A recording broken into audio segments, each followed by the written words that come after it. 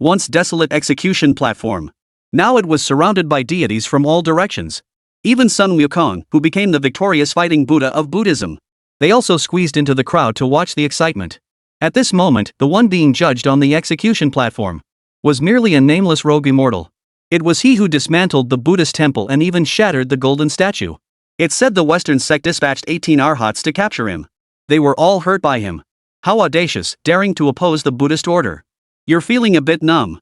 When I came into this world 300 years ago, thought it was just an ordinary fantasy continent. With a bit of foresight and relentless effort. After countless hardships, I finally attained immortality. Who would have thought I ended up clashing with a group of monks? Throughout your life, the guiding principle of your actions has been the clarity and fulfillment of your thoughts. Never bowing to anyone. She's certainly not one to shy away from trouble. But the other side had powerful connections and took the matter straight to the highest authorities. Until her hands and feet were bound by the immortal binding rope.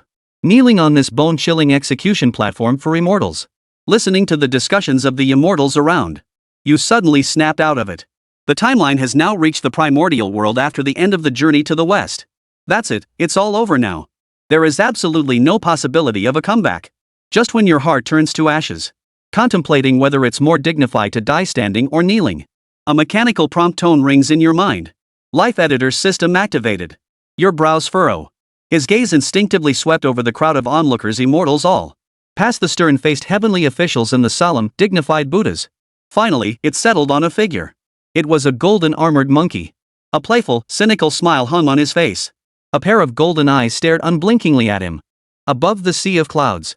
From the ranks of the Western sect, a bodhisattva slowly emerged. Your Majesty, esteemed fellow immortals.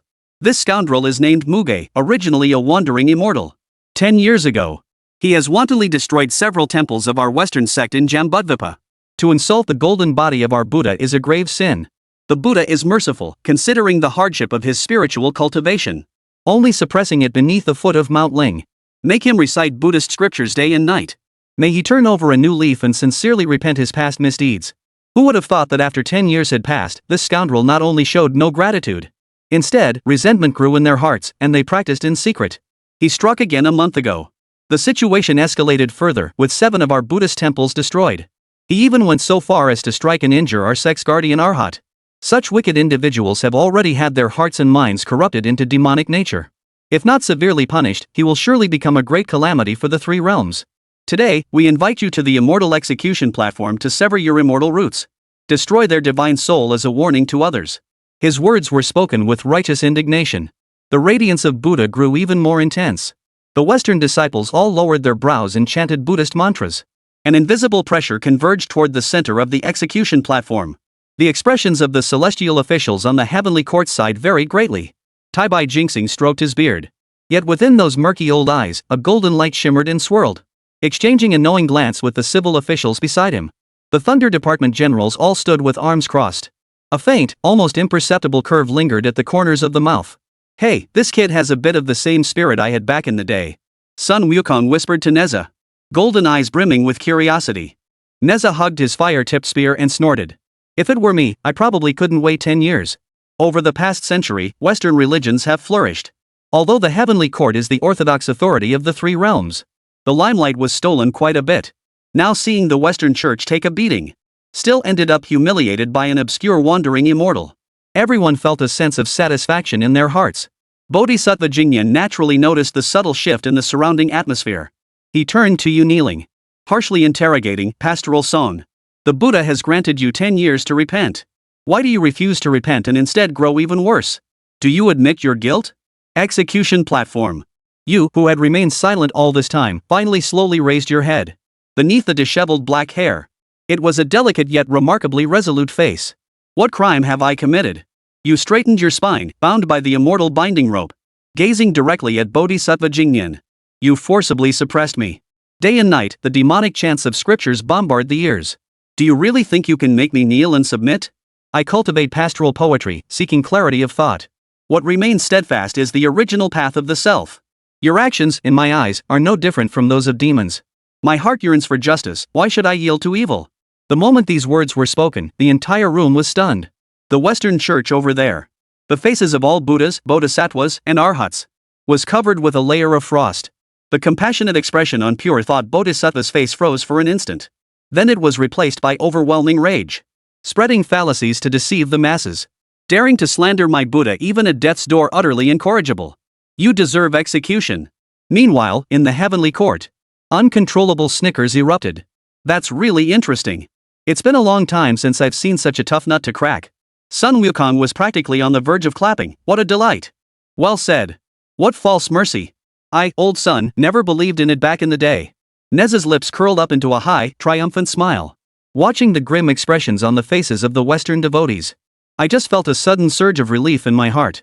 Tai-Bai Jinxing cleared his throat lightly and stepped forward to mediate. Bodhisattva, please calm your anger. In my humble opinion, there is still something fishy about this matter. This pastoral immortal friend, though impulsive in action, yet there was a dignified strength in his words. Not like a truly wicked or evil person.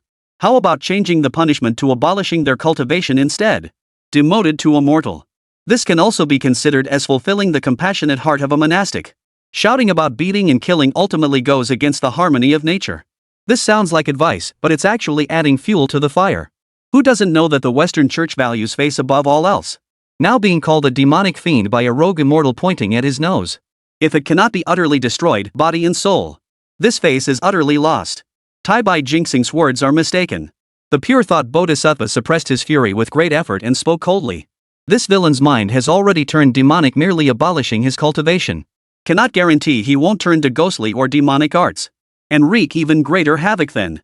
How can the safety of the three realms be treated as child's play? He could see the schadenfreude among the celestial beings in the heavenly court. Growing increasingly furious. Since the journey to the west, Buddhism has flourished, its fortune prosperous, which has long aroused the dissatisfaction of the celestial court. Since you all deem him deserving of mercy, you must believe he has a clean past and is truly devoted to the path of enlightenment, said the Bodhisattva Yang Jian, surveying the crowd with a cold smile. Very well. Today, you shall all witness the truth and see whether this man is good or evil. He shouted loudly, summoned the king of the underworld to the hall. His voice pierced through the clouds, reaching the depths of the underworld. Soon, a surge of Yin energy rose into the sky. Yama, the king of the underworld, dressed in royal robes, wearing a crown, and holding a thick ledger, arrived at the execution platform, escorted by ox-headed and horse-faced guards. This humble servant pays his respects to the Jade Emperor and greets all the immortals and bodhisattvas present. The king of hell bowed in salute. Pure Mind Bodhisattva spoke directly. Yan Wang, please use the Karma Mirror to reveal this man Lu Fan's past deeds to all, so that everyone may see whether his hands are clean in his pursuit of the Earth Immortal fruit. Upon hearing this, many divine officials withdrew their smiles. They all knew that in the current state of the three realms, with its dwindling spiritual energy, mortals seeking immortality faced a challenge as daunting as ascending to heaven. The vast majority of scattered immortals had all been ruthless and decisive in their battles, with their hands stained by various unsavory deeds. Killing to seize treasures and opportunities were commonplace. The Western sect's move was truly a masterstroke. As long as they could expose even the slightest blemish in Lu Fan's past, they would hold the moral high ground. What a clever move, Nezha murmured. Sun Wukong's golden eyes flickered, fixated on Lu Fan. He wanted to see what expression this intriguing young man would wear in the face of certain death. Yama did not dare to delay, responding with a yes, before pulling out an ancient bronze mirror from his robe. The mirror was no larger than the palm of a hand, but its surface was like a pool of autumn water, deep and bottomless. It was the underworld's most precious treasure, the Karma Mirror, which could reveal the past lives and karmic retributions of all living beings. The king of hell muttered incantations, channeling his divine power, and tossed the mirror into the air. The mirror expanded in the wind, instantly transforming into a massive light screen that covered half of the execution platform. Within the light screen, ripples of water flowed, gradually revealing blurry images. The gaze of all the gods and Buddhas converged upon that light screen. The face of the pure mind Bodhisattva once again bore the compassionate smile of one certain of victory. Meanwhile, Lu Fan, kneeling at the center of the execution platform, silently recited in a corner where no one could see. System, begin editing my life resume. Resume editing has begun. Please select the starting point and event. Lu Fan's consciousness sank into the vast sea of memories. On the light screen, the scene shifted, revealing the gradual unfolding of a remote border town. This was the border region between Central Plains and the Western Ding Kingdom, where sandstorms raged and the land was barren. In a humble farmhouse, a newborn baby boy cried out as he entered the world. He was Lu Fan. The scene in the water mirror fast-forwarded rapidly. As a child, Lu Fan was fair-featured and intelligent, unlike the typical peasant boy. He never played or wrestled with the village children, getting covered in mud. Instead, he would sit quietly on the doorstep, gazing at the distant, yellowish horizon, his eyes holding a depth beyond his years. He was so mature it was heartbreaking.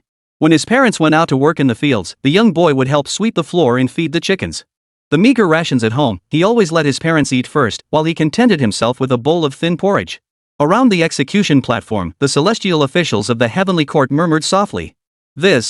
I can't tell what kind of wicked person he is.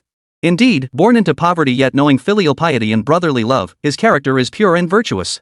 Could there be some hidden circumstances? Pure mind Bodhisattva listened to the murmurs, his expression unchanged, with a serene Buddha light emanating from the back of his head. He clasped his hands together and chanted the Buddha's name, Amitabha Buddha. At birth, human nature is inherently good. There are no inherently evil beings in this world. Precisely for this reason, our Buddha emphasizes education and guidance. The environment can lead one toward evil, but our Buddha seeks to guide them back to the right path through virtuous teachings. As soon as he spoke, a divine general from the Thunder Department could not help but interject, the Bodhisattva's words make sense. But if education is so important, why not continue to educate him instead of sending him to the execution platform to take his life? The question was direct, and many divine officials nodded in agreement. Pure mind Bodhisattva lowered his eyelids. The Buddha has already given him an opportunity. 10 years of suppression, listening to the sutras every day, was education. Alas, his demonic roots are deeply entrenched.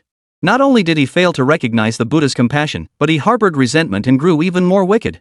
Education is useless, so only thunderous measures remain to prevent him from bringing disaster to the three realms. This is exterminating demons, and it is also great compassion. His words silenced everyone, and the heavenly court fell into silence. Yes, he had been given a chance before. It was his own fault for not cherishing it. The gaze of the immortals returned to the light screen. In the scene, time passed, and Lu Fan had grown into a tall, sturdy teenager. His shoulders were now strong enough to carry farming tools and help with the heavy household chores. One evening, his parents returned home from outside, their faces showing signs of fatigue yet also an odd excitement. As soon as they entered the house, they carefully opened the rice jar and scooped out a portion of the already scarce grain from the bottom, wrapping it in a tattered cloth. The young Lu Fan was splitting firewood when he saw this. He stopped his axe and asked in confusion, "Father, mother, what are you doing? The rice in the house won't last until next month." Lu Fan's father, a dark-skinned man with a weathered face, rubbed his hands together and said, "Fan, you don't know. Today, your mother and I were trying to escape a wild boar. In our panic, we ran to the strange mountain in the east." Lu Fan's mother added, "That's the mountain. The village elders say it fell from the sky when Wang Mang usurped the Han dynasty, and the heavens were enraged. It's been there for centuries, and it's said to be haunted. No one dares to go near it." "That's right," his father continued, "we hid behind the rocks and peeked down at the mountain's base. Goodness, do you know what we saw? At the foot of the mountain, there was a monkey. A monkey with a hairy face and a thunder god's mouth. He could even speak human language. We were too scared to move, but we heard him crying out in hunger, sounding so pitiful. He was filthy and skinny, nothing but bones, and it was heartbreaking to see him. So we decided to share some of our food and bring it to him."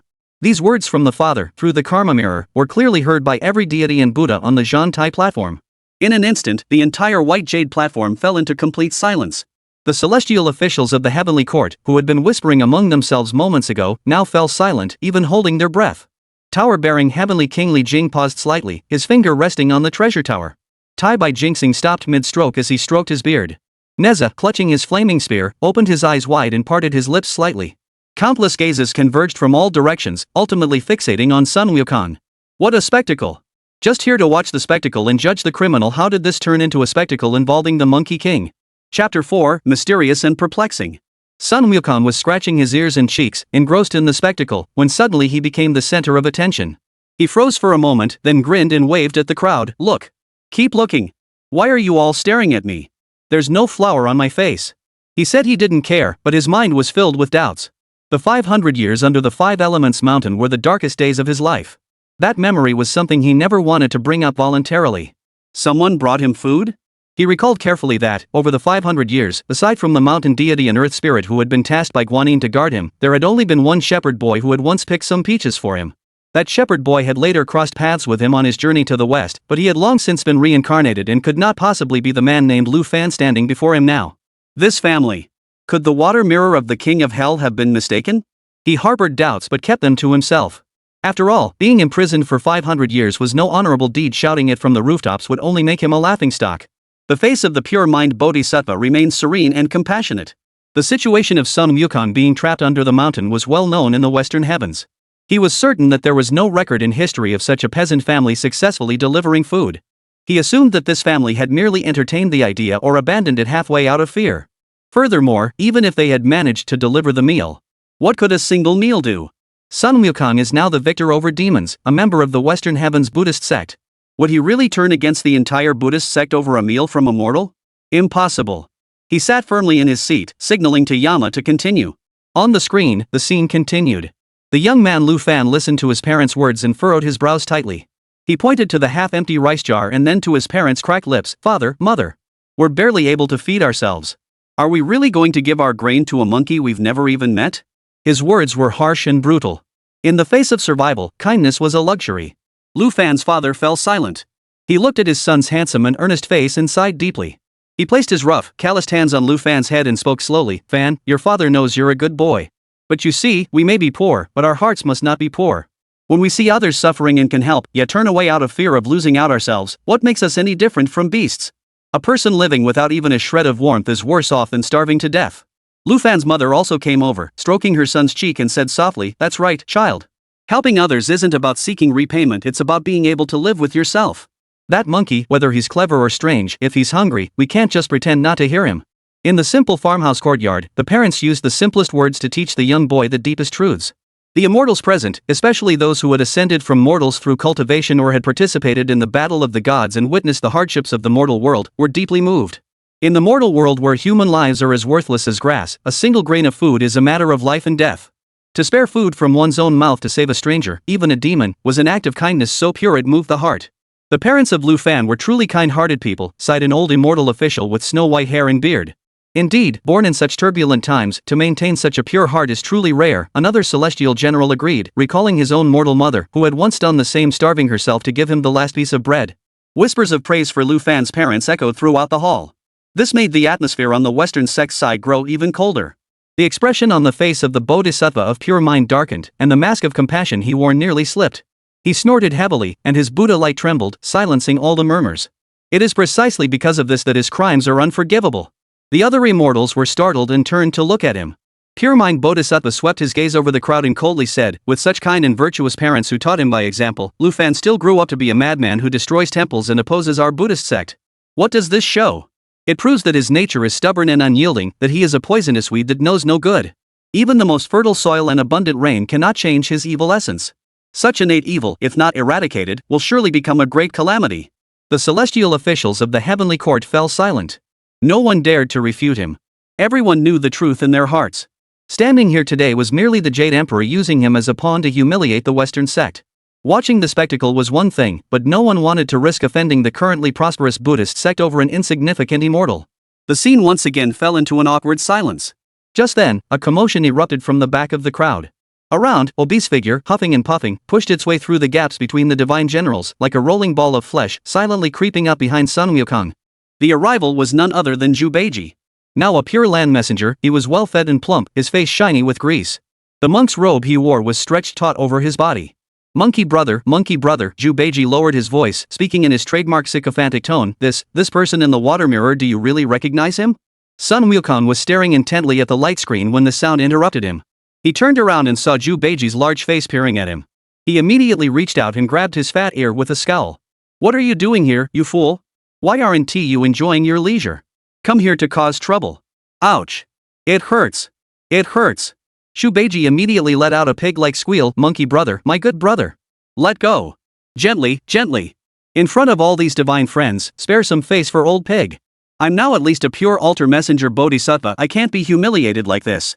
His cries immediately drew the attention of everyone around him. Everyone was already curious about the relationship between Sun Wukong and Lu Fan, but out of fear of Sun Wukong's reputation and temper, no one dared to approach them. Now, seeing Zhu Beiji charging forward without a care for his life, everyone immediately perked up their ears, glancing around nervously. On the surface, they appeared to be watching the execution platform, but in reality, they were completely focused on eavesdropping on the commotion here.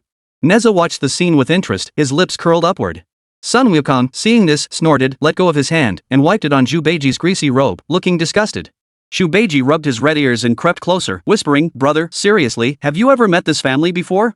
Sun Wukong glanced at him, then swept his gaze around the surrounding immortals who were pretending to admire the scenery but had their ears practically pressed against his lips.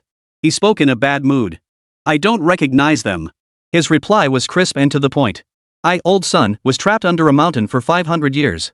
Besides the mountain god and earth spirit sent by Guanyin Bodhisattva to watch over me, the only person who ever gave me a few peaches was a shepherd boy. As for this Lu Fan and his parents, I've never even heard of them, let alone seen them.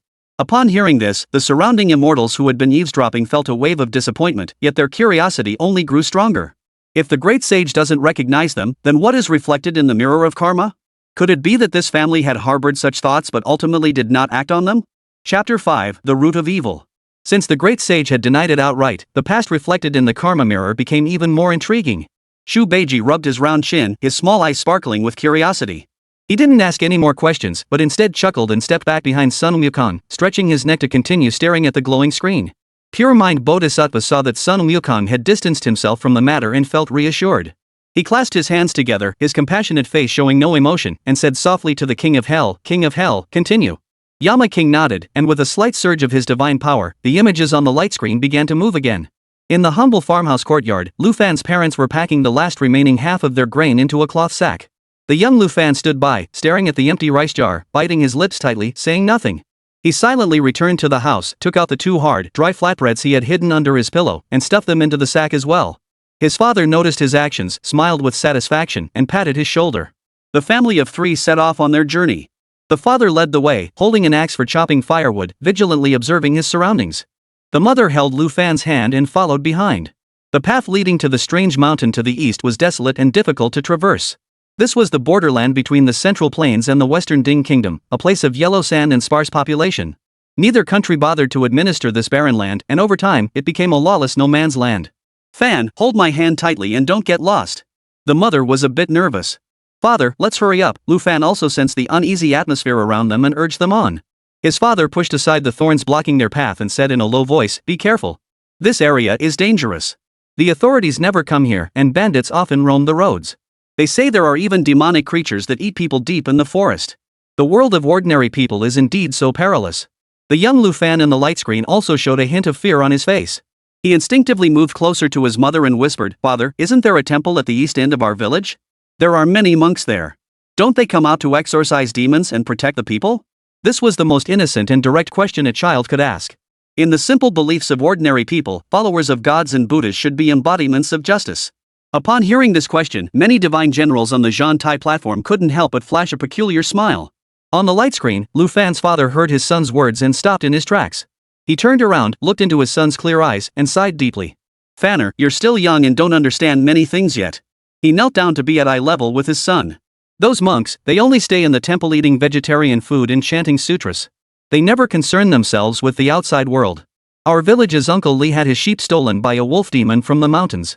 His entire family was on the brink of starvation. He went to the temple to kneel and beg those monks to exorcise the demon, but do you know what they said? Lu Fan shook his head. His father's face twisted into a bitter smile. They said that exorcising demons and killing monsters goes against the will of heaven, and the Buddhist order does not approve of killing. Unless Uncle Lee can donate 300 pounds of grain as offering money, they might consider reciting sutras for him and see if they can move the wolf demon's heart. Convert? The young Lu Fan asked in confusion, can a wolf demon be converted? Who knows? His father's voice was filled with sarcasm. Where could Uncle Lee possibly get 300 pounds of grain? In the end, it was all for nothing. Later, I heard that those bandits who frequently robbed merchants on the road actually had a good relationship with the abbot of the temple. They would donate a portion of the money they robbed each year to the temple as offerings. This conversation was transmitted word for word through the Karma Mirror into the ears of all the gods and Buddhas. Among the celestial officials in the heavenly court, someone finally couldn't help but laugh out loud. The generals of the Thunder Department could no longer hold back, their shoulders trembling. Tower-bearing Heavenly King Li Jing still maintained a serious expression, but the slight twitch at the corner of his mouth betrayed his current mood. Tai Bai Jinxing was even more direct. He twirled his beard, unable to hide the smile on his face, and shook his head at the civil official beside him, the meaning clear. This was a slap in the face and a loud one at that. Such matters were tacitly accepted as unwritten rules among the high-ranking officials of the 3 realms. The immortals of the celestial court had seen it all before. The Buddhist sects opened temples, recruited followers, and collected offerings, which was essentially no different from the heavenly court enjoying the offerings of the mortal world. However, the Buddhist sect always likes to cloak itself in the guise of compassionate salvation, speaking in lofty terms. They are well aware that temples in the mortal realm collude with the powerful, even bandits, to extort protection money and lend at exorbitant rates. Yet no one had ever dared to speak so bluntly about such matters in the presence of the Western Buddhist deities and bodhisattvas. And the one who spoke these words was, ironically, an ordinary mortal. In such a setting and under such circumstances, Buddhism would not truly stir up a major conflict over this. This is just the right opportunity for a bit of humorous conversation. Just for that line, today's trip was worth it. Sun Wukong was laughing too. He recalled a long time ago, on the journey westward to retrieve the scriptures, when they passed by that Guanyin Zen monastery. That greedy monk, Jinshi, who was so obsessed with a monk's robe that he set fire to the temple and endangered lives. The black bear demon who had been brothers with the golden pool elder and had stolen the monk's robe. The words of mortals overlapped with his own experiences at that moment. On the other side, the Western sect's camp was deathly silent. The faces of all the Buddhas, Bodhisattvas, and Arhats were covered in a thick layer of frost. Especially the pure mind Bodhisattva, whose facial skin twitched violently, and the Buddha light behind his head became chaotic for an instant, nearly unable to maintain his compassionate and majestic countenance. Ridiculous! He roared, his voice thunderous, causing the clouds to churn. Amitabha Buddha! Such ignorant fools! The temple accepts offerings of incense and flowers as a matter of course. Without these offerings, what would the monks eat? What would they wear? How would they repair the temple or recast the golden statues? To devote oneself to meditation and cultivation is the very duty of a monk. What wrong have they done? He cannot afford to make offerings, so he harbors resentment and dares to slander the purity of our Buddhist temple and defame our venerable monks. Such a stubborn villager, ungrateful and disrespectful to the Buddha. With such a father, it's no wonder he raised Lu Fan, this monster who destroys temples and defile the Buddha. This is a fundamental flaw, evil in his very nature. The mirror of karma reflects the very source of his sins. He was born into such a family, constantly exposed to blasphemous words, and the seeds of evil have already taken root in his heart. Our Buddha suppressed him for 10 years, hoping to eradicate the evil within him, but he remains unrepentant and clings to his wicked ways.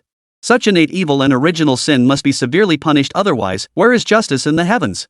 His words were spoken in a fit of rage, but they drew the unanimous agreement of the crowd of Buddhist disciples behind him. The Bodhisattva speaks the truth. Mundane people, ignorant of the true meaning of Buddhism, dare to make wild speculations. Worshipping the Buddha is meant to accumulate merit for themselves, yet they are ungrateful. This man shows no respect for the Buddha. His son will surely suffer the consequences. He deserves it. The voices of defense and accusation echoed above the execution platform. However, the smiles on the faces of the celestial beings in heaven grew even broader. No one dared to speak up in defense. Chapter 6, Bandits. On the light screen, the sandstorm raged on.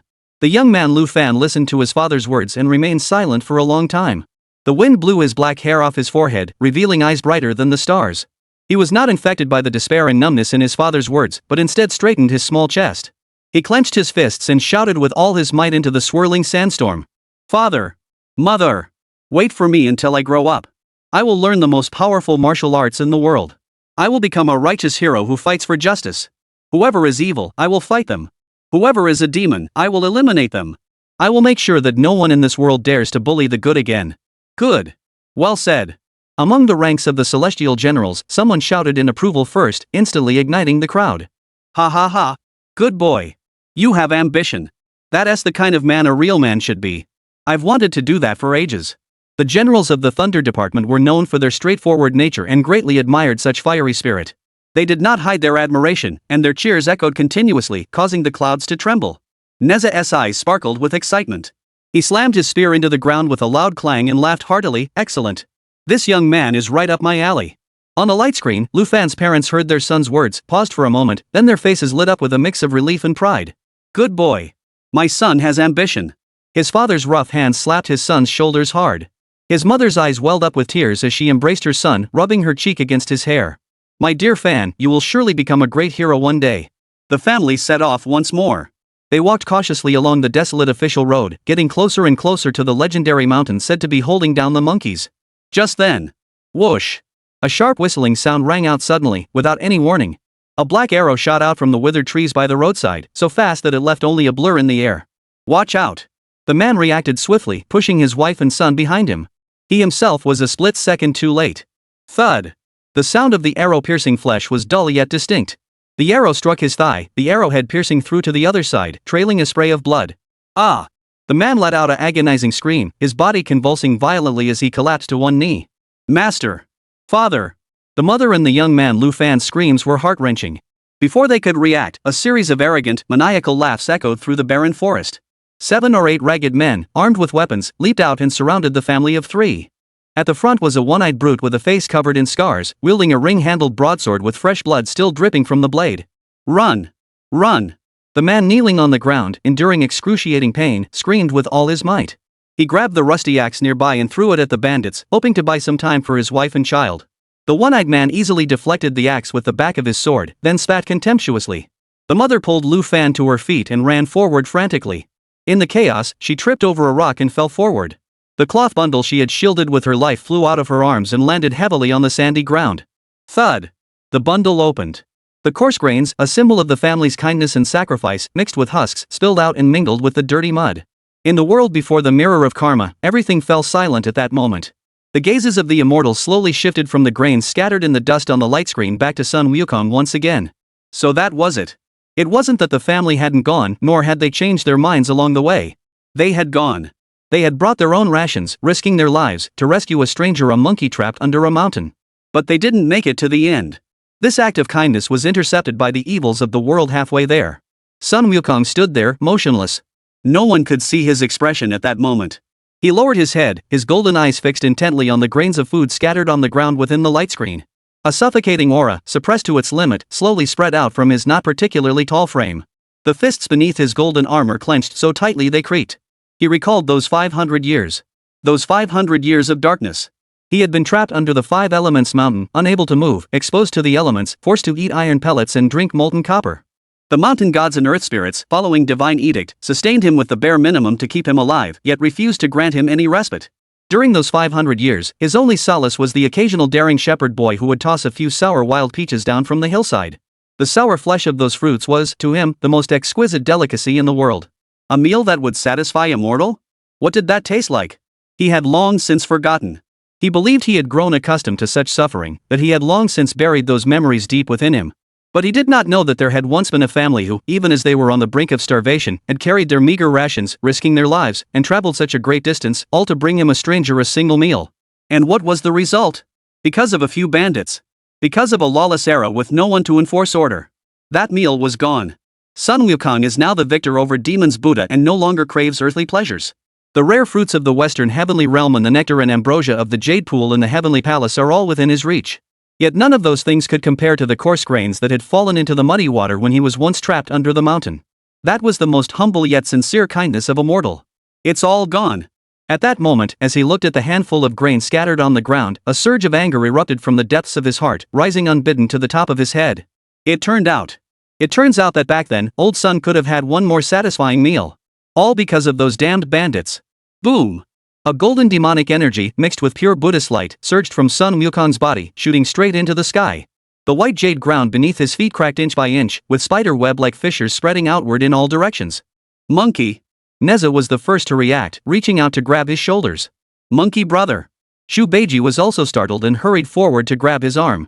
Sun Wukong suddenly raised his head. His fiery golden eyes were now a deep crimson, filled with raging flames. Pure mind Bodhisattva felt a chill in his heart and instinctively took a half step back. He forced himself to calm down, clasped his hands together, and chanted a Buddhist mantra, the victor over demons, the past is gone, all is but dust and smoke. A single meal's karmic connection is but a fleeting illusion. You have now attained the Buddha's enlightenment. You should know that all phenomena are empty, and cause and effect are not in vain. Why cling to the illusions of the past, harboring attachments and anger? I urge you to let go and attain true freedom. He used Buddhist teachings to suppress Sun Wukong. In his view, no matter how angry Sun Wukong might be, it was merely for personal desires, and his perspective was too narrow. As long as he stood on the righteous path of Buddhism, he believed he could never be defeated. Little did he know that Sun Wukong, upon hearing his words, not only failed to calm his anger but instead burst into a wild laugh. Ha ha ha ha! What a fleeting cloud! What a clinging obsession! Sun Wukong stopped laughing, his crimson eyes fixed intently on the Bodhisattva of pure mind, speaking each word slowly. Bodhisattva, you're lecturing me on Buddhist doctrine? Fine. This old monkey will also explain Buddhist doctrine to you today. Chapter 7, The Seed of Evil. Old Sun here asks you, what does it mean to let go? Jingyan Bodhisattva paused, then replied instinctively, letting go means seeing through illusions, not being disturbed by external things, and not being bound by attachments. Well said. Sun Wukong clapped his hands. Then I'll ask you this, back then, that family of 3 carried their livelihood to save a monkey they'd never met before. Was that a good deed, or was it an illusion? Pure mind Bodhisattva was at a loss for words. It is true. What about those bandits who robbed people on the road, injuring lives? Is that an evil deed, true or false? It is true. If both good and evil are true, and right and wrong are clear, yet you tell me to let go, isn't that making me unable to distinguish between truth and falsehood, good and evil? Sun Wukong's voice suddenly rose sharply, like a thunderclap. I, old Sun, will not pursue those bandits who have already been reincarnated. This is my letting go and compassion. But I feel uneasy in my heart, recalling the hardships of the past and the kindness of that family, and a bit of anger arises. This is my true nature. If I have no joy or anger, no distinction between good and evil, what difference am I from those demonic beings? A Buddha is an enlightened being who has awakened to all the truths of the world, not a demon who cuts off everything. You can't even grasp this simple truth, yet you dare to flaunt your understanding of Buddhism before me? His words came pouring out like a barrage of bullets. He was now the victor over demons Buddha, having endured 500 years of suppression and 14 years of questing for the scriptures. This had allowed him to fully comprehend those obscure Buddhist teachings and even develop his own understanding. When it came to debating scriptures, even 10 pure-mind bodhisattvas couldn't match him. The pure-mind bodhisattva was completely silenced by his sharp rebuke, his face alternating between red and white. He tried to refute, but found that everything the other said was in accordance with Buddhist doctrine, and even more profound than his own understanding. It was then that he suddenly came to his senses. The monkey before him was no longer the demon king who once knew only violence. He was the victor over demons Buddha. He was the Buddha personally crowned by the world-honored one of the Western heavens. In terms of enlightenment, he was even above this small bodhisattva. Pure-mind bodhisattva felt a chill run through his heart. This is bad. Originally, Lu Fan's matter was significant. It concerned the prestige of the Buddhist sect, yet it was also trivial, merely the petty squabbling of a minor immortal. In the eyes of the true great beings of the Buddhist sect, it was not worth mentioning. Sending him here was merely a formality, a display of the Buddhist sect's authority. Who could have imagined that this trivial matter would uncover this long-forgotten episode involving Sun Wukong? And it even caused this one person who should never be provoked to lose his temper on the spot. Now, the authority hasn't been demonstrated, and instead, he was publicly scolded by the gods of the three realms for his lack of understanding of Buddhist teachings. Face was completely lost. Pure-mind bodhisattva stood there, caught between a rock and a hard place. He had no choice but to endure it. Who could blame him? His status was insufficient, his cultivation was shallow, and his backing was nowhere near as powerful as the one before him. Arguing further would only make him appear ignorant of Buddhist teachings and narrow-minded, bringing even greater shame upon himself. After weighing the pros and cons, pure-mind bodhisattva took a deep breath and forced himself to suppress the anger and humiliation in his heart. He gathered the restless Buddha light around his body and bowed deeply towards Sun Wukong, lowering his head in respect. Amitabha Buddha. The Buddha of victory is profound in Buddhist teachings and has unique insights. This monk has learned much. His apology was made with such humility that even the other immortals who had come to watch the spectacle were taken aback. Sun Wukong, seeing him submit, felt his anger subside by a third. He merely snorted, his crimson eyes still fixed on the light screen, no longer looking at him. Nezha and Jubeji, seeing his emotions calm down, also quietly exhaled in relief. Pure-mind bodhisattva stood up, surveyed the crowd, and regained his previous composure. What the victorious Buddha just said was to speak up with the kindness of that mortal family. In this situation, I feel the same way. The evil deeds of those bandits are despicable, and both gods and humans are outraged. If they had not already fallen into reincarnation, they would surely be punished by heaven. But his tone shifted abruptly, and his gaze returned to Lu Fan at the center of the execution platform, growing sharp. We have gathered here today not to judge the long-dead bandits of hundreds of years ago, but to settle the crimes of this beastly Lu Fan. He destroyed the temple, killed the Buddha, and injured the Arhats. Every act is well documented. I implore the victorious Buddha and all the immortal friends present not to let past events cloud today's purpose. Let us see the truth unfold, and justice will prevail. He forcefully redirected the conversation and gave the King of Hell a nod. King of Hell, continue. Yan Wang, as if granted a pardon, hurriedly activated his divine power. The images on the light screen began to move again. A desolate official road was shrouded in the stench of blood. Lu Fan's mother crawled to her feet, staring at the gruesome wound on her husband's thigh and the blood gushing out, her face drained of color. My husband. She tried to rush forward but was pushed back by her husband. Quick! Take Fanner and run. Don't worry about me. The man endured the excruciating pain, propping himself up with an axe, managing to rise halfway to his feet. He roared at the bandits closing in with savage grins. I'll fight you all to the death. He knew clearly that with an arrow lodged in his leg, none of the three of them could escape. Their only chance of survival was for him to sacrifice his life to buy them a moment. The one-eyed bandit slung his ring-handled broadsword over his shoulder, mockingly staring at him. Fight? With your crippled legs? Run! The man's eyes bulged with fury as he let out a final roar toward his wife and son. The mother bit her lips tightly, tears blurring her vision. She looked at her husband's resolute gaze, then at her son trembling in fear beside her, her heart breaking. She knew her husband was right. For the children. She had to go. Fanner, run. She gave her husband one last look, a glance filled with endless sorrow and reluctance. Then, she suddenly grabbed Lu Fan's hand and ran forward without looking back. Behind her, the dull thud of weapons piercing flesh soon echoed, followed by her father's short, agonized groan. The young Lu Fan instinctively turned his head and saw his father's towering figure collapse heavily into the dust. Father! The heart-wrenching scream was muffled by her mother's hands pressed tightly over her mouth. Don't make a sound. Run! The mother dragged him along, stumbling and falling as they fled through the wilderness. Already no match for the seasoned bandits who had spent years fighting for their lives, and now with a child in tow, their pace slowed steadily.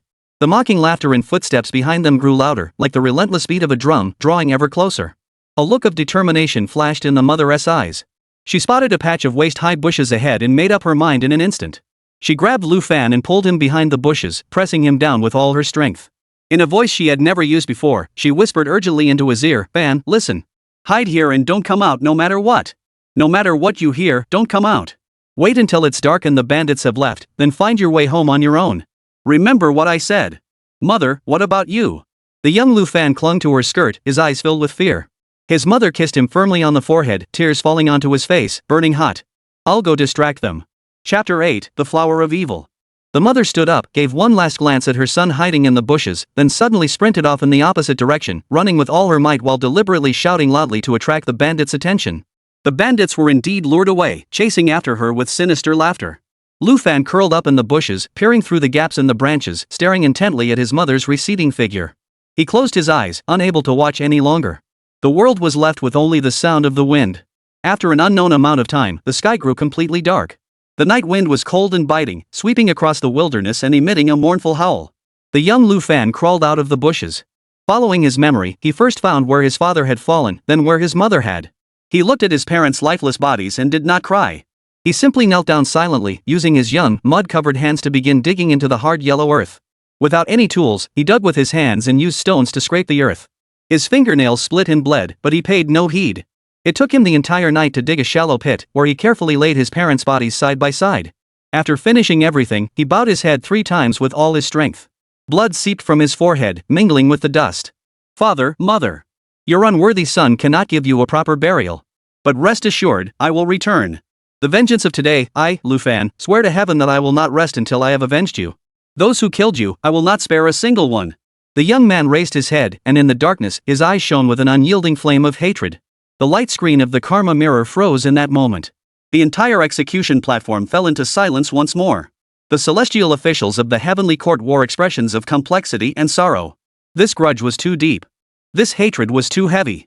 If any of them had endured such a horrific ordeal, they would likely have succumbed to darkness and unleashed a tidal wave of slaughter. In the heavy silence, the voice of pure mind Bodhisattva slowly echoed. "You all have witnessed this." Pointing at the young man kneeling before the grave and swearing vengeance on the light screen, he said with deep sorrow, "When will this cycle of revenge end? Lay down your weapons, and you may attain enlightenment. This boy has a pure heart. If he can let go of his hatred at this moment and dedicate himself to goodness, he may yet achieve great things in the future. But he has chosen the most wrong path. He has been blinded by hatred, and seeds of resentment have been planted in his heart. From now on, his life will be dedicated to revenge. For power, he will stop at nothing. For revenge, he will kill and steal. This is the beginning of his descent into the path of evil.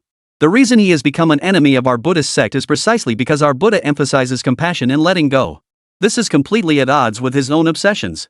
He does not hate the Buddha, he hates everything that urges him to do good. Such a stubborn and deluded individual, whose heart has already become demonic, must be completely annihilated in both body and spirit. Otherwise, it would be a betrayal of all sentient beings in the 3 realms. These twisted words caused the immortals of the heavenly court to furrow their brows. But just as pure mind Bodhisattva finished speaking, a hoarse, icy voice filled with endless mockery rang out from the center of the execution platform. "Your mother's mercy." Lu Fan, who had been kneeling there in silence, finally raised his head. His disheveled black hair framed eyes bloodshot, glaring at pure mind Bodhisattva as if he were a demon risen from hell. "You dare tell me to let go? My parents were slaughtered like chickens, their bodies thrown into the wilderness, and you tell me to let go? I was just a 7-year-old child who buried my own parents with my own hands. You want me to let go? I ask you, where was the Buddha when those bandits were killing people? Where was compassion when my parents were being brutally murdered? Now you stand here, dressed in fine robes, looking so dignified, telling me that vengeance will never end?" Lu Fan struggled, the ropes binding him snapping with a loud crackling sound. With all his strength, he roared at the pure mind Bodhisattva and all the gods and Buddhas of the Western religion with the most venomous hatred. "I tell you, as long as I, Lu Fan, have a single breath left, this vengeance will be mine. Those who killed my parents, I will kill them. Those who harbor the murderers, I will exterminate their entire clan. Keep your mercy for yourselves to save your own souls. The area around the Zhangtai platform fell deathly silent. The Buddhas and Bodhisattvas of the Western teaching, whose halos behind their heads suddenly halted, had their solemn and majestic countenances instantly replaced by shock and furious anger. The celestial officials of the heavenly court were all speechless. They had seen bold individuals before, but never one this bold. In the presence of the gods of the three realms, pointing at a bodhisattva's nose and cursing with the filthiest words of the mortal world. This was no longer mere audacity, it was sheer madness. This beast, pure mind bodhisattva, was so enraged that his entire body trembled, the Buddha's light behind his head flickered wildly, and the mask of compassion on his face shattered completely, leaving only a fierce, raging fire. You dare to deserve such a fate. However, more divine officials were drawn to a single word in Lu Fan's speech. Shelter? Protecting the murderer? Tai Bai Jinxing stopped stroking his beard, his cloudy old eyes fixed on Lu Fan, a hint of inquiry in his gaze. Lu Fan, you just said that someone is sheltering the murderer of your parents? What do you mean by that? Is there perhaps more to this story? This question voiced the doubts in everyone's hearts. Towers supporting Heavenly King Li Jing and the generals of the Thunder Department all turned their attention to him. On the execution platform, upon hearing Tai Bai Jinxing's question, Lu Fan suddenly burst into laughter. Hidden circumstances? Ha ha ha ha. What hidden circumstances? There's only the blood feud between me and those bald-headed monks that will never end. He stopped laughing and spoke slowly. After my parents died, I realized that without power, I was no better than a dog in this world. Driven by my blood feud, I crossed the ocean and joined a secluded cultivation cave, where I studied immortal arts for 10 years. 10 years to forge a sword, its frosted blade untested. Once I become an immortal, I will return to my hometown, and the first thing I will do is track down every one of those bandits from the crowd, cut off their heads with my own hands, and offer them as a sacrifice to my parents' spirits in heaven. Unfortunately, the leader of those bandits, that one-eyed bandit, got wind of my plans and fled. I chased him relentlessly, and I was about to kill him with my own hands. Do you know where he went? Lu Fan's gaze was like a knife, piercing straight into the statue of the pure mind bodhisattva. He fled back to the eastern part of our village and entered the temple that my parents despised the most during their lifetime. He knelt before the Buddha, shaved his head, and claimed he would lay down his sword, convert to Buddhism, and spend the rest of his life in repentance. And the abbot of that temple actually accepted him. He even gave him a monk's name, Buiwu. What did he enlighten to? That after killing and burning, as long as he hides in the Buddhist temple, everything can be forgiven? I went there with my sword, demanding they hand over the murderer. But they blocked the temple gates, saying, the Buddhist temple is a place of purity, one must not harbor thoughts of killing, and since he has already converted, his past deeds are like smoke and clouds, and where there is room to spare, spare it. I spit on that. Lu Fan spat out a mouthful of blood-stained saliva. When my parents were brutally murdered, did they say forgive where you can? Chapter 9, I only wish to die. I won't listen to their nonsense scriptures. I'll force my way through the mountain gate and kill that monster with my own hands. Those bald monks actually formed an array, layer upon layer, to protect that murderer. They even spoke with such conviction, saying I was committing the sin of killing and that they needed to save me. Save me? Lu Fan burst into laughter again. Fine. If you want to save me, I'll send you to meet the Buddha first. Thanks to my mastery of martial arts, a mere mortal temple couldn't possibly stop me. I shattered their formation on the spot, charged into the main hall, and severed that one-eyed monster's head with a single sword strike. But I never expected that after defeating the lesser ones, the elder actually came. The bald monks in the temple crushed a jade talisman. Soon after, a monk from the western region descended, saying I was too bloodthirsty and must be subdued before the Buddha for 100 years to purify my demonic nature. I refused, so we fought. I killed the Arhat, and they sent a bodhisattva. I wounded the bodhisattva, and they sent even more Buddhas. They chased me all the way from the southern continent to the western region, constantly accusing me of deep sins and vowing to enlighten me. I, Lu Fan, am a worthless life. If I must die, I will die. How could I let them control me? If they want to kill me, I will fight back. Kill one and break even, kill two and make a profit. I have fought my way from the south to the west, killing until the heavens grew dark and the earth was drenched in blood. In the end, exhausted and captured, I ended up here. Lu Fan finished speaking. On the execution platform, there was a deathly silence. The immortals stood there with stiff expressions, but their hearts were churning with turmoil. They had thought this was just a minor incident caused by a reckless immortal who had demolished a few temples and smashed a few Buddha statues. Who could have imagined that such a brutal and protracted battle lay behind all this? The face of pure mind bodhisattva had turned as black as the bottom of a pot. Nonsense. You speak as if you were innocent. Do you know that along the way, you have destroyed over 100 temples of the Western Buddhist sect in the Western New Continent? You have killed countless Buddhist disciples and devout followers, numbering in the thousands. Having committed such heinous crimes, you dare to make excuses here. At these words, the celestial beings of the heavenly court drew in their breath in shock. Sigh. Hundreds of temples? Thousands of monks? Goodness gracious. This kid has completely devastated the Western New Continent. I thought it was just the Western sect stirring trouble and making a big deal out of nothing. Turns out they were slaughtered in their own backyard. This killing, it's definitely a bit too much, isn't it? It's not just heavy, it's a crime against heaven. The Buddha didn't smack him to death on the spot, that's truly showing restraint. The expressions of the immortals turned toward Lu Fan. This kid is truly formidable. Pure mind Bodhisattva snorted coldly. Lu Fan. The matter has come to this. The cause and effect are clear to all of you. You acted out of personal vendetta, involving the innocent, slaughtering thousands of lives. Your sins are grave, and the evidence is irrefutable. Before you die, do you have even a shred of repentance? Lu Fan heard this and burst into laughter. Repent? Why should I repent? He stared directly at pure mind Bodhisattva, his eyes showing no fear, only the calmness of one whose flames had been completely extinguished.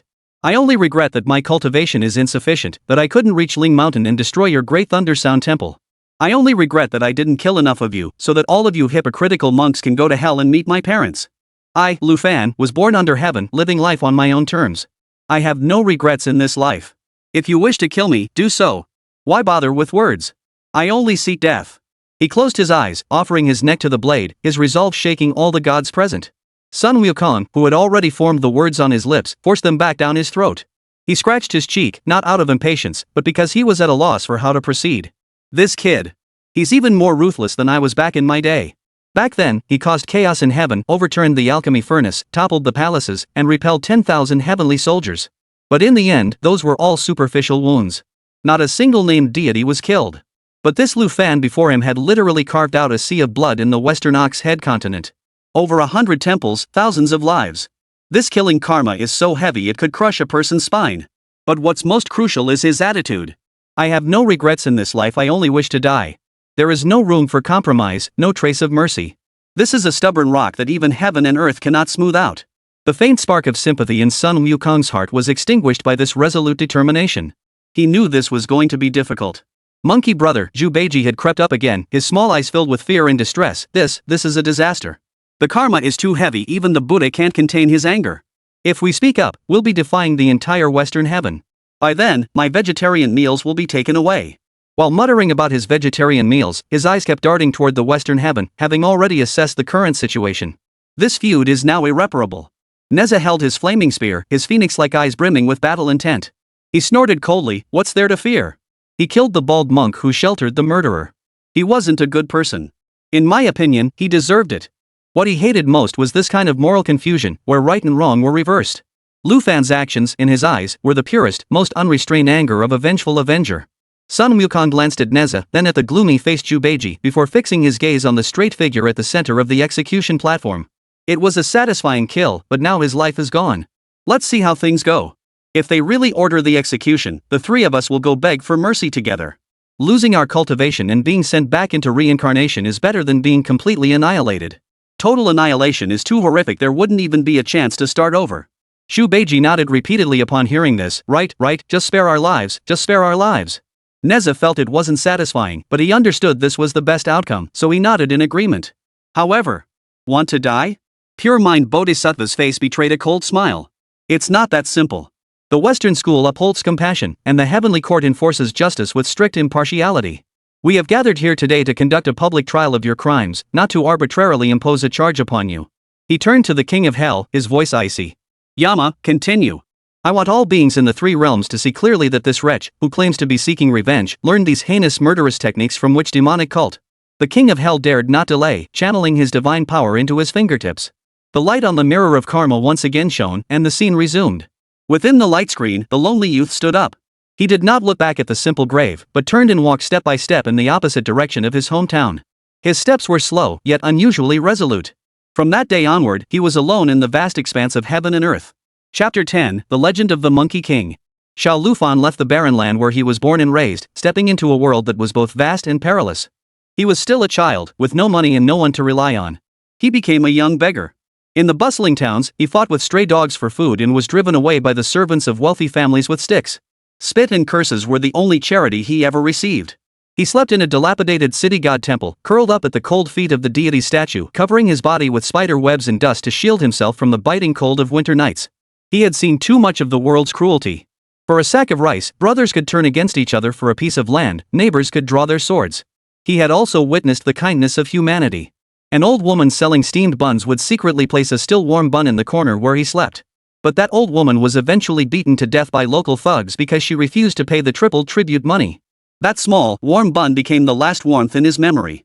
From then on, the world in his eyes was nothing but black and white. The flames of hatred burned day and night in his chest, never extinguishing. Instead, they grew more intense with each new act of evil he witnessed. He needed strength. Enough to burn away all injustice and evil. He began to inquire where there were extraordinary individuals or mystical mountain retreats. The scene shifts. Years later, Lu Fan had grown into a young man clad in ragged clothes, yet his eyes were sharp as an eagle's. He had wandered to a large city in the heartland of central China, where the most bustling place was a tea house where storytellers performed. One day, he traded a few copper coins he had begged for a bowl of the cheapest tea, sat in the farthest corner of the tea house, and listened to the storyteller on stage speak with great enthusiasm. The storyteller was recounting an ancient tale from hundreds of years ago. In the previous dynasty, there was a demonic monkey of extraordinary power. This monkey was born of heaven and earth, studied under a master, and obtained the elixir of immortality. He then went to the Dragon Palace in the East Sea to seize treasures, stole the divine needle of the sea to use as a weapon, and even went to the underworld to erase the book of life and death, causing chaos throughout the three realms. The storyteller clapped his wooden block and raised his voice. The Jade Emperor heard of this and flew into a rage, dispatching 10,000 heavenly soldiers and generals to set a trap and capture this demon monkey. What happened next? He deliberately left the audience hanging, building anticipation. The result was that the demon monkey, with his vast powers, fought alone with his staff, defeating the 10,000 heavenly soldiers who fled in disarray, crying out in despair. Even the 9-star generals and the 4 heavenly kings could not stand a single blow against the monkey's staff. He fought until the southern heavenly gate was closed tightly, and no one dared to emerge. Think about it, how arrogant and lawless he was. The tea house erupted into chaos, with listeners gasping in astonishment and murmuring among themselves. The storyteller spoke with great enthusiasm, bringing the battle to life in vivid detail. The diners in the tavern were spellbound by the story. On the execution platform, the atmosphere grew strange. The celestial officials of the heavenly court all looked uneasy. Tower-bearing General Li Jing unconsciously rubbed his fingers against the treasure tower. Back then, when he led the troops into battle, he hadn't even managed to scratch a single hair on that monkey. This had always been a thorn in his side. The generals of the Thunder Department recalled the humiliating defeat they had suffered at the hands of the monkey, who had struck them down with a single blow, and they all kept their eyes on their noses and their noses on their hearts, pretending not to hear. All the gods' gazes, intentionally or not, glanced toward that golden armored figure. Sun Wukong, however, paid no heed. Not only did he show no embarrassment, but he grinned widely and nudged Nezha beside him with his elbow. "Hey, did you hear that? They're talking about my glorious deeds." His face was brimming with pride, as if he couldn't wait for everyone to know that he was the hero of the story. Not only did he not feel ashamed, but he took pride in it. Back in the days when he was traveling westward, every time he encountered a troublesome demon, his favorite pastime was to recount the glorious deeds of the Monkey King's uprising in heaven in great detail. "I am Sun Wukong, the Monkey King who caused chaos in heaven 500 years ago." This phrase had almost become his catchphrase. In his eyes, single-handedly appending the strictly disciplined and rigidly hierarchical heavenly court was an incredibly thrilling and glorious feat. As for being imprisoned for 500 years and eventually becoming a Buddha, that was a story for another time. At least in that moment, he was free and invincible. Nezha shot him a disdainful glance, but the corners of his mouth couldn't help but curl upward. This mischievous monkey still had the same thick skin as ever. Shu Beiji listened from behind, his obese body trembling slightly as he buried his head even lower. He didn't have monkey's courage. Back when he was the celestial general of the heavenly army, he had suffered no end of losses at the hands of that monkey. The expression on the face of the pure mind bodhisattva also grew grim. He hadn't expected the Karma Mirror to reveal such a thing. He had intended to prove that Lu Fan was a disciple of a demonic master, but instead he had exposed the true origins of the victor over demons Buddha. He glanced sideways at Sun Wukong, only to see that the monkey wasn't angry at all. Instead, he looked proud and delighted, scratching his ears and cheeks, clearly enjoying what he was hearing. Pure Mind Bodhisattva cursed silently in his heart and forced himself to continue watching. On the light screen, the storyteller's tale continued. That monkey was incredibly powerful, even 10,000 heavenly soldiers couldn't defeat him. In the end, it was the Buddha of the Western Heavens who intervened, flipping his palm to transform into the 5 elements mountains, finally subduing that mischievous monkey. Fellow spectators, this teaches us a lesson. As people, we must never emulate Sun Wukong, who, after gaining some abilities, became arrogant and ignorant of the world, ultimately reaping what he sowed. The audience below nodded in agreement. That's right, that's right. That monkey just doesn't know any better. Why give up being a divine being to cause trouble in heaven? He deserves to be subdued. In the end, he's just a demon, wild and untamable. The Buddha is merciful. Such an ignorant demon monkey deserves such an end. That's right. The heavenly court treated him well, granting him the title of great sage equal to heaven, such an honor. Yet he showed no gratitude and instead tried to seize the Jade Emperor's throne. What a traitor! The tea-house patrons chatted animatedly, their words brimming with contempt and disdain for the demon monkey.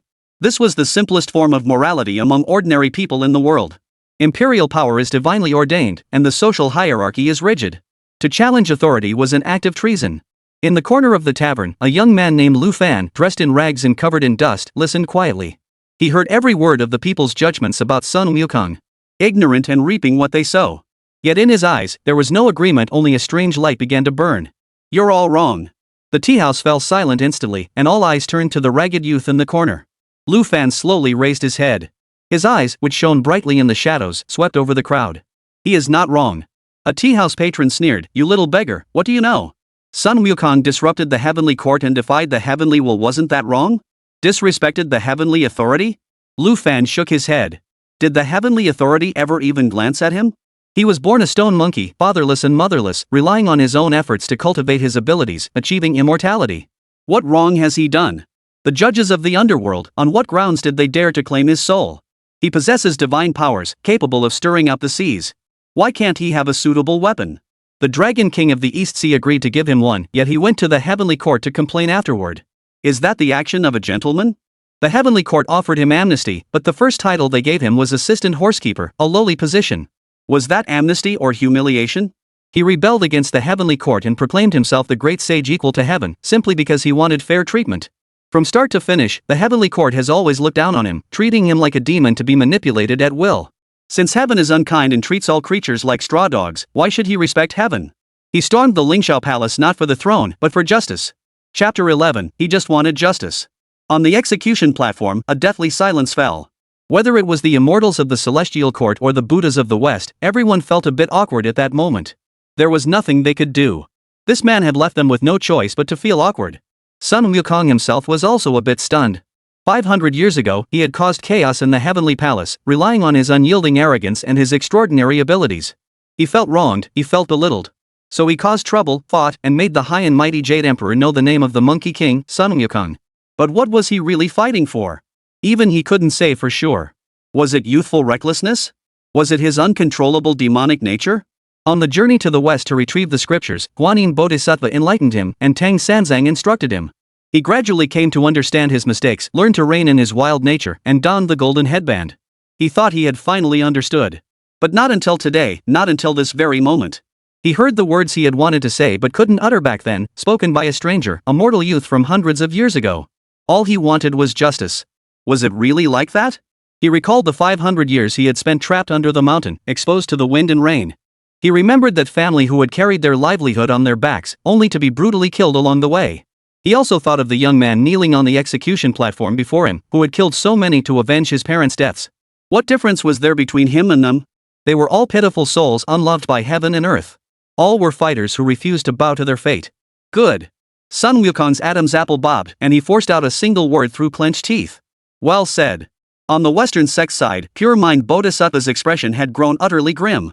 He had calculated everything meticulously, but he never anticipated this outcome.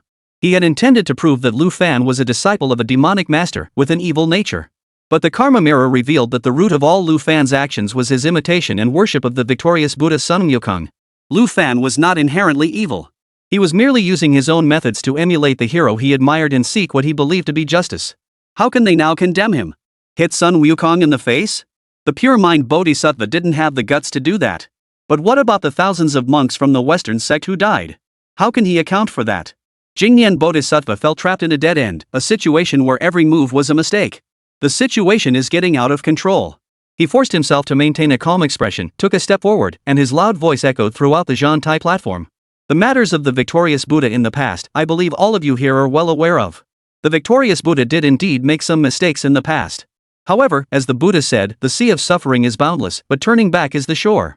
The victorious Buddha was imprisoned under the Five Elements mountain for 500 years, reflected on his mistakes, and finally awakened.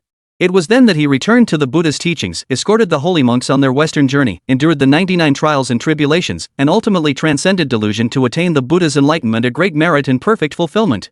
This is the virtue of acknowledging one's mistakes and making amends. There is no greater virtue. It is the finest example of a wayward son returning to the path in the three realms. The current victorious Buddha is a guardian of our Buddhist sect and a model for the three realms. He suddenly changed his tone, becoming sharp and intense, pointing directly at Lu Fan on the light screen. But what has this beastly Lu Fan learned? He has only imitated the form of the victorious Buddha in his youth, but has not learned the essence of the victorious Buddha in his later years. He has only imitated the chaos in the heavenly palace, but has not learned the wisdom of turning back to the right path. He knows only destruction and slaughter, regarding rebellion as everything, and hatred as his guiding principle. He has long since fallen into the path of demons without even realizing it. He is like the ugly woman trying to imitate beauty, ending up looking like a dog instead of a tiger. He has taken the young Buddha's reckless youth as an excuse for his own evil deeds. He is defiling the young Buddha's merit of turning back to goodness. If there is any connection between him and the young Buddha, then he is the evil corpse that the young Buddha has already severed, a heart demon that must be completely purified. These words were flawless, praising the current victorious Buddha while branding the former Monkey King as a bad example, and nailing Lu Fan to the pillar of shame as a bad influence. With these words, he successfully severed the connection between Sun Wukong and Lu Fan, even dragging Sun Wukong onto his own war wagon. Logically, it was flawless. The celestial officials of the heavenly court had their spectator expressions slightly subdued. Tai Bai Jinxing stroked his beard and nodded slightly. This rhetoric was indeed masterful. Li Tianwan's expression softened. Indeed, Sun Wukong is now a Buddha, a legitimate figure. He couldn't possibly support a murderous madman who imitates his own dark past, could he? Shu Beiji nodded repeatedly and whispered to Nezha, the Bodhisattva spoke wisely. Now that Monkey has distanced himself from that brat, we don't have to feel awkward anymore. Nezha frowned, his phoenix eyes flashing with displeasure. He disliked this kind of manipulative rhetoric that twisted the truth, but the other party's words were all logical, leaving him no room to refute. Everyone's gaze once again focused on Sun Wukong. They wanted to see how this victor over demons would respond to this life or death question. To everyone's surprise, Sun Wukong remained silent. Ha ha ha. He suddenly burst into laughter. Bodhisattva, Sun Wukong looked at Jingyan Bodhisattva with a wide grin. You don't need to speak to me in riddles or use veiled criticism here. Whether I was right or wrong back then, I know it in my heart. Those 500 years under the Five Elements mountain weren't wasted. Later, when I agreed to protect my master on his journey to the west to retrieve the scriptures, it was because I had come to understand certain things. There's no need for you to remind me of that. I walk my own path, and he walks his. I won't let a few flattering words from him cloud my judgment and make me forget who I am. Of course, I also want to know where his obsession, this so-called justice he believes in, will lead him. If in the end he doesn't deserve to die and can spare his life, that would be the best outcome. These words clearly stated his final stance. I won't cause trouble, but I won't stand by and do nothing either. This man, I will protect him, but I will do so in accordance with the rules. Bodhisattva, let us continue watching. Sun Wukong waved his hand and made a gesture of invitation. I'm also curious, after hearing my story, where will this young man go and learn such skills? Pure Mind Bodhisattva saw that he didn't react immediately and felt slightly relieved. Although Sun Wukong had made it clear that he intended to protect the person, as long as he didn't tear off the mask, there was still room for maneuver. As long as they could present irrefutable evidence of Lu Fan practicing demonic arts and indiscriminately killing the innocent, pinning him firmly to the label of demon, even Sun Wukong would have to think twice before trying to protect him. Alright, Pure Mind Bodhisattva nodded and said to the King of Hell in a solemn voice, continue. Yama King hurriedly activated his divine power. The scene in the tea house gradually faded from the light screen. The young Lu Fan emerged from the tea house, his gaze different from before. If before, hatred was what kept him alive. Now, his hatred contained a beacon of hope. It was the figure of someone called the Monkey King. He began to search even more frantically for his divine connection. He climbed thousands of mountains and crossed countless rivers. He had visited countless so-called masters, some of whom were charlatans, others mere practitioners of superficial sorcery. He had been deceived, beaten, and even nearly captured to be turned into a human elixir. Yet he survived. Chapter 12, Lu Fan's Quest for Immortality. A dusty military training ground. Dozens of muscular men, bare-chested, were training under the blazing sun. The young Lu Fan was among them. His frame was still slender and underdeveloped, but his determination far surpassed that of his peers. He had become a disciple of a retired veteran soldier. The old soldier had once been a centurion in the border troops, spending his entire life battling bandits and enemy nations, honing his combat skills on the battlefield. Chopping, slashing, stabbing, and thrusting. Day after day, sweat soaked the ground, and blood stained the tips of his fists. His fellow disciples trained to build their bodies or to survive in the martial arts world. But Lu Fan was different. Every time he threw a punch or swung his sword, the image of his parents lying in a pool of blood flashed before his eyes, and the echoes of the bandits' mocking laughter rang in his ears. Hatred was his best teacher. 3 years later, the once frail youth has become a tall, sturdy young man. His gaze was like a sharp blade hidden in its sheath, calm yet brimming with sharpness. In a gangland vendetta, he single-handedly slew the 13 renowned swordsmen hired by his enemies. From then on, he transcended the realm of ordinary martial artists. Yet Lu Fan remained unsatisfied. During his pursuit of his enemies, he witnessed countless bizarre phenomena that defied the laws of ordinary martial arts. He had witnessed a villager who had offended a passing Taoist dissolve into a pool of pus within 3 days.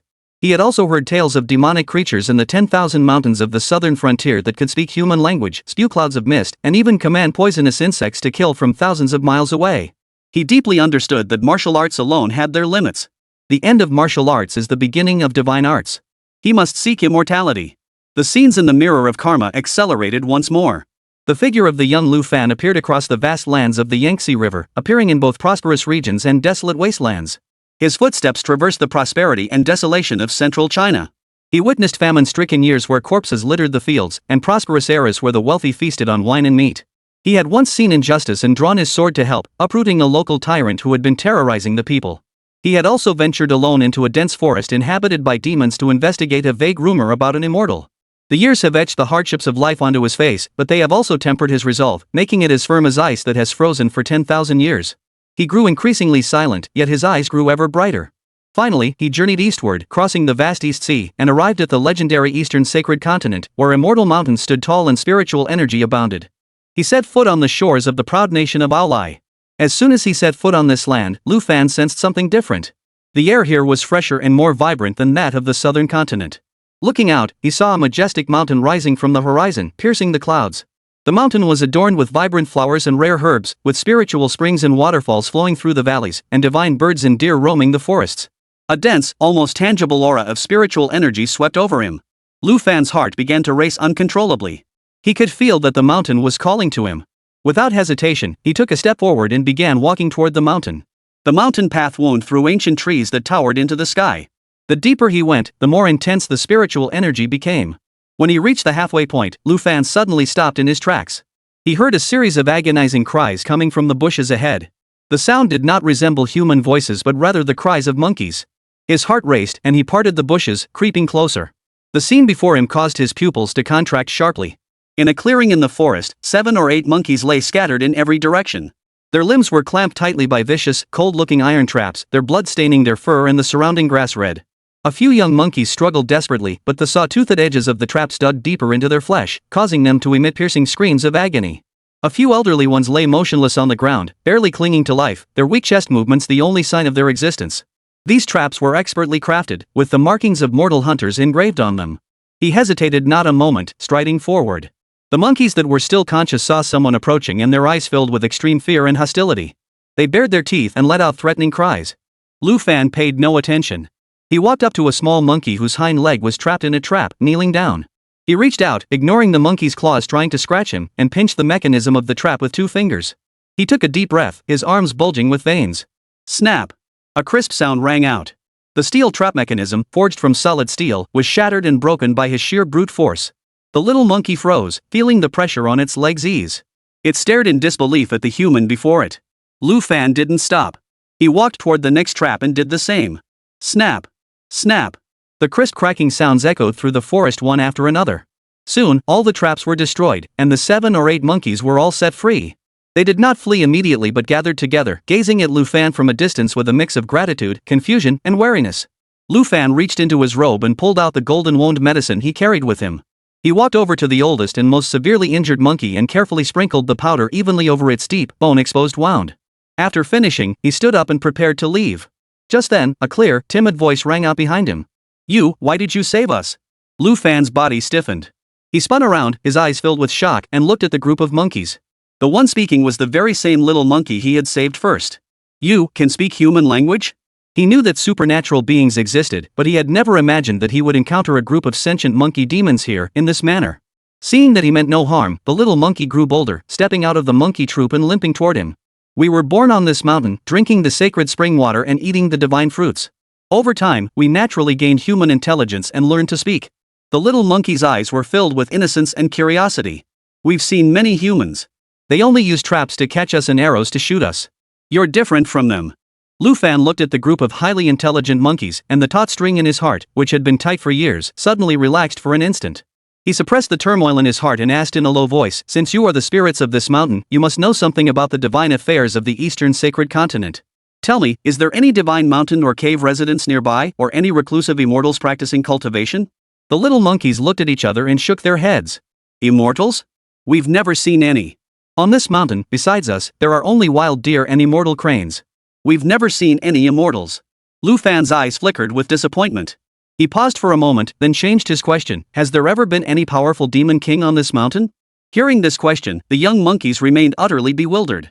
However, among the monkey troop, the old monkey he had once saved had a pair of cloudy eyes that suddenly filled with a complex sheen of tears. It struggled to its feet, leaning on a branch, and slowly made its way to Lu Fan. Its voice was hoarse and raspy, filled with the weight of the years. "Young man, I can tell you about it. This place is called Flower Fruit Mountain. We once had a great king.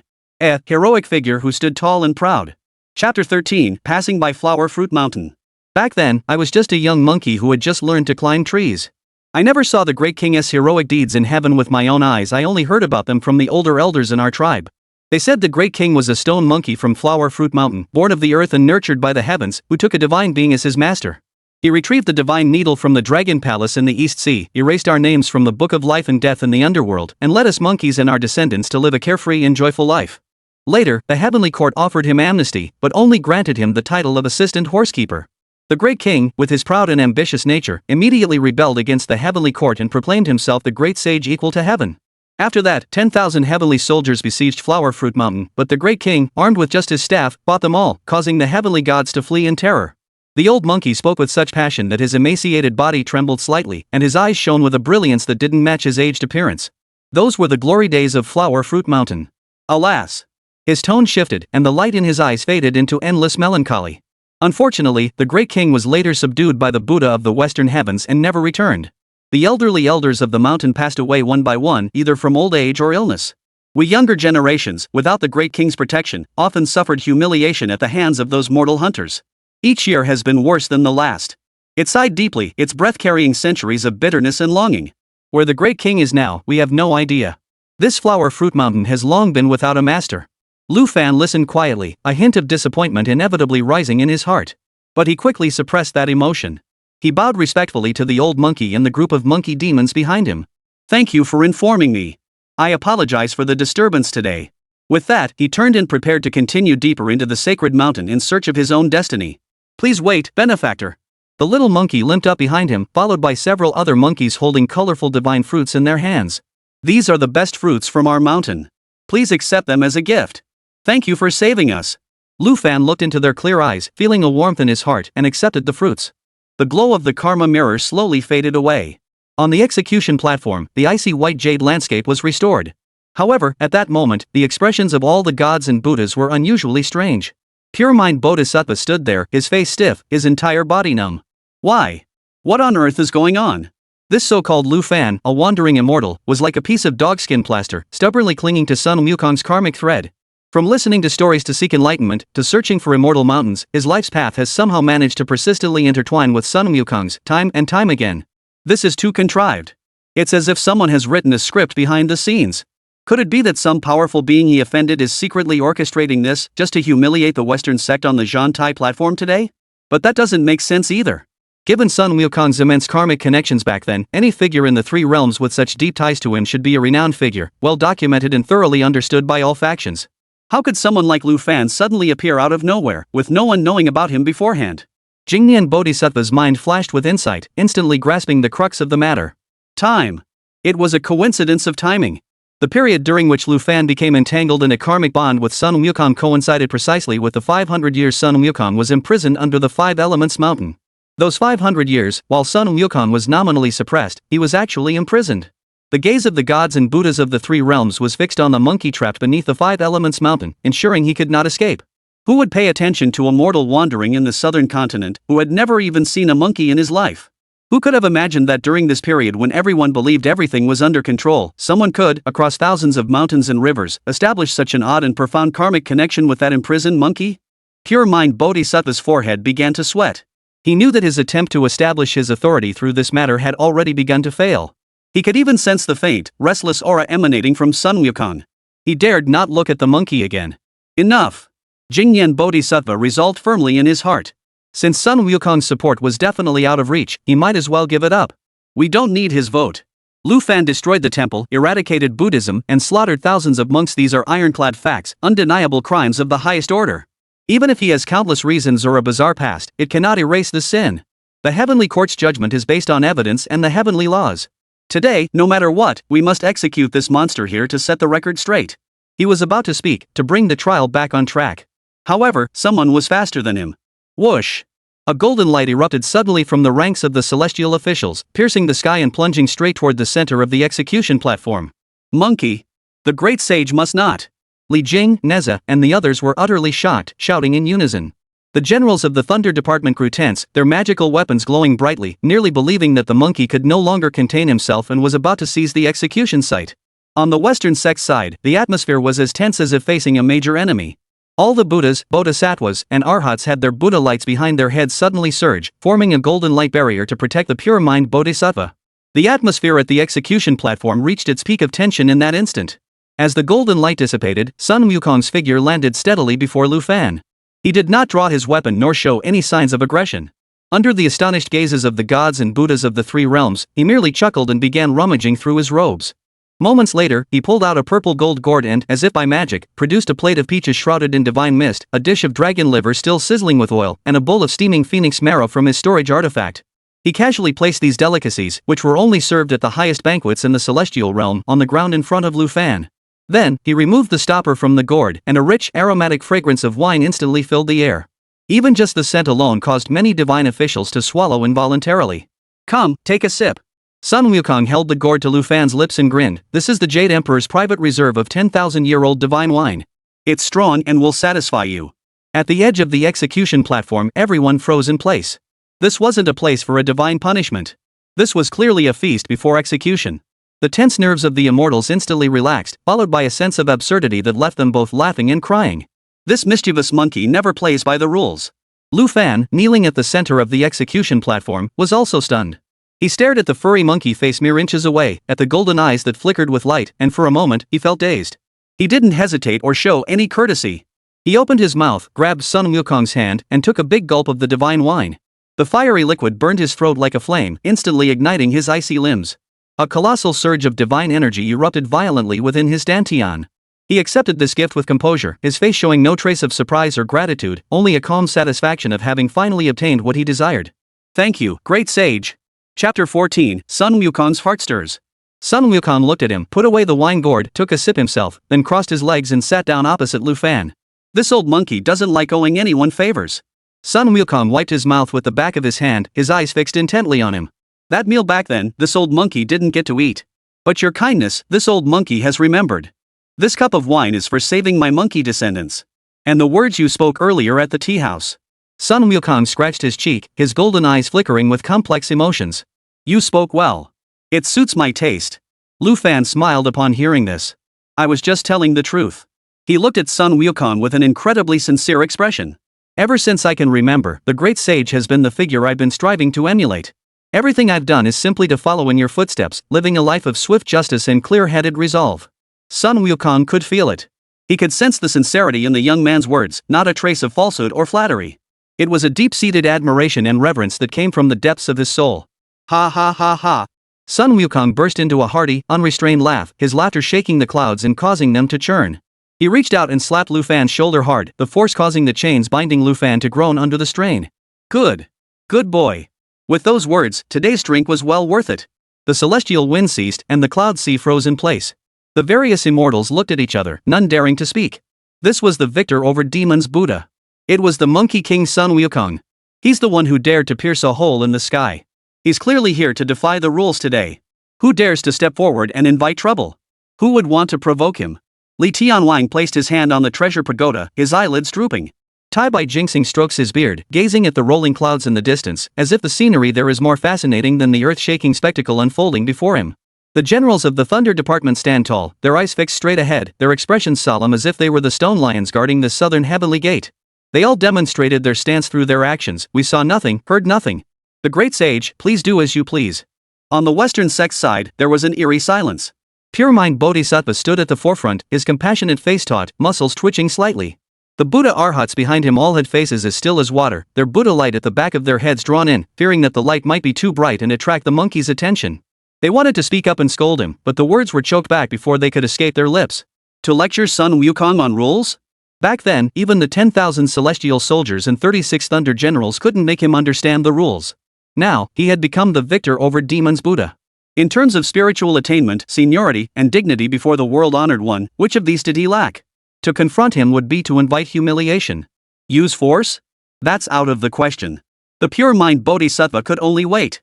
He clasped his hands together, lowered his eyelids, and silently recited the Heart Sutra, suppressing the rage and humiliation that threatened to consume his reason. He could only wait for this absurd beheading feast to end. At the center of the execution platform, Lu Fan showed no sign of nervousness. He grabbed the still steaming piece of dragon liver, bit into it viciously, and the fat and meat aroma exploded in his mouth. He ate until his mouth was covered in grease, caring not for his appearance. Next, he picked up the bowl of phoenix marrow, tilted his head back, and drank it all in one gulp. A warm wave instantly spread throughout his body. Finally, he picked up a large peach, devoured it in a few bites, leaving only the pit. He ate with such relish, as if he were not eating his last meal but a victory feast. Sun Wukong sat cross-legged across from him, saying nothing, just smiling and occasionally taking a sip of wine himself.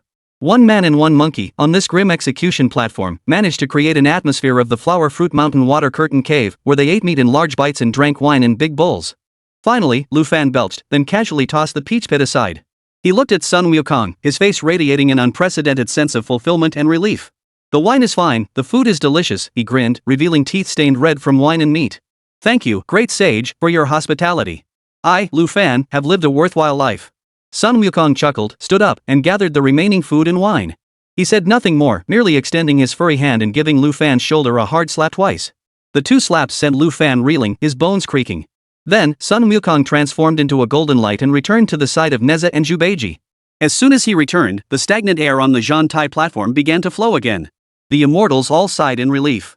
Jingnian Bodhisattva slowly opened his eyes, his gaze filled with suppressed rage. Monkey brother, you've really gone too far. Zhubeiji approached, his plump face still trembling with fear. He lowered his voice, if we anger them and they report us to the Buddha, neither of us will be able to escape punishment. Sun Wukong glanced at him, scratched his ear, and shrugged indifferently. He turned to look at Lu Fan's back and sighed deeply. Fool, what a pity. Zhubeiji froze, what's a pity? That the dragon's liver and phoenix's marrow were eaten by that kid alone? It's a pity that I, Sun Wukong, wasn't on Flower Fruit Mountain 500 years ago when I first met this kid. Sun Wukong's golden eyes gleamed with a complex expression. If I had such a compatible brother back then, I would have sworn brotherhood with him. These words made Zhubeiji shiver involuntarily. He instinctively covered his mouth and looked around in panic, afraid that others might have heard. Nezha, upon hearing this, his phoenix-like eyes lit up, and the fire-tipped spear in his hand emitted an excited hum. Let him be reincarnated, Sun Wukong said, withdrawing his gaze with a hint of boredom. When he enters the cycle of reincarnation, I'll personally go to the underworld to pay my respects, find him a good family, and bestow him with a touch of divine grace. In his next life, we'll drink 300 cups together. After speaking, he no longer paid attention to Zhubeiji but turned to Nezha. Third prince, those bald monks will surely cling to his karmic debt and demand his complete annihilation. The old man in heaven wants us all to bear witness. When the time comes, you speak up for him and secure him a chance at reincarnation. Do I need to say that? Nezha puffed out his chest, his lotus armor clinking. This kid suits my temperament. I'll vouch for him. Sun Wukong nodded, then glanced at the few Thunder Department generals who had remained silent nearby. At the forefront was Wen Zhong, the Nine Heavens responding Thunder Sound Universal Transformation Heavenly Lord. This veteran deity from the Jie sect had always kept his distance from the Heavenly Court and the Western sect, recognizing only the heavenly laws and not personal favors. Sun Wukong bowed his fist toward him from afar. Wen Zhong's expressionless face flickered slightly as his third divine eye opened and closed, serving as a response. Sun Wukong understood. What he sought to protect was not Lu Fan's life, but his eligibility to re-enter the cycle of reincarnation. The act of killing was real, and the sin was undeniable. But the crime did not warrant death, let alone the complete annihilation of body and soul. What he wanted was a compromise, a solution that would allow all parties to save face. He believed that the intelligent people present could all understand his meaning. Chapter 15, The Great Sage's Favor. The monkey's fiery eyes scanned the crowd and quickly locked onto an old immortal with white hair and a kind expression. It was Tai by Jinxing. Sun Wukong flickered and appeared silently behind Tai by Jinxing.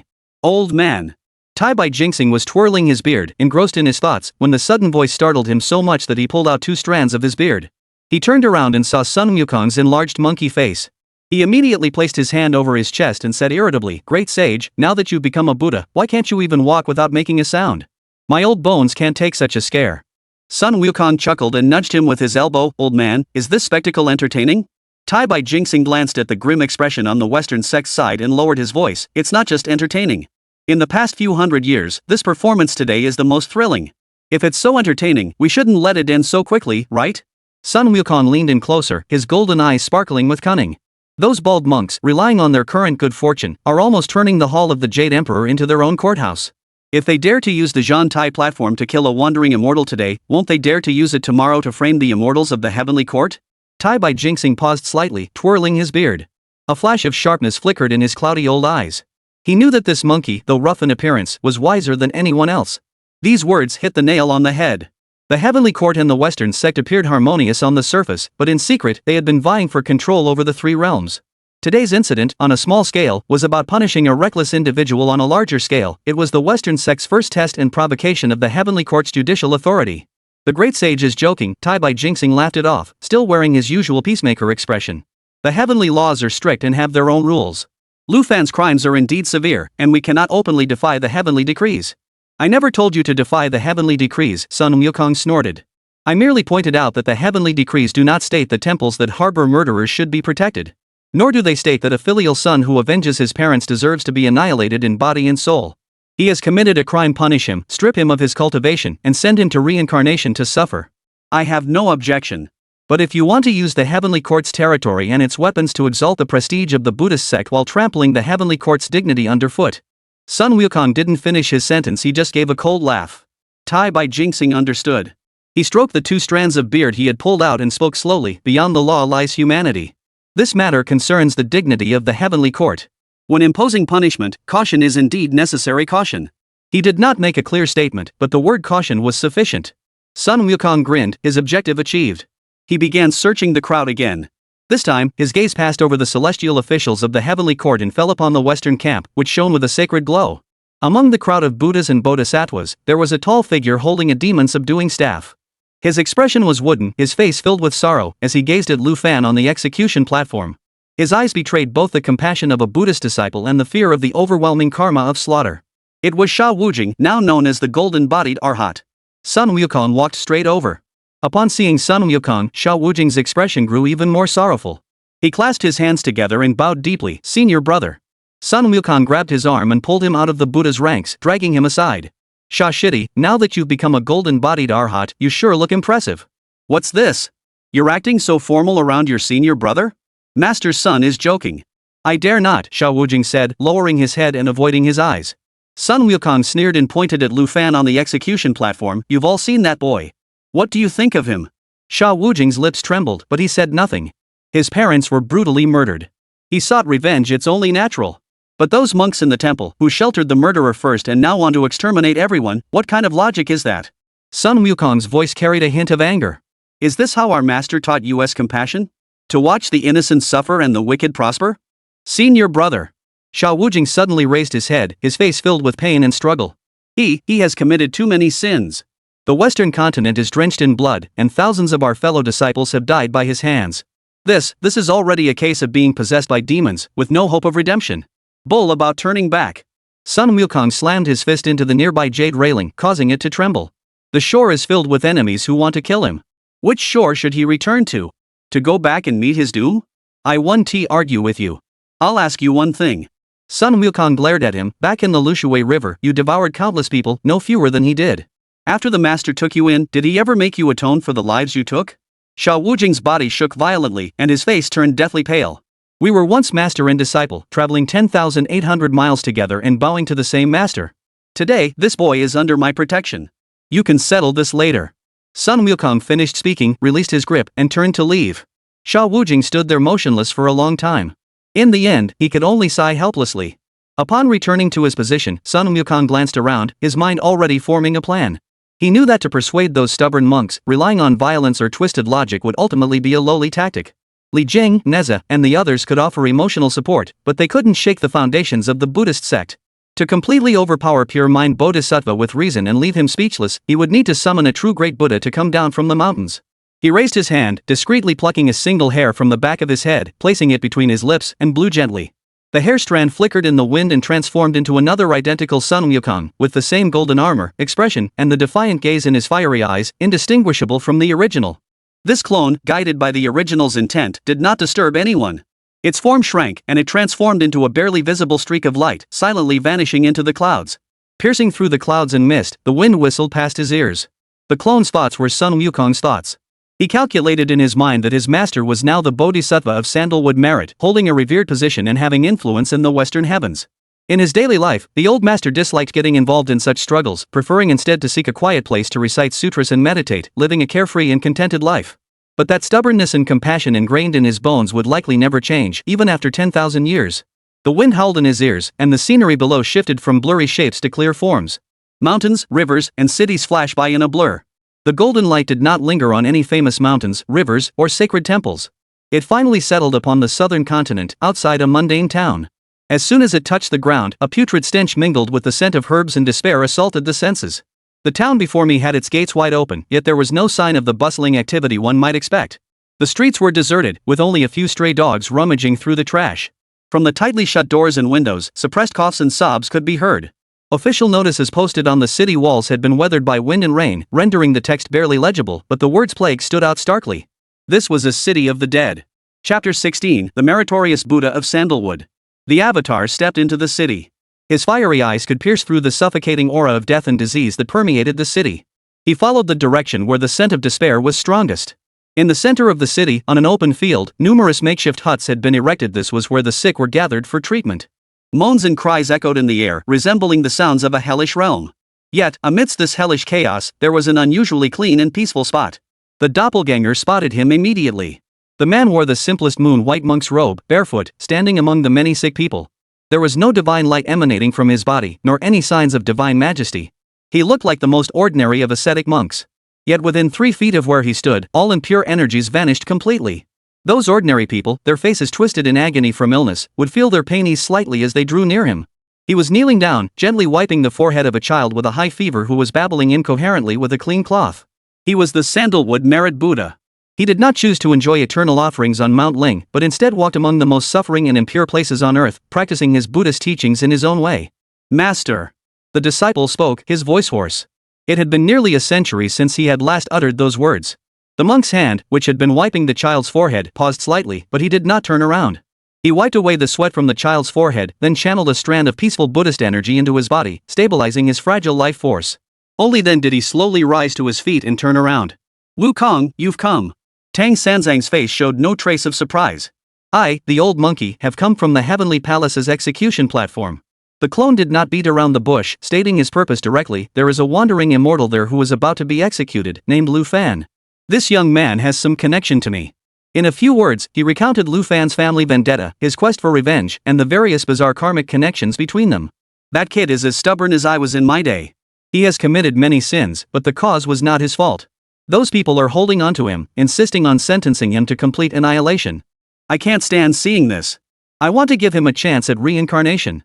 But I'm a Buddhist monk, and I'm the one who started this whole mess.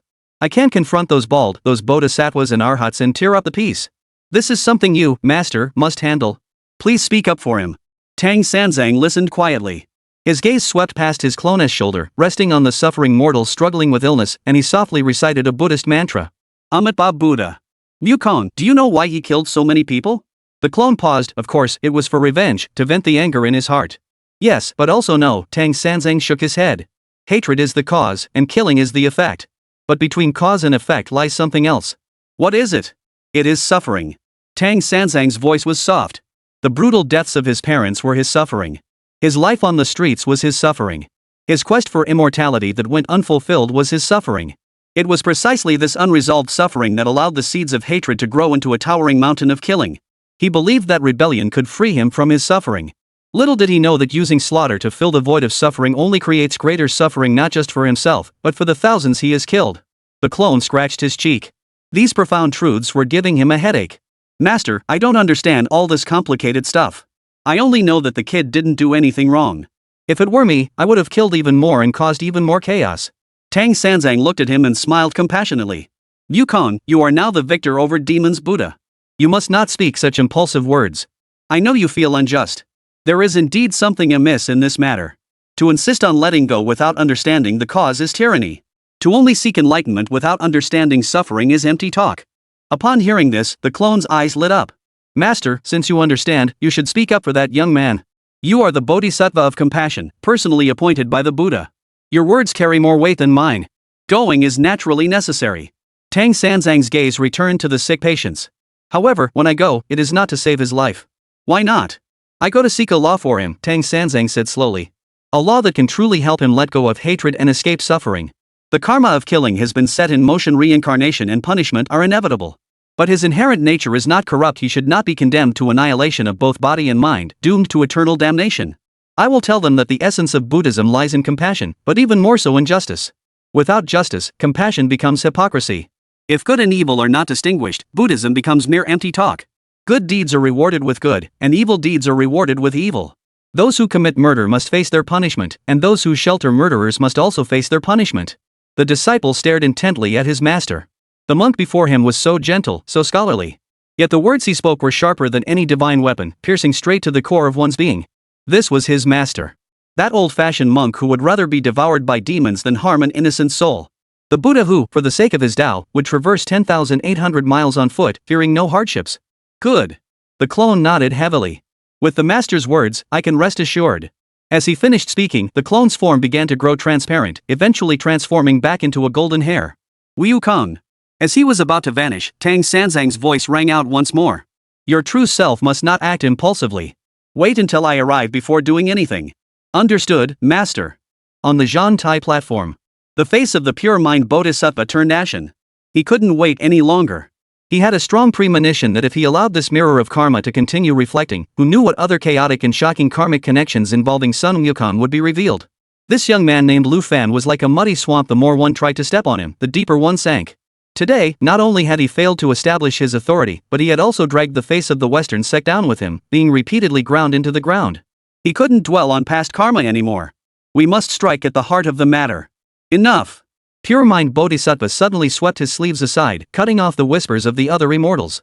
This beast's past experiences are convoluted and bizarre, and many are connected to the victorious Buddha. Right or wrong, let us set that aside for now. Yama King. There is no need to delve into his childhood. Adjust the water mirror to the time when he first began his martial arts training. I must see for myself what kind of demonic entity taught such a creature to despise the Buddha and slaughter the innocent. Yama King, as if granted a pardon, hurriedly bowed and replied, yes. He changed the hand seals on his fingertips, and the massive mirror of karma once again surged with turbulent waves. The previously serene clearing in the flower and fruit mountain forest instantly blurred and dissipated. What reappeared was an endless, turbulent sea. The figure of Lu Fan in the scene was no longer the young man who had just emerged from obscurity. He was steering a small boat, bobbing up and down in the raging winds and waves, his face weathered and resolute. He had traversed thunderstorms, evaded colossal beasts, and endured unimaginable hardships that no mortal could fathom. Finally, he caught sight of an island shrouded in auspicious clouds and divine aura. The island is shrouded in ethereal mist, a place of unparalleled natural beauty, utterly different from any mundane world he has ever seen. Lu Fan abandoned his boat and set foot on the island. As he walked through the mountains, he saw rare flowers and exotic plants, deer and cranes, with the sound of clear streams and the fragrance of flowers filling the air, as if he had entered a mythical paradise. He continued upward, passing through dense forests, until he reached the foot of a majestic and beautiful mountain peak. Lu Fan looked up and saw 5 ancient characters carved into the mountain wall in a flowing, dragon-like script. Lingtai Fangsuan Mountain. Chapter 17, Invisible. These 5 characters were clearly reflected in the water mirror and also entered the eyes of the gods and Buddhas of the 3 realms. A moment of silence fell. Lingtai Fangsuan Mountain? Where is this place? Is there such a sacred mountain in the 3 realms? I have never heard of it. Could it be the dwelling place of some ancient immortal who has secluded themselves from the world? The celestial officials of the heavenly court whispered among themselves, their faces filled with confusion. They searched through every record of the geography of the 3 realms in their minds but found no information about this mountain. Pure Mind Bodhisattva also furrowed his brows. He had always been confident in his vast knowledge, but the 5 characters Lingtai Fangsuan Mountain were completely unfamiliar to him. Amidst the confused murmurs, Sun Wukong's heart suddenly sank without warning. Every expression on his face froze in that instant. His golden eyes stared intently at the mountain reflected in the water mirror, his pupils contracting sharply. Lingtai Fangsuan Mountain. The cave of the crescent moon and 3 stars. Bodhi. That name, that figure, was the greatest and deepest secret of his life. It was the starting point of his supernatural abilities, and also the eternal pain of being expelled from his master's door. His master had strictly forbidden him from ever revealing his true name to anyone, threatening to banish him to the depths of hell if he disobeyed. He had strictly adhered to his master's teachings. Over the centuries, whether it was causing chaos in heaven or journeying west to retrieve the scriptures, he had never revealed his true lineage to anyone, not even his closest master, Tang Sanzang. But now, how could this karmic mirror reveal this place? Could it be? No. This can't be. Monkey, what's wrong with you? Nezha was the first to notice something was wrong with him. He had never seen Sun Wukong look so disoriented before. Sun Wukong didn't respond, he just stared intently at the light screen, forgetting to breathe. On the screen, Lu Fan also sensed the extraordinary nature of the mountain. He straightened his clothes, his face bearing the reverent expression of a pilgrim, and began to walk toward the mountain. The camera followed him closely. He reached the summit. A simple yet elegant cave dwelling sat quietly there, its entrance surrounded by green pines and cypresses, shrouded in a mist of auspicious qi. Lu Fan's gaze fell upon the cave above. There, the same words were carved. The cave of the crooked moon and 3 stars. The slanted moon and 3 stars. What does this mean? Is it some kind of Taoist title or a secret code? Tai Bai Jingxing twirled his beard, his brows furrowed. He felt as though he had seen a similar description in some extremely ancient text, but he couldn't quite recall it. But Sun Wukong could no longer maintain his composure. The slanted moon is the first stroke of the character 4 heart. The 3 stars are the 3 dots on the character 4 heart. These 5 characters, when combined, form the character 4 heart. The heart is also the heart. This was the sacred place of his master, the Bodhi ancestor. It was where he spent 7 years mastering his arts, undergoing a complete transformation. He knew he had lost his composure. But he couldn't control himself. That was the person he revered most, was most grateful to, and felt most indebted to in his life. On the light screen, Lu Fan knelt respectfully before the cave entrance and bowed his head 3 times. Then he stood up, took a deep breath, and stepped into the deep darkness. All the gods and Buddhas held their breath, their eyes wide open. They were all waiting to see who the divine being within the cave residence truly was. Among the gathered immortals, especially the high-ranking celestial generals of the heavenly court and ancient immortal officials, most had survived the cataclysmic battle of the war. That great battle was not merely a change of dynasties but a complete reshuffling of the power structure across the 3 realms. The karmic ties between the Tao, Buddhism, the heavenly court, and the mortal realm were redefined. Who was enshrined on the list of the immortals, who attained physical enlightenment, who retired to the mountains, and who joined the Western sect all were clearly accounted for. It can be said that after the sealing of the gods, within the 3 realms, any powerful beings with some cultivation or fame were largely accounted for.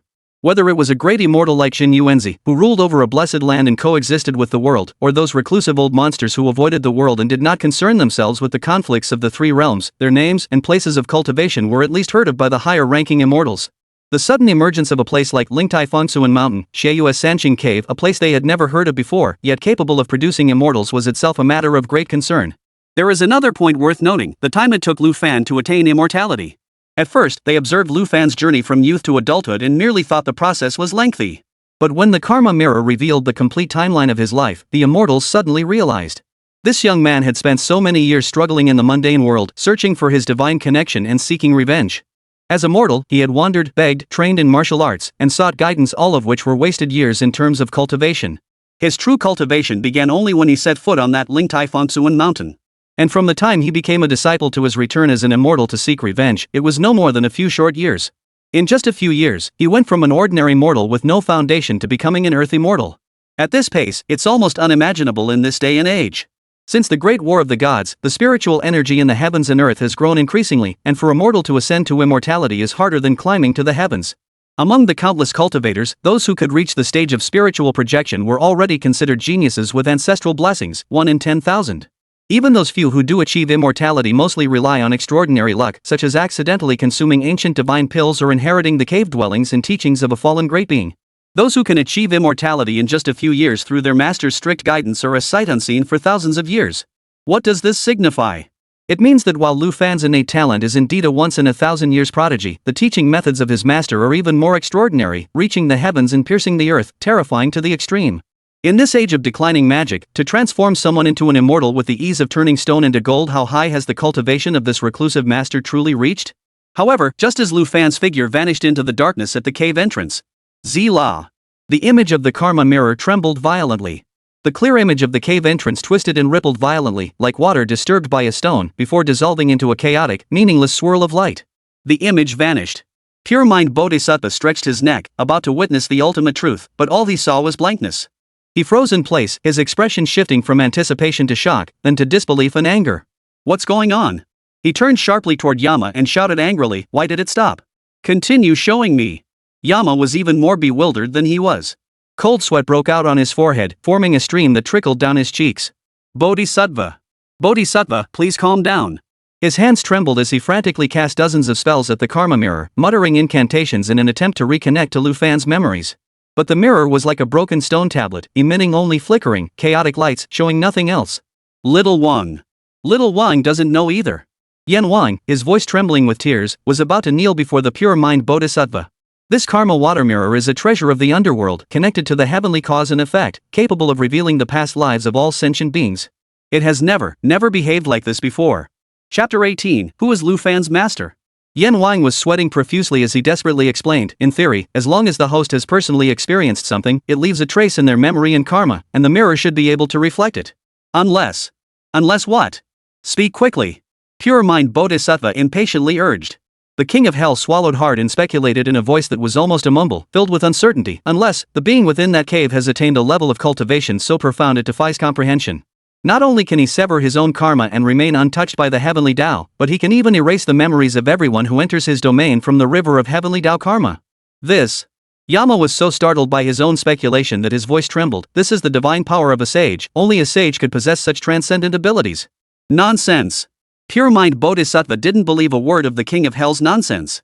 He interrupted the king of hell's speculation with a stern voice. A sage? In the three realms, sages have long since withdrawn from the world and ceased to meddle in worldly affairs. How could they deign to descend and teach a mere mortal? I say, it is clearly your karmic mirror that is faulty, or your own lack of skill and insufficient magical power. He insisted that it was the king of hell and his broken mirror that were at fault. In his view, this was just another bizarre coincidence. The master of that cave dwelling might be some ancient sage who mastered array formations and restrictions, using special means to conceal the heavenly secrets, preventing the karma mirror from discerning the truth. But there's no such thing as a wall that doesn't let the wind through. If one plan fails, he has a backup. Pure mind Bodhisattva forced himself to calm down. He turned to the immortals of the celestial court, clasped his hands together, and bowed slightly. My fellow immortals, please remain calm. Even the treasures of the underworld may occasionally malfunction. This matter is of great importance. To clear my name, this monk must journey to the underworld and request the assistance of a great being. After speaking, he no longer paid attention to the pale-faced king of hell. He flung his monk's robe aside, and a brilliant Buddha light enveloped his body. He tore through space, transforming into a golden rainbow, and rushed toward the direction of the underworld. As he departed, the tense atmosphere on the Zhantai platform immediately relaxed. The celestial officials of the heavenly court could finally stop pretending and openly discuss the matter. The Lingtai Fengsuan Mountain and the Xieyue Sanxing Cave. What kind of sacred place is this? How could it render the karma mirror ineffective? To block the causality of the Tao, such abilities are far beyond the capabilities of ordinary Taoist immortals. I suspect it must be a reclusive quasi-saint of immense power. A quasi-saint? Another immortal official shook his head. In the three realms, there are only a handful of quasi-saints with names and titles. Jinyuan the Great Immortal's Wuzhuang Monastery is in the western New Continent, the Demon Palace of the northern Ming Kunping is submerged in the eye of the northern sea, and the Blood Sea Mingyi ancestor would never come to the eastern Shangxing continent to establish a cultivation site. The scope is actually quite limited. Tai Bai Jingxing stroked his beard, his cloudy old eyes flashing with brilliance. He mused, before the battle of the ceiling of the gods, there were indeed many immortal beings roaming freely beyond the heavens and earth, not belonging to the three realms, not entering the west, and not heeding the commands of the heavenly court. However, after the battle of the ceiling of the gods, most of them were either killed, injured, or retired to seclusion, and have since vanished without a trace. Could this one be one of them? Their speculations all revolved around those legendary ancient beings. No one connected this mysterious cave with the monkey standing among them, scratching his ears and pulling at his hair. Because it simply didn't make sense. Who was Sun Wukong's master? This was one of the greatest mysteries of the three realms. However, Sun Wukong, who was at the center of the discussions, was in a state of turmoil. He wanted to know the answer more than anyone else. He feels a bit uneasy. That kid Lu Fan, could he have really succeeded in becoming a disciple? If he really became the master's disciple, then Lu Fan would be his junior disciple. The moment that thought crossed his mind, Sun Wukong's heart gave a sudden jolt. That would change everything. The bond between fellow disciples, the bond between brothers. It wouldn't be about helping out of old affection anymore. It was a responsibility. It was a responsibility that, no matter what, he must rescue him from the execution platform intact. Even if it means turning against the entire Western sect or causing another upheaval in heaven, he would do so without hesitation. His master expelled him from the sect. The bond of gratitude is severed. But as Sun Wukong, he cannot deny the bond of kinship among fellow disciples. But, is the master really still here? A wave of doubt and despair surged once again in Sun Wukong's heart. He remembered clearly. Back when he was on the journey to the west to retrieve the scriptures, when he had no other options left, he had once considered returning to the Lingtai Fengsuan mountain to seek help. He rode his cloud back to that familiar stretch of sea and found that familiar mountain. But the mountain was now deserted. The cave entrance was sealed shut, overgrown with vines. Not a trace of the once celestial atmosphere remained. He stayed at the cave entrance for 3 days and 3 nights, not hearing even a single bird song. Master, you have truly left. He had left without a trace. Whether he was still within the 3 realms, Sun Wukong himself did not know. What could Lu Fan have gone in there to find? Is it an illusion left behind by the master? Or some demon that later took over this place? Sun Wukong was so anxious he was pulling at his ears and scratching his face, desperate to dive into the water mirror to investigate. Just as he waited anxiously, the clouds below suddenly churned violently. A dense beam of Buddha's light, enveloped in boundless energy, broke through the clouds and returned to the Zhantai platform. As the golden light faded, the figure of the pure mind Bodhisattva emerged. Accompanying him was another Bodhisattva, clad in a monk's robe, with a compassionate expression and a halo of Buddha's light radiating from behind his head. It was Earthstore Bodhisattva. Following behind Earthstore Bodhisattva was a strange beast of unusual appearance.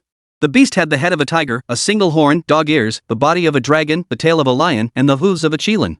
Though its form was bizarre, it exuded an air of majestic authority. It lay at the feet of Earthstore Bodhisattva, its eyes gentle, none other than the divine beast from the underworld capable of discerning the true nature of all beings in the 3 realms. Ting! Listen! The immortals of the celestial court, upon seeing this divine beast, all perked up. Earthstore Bodhisattva has actually brought Ting along. This is good. Ting can hear all sounds in the 3 realms and 6 paths, discern good from evil, and distinguish truth from falsehood. We'll know exactly who the divine being in that cave is just by listening. That's right. No matter how powerful his restrictions may be, they cannot hide from Ting's divine abilities. Pure Mind Bodhisattva's face once again wore a smug, confident smile. He pointed at Lu Fan, who was kneeling there, and said to Earthstore Bodhisattva, "Please, Bodhisattva, summon the divine beast to discern this demon's lineage and whether he is good or evil." Earthstore Bodhisattva, with a compassionate expression, chanted the Buddha's name, Amitabha Buddha. He lowered his head and spoke gently to the divine beast at his feet, "Go." The divine listener, having received his master's command, stood up and walked with steady steps to the center of the execution platform. It did not look at Lu Fan but instead gently pressed its enormous ear against the cold white jade floor. In an instant, invisible sound waves radiated outward from it in all directions. This divine ability could transcend the barriers of time and space, directly hearing the sound that had been obscured within the river of cause and effect. All the gods and Buddhas held their breath, awaiting the final verdict. Sun Wukong's heart was pounding in his throat. Time seemed to stretch endlessly in that moment. 1 breath. 2 breaths. 3 breaths. Chapter 19, even Ting couldn't see the footprints. Ting lay there motionless, his gentle eyes showing confusion for the first time. 10 breaths later. Ting slowly raised his head. It glanced at Earthstore Bodhisattva, then, under the astonished gaze of the gods and Buddhas of the 3 realms, it shook its head gently and helplessly. Shook its head. Then, it pressed its ears against the ground again, refusing to believe it, determined to try once more. This time, it stayed there even longer. The entire body of the divine beast trembled slightly. A stick of incense had burned out. Ting suddenly raised its head, let out a painful growl, and staggered backward a few steps. The look in its eyes as it gazed at the Earthstore Bodhisattva was filled with unprecedented terror and confusion. It shook its head vigorously once more. The entire scene fell into complete silence. If the earlier malfunction of the Karma Mirror could be attributed to a flaw in the artifact. But now, even Ting couldn't distinguish between truth and falsehood. How could this happen? The cold smile on Pure Mind Bodhisattva's face froze. He pointed at the divine hearing beast, his voice trembling, "The divine hearing beast, which hears all and knows all, how could this be?" Earthstore Bodhisattva sighed softly. He stepped forward and gently stroked the divine hearing beast's head. Ting told me it cannot hear. It's not blocked by restrictions, nor is it obscured by divine secrets. That segment of karma, that sound, never existed within the 3 realms and 6 paths from the very beginning. This is impossible. Pure Mind Bodhisattva turned pale, stumbled back a step, and muttered to himself. The celestial officials of the heavenly court were plunged into utter shock. They exchanged horrified glances, their whispers merging into a buzzing hum. Even Ting couldn't discern it. When did such a figure emerge in the 3 realms? Hiding the heavenly secrets, erasing cause and effect. I've only read descriptions of such methods in ancient texts, but the sages have long since withdrawn from the world. Could it be some ancient artifact lost to history? Like the Chaos Bell or the Tai Chi diagram? Impossible. Those primordial treasures all have their masters. If there were any disturbances, the great beings of the three realms would surely know. I think this is more likely a human-made trick. Back then, the six-eared monkey relied on his divine powers to deceive all the gods and Buddhas. That doesn't make sense. The six-eared monkey was powerful enough to deceive countless gods and Buddhas, yet it couldn't deceive Diting. Now this entity can even deceive Diting. The three realms are vast and contain all manner of wonders. In the ancient chaos, there were also many innate divine treasures that could obscure causality and confuse the heavenly mechanisms. Lu Fan's master must have obtained a similar opportunity, or perhaps his cultivation site itself is a treasure that can sever all external and internal causality. It makes sense. That's right. It might be a treasure left behind by an ancient great being, forming its own realm, impervious to the ways of heaven. Among the gods and Buddhas, Sun Wukong's mind was in complete chaos. As he listened to the surrounding discussions and speculations about the methods of the sage and an ancient treasure, only one thought raced wildly through his mind. It was his master. It must be him. Only he possesses such divine powers that transcend the heavens and earth, transcend the three realms, and exist beyond the five elements. But, should I ask Lu Fan? No way. He's afraid. He fears that the moment he speaks, he will reveal the secret he has guarded for hundreds of years. In this frozen stalemate, Earthstor Bodhisattva moved. He bowed slightly to the gathered immortals, his voice as compassionate and peaceful as ever. Everyone, I have done my best to listen. Now that matters here are settled, this monk must return to the underworld. He turned to Lu Fan, who was kneeling there, his compassionate gaze resting on him. Though this youth has committed many killings, his heart has not been completely corrupted. Should his soul return to the underworld one day, I vow to personally recite sutras for him, guide him through reincarnation, and purify him of his malevolent energy. With that, he departed with Diting, transforming into a beam of Buddha's light and vanishing into the clouds. Earthstor Bodhisattva had departed. He departed decisively, leaving behind a mess and a promise that nearly made pure mind Bodhisattva spit blood. Guide him through reincarnation? What pure mind Bodhisattva sought was the complete annihilation of both body and soul. Eternal damnation. Pure mind Bodhisattva's chest rose and fell violently, his compassionate face twisted in extreme anger. The Buddha had entrusted this task to him, which was supposed to be a great honor.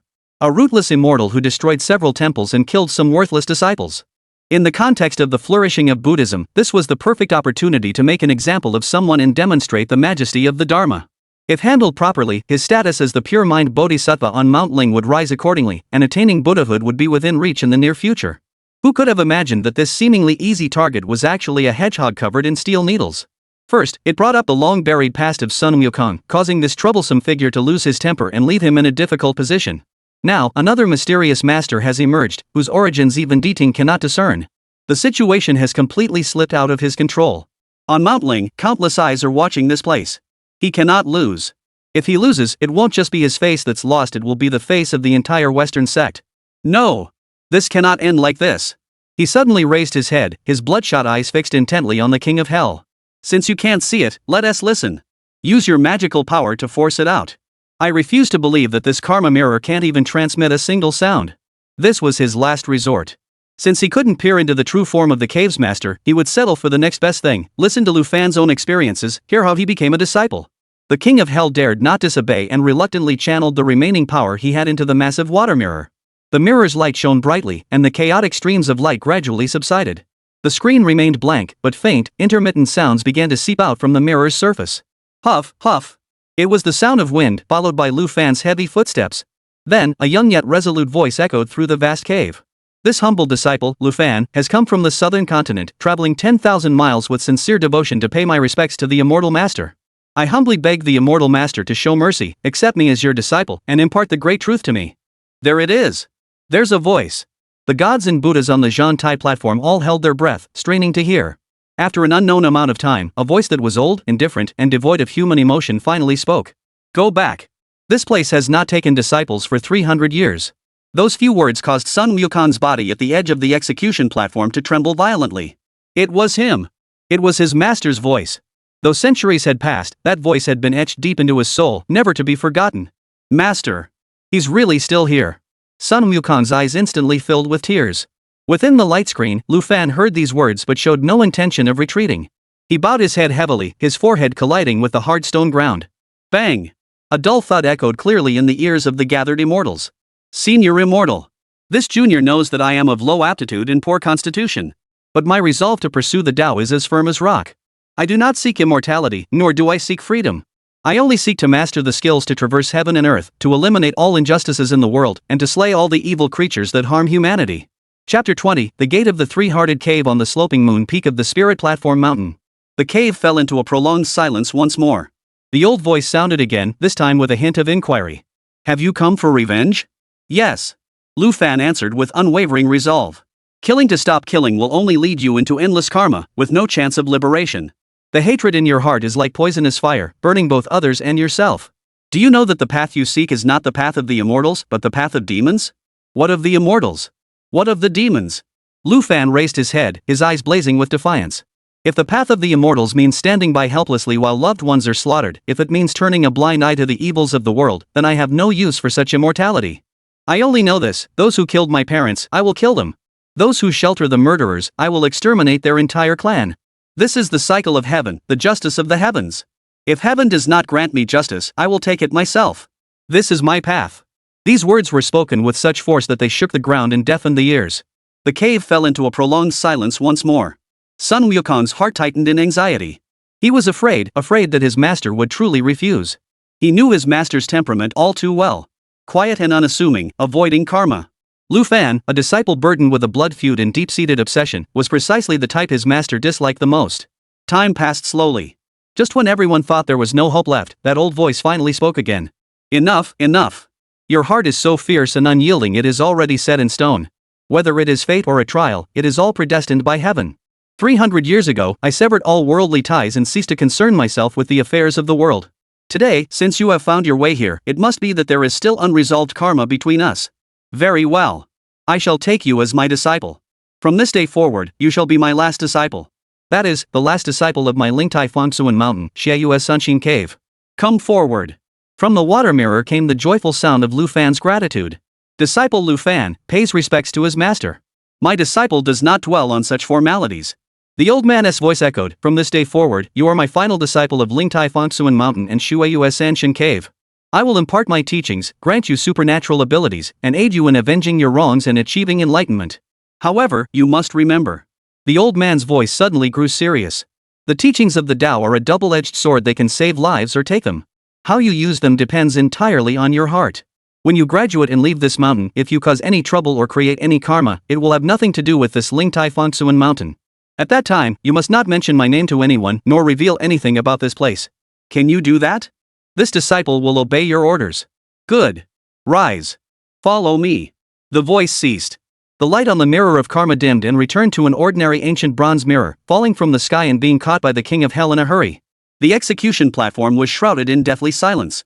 All the gods and Buddhas froze in place, their expressions a study in contrasts. The closed-door disciple? That old immortal actually accepted him? And from the way he spoke, it seems he tacitly approves of him seeking revenge once he has mastered his arts? What kind of lineage is this? Teaching people to kill and aiding them in revenge? How is this any different from the demonic path? An old immortal official who strictly adhered to the heavenly regulations furrowed his brows, his face filled with disapproval. You can't say that. A thunder deity general beside him immediately rebutted, his eyes brimming with excitement. That kind of boldness is so refreshing. That's true character, the true Tao. Exactly. As cultivators, we defy heaven to seek nothing but the freedom of our thoughts. If we can't even let go of a blood feud, what kind of immortals are we? What kind of Tao are we seeking? We might as well go home and hug our wives and children. Well said. Such a protective and domineering master, why didn't I ever meet such a one? If I were to join such a sect, who dares to bully me? My master would probably be the first to storm their mountain gate. Most of the divine generals had fierce and impulsive personalities, quick to repay kindness and vengeance. They couldn't help but admire and yearn for this mysterious master's style of conduct from the bottom of their hearts. Nezha stood there motionless, like a divine statue suddenly brought to life. Those eyes, which were always ablaze with flames, now held a deep, complex light, mingled with nostalgia and fervor. His hand gripping the fire-tipped spear trembled slightly. The divine weapon that had accompanied him through countless battles trembled slightly, emitting a low, excited hum. The chaotic heavenly silk behind him no longer drifted slowly but seemed to have come to life, moving without wind, swirling into circles of crimson flames. Before Nezha's eyes was no longer the Zhantai platform above the clouds. It was Chentang Pass. It was the East Sea, dyed red by his own blood. It was the endless darkness and solitude he had faced after sacrificing his bones to his father and cutting his flesh to return to his mother. He believed he would vanish into nothingness, carrying endless hatred and resentment. But what he heard was another voice. That voice came from an ancient cave. Xianyuan Mountain, the Golden Light Cave. His master, Taizhenren, gathered the remnants of his soul and used the lotus roots from the divine pool to reshape him into a lotus-like form. When he opened his eyes again on the lotus leaf and saw his master, he did not ask why he had been reborn, but about the blood feud. How did his master respond to him? Did he tell him to let go? Did he urge him to be compassionate? No. His master, with a satisfied smile on his face, placed a brand new fire-tipped spear and a pair of howling wind fire wheels before him. Foolish disciple, your father Li Jing destroyed your palace and cut off your family line. This is a grudge that cuts off your path to survival. Since he is unkind, why should you be righteous? Go! Go find him. Your master has given you this lotus flower form, impervious to blades and fire, and these divine weapons and treasures, capable of traversing heaven and earth, achieving anything. Go and reclaim your justice. Whatever happens, your master will take responsibility for you. What happened next? The Dragon King of the East Sea appealed to heaven, and the master went personally to settle the matter. Stone Lady wanted to avenge her disciple, but the master didn't hesitate, using the 9-dragon divine fire to burn her back to her original form. The Jinmen sect is notorious for protecting their own. If you hit the young ones, the elders will come. If the master couldn't defeat them, there was always the senior master. When the senior master couldn't defeat them, the great master, Yuan Shi Tianzun, came to the rescue. The Chuan sect's principles are as simple and brutal as that. In this three-realm world, there is a principle called protecting one's own. There is a lineage like ours in the Shen sect, which recognizes only kinship, not right or wrong. Help your kin, not the righteous. That is the legacy of the Jade Void. At that moment, the figure of my master and the voice of the old man in the water mirror, after crossing thousands of years of time and space, perfectly overlapped. This is my master. This is the true transmission of the way. What is the Tao? What are supernatural abilities? They are weapons. They are tools that prevent you from being oppressed by this world and bound by so-called rules. If the heavens and earth are unjust, shatter them. If the rules are heartless, then trample them underfoot. As for good and evil, as for cause and effect, those are things written by the victors. Nezha's gaze slowly swept over the group of Buddhas and Bodhisattvas across from him, their faces ashen. Give up? Compassion? How laughable. He glanced again at his father, Li Jing, who stood not far away, his face solemn as he placed his hand on the pagoda. He recalled the day when he had ridden the wind and fire wheels, wielding the fire-tipped spear, chasing him until he had no place to go, neither heaven nor earth. Had it not been for the burning lamp Taoist who finally suppressed him with the Linglong pagoda, the outcome between him and that so-called father would have been a bitter, unyielding end. A surge of scalding blood erupted from his heart, shaped like a lotus root, and rushed to his head. He understood. He truly understood Lu Fan. In this world, there are some grudges that simply must be avenged. There are some paths that must be walked with blood. Chapter 21, No Longer Alone. Sun Wukong and the entire monkey army froze in place. The body beneath the golden armor froze rigid as stone in an instant. Those fiery eyes that had witnessed the rise and fall of the three realms lost their focus for the first time. Everything around him, whether the astonished whispers of the celestial beings in the heavenly court or the icy hostility of the Western disciples, faded away in that moment, dissolving into meaningless background noise. In his world, there was only that voice. Master. It's Master. Sun Wukong's heart contracted violently, nearly stopping its beat. 500 years on the Five Elements Mountain, 14 years on the Western journey, over 100 years as the Buddha. He had believed he had long since buried that memory, along with that name, in the dust of time. He thought he had become a Buddha of victory, devoid of joy or sorrow, empty of all worldly attachments. But he was wrong. The moment that voice rang out, he was once again the timid little stone monkey kneeling on a straw mat in the 3-star cave on Fangsuan Mountain, trembling with fear as he listened to the words of the Great Truth. He recalled his master's patience when teaching him the 72 transformations, the guidance when imparting the cloud somersault, and the resolute yet reluctant gaze of his master when he was expelled from the sect. Over the centuries, he had often thought of returning to take a look, even in his midnight dreams. He had indeed returned, but all he saw was an empty house, overgrown with spider webs and dust. He believed his master had long since journeyed to the chaos beyond, severing all ties with the three realms. That sense of loss had left his once fearless heart hollow for a long time. But he was still there. His master was truly still there. A massive, indescribable wave of warmth surged from his icy heart, instantly reddening his eyes. He wanted to laugh out loud, yet he also wanted to weep uncontrollably. He wanted to immediately summon his cloud and rush back to Fangsuan Mountain, kneel before the cave, and even just hear one more scolding. But he couldn't. He was the victor over demons Buddha, and he was also the disgraced disciple who had been expelled from the master's door. Soon, he realized another thing. Disciple? The closed-door disciple? Lu Fan is my old disciple's junior disciple? This thought suddenly illuminated all the chaos in his mind. Everything that had happened before suddenly made sense. No wonder this kid is so stubborn and headstrong. It turns out he's family with me, old son. In an instant, Sun Wukong looked at the figure kneeling on the execution platform, and his expression completely changed. It was no longer the gaze of someone looking at an interesting, pitiable junior. It was a sense of belonging bound by blood and unquestionable connection.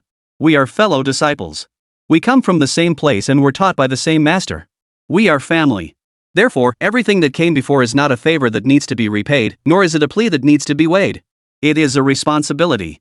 It is a natural and inescapable responsibility as an elder disciple. Who dares to touch my younger disciple? That's out of the question. Thinking back to the familiar words of advice he had heard when Lu Fan became his disciple, the identical warning, Sun Wukong curled his lips into a complex yet understanding smile. He understood. He understood all too well. That was his master's nature. He could impart you with skills that could pierce the heavens and earth, but he would never allow you to be tainted by the slightest bit of worldly karma. This was a test and also a form of protection. It is also a secret shared between master and disciple, one that they both carry silently in their hearts. From now on, Sun Wukong will no longer be alone in the three realms. He now has a younger disciple. A disciple who shares the same secret and cannot reveal the name of their master. This lonely glory finally has someone to share it with. Meanwhile, on the other side, Pure Mind Bodhisattva stood there, his chest rising and falling violently. Good. Very good. After the peak of his anger, a surge of ecstasy flooded his heart. He had finally found the other's Achilles heel. This is irrefutable proof. Lu Fan is not inherently evil, he has been corrupted by demonic influences. He took a step forward and regained control of the situation. Everyone. The voice of Pure Mind Bodhisattva rang out like a great bell, dispelling all the chaos. Pointing at Lu Fan, who was kneeling there with a calm expression, his face once again adorned with that compassionate expression of pity for all beings, his voice, however, was filled with deep sorrow and regret. Everyone has heard it clearly. The truth is out. This beastly Lu Fan's true lineage is that of demonic heretics. His master is a demonic being who teaches the art of killing, deceives the hearts of others, twists truth into falsehood, and indulges his disciples in committing heinous crimes. What is the way of the immortals? It is about tranquility and non-action, about freedom and self-reliance, about benefiting the three realms. Have you ever heard of an immortal who would teach his disciples to prove their path through killing or seek truth through hatred? Such perverted doctrines are no different from those of demons. This beast destroyed our temple and killed our monks not for any so-called justice. It is because the path he follows is fundamentally at odds with the compassionate teachings of Buddhism. He envied our purity and sought to destroy us when he heard of our prosperity. This is a clash of doctrines, a battle between good and evil. He grew increasingly passionate, with a brilliant aura of Buddha light emanating from the back of his head, transforming him into a righteous judge. The disciples of our Buddhist sect who died by his hand were slain in the name of subduing demons. They died a righteous death. Lu Fan, who joined the demonic sect, learned demonic arts, and committed heinous crimes, has irrefutable evidence of his guilt. Today, if we cannot destroy him body and soul here, we will betray the righteous path of the three realms. We will be irresponsible toward the countless living beings. Such a demonic sect, which has produced such demonic disciples, deserves to be eradicated. Their hearts are despicable. They must be banished from the three realms. His words were spoken with righteous indignation and passion. He elevated a personal grudge to the level of a struggle between good and evil, a debate over the legitimacy of the path. At this point, the immortals of the heavenly court could say nothing more. After all, teaching others to seek revenge and encouraging violence were actions that, no matter how one looked at it, contradicted the transcendence and harmony represented by the word immortal. Calling them demonic heretics was indeed excessive, but it was not entirely without merit. Pure Mind Bodhisattva looked at the atmosphere on the field, which he had once again turned in his favor, and felt an immense sense of satisfaction. This was exactly the effect he had sought. He wanted everyone to know that opposing the Buddhist sect was equivalent to opposing the righteous path. He had even already decided that once this matter was settled, he would report to the Buddha and request that a powerful being be sent to find that so-called Lingtai Fengsuan mountain, uproot the demonic sect's sanctuary, and purify it completely to eliminate any future threats. Just as he was feeling triumphant and preparing to request the Jade Emperor to issue an edict for the execution, he suddenly felt a chill. A chill that made him tremble to the core of his Buddhist heart. He instinctively followed the source of the chill with his gaze. His gaze locked onto Sun Wukong's eyes. What kind of eyes were those? There was not a trace of the usual playfulness or cynicism. Those golden pupils had, at some point, transformed into a bottomless blood-red vortex. Like the void before the chaos began, like the coldness after all life had perished. That gaze was as though he were looking at a dead person. The heart of the pure mind Bodhisattva came to an abrupt halt. He clearly felt a pure, unmasked, tangible intent to kill pressing against his forehead. The intent was so intense that the protective Buddha light surrounding him began to violently fluctuate, nearly freezing and shattering. The Buddha Arhats behind him also sensed this terrifying aura, each of them standing as if facing a great enemy, their Buddha light surging, yet unable to dispel the bone-chilling cold that had penetrated their very bones. Sun Wukong stood there motionless. He did not speak, nor did he move. Yet the air around him twisted and wailed. The white jade ground beneath his feet, where cracks had been forced open by his chi earlier, were silently expanding and deepening. Behind the pure mind bodhisattva, cold sweat instantly soaked through his clothes. Why? His mind went blank, leaving only this one enormous question. Why? Has this monkey gone mad? Every word he had spoken was a direct accusation against that mysterious demonic master, a scathing condemnation of Lu Fan, the murderous madman. Every word was logical, every sentence cut to the bone.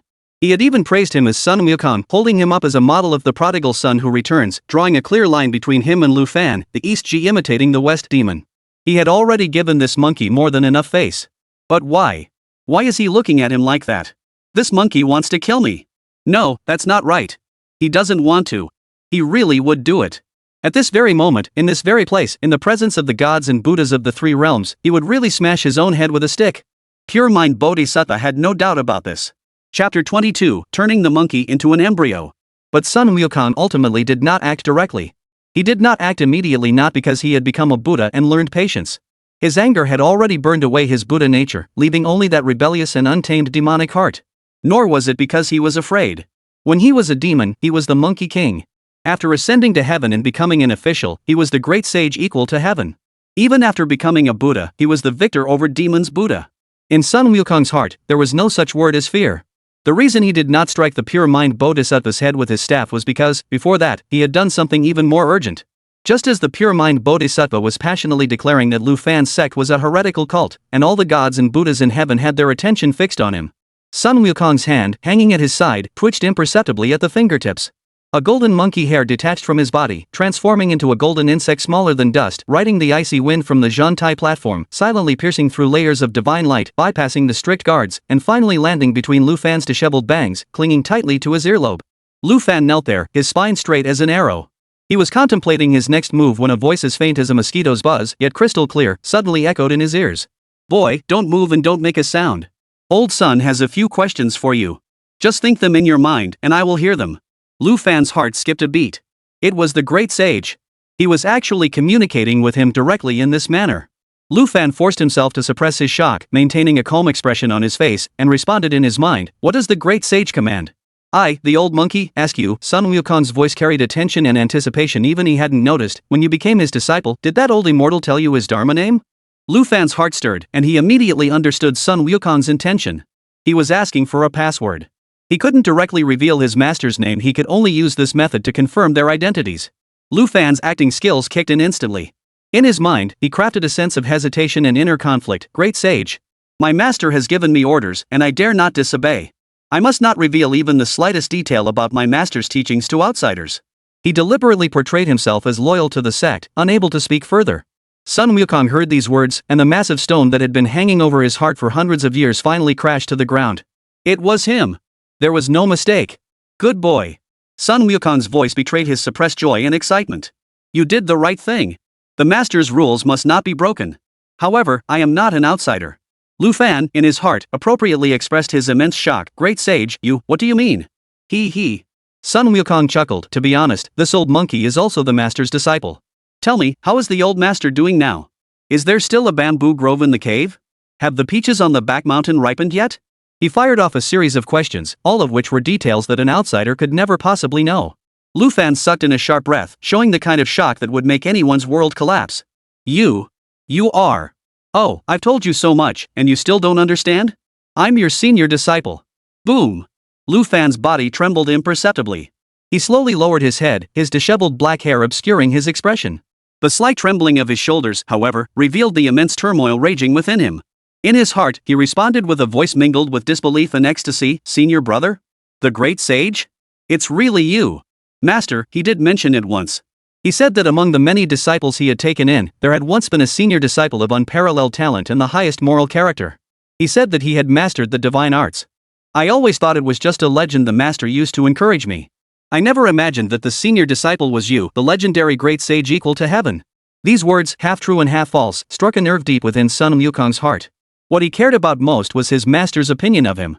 Now, hearing his master's praise for him from the mouth of his newly recognized younger disciple, the sense of fulfillment and pride was more exhilarating than defeating Erlangshen. Ha ha ha. Sun Wukong laughed heartily in his mind. Good. My master still remembers this old monkey, that's all that matters. That genuine joy from the depths of his heart was clearly transmitted through the fine monkey hair to Lu Fan's consciousness. Lu Fan felt completely at ease. It was done. He had grasped this lifeline. He continued in his mind, speaking in a tone of both reverence and affection toward his senior disciple, and slowly said, "Senior brother. After you left, our master often spoke of you. Mention me, old son?" Sun Wukong's voice was filled with urgency and anticipation, tinged with a hint of disbelief. "What did he say about me?" "The master. He sighed a lot." Lu Fan chose his words carefully in his heart. "After you left, Fengsuan Mountain became much quieter. The master dismissed all the other disciples, leaving only me behind. He often sits alone under the pine tree at the cave entrance, staying there all day long, gazing at the fallen leaves you once swept away in the patch of ground where you once practiced, staring for hours on end." Sun Wukong seemed to see the scene before him. The cold, desolate mountain, the ancient cave dwelling, a lonely figure, his shadow stretched long in the setting sun. It turned out that the master wasn't truly heartless toward him. He must have missed me too. The master said that among the 3,000 disciples he once had, only you, my senior brother, were the true raw gem, the natural seed of the Tao. The other disciples only learned techniques, laws, and the superficial aspects of immortality. Only you, my senior brother, mastered the essence of the Tao. Lu Fan's voice continued to echo in Sun Wukong's mind. The master also said that the greatest achievement of his life was taking you as his disciple, yet the greatest regret was also taking you as his disciple. What does that mean? Sun Wukong pressed further. The master said that the senior disciple had a pure heart and was wild and untamed. His spiritual essence far surpassed all beings in the three realms. His was such that he understood everything with a single hint.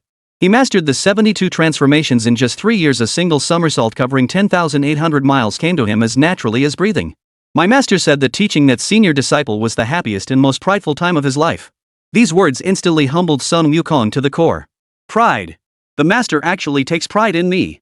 Sun Wukong scratched his ears and cheeks, his monkey hair standing on end, overcome with excitement and joy. Chapter 23, finally clinging to the master's legs. Ha ha ha. Sun Wukong could no longer contain himself, and a deep, hearty laugh erupted from his throat. Though no one outside could hear it, in Lu Fan's ears, the laughter was earth-shaking. So that's how it is. So that's how it was. Master, he never blamed me. At that moment, the title of victor over demons and the position in the western heavens meant nothing to him. Nothing could compare to the master's words of understanding. However, just as Sun Wukong's joy reached its peak, Lu Fan's voice suddenly changed, tinged with a heavy, heart-wrenching sigh. But? Just 2 words were enough to halt Sun Wukong's laughter abruptly. The most dreaded word was but. After saying all that, the master sighed deeply. He said that senior disciple, though a prodigy of heaven, unmatched throughout the ages, had a fate that was too rigid. Rigidity leads to breakage. The master said that he expelled the senior disciple from the sect not because he feared he would cause trouble, but because he had foretold that the senior disciple's fate held an inescapable, overwhelming calamity. This calamity was not caused by weapons, fire, or demons, but by his own heart. The mind is restless, and the heart is uncontrollable. This calamity is his predestined fate, the karma he was born to bear. Even my master, with all his divine powers, could not have alleviated it in the slightest. The blood drained from Sun Wukong's face, bit by bit. Those fiery golden eyes, which had just moments ago shone with joy, suddenly dimmed, turning into a lifeless abyss. Lu Fan gave him no time to think, continuing to speak. The master also said that he was powerless to save you from that ordeal. He could only watch helplessly as you endured 500 years of suffering. This has become his lifelong torment. That's why he stopped taking disciples and dismissed all his students. He said he was afraid. He was afraid of teaching another disciple as brilliant as you, only to watch them face their inevitable fate. Until I found Fengsuan Mountain. My master divined my fate and said that my destiny bears a striking resemblance to yours from back then. We both harbored a sense of injustice and refused to bow down to the heavens. He said it was fate, a chance for him to choose again. So he made an exception and took me in, teaching me the ways of the Tao and bestowing upon me divine powers. He hopes that after I have mastered the arts, I will stay true to my heart and not follow in the footsteps of that senior disciple. My master said he doesn't seek fame or glory for me, nor does he want me to bring honor to the school. He only hopes that I may live this life in peace. Lu Fan's words ended here. He had already woven together everything he could. The rest was up to Sun Wukong's own choice. Sun Wukong fell silent. The hair that had been transmitting his voice was still pressed against Lu Fan's ear, but no sound came through. He recalled the 500 years he had spent beneath the 5 Elements mountain. The darkness and loneliness, the hardships of wind and rain. He recalled the 14 years on the journey west. The excruciating pain caused by which had penetrated his very bones, and the helplessness he felt when faced with his master's misunderstanding. He had believed that all this suffering had ended when he was crowned the victor over demons Buddha. He believed he had transcended the 3 realms and broken free from his fate. But could he truly let go? Sun Wukong stood there, motionless. After a long time, Disciple. Sun Wukong's voice finally echoed in Lu Fan's mind. You did well. Master's kind intentions, this old monkey. I understand them all now. He didn't want you to follow in my footsteps. I, old son, never wanted you to suffer what I've endured. You can ascend the Jianxian platform, but you must not touch the Jianxian sword. Rest assured. Sun Wukong's voice, each word spoken slowly and clearly, was deeply etched into Lu Fan's mind. Today, I am here. The sky will not fall. Disciple, listen carefully. This matter is known only to you and me, heaven and earth. It must never be revealed to a third party. The relationship between us is an even greater secret. Do you understand? This disciple understands. Lu Fan responded firmly in his heart. The tiny golden insect, having completed its mission, silently flew out from Lu Fan's temple, tracing an arc in the air that was barely visible to the naked eye, and then re-entered the hair behind Sun Wukong's ear, as if it had never left. Sun Wukong's hand, which had been hanging at his side, clenched into a fist once more. The crimson intent to kill slowly receded from the depths of his pupils, returning to his carefree golden gaze. However, at that moment, there was something within that golden hue that no one could decipher.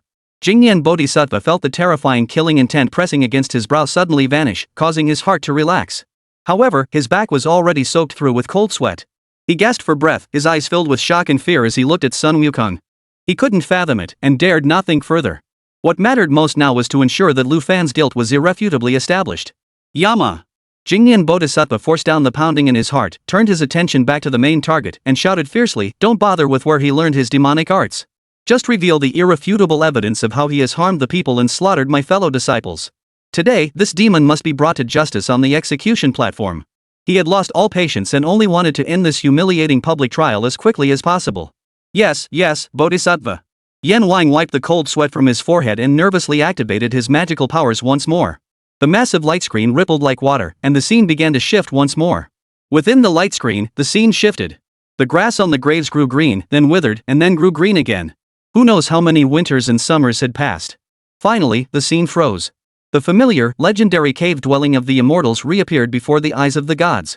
The cave door slowly opened, and a tall figure dressed in a blue robe emerged from within.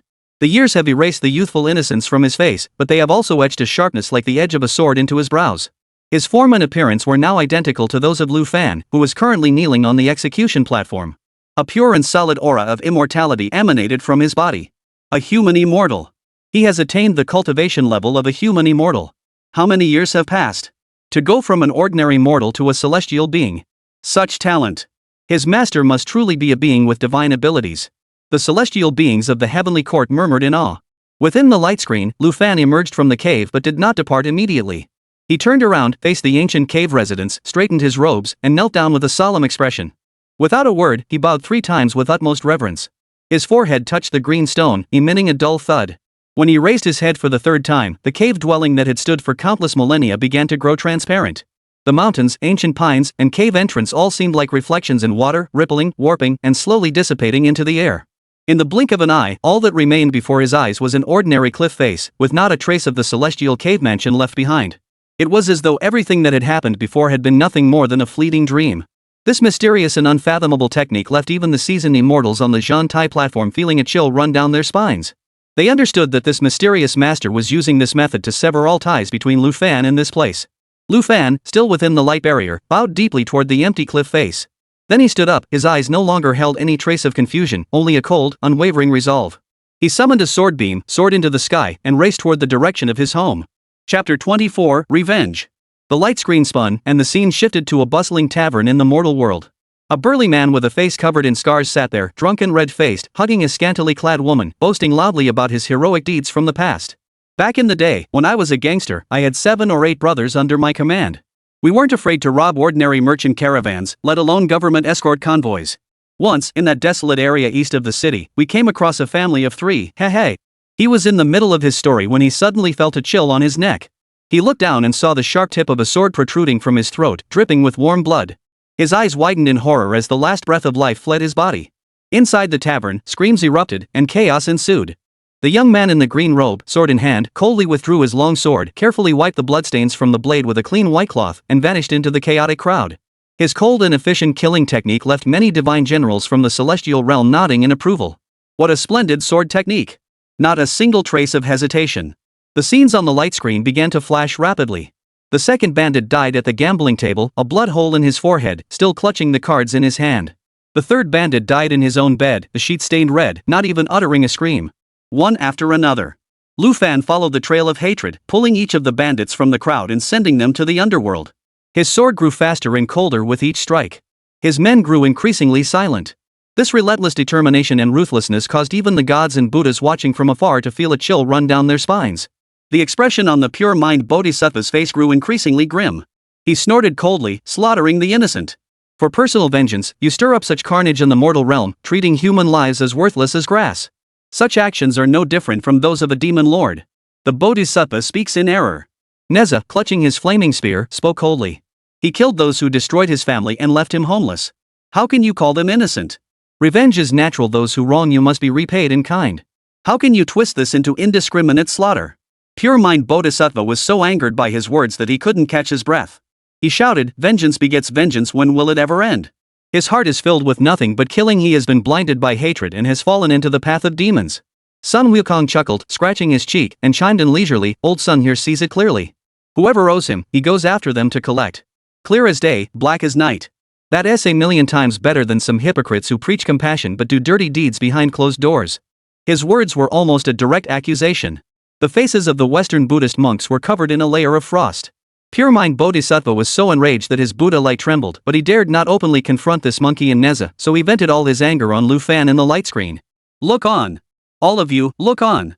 See how he eventually loses his mind and raises his slaughtering blade against the pure land of our Buddhist teachings. Yama dared not delay, and the light screen continued to scroll. In the scene, Lu Fan had already slaughtered all his enemies. Only one remained. And the most important one.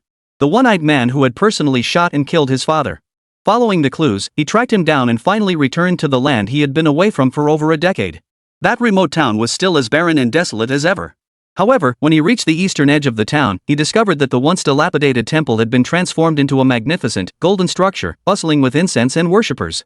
Pilgrims came and went in a steady stream, creating a scene of peace and prosperity. Lu Fan stood outside the mountain gate, gazing at the gilded sea and temple signboard, his eyes cold. He sensed it. The foul aura belonging to the one-eyed dragon lingered amidst the serene Buddhist glow. At the temple gate, people came and went, their faces filled with devotion and reverence. On these steps, Lu Fan's figure stood out like a sore thumb. Dust-covered and with his hand on his long sword, his eyes held no trace of the pilgrim's gentleness, only the icy stillness of 1,000 years. He took one step at a time, ascending the steps. The pilgrims instinctively parted to make way for him, intimidated by the aura of danger emanating from his body. "Sir, please stop." Two monks responsible for greeting visitors hurried forward to block his path. They clasped their hands together, their faces adorned with professional smiles. "May I ask, sir, what brings you to our temple to burn incense or pay respects to the Buddha?" Lu Fan's gaze swept past them, fixating on the majestic great hall of the Buddha deep within the temple. "I'm here to kill someone." The smiles on the two monks' faces froze instantly. "Please watch your words, sir," one of the older monks said, his expression darkening. "This is a sacred place of Buddhism. How dare you speak such nonsense and disturb the Buddha?" Lu Fan did not look back at them and walked straight inside. "Stop him." The two monks exchanged a glance and immediately reached out their arms to block him. But as soon as their hands reached out, they felt an invisible, sharp force sweep past them. The two monks grunted in pain, their arms throbbing intensely, and they involuntarily stumbled backward. The commotion quickly drew the attention of more monks within the temple. "Who dares to act so boldly here?" A loud, authoritative shout rang out, and dozens of monks armed with staffs rushed out from the courtyard, surrounding Lu Fan and glaring at him angrily. The pilgrims in the courtyard were terrified by the commotion and scattered in all directions, their screams echoing through the air. Just then, a hoarse yet authoritative voice echoed from the direction of the main hall. "Stop!" Upon hearing the sound, the monks immediately put away their staffs, bowed, and stepped back to the sides, clearing a path.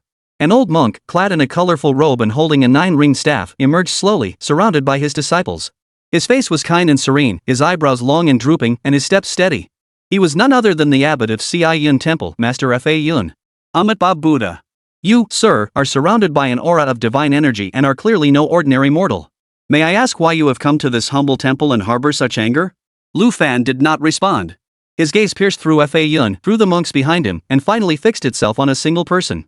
It was a monk standing at the back of the crowd, tall and muscular, with his head bowed, hands folded in prayer, and muttering incantations. On his bald head, a hideous scar ran from his eyebrow bone all the way to the back of his ear, shattering the false solemnity of his appearance. That scar was something Lu Fan would never forget, even in death. "Hand him over." Lu Fan raised his long sword, the tip pointing directly at the monk. "I'll kill him and leave." Master Fa Yun followed the blade's direction, furrowing his brows before uttering a Buddhist chant. You jest, layman. The person you speak of is my disciple, whose dharma name is Huiwu. He has dedicated his life to Buddhism and severed all worldly ties.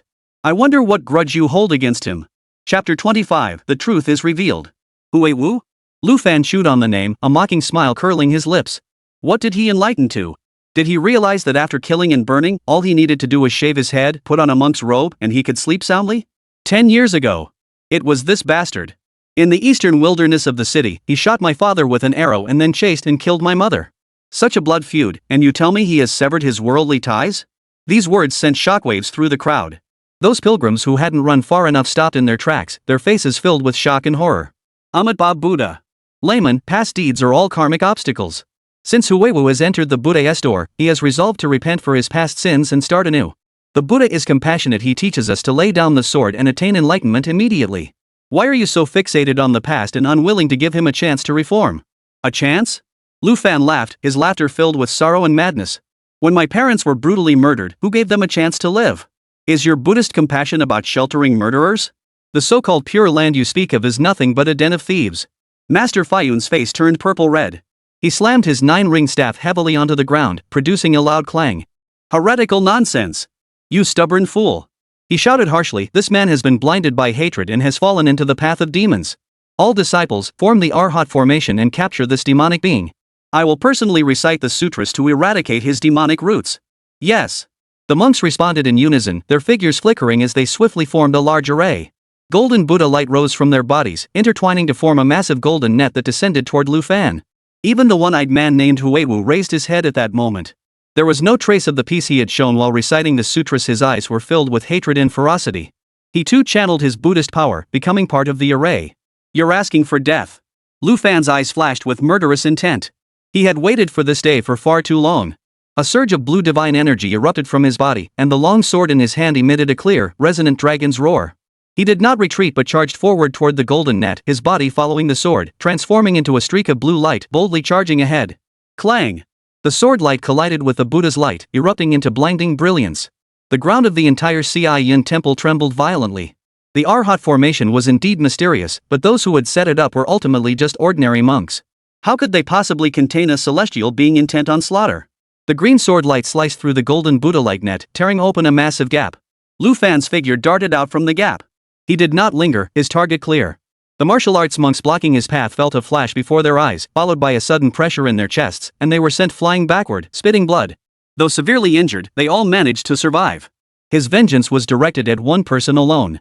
Where do you think you're going? Faiyun Zen Master, enraged by the sight, threw his 9-ring staff forward. The staff emitted a brilliant Buddhist light in mid-air, transforming into a golden dragon with claws and fangs, lunging toward Lu Fan's back.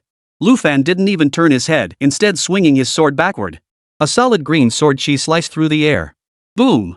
The sword aura and the golden dragon collided in mid-air, erupting in a deafening explosion. The violent shockwave swept out in all directions, instantly collapsing the vermilion gates of the Great Hall of the Buddha, sending countless bricks and stones flying in every direction.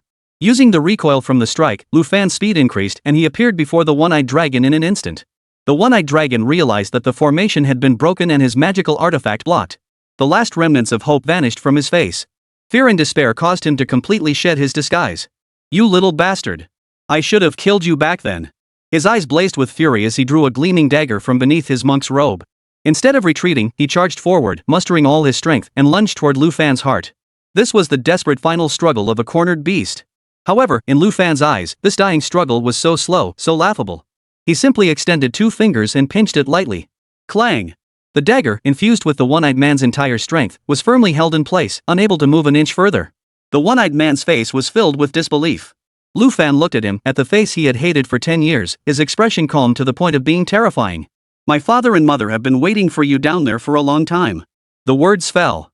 He gently pushed the long sword in his hand. A simple, direct, and decisive strike. Thud! The tip of the sword pierced the one-eyed man's heart, emerging from his back. The one-eyed man's body stiffened, and the fierce light in his eyes quickly dimmed. Lu Fan slowly withdrew the long sword, dragging out a spray of scalding blood. The one-eyed man's towering frame collapsed limply to the ground, his life extinguished. Blood stained the ground paved with green stone. Blood also splattered onto the gilded Buddha statue behind him, its majestic form now stained with blood. The entire Yin temple fell into a deathly silence at that moment. Demon! You dare to commit such a heinous act before the Buddha? Master Faiyun, seeing his most favored disciple lying in a pool of blood, was so enraged that his entire body trembled. He pointed at Lu Fan, his eyes bulging with fury. Lu Fan did not look at him. He merely shook the blood droplets from his sword, then turned around and looked at the Buddha statue defiled by blood. You are harboring a murderer and aiding the wicked. Such a Buddha is not worth worshipping. He raised his long sword. In the next instant, a brilliant blue sword light shot into the sky.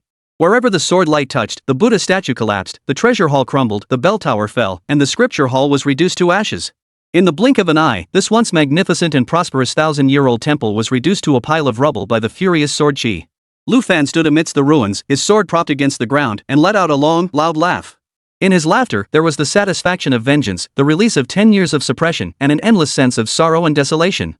Father, mother. My child, I have finally avenged you. Amidst the ruins, Master Faiyun stared at the scene before him, his expression. He suddenly pulled out a blood-red jade talisman from his robe and crushed it without hesitation. Boom! A blinding beam of blood-red light pierced the clouds and shot straight into the sky. The scene in the Mirror of Karma came to an abrupt halt. The entire Zhantai platform fell into complete silence. All the divine beings' gazes were fixed on the spot where the light screen had vanished, unable to look away for a long time. Cause and effect were crystal clear. This was a revenge with no room for doubt. The celestial officials of the heavenly court exchanged glances, their expressions complex beyond description. This? How are they supposed to judge this? Say he's guilty? He avenged his parents' blood debt, it's only natural. Say he's innocent? He did destroy a temple that had been passed down for 1,000 years and committed mass murder in a sacred Buddhist site. Chapter 26. What crime should he be charged with? Pure Mind Bodhisattva stood there, his face turning from green to white, then from white to black, his chest rising and falling violently. He couldn't just accept this fate.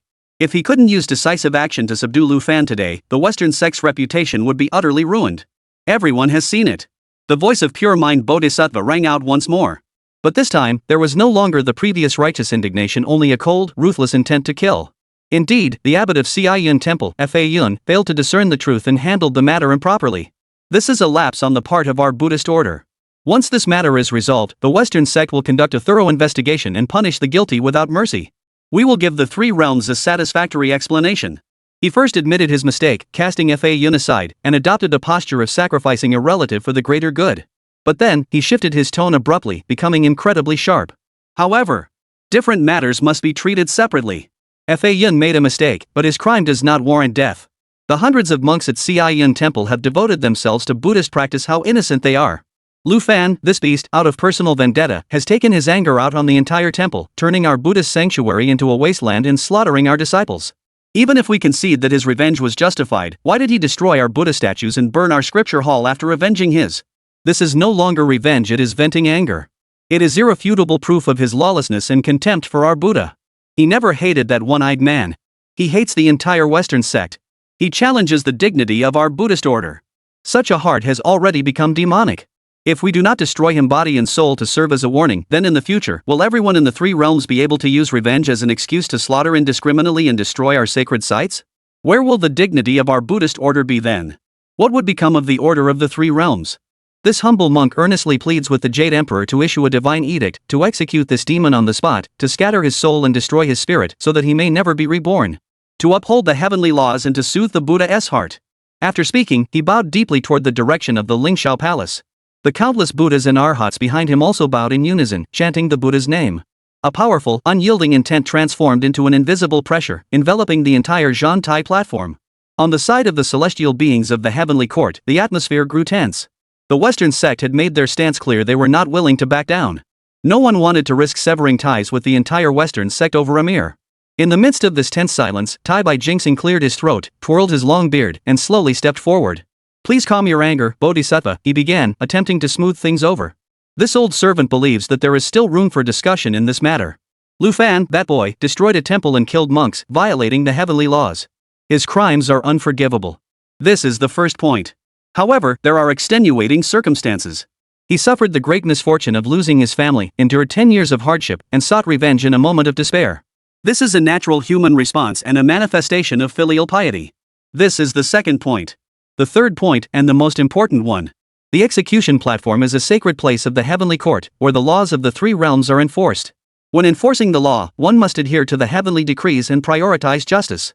One cannot act on the anger of one party and arbitrarily shed blood, nor can one act on the emotions of one party and pervert the law for personal gain. In my humble opinion, this young man has already cultivated his divine roots, but he is burdened by the karma of killing. He is unfit to remain in the celestial realm. It would be better to sever his divine form, strip him of his divine fruits, and, out of consideration for his filial piety, spare a thread of his true spirit to be reincarnated into the 6 realms of rebirth, where he will endure the sufferings of reincarnation to atone for his sins in this life. In this way, we punish his crimes while preserving his chance at rebirth. Is this not a win-win solution? These words were well-reasoned and impartial.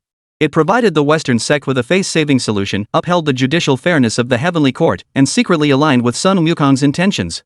Tai Bai Jinxing speaks wisely. We concur.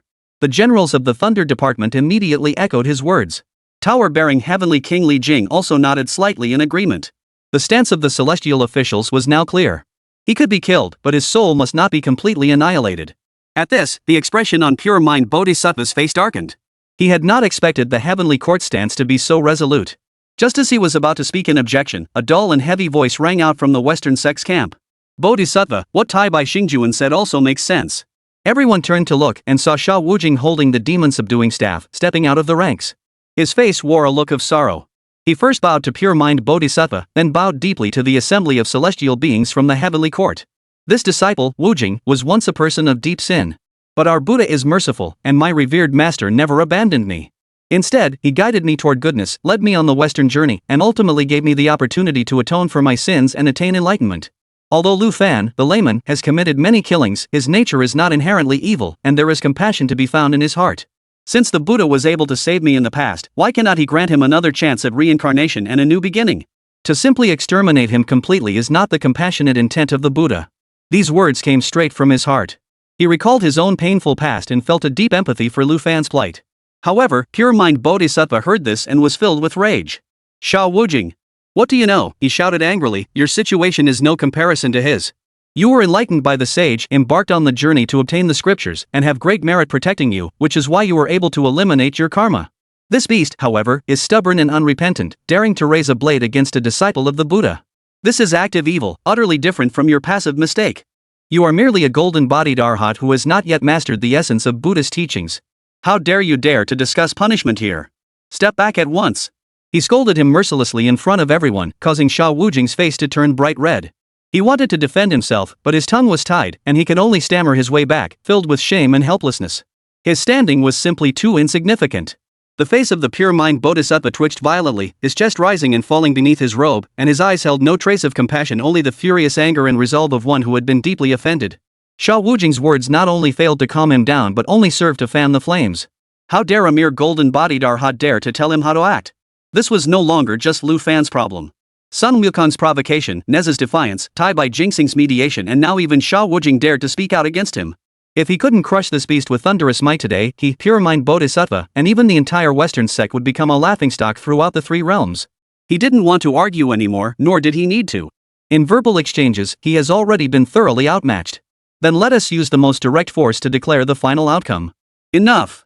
Pure Mind Bodhisattva let out a thunderous shout, the Buddha's lion's roar technique resonating within his voice, causing the chi and blood of the weaker immortals to surge. Tai Bai Star Lord, your plan to satisfy both sides is something this monk cannot agree with.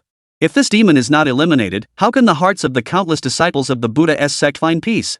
He no longer glanced at the expressions of the celestial officials in the heavenly court, his gaze as sharp as a knife, piercing directly at Lu Fan, who was kneeling on the ground. This beast destroyed my temple, killed my disciples, and dishonored our Buddha. Every single one of these crimes is deserving of death. The heavenly laws may govern, but the precepts of our Buddhist sect also hold sway. Today, this monk will personally take action to purge the temple and restore the Buddha's authority. Chapter 27, Who Dares to Act Today? As soon as the Pure Mind Bodhisattva spoke, the atmosphere on the execution platform froze. Tai Bai Jinxing sighed deeply, withdrew his gaze, and said nothing more. He had done all he could. The Bodhisattvas of the Western sect were determined to kill, and as a civil official, could he possibly charge forward? The favor he had done for Sun Wukong had reached its limit. Tota Tianwang Li Jing furrowed his brows but could only remain silent. Nezha's heart sank, and he could only restrain himself. On the execution platform, a grim and murderous atmosphere pervaded the air. The pure-minded Bodhisattva said no more. He slowly raised his right hand, fingers pointed like a sword, and murmured incantations. The air around him began to grow thick and viscous. Golden Sanskrit characters flowed from his fingertips, swirling, intertwining, and coalescing in midair. The light converged, and finally, above Lu Fan's head, it transformed into a 3-foot-long golden sword. The blade resonated with sacred chants, and a murderous aura surged into the heavens. The clouds above the execution platform were forced aside by this force, forming a massive void. Where the blade pointed, space itself twisted slightly. This was the Buddha's blade of punishment, specifically designed to sever those who broke the precepts, capable of severing divine bodies and extinguishing divine souls. Lu Fan knelt there, his spine straight as an arrow. He could feel the terrifying power emanating from the disciplinary blade above his head, enough to completely erase him. He slowly closed his eyes. Demon! Die! Pure Mind Bodhisattva's eyes flashed with murderous intent as he swung the sword downward. The golden ceremonial knife suspended in the air emitted a humming sound, tearing through the sky, and ruthlessly descended toward Lu Fan's crown. The speed was so fast, the might so overwhelming, that all the gods present felt a chill run down their spines. This strike will surely result in his complete annihilation. As the blade was about to touch Lu Fan's hair. At that critical moment. Clang! A deafening explosion shook the heavens, erupting without warning. It wasn't the sound of a blade piercing flesh, but the clanging of metal colliding, so loud it seemed like two stars had collided. A golden shockwave, indescribable in words, erupted from the point of impact, spreadingly in all directions. On the execution platform, a fierce wind swept across the ground, causing the robes of the immortals to flutter wildly and their bodies to sway unsteadily. The clouds in the sky above were torn apart and flattened by the shockwave, revealing the dark, endless void beyond. All the gods and Buddhas were filled with terror, summoning their divine power to stabilize their forms as they gazed toward the center of the collision with bated breath. There, the unstoppable golden ringed sword had come to a halt 3 inches above Lu Fan's head, unable to move an inch further. Its blade was blocked by something. A single, gigantic golden divine iron rod had descended from the heavens, piercing through the heavens and earth. This divine iron was so immense that its lower end struck the hard white jade tiles of the Zhantai platform, while its upper end plunged into the endless clouds of the 9th heaven, its length unknown. It stood there, defying all logic, blocking the path between Lu Fan and the ring knife, emanating an overpowering aura that seemed to suppress the entire universe. The punishment blade, forged from the lifetime cultivation of the pure mind Bodhisattva, seemed as fragile as a child's toy in the presence of this divine iron. The source of the shockwave was the energy released when they struck the divine iron and shattered itself. The gazes of the immortals were stunned as they followed the pillar, which pierced through heaven and earth, upward. They saw the familiar, ancient, and intricate cloud patterns on the pillar, and the golden rings at both ends, shimmering with brilliant light. And they saw, upon the divine iron, 5 enormous golden characters in ancient script, each radiating blinding light. Ru. E. Jian. Gu. Bang. Everyone's hearts skipped a beat. They turned abruptly to look at the figure who had remained aloof throughout. Sun Wukong sat atop the auspicious cloud. He sat upright, one hand casually resting on his knee, the other extended forward, palm down, gently pressing the base of the divine pillar. His face showed no emotion. Jingyan Bodhisattva froze in place, still holding his finger out, his face as pale as paper. He stared at the massive divine iron pillar, feeling the terrifying power emanating from it, power strong enough to crush him effortlessly. His throat went dry, and he couldn't utter a single word.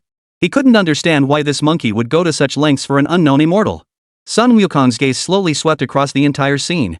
From the pale-faced pure-mind Bodhisattva to the terrified celestial beings of the heavenly court, his gaze finally landed on the figure kneeling behind him, whom he had shielded with his body. This old monkey will see who dares to move today. Jingyan Bodhisattva felt his Buddhist heart shatter. It wasn't an exaggeration. He could clearly hear the sound of his 1,000 times forged, crystal-clear Bodhisattva heart straining under the weight of unbearable pressure. Fear. An emotion he had long believed he had severed and abandoned was surging uncontrollably from the deepest recesses of his enlightened being. He looked at the golden divine iron standing tall between heaven and earth, then at the monkey in the clouds above, its expression cold and indifferent, and a deep sense of helplessness welled up in his heart. Who understands? Even if he wanted to lash out, he felt he couldn't defeat his opponent. How could he fight? With what? Before this monkey became a Buddha, he was the Monkey King, whose cultivation had already reached the pinnacle of chaos, capable of disrupting the 3 realms and causing havoc in heaven. When the sages didn't come out, he was nearly invincible. Across the 3 realms, those who could surpass him were few and far between besides his own Buddha, perhaps only the few like the great sage of the 5-peak pavilion.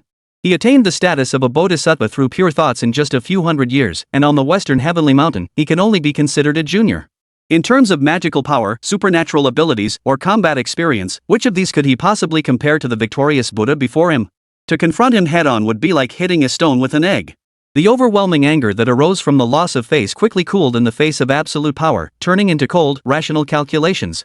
I must not act. But I cannot retreat either. What happened today was no longer a matter of life and death for Lu Fan alone, but a matter of the prestige of the Western sect. If he were to retreat under Sun Wukong's overwhelming pressure, he would become a laughingstock, and the entire Western sect's reputation would be trampled underfoot. Jian Bodhisattva's eyes darted rapidly in their sockets as his thoughts raced. He remained motionless, but the fingers hidden within the wide sleeves of his robe twitched imperceptibly. A strand of his consciousness split into two, silently departing from him. One of them, as fast as a streak of light, headed toward the distant western heavenly mountain's great thundersound temple. This was an urgent signal to report the sudden changes here to the Buddha. The journey was long, and by the time the Buddha's edict arrived, it would be too late, but this procedure must be followed. The other strand of thought was even more secretive and urgent, rushing toward another direction, the Guanzhou mouth. He could think of only one being in the three realms who had both the ability and the willingness to confront this monkey, and that was the one. Xingyuan Miaodou Jinjuan, Erlang Xianchang Jinjuan, Yang Jian. Everyone knew that these two had been at odds since the day they caused chaos in heaven, and they had never seen eye to eye. Over the years, whenever an opportunity arose, they would inevitably clash, seeking to prove their superiority. Yang Jian is a man who disobeys orders, even daring to defy the Emperor of Heaven's edicts. He is notorious in the heavenly court as a troublemaker.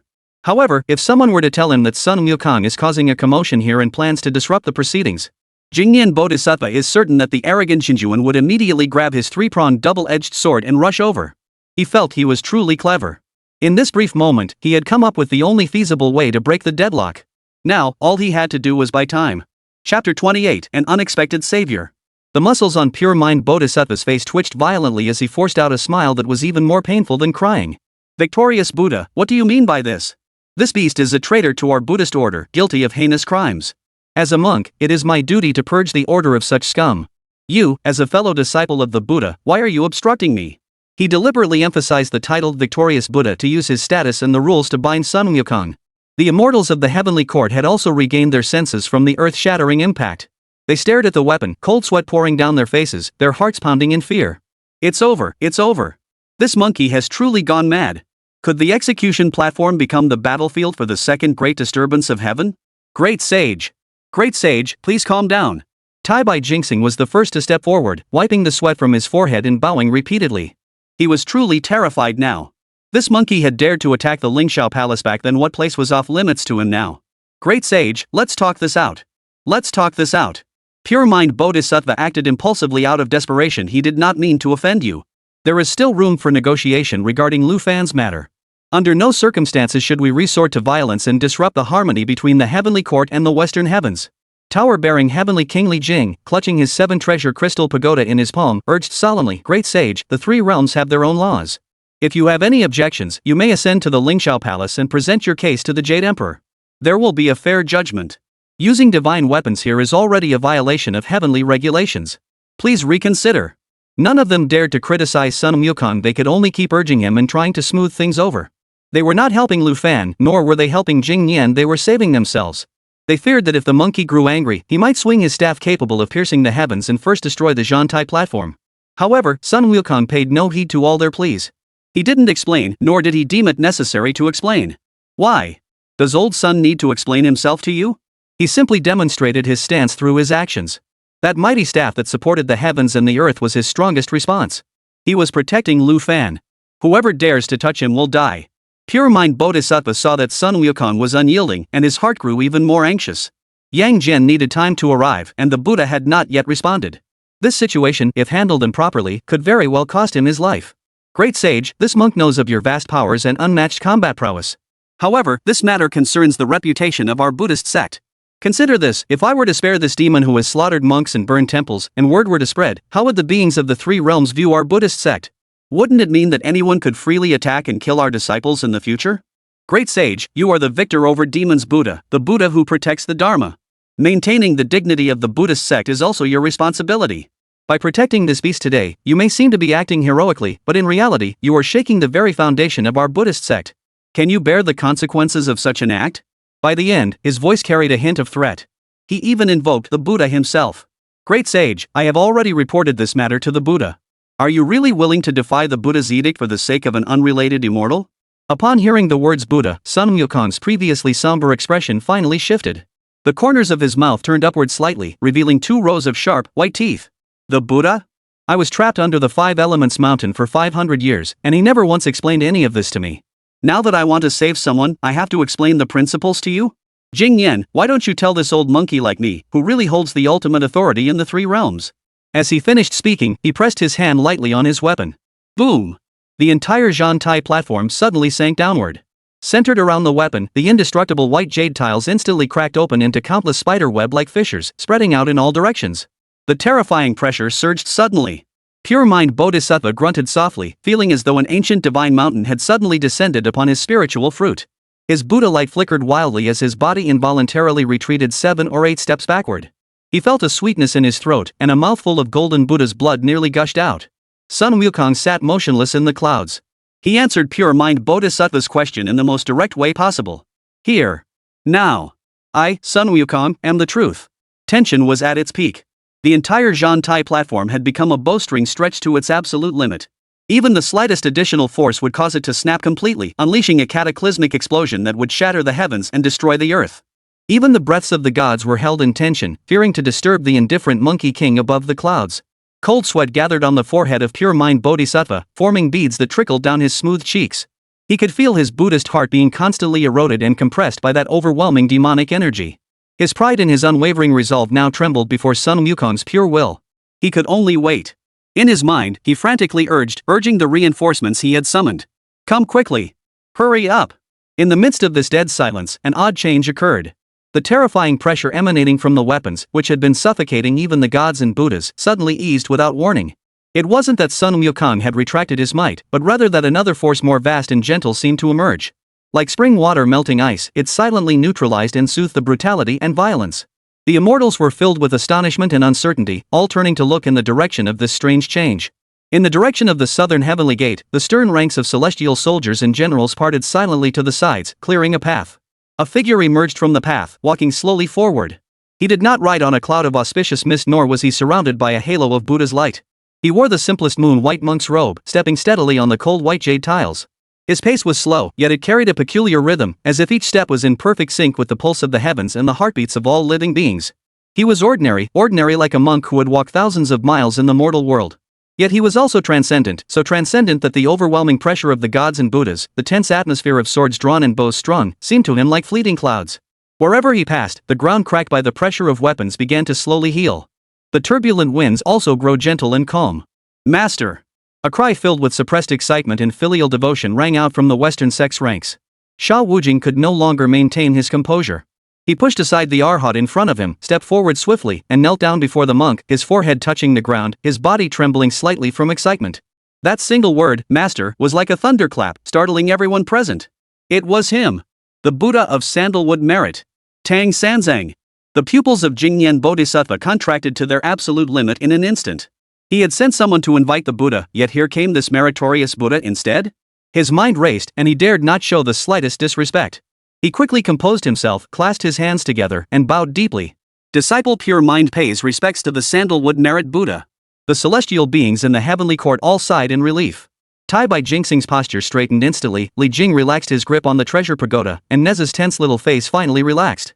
The savior has arrived. The one who could truly control this mischievous monkey had arrived. Chapter 29, Courtesy Before Combat. Sha Wujing could no longer maintain his composure. He pushed aside the arhat in front of him, stepped forward quickly, and knelt down before the monk, his forehead touching the ground, his body trembling slightly from excitement. He had just been publicly scolded by the Pure Mind Bodhisattva, his heart filled with shame and grievance. Now, seeing his master, he felt like a bullied child who had finally seen his parent, and all his strength collapsed in an instant. The monk, who had been walking slowly toward him, stopped in his tracks. He lowered his eyelids, looking at his third disciple kneeling at his feet, and reached out his hand to gently help Sha Wujing to his feet. Wujing, rise. The journey to the west has already been accomplished, and you have attained the status of an arhat. There is no need for such a grand gesture. Today's events have been difficult for you. Sha Wujing's eyes welled up with tears, nearly spilling over. He forced himself to hold back, bowed deeply, and said, Your disciple is not tired. Seeing you, my master, I am at peace. After comforting Sha Wujing, Tang Sanzang finally raised his eyes to look at the net-free Bodhisattva, whose expression was fluctuating, and the Western monks behind him. Jingyan Bodhisattva's heart sank, and he dared not delay. He immediately led the Buddha and arhats behind him, clasped his hands together, and bowed in unison, We pay our respects to the Zantin Merit Buddha. Tang Sanzang's expression was solemn, and he returned the Buddhist greeting with utmost reverence, clasping his hands together and bowing slightly. Pure Mind Bodhisattva, esteemed masters, this humble monk greets you. Pure Mind Bodhisattva straightened up and spoke first, The meritorious Buddha has arrived just in time. There is a demonic monkey causing trouble here, disregarding the face of the Buddhist order, and forcibly interfering in the affairs of our sect. We humbly request the meritorious Buddha to intervene and persuade him to submit so as to set the record straight. What a quick change of face. Just moments ago, he was the victorious Buddha, and now he's suddenly a demon monkey. Tang Sanzang heard this, showed no emotion on his face, and replied calmly, "The truth of the matter is still unclear. My disobedient disciple has disturbed the Bodhisattva and the other venerable ones in their seclusion. This is my fault for failing to discipline him properly. I must investigate the matter thoroughly before I can make a judgment. I apologize for the disturbance." Then he turned toward the direction of the celestial beings from the heavenly court. Tai Bai Jinxing, as if seeing a savior, hurriedly led a group of celestial officials to greet him, bowing deeply. "The venerable Buddha of the sandalwood merit has graced us with your presence. The heavenly court is honored beyond words. You have finally arrived. If you had come any later, the execution platform might have been lost." His words were half flattery, half complaint. Tang Sanzang bowed again, his posture even more humble than when he had addressed the Western deity, for this was the heavenly court's domain. "Star Lord, you flatter me. My disciple is way out of line for causing trouble in such a sacred place. It's all my fault. I'll definitely bring a small gift and personally go to the Lingxiao Palace to apologize to the Jade Emperor." His gaze swept across the ranks of the celestial beings, pausing briefly in the crowd. There, a large, round figure was hiding behind the god of wealth, Zhao Gongming, sucking in his stomach and peeking out with a pair of wide, darting eyes, nervously glancing this way. It was none other than the purifier of the altar, Zhu Beiji. When Tang Sanzang's gaze fell upon him, Zhu Beiji's body stiffened, and the flesh on his face seemed to freeze. He instinctively wanted to pull his head back, but dared not, instead forcing a smile that was more painful than a cry, and nodded slightly toward his master. "Master, I'm here. I've been good. I didn't do anything." A fleeting expression of both helplessness and amusement flashed across Tang Sanzang's eyes. He did not call him out on it, merely shifting his gaze away with a calm expression. After completing all this, he had greeted all parties from the three realms and fulfilled all the necessary courtesies. He finally turned around and took his first step. One step, then another. Slowly, he made his way toward the golden divine iron pillar that supported the heavens and the earth, toward the one who caused him the most headaches and the one he cared about the most, his eldest disciple. Wu Kong. There was no reprimand, no questioning. Just like back then on the Western journey, countless mornings or evenings, the most ordinary of calls. Yet those two words alone caused Sun Wukong's body to tremble violently. He slowly, stiffly turned his head and finally met his master's gaze. Tang Sanzang looked at him, at the stubbornness in his eyes and the unhidden sense of grievance, and softly recited a Buddhist mantra. Amit Ba. He slowly extended his hand and gently placed it on the cold weapon. "When I arrived, I saw the gates of the southern heaven filled with resentment and the fields brimming with murderous intent. I thought some demonic creature had come to invade the heavenly court. But I never imagined that the one causing trouble here was none other than the victor over demons from the western heavens. Wukong, you have become a Buddha. Why do you still harbor such intense hatred in your heart?" Sun Wukong's monkey face flushed slightly. He feared neither the 10,000 heavenly soldiers of the Jade Emperor nor the 5 elements mountains of the Buddha. But what he feared most was his master's reproach. This old monkey. He scratched his cheek, avoiding his master's gaze. This old monkey wasn't causing trouble. I was saving people. Save people? Tang Sanzang's gaze shifted from his weapon to Lu Fan, who was being protected behind him. To save one person, you've put countless lives in danger. Is this the Buddhist truth you have attained as the victor over demons? Sun Wukong was rendered speechless by the question. He could act tough with the pure mind Bodhisattva and argue with the old Jade Emperor, but in front of his master, his logic held no ground. After a long pause, he finally muttered, "I just couldn't stand it." "So you intend to use your own logic to enforce the laws of heaven and purify the Buddhist order? Are you going to use this staff to shatter the execution platform, along with the laws of the heavenly court and the precepts of the Buddhist order?" Sun Wukong fell silent. He knew his master was right. But he refused to bow his head. If he retreated, what would happen to his younger disciple whom he protected? In the midst of this standoff, Tang Sanzang sighed softly. He turned around, facing the Bodhisattva Jingyan, whose expression was fluctuating, clasped his hands together, and bowed slightly. "Pure mind Bodhisattva, this disciple of mine has not yet reformed his stubborn nature and has disturbed you. I, as his master, apologize on his behalf." Seeing this, pure mind Bodhisattva dared not accept his gesture, quickly stepping aside and stammering, "The words of the Buddha are too kind. Your disciple dares not accept such praise." Dares not. But inside, his mind was in turmoil. This Tang Sanzang, upon arriving, first subdued Sun Wukong, then apologized to him, adopting an extremely humble posture, leaving no room for criticism. This left all the words he had prepared stuck in his throat, unable to come out, causing him immense discomfort. Wukong's mistake will be discussed later.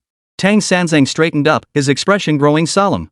This monk has come here for the sake of the Dharma, and also for the sake of human relationships. The Dharma is the law of heaven and the law of Buddhism. Humanity is the affection of old friends and the compassion for all sentient beings. The cause and effect of this matter, this monk has already learned the basics on the way here. Pure mind Bodhisattva, I have only one question. Tang Sanzang's voice grew more serious than ever before. For 10 years, Yun Temple has harbored a murderer, using the sacred grounds of Buddhism to provide shelter for a killer. Is this not the truth? Chapter 30, Tang Sanzang's reasoning. What? How did the topic shift to this? The face of the pure mind Bodhisattva stiffened suddenly. His eyes, burning with anger, met Tang Sanzang's calm, unruffled gaze, and his heart trembled uncontrollably. He could not deny it. In the mirror of karma, cause and effect were clearly laid out, witnessed by all the gods and Buddhas of the three realms. But he couldn't admit it. To admit it would be to acknowledge that all his previous righteous words and deeds had been nothing but a joke. That was the situation. But the principle is not so simple. Such words cannot be spoken. He shook his head, and the Buddha's light behind his head gathered once more. What the Buddha of merit said is indeed true. He first acknowledged it frankly, then shifted the focus. However, this matter must be viewed at its core, not its surface. The Buddha's door is not a court of judgment, but a vessel of salvation. What Dharma Cloud Zen master saw back then was not a murderer, but a lost lamb willing to lay down its slaughtering knife and kneel before the Buddha's throne. Our Buddha is compassionate and emphasizes the importance of turning back. Master Fayan's mistake lay in his compassionate heart, which he misapplied to the wrong person, trusting the murderer's supposed repentance. As for Lu Fan's crime, it lies in his deeply rooted demonic nature, which refuses to turn back. After he killed his enemies, not only did he not feel grateful to the Buddhist order for giving him a chance to seek revenge, but he instead vented his anger on the entire monastery, slaughtering hundreds of innocent monks. Meritorious Buddha, in your eyes, does the momentary lapse of compassion by Master Fayun outweigh the heinous crimes of Lu Fan, who slaughtered hundreds of people? If we prioritize petty righteousness over greater righteousness, and sacrifice the lives of hundreds for the sake of one person's personal vendetta, this is surely not the true intent of Buddhism, is it? These words were a clever diversion, avoiding the core issue. The immortals of the celestial court heard these words, and many nodded slightly, finding some truth in them. After all, compared to the improper handling of a temple, the crime of slaughtering hundreds of people was indeed far more heinous. However, after hearing this, Tang Sanzang remained calm, showing no sign of wavering. The Bodhisattva's words, though they seemed compassionate, actually confuse the root of good and evil and invert the order of cause and effect. Salvation and protection are separated by a single thought, yet they lead to vastly different outcomes. I ask you, what is salvation? To save someone is to save their heart, not their body. It is to make them sincerely repent, atone for their past sins, and confront their own crimes. If that murderer truly repented, what Fayun should have done was to hand him over to the authorities, confess his crimes, seek leniency under the law, and then guide him toward goodness through Buddhism. That is the proper path. But what did he do? He shaved his head, gave him a monk's name, and hid him in the temple to enjoy offerings and worship. This is not salvation, it is indulgence. It allows him to evade responsibility, to feel at ease while covering his bloody past with a monk's robe. If the demon in his heart has not been eradicated and his obsessions have not faded, shaving his head and donning a monk's robe is merely changing the skin of a demon. Where is the new life in that? Tang Sanzang spoke a single word and took a step forward. The moon-white monk's robe moved without a breeze, and an intangible aura of power, originating from the source of the Tao, emanated from his frail body, causing the Buddha's light behind Jingyan Bodhisattva's head to tremble slightly. The Bodhisattva only saw that the murderer had put down his knife. Did you see the souls of Lu Fan's parents lying in a pool of blood? Have they found peace? The Bodhisattva only saw that Lu Fan destroyed the temple. Have you seen that the magnificent temple was built upon the tragedy of a family being torn apart? The Bodhisattva claims that the hundreds of monks were innocent. I ask you again, when the murderer enjoyed 10 years of peace within the temple, was there even one among them who stood up to speak a word of justice for the wrongfully killed souls? They enjoyed the incense offerings brought by the murderer and sought shelter under the blood-stained eaves. Are they truly innocent? Each question rang out like the tolling of a bell at dawn, awakening the deaf and the blind. On the execution platform, even the sparrows fell silent. All the gods and Buddhas were stunned into silence by these words. The expression on pure mind Bodhisattva's face turned from white to green, then from green to purple. He opened his mouth to defend himself, but found no words to counter. Tang Sanzang stepped forward, standing just 3 feet away from him. Our Buddha is compassionate, seeking to alleviate the suffering of all beings. If such compassion requires the injustice of another as its price, then it is not compassion, but partiality and hypocrisy. It is the stain on the Dharma, the parasite of the 3 realms. Each word cut to the core, striking the pure heart of the Bodhisattva of purity with relentless force. His body shook violently, and the sacred Buddha light behind his head cracked with a loud crack, its glow fading instantly.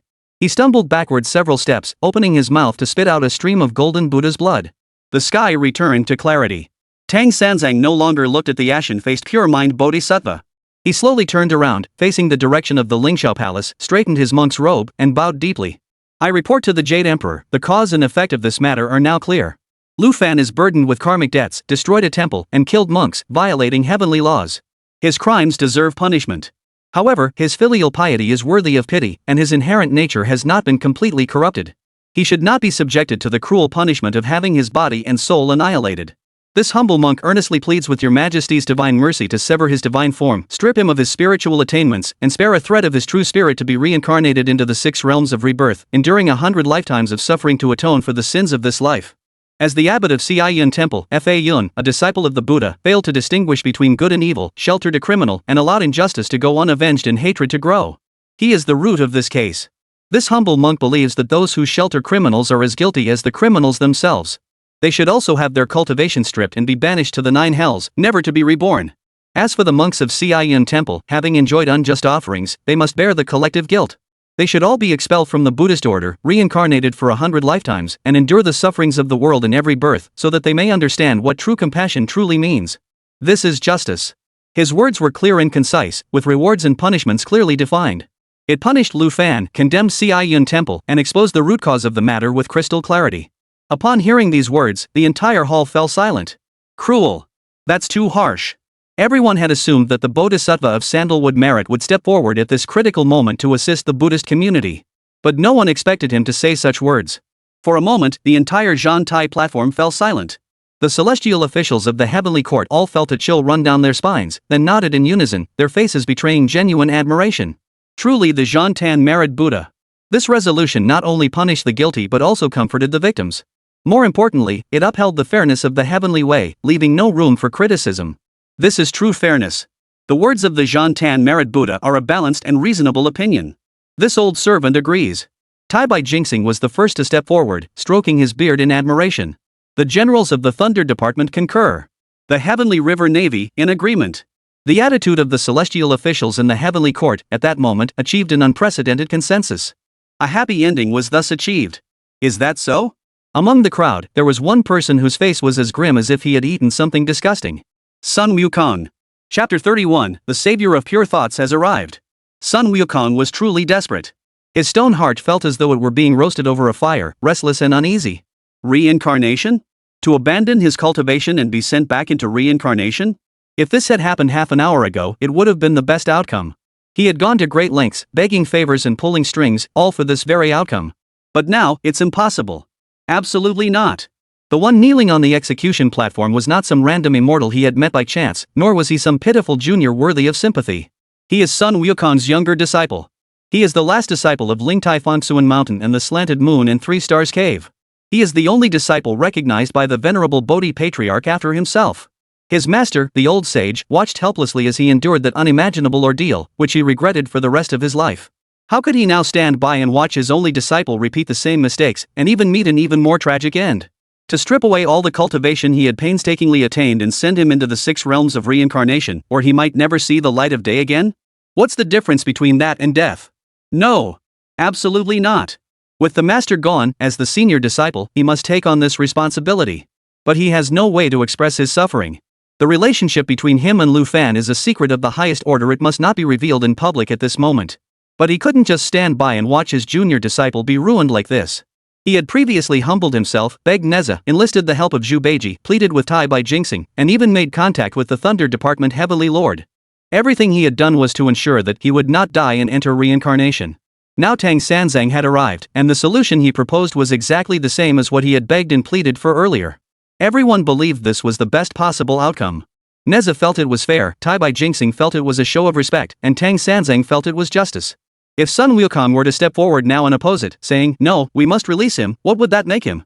Going back on his word? Breaking one's word? That would be slapping the faces of everyone who had helped him in public. And it would be slapping his master Tang Sanzang in the face. What can he do? At this moment, all the immortals of the heavenly court nodded in agreement, fully convinced. Now that it has been stated by the Bodhisattva of Zhantan Merit himself, it is set in stone, with no room for change.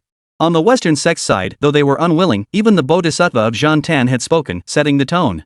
They had no choice but to obey. A stormy episode seemed to be coming to a close. Everyone believed this was the best possible outcome. Except for Sun Wukong. Oh no. In fact, there was another person whose face was as grim as if he had eaten something foul.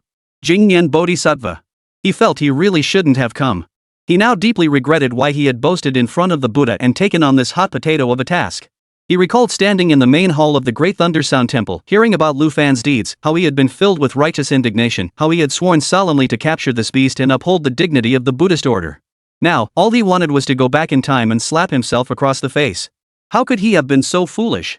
Since the great calamity of the sealing of the gods, the three realms had enjoyed peace for thousands of years. The prestige of the Western sect had never been so openly challenged. A nameless immortal dared to stir up trouble on the head of the year, slaughtering an entire temple. Such a person, could his background be simple? Why didn't he use his brain to think things through properly? First, a monkey king suddenly appeared, demanding to protect someone without explanation. Then came this so-called meritorious Buddha, whose words left him feeling his Buddha heart was wounded and his Buddha light shattered. What kind of situation is this? Buddha, your disciple regrets it. Save your disciple. But he dared not contradict Tang Sanzang's words. Tang Sanzang's words were all based on justice, well-reasoned, and flawless. If he were to argue, it would be openly declaring that the Buddhist sect does not uphold justice and seeks to suppress others by force. Then his pure intentions would truly become a laughingstock throughout the three realms and a sinner of the Buddhist faith. He dared not provoke the one who now sat high in the clouds, wielding his weapon.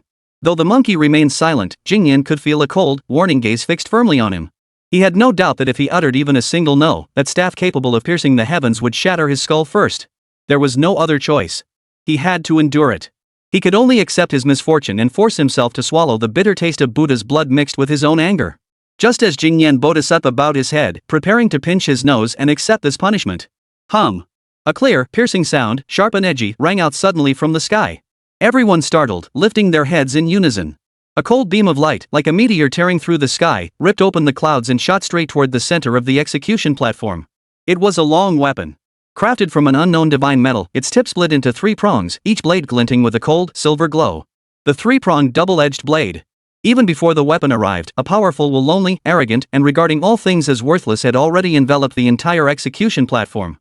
This will was entirely different from Sun Wukong's domineering and reckless nature. It was more like a 1,000-year-old iceberg, towering between heaven and earth, coldly observing all living beings. Clang! The three-pronged double-edged sword struck the ground between the weapon and pure mind Bodhisattva at an extremely angle, the blade sinking 3 feet into the white jade tiles. The blade itself hummed, emanating a chill aura of murder. This strike severed the standoff between Sun Wukong and the pure mind Bodhisattva. Woof! A fierce, low growl followed immediately. A silver shadow darted forward like a bolt of lightning from the direction of the southern heavenly gate, landing steadily beside the three-pronged double-edged sword. It was a majestic, slender dog with fur as silver as silk, a sleek and agile build, and a fierce gaze. Between its eyebrows was a vertical ridge. It bared its teeth, growling threateningly from its throat, its eyes fixed intently on Sun Wukong in the clouds above, none other than the famed Xiaotian dog of the three realms.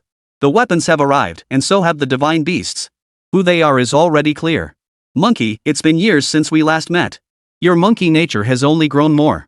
A cold voice echoed from the direction of the southern heavenly gate. The immortals followed the sound and saw a divine general clad in silver armor, with a handsome face and an extraordinary demeanor, standing with his hands behind his back. His figure was tall and straight, his expression cold and arrogant. Between his eyebrows, a tightly closed vertical eye contained the divine power to pierce through illusions and see into the depths of the underworld. It was none other than the war god of heaven, Xingyuan Miaodao Jinjuan, Erlang Xiancheng Jinjuan, Yang Jian. Upon seeing Yang Jian appear, Jingyan Bodhisattva nearly burst into tears with excitement. Reinforcements. The reinforcements he had summoned had finally arrived. Though they were late, and though the situation had already been brought under control by Tang Sanzang, they had come after all. He was overjoyed inside, but dared not show it, forcing himself to remain calm, keeping his eyes on his nose and his nose on his heart, pretending to be uninvolved. The immortals of the celestial court all sucked in their breath in shock. It's over. This is truly the end. One victorious Buddha was already enough to cause headaches, and now here comes the second prince of the heavenly palace. These two were notorious arch-enemies across the three realms, always clashing whenever they met, neither willing to back down. Today's Zhantai platform might just be torn down for real. Chapter 32, The Much-Awaited Escape Route. Tang Sanzang saw Yang Jian, and the expressionless face finally showed a hint of obvious helplessness. He sighed deeply, closed his eyes, placed one hand over his chest, and silently recited the sutras. This disciple is truly the calamity destined for him. However, what surprised everyone was Sun Wukong's reaction. Under normal circumstances, he would have already bared his teeth and charged forward. But at that moment, his face instead bore an unrestrained, exhilarating joy. Those fiery golden eyes blazed with intense battle intent. He had found it. He had finally found the perfect excuse to overturn the table. Ha ha ha ha ha. Sun Wukong suddenly leaped up from the clouds, letting out a thunderous laugh. He grabbed the massive weapon that supported the heavens and the earth, its shaft rapidly shrinking until it could be easily slung over his shoulder. Yang Jian. You're just a gatekeeper saint. Why aren't you staying at your own place at the Guanzhong River? What are you barking about in front of me? Sun Wukong had been waiting for this moment for far too long. He couldn't argue with Tang Sanzang's reasoning. He couldn't ignore the connections of the heavenly court. He had all this strength but nowhere to use it, and he was so frustrated he felt like he was about to explode. Now, Yang Jian had arrived. The appearance of his sworn enemy was the perfect excuse. What more reason is needed? What need for favors? Just fight. Make a big mess of things until it's beyond repair, until everyone's plans are ruined. This is the way the Monkey King does things. Yang Jian raised his eyebrows, his gaze growing even colder. You insolent monkey, your mouth is still as foul as ever. I heard that someone was causing trouble at the Zhantai platform, so I came to investigate. Who is this bold fool daring to act so recklessly in the sacred grounds of the heavenly court? It turns out it's you, the lowly horsekeeper who narrowly escaped death back then.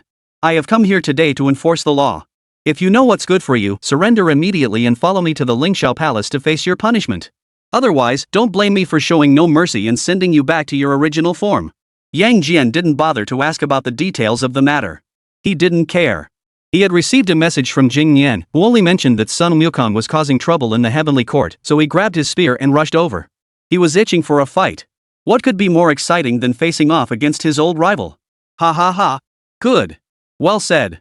Sun Wukong didn't get angry. Instead, he laughed, shouldered his weapon, leaped down from the clouds, and landed heavily on the execution platform, facing Yang Jian. But with just you? Back then, the two of us fought 300 rounds and ended in a draw. If it weren't for the Supreme Elder Lord using the golden wristlet to ambush me, who knows who would have emerged victorious? Today is the day. Let's settle this once and for all. Let all the gods and immortals in heaven see who is the true master, you, the three-eyed monster, or my staff. Before he could finish speaking, the aura surging from his body erupted violently. That primal, savage demonic energy suppressed by Tang Sanzang, originating from the ancient ferocious ape, surged skyward without restraint, once again tossing the newly settled clouds into chaos. Senior brother. Shu Beiji, who had been hiding among the crowd, saw the scene and was so scared that his fat body trembled. He shouted loudly, "Senior brother. Calm down. The master is still here." He wanted to remind his senior disciple not to act impulsively, as the master had finally managed to stabilize the situation. But Sun Wukong wasn't listening. He stomped his foot, his body transforming into a golden light. The magical weapon in his hand swelled in the wind, carrying the overwhelming power to tear apart the heavens, and crashed down on Yang Jian's head with all his might. This strike was fierce and pure. There was no mercy. Well met. Yang Jian's eyes blazed with divine light, and he too erupted with intense battle intent. He reached down and pulled out the three-pronged double-edged sword from the ground, flickering his wrist, and the blade traced an enigmatic trajectory, meeting the attack head-on. Clang! Another earth-shattering explosion echoed through the skies. The weapons, the three-pronged double-edged sword and the three-pronged double-edged blade, the two most formidable divine weapons in the three realms, collided fiercely. A terrifying energy storm erupted, sweeping across the entire Zhantai platform once more, with the two of them at its center. This impact was 10 times more intense than when the ceremonial dagger shattered earlier. Immortal officials nearby were directly blown away, and those with weaker cultivation levels even spat blood on the spot. The ground of the Zhantai platform cracked and collapsed in large sections under the force. Sun Wukong and Yang Jian's figures, at the center of the storm, touched briefly before separating, each flying backward hundreds of feet. Though they faced each other from a distance, their battle intent only grew stronger, reaching its peak. Two utterly different yet equally formidable wills, both standing at the pinnacle of the three realms, collided and tore at each other with wild fury. The residual waves they emitted were enough to send even immortals below the level of Golden Immortal into a state of utter terror. Ha ha ha! What a thrill! What a thrill! Sun Wukong let out a series of loud shouts. The weapon in his hand transformed into a golden storm that reached the heavens. A single sweeping strike carried the force of 10,000 June, capable of leveling mountains and rivers. Of furious cleave could tear apart the sky and summon storms. Yang Jian, however, stood firm like a pillar in the midst of this storm, unmoving. The clear clanging of metal echoed through the heavens, causing the clouds to churn endlessly. Monkey! Is that all the brute strength you've got? Yang Jian coldly shouted, seizing the moment when Sun Wukong's staff was in mid-swing, his body suddenly lunging forward. The three-pronged double-edged sword in his hand no longer blocked, but transformed from defense to attack. The blade twisted, aiming straight for Sun Wukong's throat. This strike was executed at an angle so sharp it was almost impossible to dodge, faster than lightning, and carried an unmatched sharpness. Sun Wukong's fiery eyes blazed with divine light. Instead of retreating, he charged forward, suddenly tossing his weapon upward while crouching low, sliding along the ground at an impossible angle to narrowly avoid the fatal strike. He slid to Yang Jian's side, his fingers forming claws, aiming straight for his vital points below. This move was wild and unrestrained, completely driven by the instinct to fight. Yang Jian's brows furrowed tightly, completely caught off guard by the monkey's underhanded tactics. He stomped his left foot on the ground, unleashing a surge of divine power that propelled his body skyward, dodging the treacherous claw. Sun Wukong's attack missed, but he did not pause for a moment. He reached out and summoned the weapon he had thrown into the air, which instantly returned to his hand. Using the rebound force from the ground, he soared into the sky, chasing after Yang Jian's figure, and swung his staff straight at his heart. The two engaged in a fierce chase, quickly reaching the heavens above. The immortals below had already retreated to the edge of the Zhantai platform, their faces pale as they cast layer upon layer of divine light barriers to barely withstand the spreading aftereffects of the battle. Tota Tianwang Li Jing, holding the divine pagoda, said solemnly to Tai Bai Jinxing beside him, Star General. We can't let them fight anymore. If they keep fighting, the southern heavenly gate will be destroyed. Tai Bai Jinxing frowned, wiping the cold sweat from his forehead. The heavenly king speaks lightly. Who dares to go up in them? Who can stop them? Why don't you go? Li Jing's face turned red, but he ultimately chose to back down. Caving in on such matters isn't shameful. No one would find it strange to be afraid of Sun Wukong and Yang Jian. Chapter 33, A Battle That Turned the Sky Upside Down. The other immortals turned their pleading gazes toward Tang Sanzang, the only one still maintaining his composure in the midst of the chaos. But Tang Sanzang merely closed his eyes and recited scriptures. He himself was also struggling to hold it together. The situation had been under control. How did Erlangshan suddenly appear? Isn't he the one who only follows orders and doesn't listen to proclamations? Even the Jade Emperor can't control him usually, so why is he so eager today? Did he take the wrong medicine? Just as the immortals were growing increasingly anxious, the battle in the heavens above took another unexpected turn. Yang Jian, after failing to break through for a long time, had also lost his patience. Suddenly, he pulled away from Sun Wukong, hovering in the clouds, and changed his hand seals. 8-9 Mystic Arts. A silver light erupted from his body, distorting and expanding his form at an astonishing speed. His bones cracked like popping beans, his muscles bulged, and his wings spread wide. A piercing, shrill cry, shattering the heavens and splitting the earth, echoed throughout the three realms. The silver light dissipated, revealing a golden phoenix with a wingspan of thousands of miles. Its wings, as if cast from pure gold, stirred up gale-force winds that tore through space with each flap. Its claws, forged from divine iron, shone with a cold light capable of shattering stars. Its two bird-like eyes, cold and arrogant, locked onto Sun Wukong with unwavering intensity. Baima 1. Watch me tear you apart. The divine phoenix spoke in human voice, flapped its wings, and transformed into a golden streak of light, charging towards Sun Wukong at a speed surpassing lightning. Come on then. Sun Wukong, far from being intimidated, only grew more determined to fight. Instead of transforming his form, he burst into laughter and suddenly pulled a handful of monkey hair from his body. You little ones. Come out for your old master's son. He brought the monkey hair to his lips and blew with all his might. Whoosh! A dazzling golden light filled the sky. The hundreds of monkey hairs spun in the air and transformed into figures identical to Sun Wukong. Each held a weapon, war-chain mail armor, their eyes blazing with divine light, and demonic energy surged into the sky. The technique of creating multiple bodies. Hundreds of Sun Wukong formed a golden sea of clouds, letting out earth-shaking shouts as they charged fearlessly toward the giant phoenix bird that was swooping down to attack them. Kill! Kill! Kill! The massive golden divine bird charged wildly through the army of Sun Wukong clones. Its claws swept through the air, tearing apart 7 or 8 monkey clones into shreds, which scattered like feathers. Its iron beak strikes down, crushing a clone along with the weapon it holds. However, Sun Wukong's clones were simply too numerous. They charged forward relentlessly, fearing neither death nor injury. Some leaped onto the great phoenix's back and struck it with clubs, others clung to its wings and tore at them with their teeth, still others targeted its eyes, harassing it relentlessly. For a time, even the Great Pang, transformed by Yang Jian, with all its divine powers, was overwhelmed by the endless monkey army, emitting angry cries. Damn monkeys! The Great Phoenix, after a prolonged battle, felt his anger rising. He suddenly spread his wings and soared into the sky, breaking free from the monkey horde's encirclement. Hovering high in the sky, a vertical crack slowly opened on the brow of its massive bird head. The third eye opened. Within that eye, there was no pupil, no sclera, only a swirling chaos of divine light. A terrifying aura that pierced the very source of existence and shattered all laws spread out from it. A golden beam of destructive divine light erupted from the vertical eye. This divine light was silent and swift beyond measure, containing enough power to obliterate all existence. Wherever the divine light passed, the fierce monkey clones were vaporized and evaporated into nothingness before they could even utter a scream. In an instant, the golden sea of monkey hair was cleared away by the divine light, forming a massive, straight passage. The divine light's target was directly aimed at Sun Wukong's true form, hidden among the numerous clones. Sun Wukong's heart sank, and he immediately dispersed all his clones, flickering his body and darting aside at high speed. Boom! The divine light streaked past his body, shooting toward the distant sky, obliterating some unfortunate star into cosmic dust. Yang Jian. Your three eyes are indeed more powerful than before. Sun Wukong stabilized his stance and grinned. You insolent monkey, today is your doom. The great spoken human voice, the vertical eye between his brows glowing brightly, and another beam of destructive divine light erupted toward him. Sun Wukong sneered coldly. Taking a beating was never his style. His fiery eyes blazed with light. Heaven. Earth. Phenomenon. With a thunderous roar. His body swelled at a speed visible to the naked eye, growing wildly. 10 zhang, 100 zhang, 1,000 zhang, 10,000 zhang. In the blink of an eye, Sun Wukong transformed into a colossal ape standing 10,000 feet tall, with his head touching the sky and his feet planted firmly on the ground. Every strand of his golden fur stood on end, as if forged from divine metal, his muscles bulging with explosive power. His fiery golden eyes were now as large as the sun and moon, blazing with divine flames capable of incinerating everything in their path. The magical weapon in his hands also transformed into a true pillar supporting the heavens, which he gripped firmly in his hands. Facing the destructive divine light once again, the colossal ape let out a roar that shook the three realms, refusing to flinch or dodge. He swung the massive divine iron in his hands and smashed it fiercely toward the divine light. Break for this old monkey. Boom! The pillar supporting the heavens collided with the divine light of destruction in mid-air.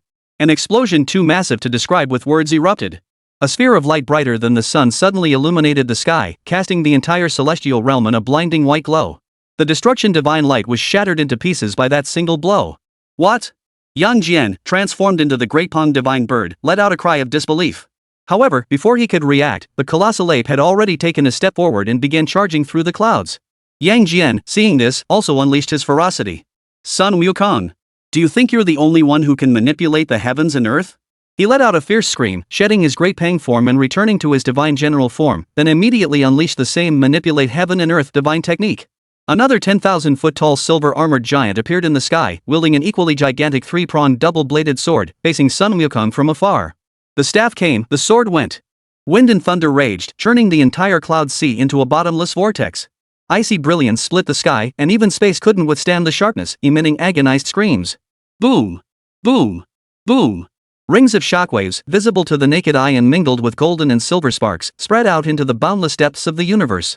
The sun and moon lose their light, and the stars tremble. Towering waves surge through the 9 heavens, churning billions of miles of clouds into a chaotic maelstrom. Yet strangely, despite the world-shattering scale of the battle, its destructive force was precisely contained within the highest reaches of the heavens. They fought with such ferocity that the heavens were turned upside down, yet they tacitly agreed to keep the battlefield at a height that would not cause substantial damage to the celestial realm. This was the tacit understanding between the supreme war gods. They could determine the victor, but none would dare to disrupt the Jade Emperor's domain. This was an unspoken understanding. After all, the two of them weren't really trying to kill each other. They were all just itching to try. However, the immortals below could not discern such subtleties. They only felt the overwhelming might of heaven and the terrifying power of the gods. The oppressive aura emanating from the two giants' every movement caused their divine hearts to tremble and their cultivation to waver. The ground of the Zhan Tai platform, merely bearing the slightest leak of their energy, was already on the brink of collapse. Tai Bai Jingxing's face had turned pale. He hid behind Li Jing's treasure tower, feeling his beard tremble. Heavenly King! Think of a way. If this continues, the heavens will collapse. Li Jing held the pagoda tightly, his forehead veins bulging. He wanted to intervene, but what could he do? His 7-treasure Linglong pagoda might be able to suppress ordinary demons, but against these two malevolent beings, it would likely be shattered into pieces with a single blow. Jingyan Bodhisattva was now utterly despairing. The reinforcements he had summoned not only failed to resolve the issue but escalated it to a level he could never have imagined. Three-eyed demon! Your sword technique is as soft and weak as a woman's embroidery needle. The colossal ape smashed the 3-pronged double-edged sword with a single blow, roaring wildly. Monkey! Stop your empty threats. Today, I'll strip your monkey skin off and make it into my battle armor. The silver-armored giant roared in response, twisting his blade to unleash a cold, severing blow that cut through cause and effect. Chapter 34, The Majesty of the Ruler of the Three Realms. The two fought with wild abandon, their killing intent piercing the heavens.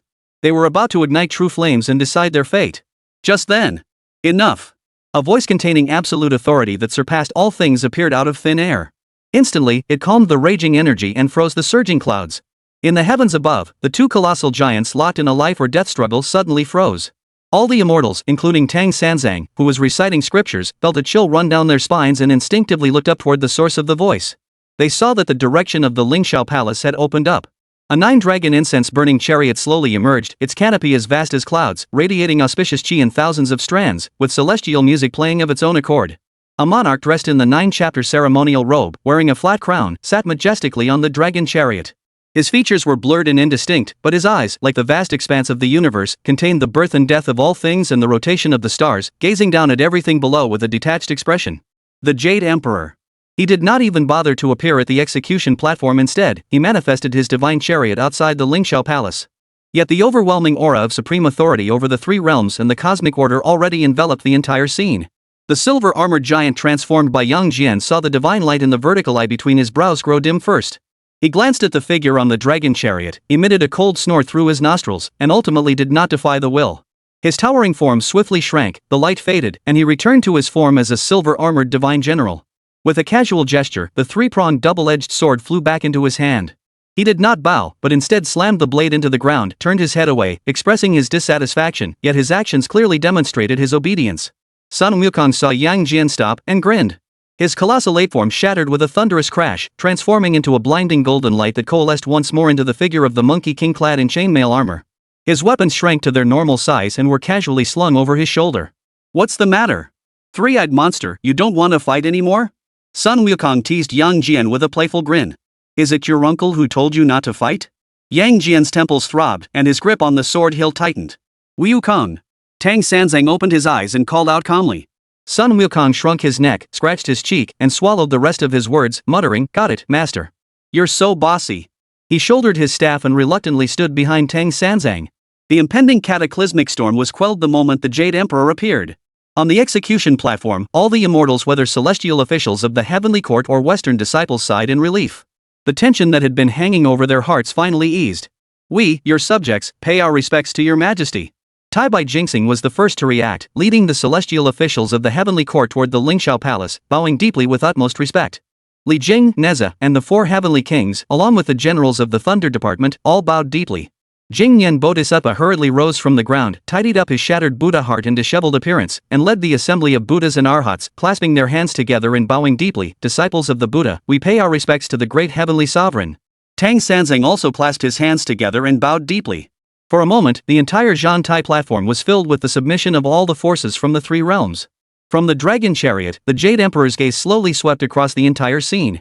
He saw his nephew Yang Jian, who harbored resentment toward him yet had no choice but to obey. He saw Sun Wukong, who had been disciplined by his master and looked resentful. He saw Tang Sanzang, who was humble and composed, leaving no room for criticism. And he saw the Western Buddha, who had always been a separate faction, now pale with fear and bowing in submission.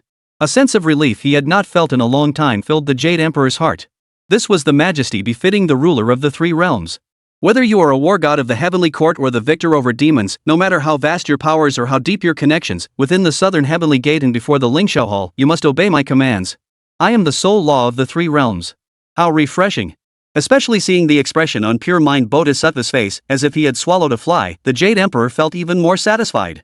On the surface, he maintained a cordial relationship with the Western sect, but behind the scenes, there were many conflicts. Today, to use this opportunity to severely reprimand these bald monks and make them understand who the true ruler of heaven and earth is, was an unexpected delight. However, he also knew when to stop. The situation had escalated to this point. Pushing further might lead to a public breakdown, forcing the Buddha to intervene, which would not be ideal. Now that everyone has given him, the heavenly emperor, face, he also needs to give everyone else a way out. All rise. The voice of the Jade Emperor, stern yet peaceful, echoed through the hall. The immortals rose to their feet but remained bowed, dared not look directly at the celestial countenance. The Jade Emperor's gaze fell upon the Bodhisattva of pure mind. Pure mind Bodhisattva. Pure mind Bodhisattva's heart tightened, and he hurriedly replied, "Your disciple is here." The decision made earlier, I believe, was made too hastily. At these words, pure mind Bodhisattva froze in shock, then his eyes burst with disbelief and wild joy. Rushed? The Jade Emperor said the previous decision was hasty? This meant there was still a chance. Sun Wukong's ears perked up instantly, and his fiery golden eyes flickered with an unusual glow. The Jade Emperor continued, "The case of Lu Fan is highly complex, with intricate causes and effects. While the words of the Bodhisattva of Xanten Merit hold some truth, we must also consider the face of the Buddhist community. I believe this matter should not be decided hastily. Since both the judicial heavenly god and the Zhantan Merit Buddha are present today, this is clearly the will of heaven. Why not have everyone discuss it again, present the causes and effects, distinguish right from wrong, and then make a decision? This way, it will be fair, and all beings in the 3 realms will be convinced." Pure Mind Bodhisattva, what is your opinion? Pure Mind Bodhisattva was nearly overcome with joy. How could he possibly say no? From a certain defeat, it had turned into a game that could be played again. He immediately bowed deeply, tears of gratitude streaming down his face, and said, "Your Majesty is truly wise. This decision is utterly fair. Your disciple and all of the Buddhist community are deeply moved and submit entirely to your Majesty's judgment." As long as he wasn't forced to retreat in disgrace before the gods and Buddhas of the three realms today, everything could be discussed. The Jade Emperor nodded in satisfaction and turned to Sun Wukong. "Sun Wukong, do you have any objections?" Sun Wukong scratched his cheek. He knew this was the best possible outcome.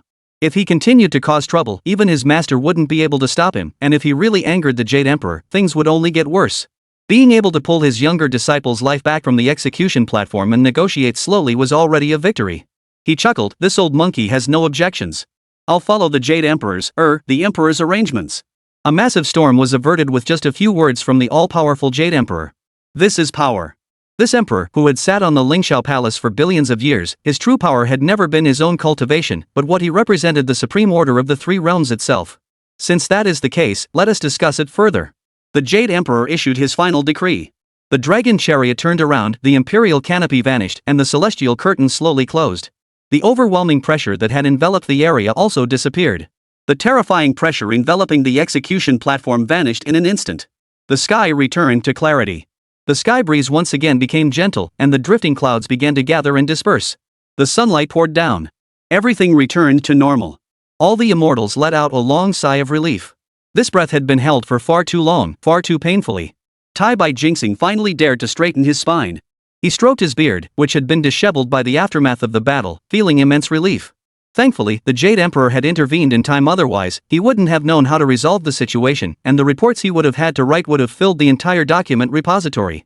Tower-bearing General Li Jing also silently withdrew the 7 treasure crystal pagoda he had been clutching tightly in his hand back into his sleeve. The face of the Celestial Court was saved, and their positions as generals were secured. The Western Sect was overjoyed. The Jade Emperor's intervention not only provided them with a way out but also turned an inevitable defeat into a victory. The Pure Mind Bodhisattva's current state of mind was a mix of emotions. He had gone from being on the verge of being publicly humiliated and possibly even killed by Sun Wukong to suddenly being granted this opportunity. This meant he still had cards to play. Sun Wukong relaxed, lowering the heavy weapon from his shoulder and tapping it lightly on the ground, producing a dull thud. He grinned and whistled in Yang Jian's direction, his face betraying the disappointment of a fight not fully fought, but deep down, he knew this was the best outcome possible. He had caused such a commotion that even the Jade Emperor had to intervene. And precisely because it had been stirred up so much, Lu Fan's life had been forcibly dragged back from the edge of the execution platform's blade. Now came the time for haggling. And haggling was better than being dead. Chapter 35, Reopening the Discussion. In this atmosphere of universal joy, only 2 people remained expressionless. One was Yang Jian. The other was Tang Sanzang. Yang Jian stood coldly to the side, holding his 3-pronged double-edged sword. He and Sun Wukong were sworn enemies. No one knew this monkey better than he did. This monkey is arrogant, self-righteous, and lawless. But his sense of righteousness has its limits. That scope is limited to those he recognizes as his own people. Yet today, this monkey, for the sake of an unknown immortal, first humbled himself before the heavenly officials, begging them relentlessly. When his pleas fell on deaf ears, he turned on them without hesitation, willing to defy the entire Western heavenly realm, and even resorting to violence on the execution platform. This is not normal. When did this monkey become so kind-hearted and compassionate? Yang Jian doesn't believe it. There must be a reason behind this that he doesn't know. The more this monkey acts righteous, the more it proves he has something to hide. Tang Sanzang, however, thought even deeper than Yang Jian. And he was more confused than Yang Jian. His confusion stemmed from Sun Wukong's contradictory behavior. Just a short while ago, Sun Wukong rushed to him, dropped his monkey face, and almost begged him to intervene. At the time, Sun Wukong made it clear. As long as he could save Lu Fan's true spirit, prevent him from being completely annihilated, and allow him to reincarnate, that would be enough. He remembered Sun Wukong's anxious expression at the time, and the earnestness in his eyes. That's why he came. After arriving, he suppressed Sun Wukong's anger, refuted Jing Yan's twisted logic, and finally presented the proposed solution to the Jade Emperor: sever his divine body, strip him of his cultivation achievements, preserve a thread of his true soul, and send him into the 6 realms of reincarnation. This was entirely the outcome that Sun Wukong had sought for himself. Logically speaking, when he proposed this solution, Sun Wukong should have been the happiest person. But what was the reality? The fact is, after he finished speaking, he clearly sensed that the violent energy he had just suppressed in his eldest disciple was on the verge of erupting once more. Immediately afterward, Yang Jian appeared, and Sun Wukong seemed to have found an outlet for his pent-up emotions. Without hesitation, and even with a sense of joy, he threw himself into a battle that could have been avoided. Why? Why was he dissatisfied even though he had fulfilled his request? Something must have happened that he didn't know about. What could it be? The atmosphere on the Zhantai platform shifted from tense and confrontational to an eerie calm. Tai by jinxing cleared his throat. As the messenger of the Jade Emperor, he had to step forward to take charge of the situation. Cough, cough. Everyone. The Emperor has issued an edict. This matter must be reconsidered. May I ask the divine beings and Buddhas present for your insights? The scene grew silent once more. Everyone knew the truth was laid bare before them. There was nothing left to argue about. Xiaoyan Temple had sheltered him first, and Lu Fan had sought revenge afterward. What needed to be discussed now was not the facts, but the stance. It was a delicate balance between the laws of the Heavenly Court, the prestige of the Western Sect, and the favor owed to Sun Wukong. Yang Jian snorted coldly, breaking the silence first. He had never intended to get involved in this bureaucratic squabbling. He had been forced here by the Jade Emperor. What is there to discuss? The monks of Xiaoyan Temple harbor evildoers, defy the heavenly laws, and deserve to be treated as accomplices. Lu Fan, though he acted on revenge, killed the innocent indiscriminately and is equally unforgivable. Strip him of his cultivation, send him to the 3 realms of the underworld for 3 lifetimes, and let him atone for his killing karma. This matter ends here, clean and decisive. His punishment was even harsher than Tang Sanzang's. He had severely punished the Buddhist order and heavily penalized Lu Fan, completely aligning himself with the impartial and ruthless perspective of the celestial judges of the Heavenly Court. Sun Wukong heard this, his eyelids twitching, and tightened his grip on his weapon. The expression on Pure Mind Bodhisattva's face grew even more grim. He had just managed to recover from Tang Sanzang's argument for fairness, but Yang Jian's words had knocked him back to square one. Just then, a flash of insight crossed Pure Mind Bodhisattva's mind. He had found a way to break the deadlock. Since no matter how they argued about Lu Fan's actions in this lifetime, the Buddhist sect couldn't win the moral high ground. Why not step outside the framework of this lifetime and redefine Lu Fan from a more macro perspective? Jingnian Bodhisattva stepped forward, bowed to the crowd with his palms pressed together, and his face regained its compassionate expression. What the true Lord has said is the authority of the heavenly laws. Your disciple dares not speak lightly. What the Buddha of Sandalwood Merit has said is the principle of cause and effect. Your disciple is fully convinced. He first lowered his posture, then shifted the focus of his words. However, our Buddha observes people not by their actions in a single moment, but by their actions over 3 lifetimes. A person's actions may be driven by momentary impulse or by great sorrow and pain. Their inherent nature, whether good or evil, cannot be determined by a single event. Lu Fan's actions in this lifetime are indeed heinous and beyond defense. Yet, in my heart, I still harbor a doubt. Is this person inherently good-hearted, driven to extremes by great misfortune, or does his nature harbor a latent desire for violence, with his current actions merely an opportunity to erupt? This matter concerns the determination of his sins and the fairness of the Buddhist doctrine of reincarnation. I have an unthinkable request. The Heavenly Court possesses the sacred artifact, the 3 Lives Mirror, which can reveal the past reincarnations of all beings. May I humbly ask the Emperor to grant permission to borrow this mirror to examine Lu Fan's past? At these words, the entire hall was filled with astonishment. The 3 Lives Mirror. It is a divine artifact capable of reversing time and revealing the past lives of all beings, a treasure of the Heavenly Court that is rarely used. Jingnian was essentially asking to strip Lu Fan bare and expose him before the gods and Buddhas of the 3 realms. Sun Wukong's heart sank suddenly. He instinctively wanted to speak up in opposition, but the words stopped at his lips. He couldn't oppose it. This was an unavoidable scheme. Pure Mind Bodhisattva looked at Sun Wukong's frustrated expression, unable to vent his anger, and sneered inwardly before continuing. This request of mine is not to add to Lu Fan's sins, but to seek true justice. If the 3 Lives Mirror reveals that he has been a virtuous being in all his past lives, and his current evil deeds are indeed the result of tragedy, then he is evil born from good, and his plight is pitiable. The Western school is willing to acknowledge that the temple handled the matter improperly and failed to alleviate the hatred in his heart. I, Jingnian, am willing to return to Ling Mountain and confess my sins before the Buddha. His words were spoken with great righteousness. However, his next words revealed his true intentions. But if this mirror reveals that in his past lives, he was a great villain, committing murder and arson, and doing every evil deed imaginable, then his actions in this life are not accidental but the inevitable result of his evil nature.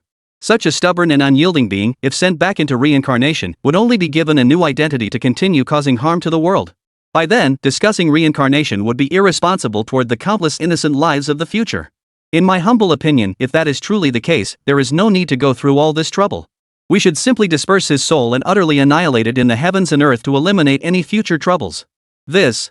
Tai by Jinxing and the others exchanged glances, all feeling that this proposal, upon hearing it, seemed not entirely unreasonable. Investigating the cause and effect before making a decision aligns with the procedures of the Celestial Court. However, to dig up every detail of a person's past and present lives and publicly scrutinize them before the gods and Buddhas of the three realms, such a method cannot be called anything but ruthless. Chapter 36, Investigating Lu Fan's Past. The crowd whispered and murmured among themselves. From a legal standpoint, this proposal is flawless. Yang Jian stood aside, holding his three-pronged double-edged sword, his vertically slit eyes slightly twitching. This seemingly outdated and incompetent bodhisattva is not entirely without cunning. Tang Sanzang clasped his hands together, lowering his eyes in silence. This matter concerns the cycle of reincarnation in karma, which is the very foundation of Buddhism. To investigate the true nature of a living being and determine its sins, this method he cannot oppose. This monk has no objections, Tang Sanzang spoke calmly. This lord has no objections either. Yang Jian's voice was as cold and hard as iron. In an instant, everyone present reached a consensus on the proposal. All eyes once again focused on the Monkey King bearing his weapon. Sun Wukong's monkey face was as taut as a stone. His mind was in turmoil. What should he do? He didn't even know Lu Fan. All he knew was one thing: Lu Fan was the disciple whom his master had personally acknowledged as his successor. He was the heir of the slanted moon and 3 Stars Cave. For that reason alone, he must protect him.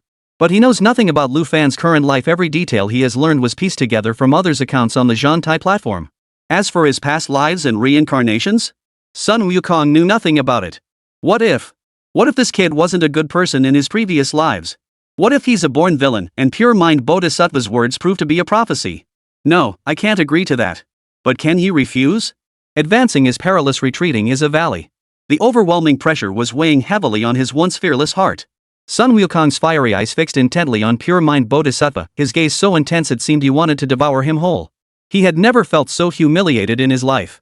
In the midst of this standoff, Sun Wukong suddenly stomped his foot, his body transforming into a golden light, disregarding all rules, and landed directly at the center of the execution platform, beside the kneeling figure. This action startled everyone. Sun Wukong paid no heed, bending down to whisper into Lu Fan's ear. "Hey, kid! That bald monk wants to investigate your past life. You've already become an immortal. You should be able to see your own past and future clearly. You should understand your past deeds. I, old Sun, ask you, is there any truth to this? Give me a straight answer. If you're truly a good person, I'll even tear open the heavens today to protect you. If you really have a problem, tell me now, so I can think of another way." He had already made the worst-case scenario. If Lu Fan truly has issues, he would do anything to disrupt this trial and take him away first. Lu Fan, kneeling on the ground, remained calm. At that moment, hearing Sun Wukong's whisper in his ear, the dust-covered face of Lu Fan finally showed some emotion. He slowly turned his head to look at the Monkey King standing just inches away. His eyes were clear and calm, showing no signs of panic despite his desperate situation. He even managed to flash a smile at Sun Wukong. "Senior brother," he whispered in a voice only the two of them could hear. "Don't worry.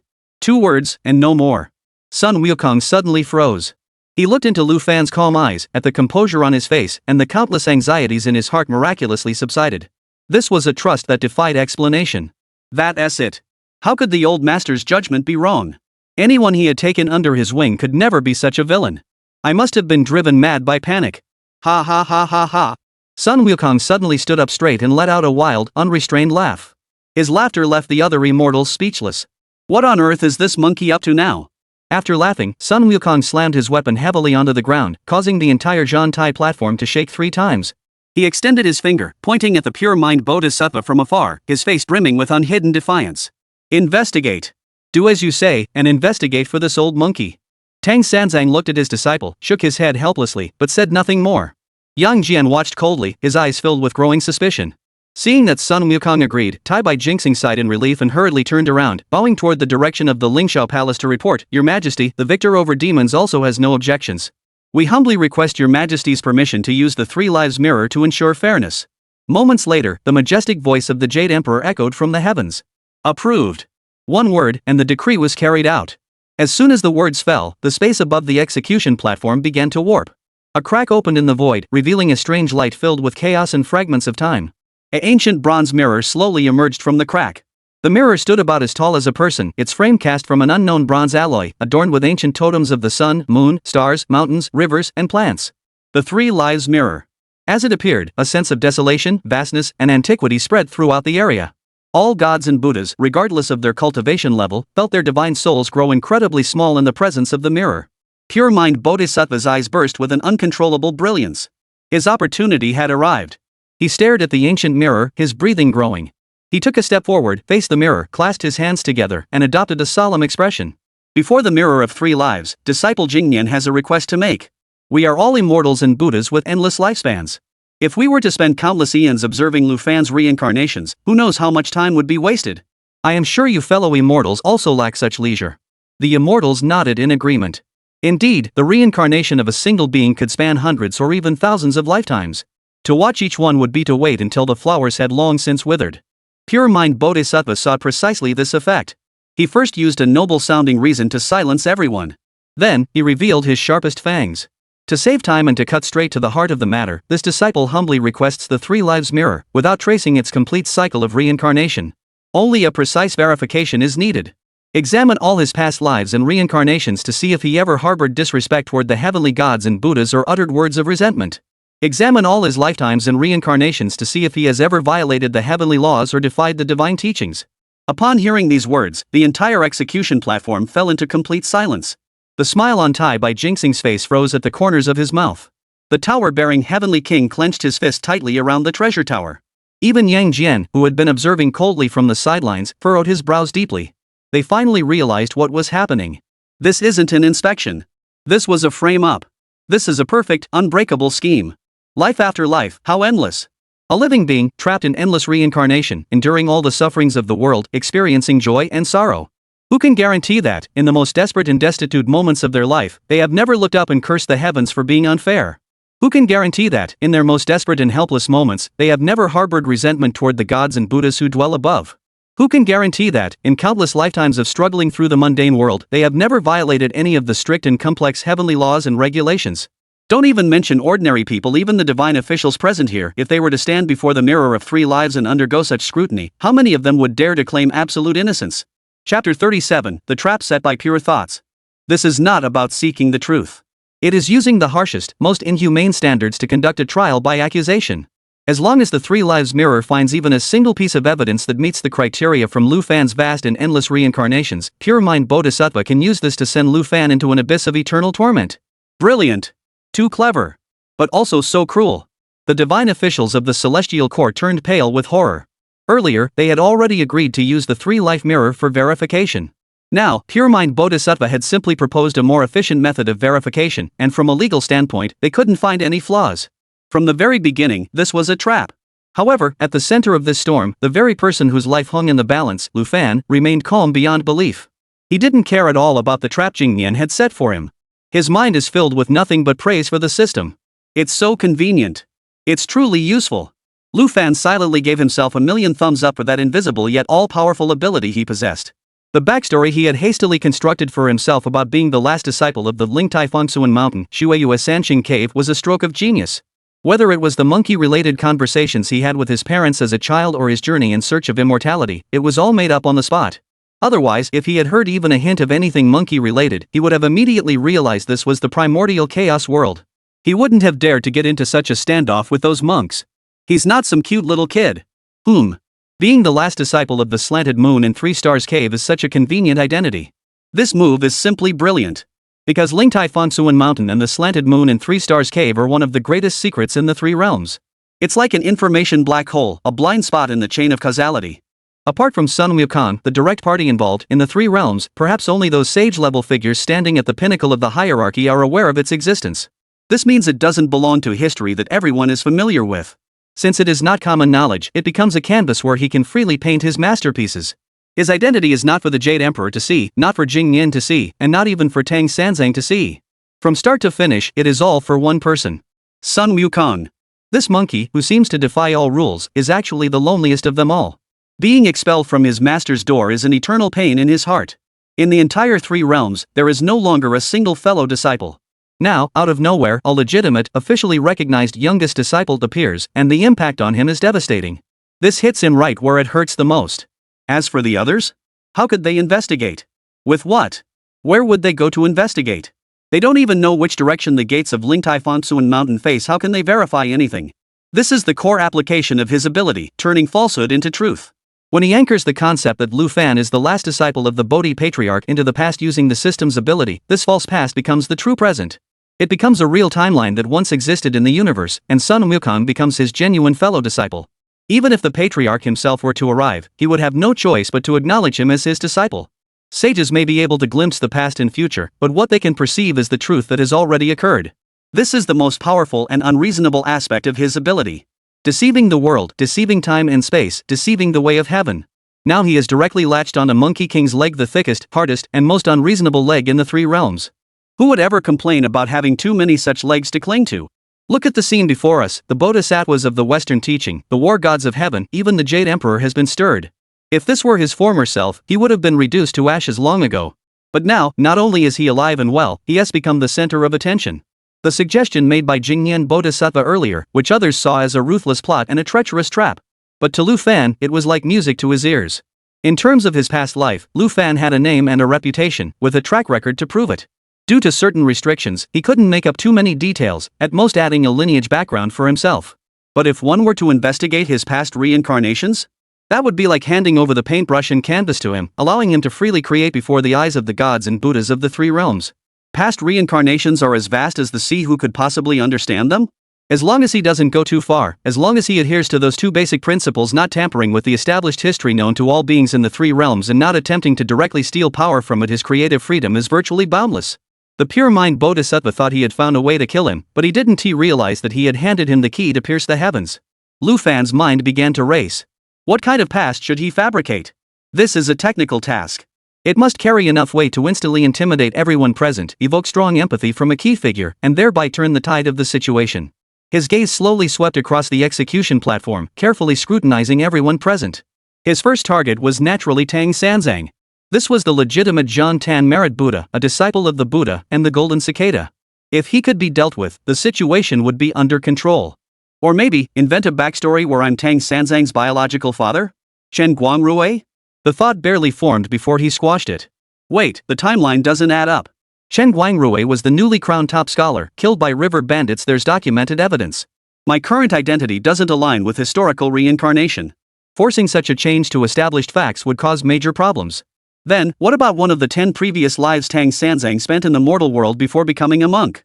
Jin Shanzi's 10 lifetimes of cultivation were all as virtuous as could be, but unfortunately, they all ended up as meals for Sha Sang.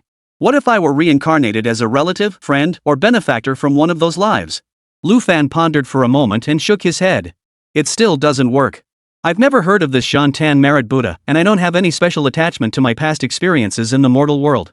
He had already severed all ties with his past and was fully devoted to Buddhism. Trying to build a connection with him would likely be like talking to a wall at best. He'd respond with Umatba Buddha, all is illusory, and then there'd be no further conversation. The emotional connection isn't deep enough. Even if I made something up, it wouldn't work. This pure Buddhist disciple is of pure heart and few desires, with all 6 senses purified. There's almost no opening to exploit. The path of Tang Sanzang is a dead end. Lu Fan shifted his gaze away from Tang Sanzang and continued searching the crowd. Xu Beiji? Sha Wujing? No way, no way. These two are just nobodies.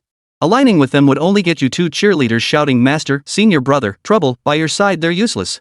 Lu Fan's gaze finally swept past everyone and landed on the silver-armored general holding a 3-pronged double-edged sword, his expression cold and arrogant, exuding an aura that made others keep their distance from the moment he appeared. Xingyuan Miaodou Jinjuan, Erlang Xianchang Jinjuan, Yang Jian. It's him. Lu Fan's eyes suddenly lit up. Chapter 38, The Three Lives Mirror. The Emperor has granted permission. Let us begin. The pure mind Bodhisattva spoke loudly, fearing that delays would lead to complications, and urged Tai Bai Jinxing. Tai Bai Jinxing glanced at Sun Wukong, then at the expressionless Tang Sanzang, sighed inwardly, but could do nothing. He walked to the Three Lives Mirror, bowed deeply, and declared in a clear voice, by the command of the Supreme Emperor of Heaven, I now activate the Three Lives Mirror to examine Lu Fan's karmic roots and discern the source of his good and evil. I will investigate his past lives to determine if he has ever shown disrespect to the heavenly gods and Buddhas or violated the celestial laws and divine decrees. As his words fell, the ancient bronze mirror began to emit a chaotic glow, which swirled into a deep vortex. Everyone's hearts were in their throats.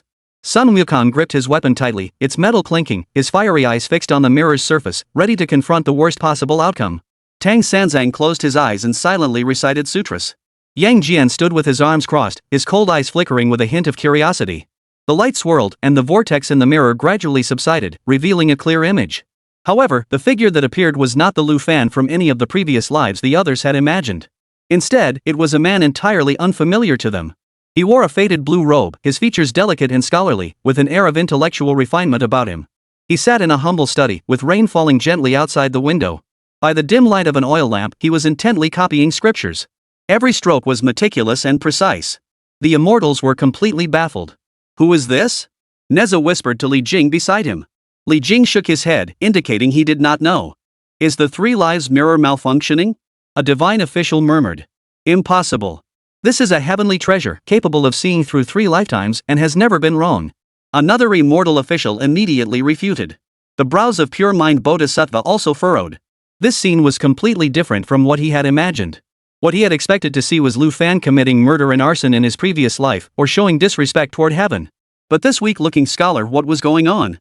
A sense of foreboding rose in his heart, but he forced himself to remain calm and thought, this person must have a deep karmic connection with Lu Fan from a previous life. The scene continued to unfold. It showed the scholar's daily life. He lived in poverty, teaching the village children to read, writing letters for illiterate neighbors, and copying the writings of sages in his spare time. He had a gentle temperament and was kind to everyone, earning him the reputation of a great philanthropist within a radius of several dozen miles. Time passed, and soon it was a late night. The wind and rain raged, and lightning flashed across the sky. The scholar had already gone to bed but was awakened by a series of urgent knocks on the door. Knock, knock, knock. He put on his outer garment, lit the oil lamp, and walked to the door in confusion. "Who is it?" No one answered. Only the sound of wind and rain could be heard. He pulled the door latch and peered out. There was no one outside, only the shadows of trees dancing wildly in the wind. As he was about to close the door, the corner of his eye caught sight of a white object curled up in the corner of the porch. He leaned closer and saw that it was a small snake, entirely white. The snake was severely injured, its scales curled up, flesh and blood mingled, with only its abdomen still faintly rising and falling. A faint golden aura flickered on its body, like a candle in the wind, ready to extinguish at any moment. The scholar jumped back in fright, taking several steps backward. He was just an ordinary mortal, and he naturally feared such supernatural creatures. But seeing the little snake struggling to survive in the cold wind and rain, his fear was replaced by compassion. He hesitated for a long time. Finally, he gritted his teeth, found a clean piece of cloth, and carefully picked up the dying little snake, bringing it back inside. He cleaned its wounds, applied some precious ointment he had been saving for himself, and placed it near the warm embers of a fire. Pure mind Bodhisattva watched this scene, his furrowed brows relaxing, and a cold smile reappeared on his lips. Excellent. This is truly divine intervention. Hiding a demonic creature, regardless of the purpose, is strictly forbidden by the heavenly laws. This charge is sufficient. In the scene, the white snake gradually regained its strength under the scholar's care. However, trouble soon followed. One morning, a group of monks dressed in yellow robes, wielding staffs and ritual implements, arrived at the scholar's doorstep. At the front was a middle-aged monk with a stern expression and piercing eyes. "Amatba Buddha," the monk chanted, his voice booming like a bell. "Layman, we are monks from Tianshui Temple, sent by the authorities to capture a demon snake that has committed countless evil deeds. May I ask if you have seen a snow-white demon snake recently?" The scholar startled, instinctively blocking the doorway with his body. He glanced toward the direction of the ashes inside the house, shook his head, and spoke with a trembling voice, "I have not. I have not seen any demon snake." "Oh?" The lead monk narrowed his eyes, his gaze sharp. "You must think carefully. I truly have not seen any." The scholar's hands gripped the doorframe tightly. His face was pale, but his eyes were unwavering. On the execution platform, the pure mind Bodhisattva witnessed this scene and couldn't help but snort in derision. Ignorant. Ridiculous. To lie to the Buddhist order about a demon is one sin. To know it is a demon yet harbor it is 2 sins. To confuse good and evil, right and wrong, this man's nature is already that of a demonic heretic. The other immortals exchanged glances, none daring to speak. This pure mind Bodhisattva was being far too hasty. The scene in the Three Lives Mirror had only just begun, and the relationship between this person and Lu Fan was still unclear, yet he was already rushing to condemn the scholar in the scene. Such behavior lacks the dignity befitting a great sage of the Buddhist order. Where exactly is Lu Fan? Who is this scholar? Everyone's mind is filled with a huge question mark. The scene continues. The middle-aged monk gave the scholar a meaningful glance but ultimately did not force his way in.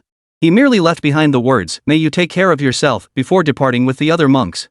The commotion subsided for now. The scholar closed the door, leaned against it, and exhaled deeply, only then realizing that his back was soaked through with cold sweat. He returned to the room, looking at the white snake, which had regained some of its vitality and was now gazing at him with its black bean-like eyes. A bitter smile appeared on his face. "I don't know if saving you was right or wrong. But I couldn't stand by and watch you die." Days passed one after another. The scholar continued teaching, copying scriptures, and caring for the white snake with diligence. He shared his meager rations with it and, fearing it might catch cold at night, gathered the ashes of grass and wood closer to it. The white snake's wounds healed at a visible pace under the scholar's care. The demonic energy within her, which had once been as fleeting as a wick in the wind, gradually became more substantial.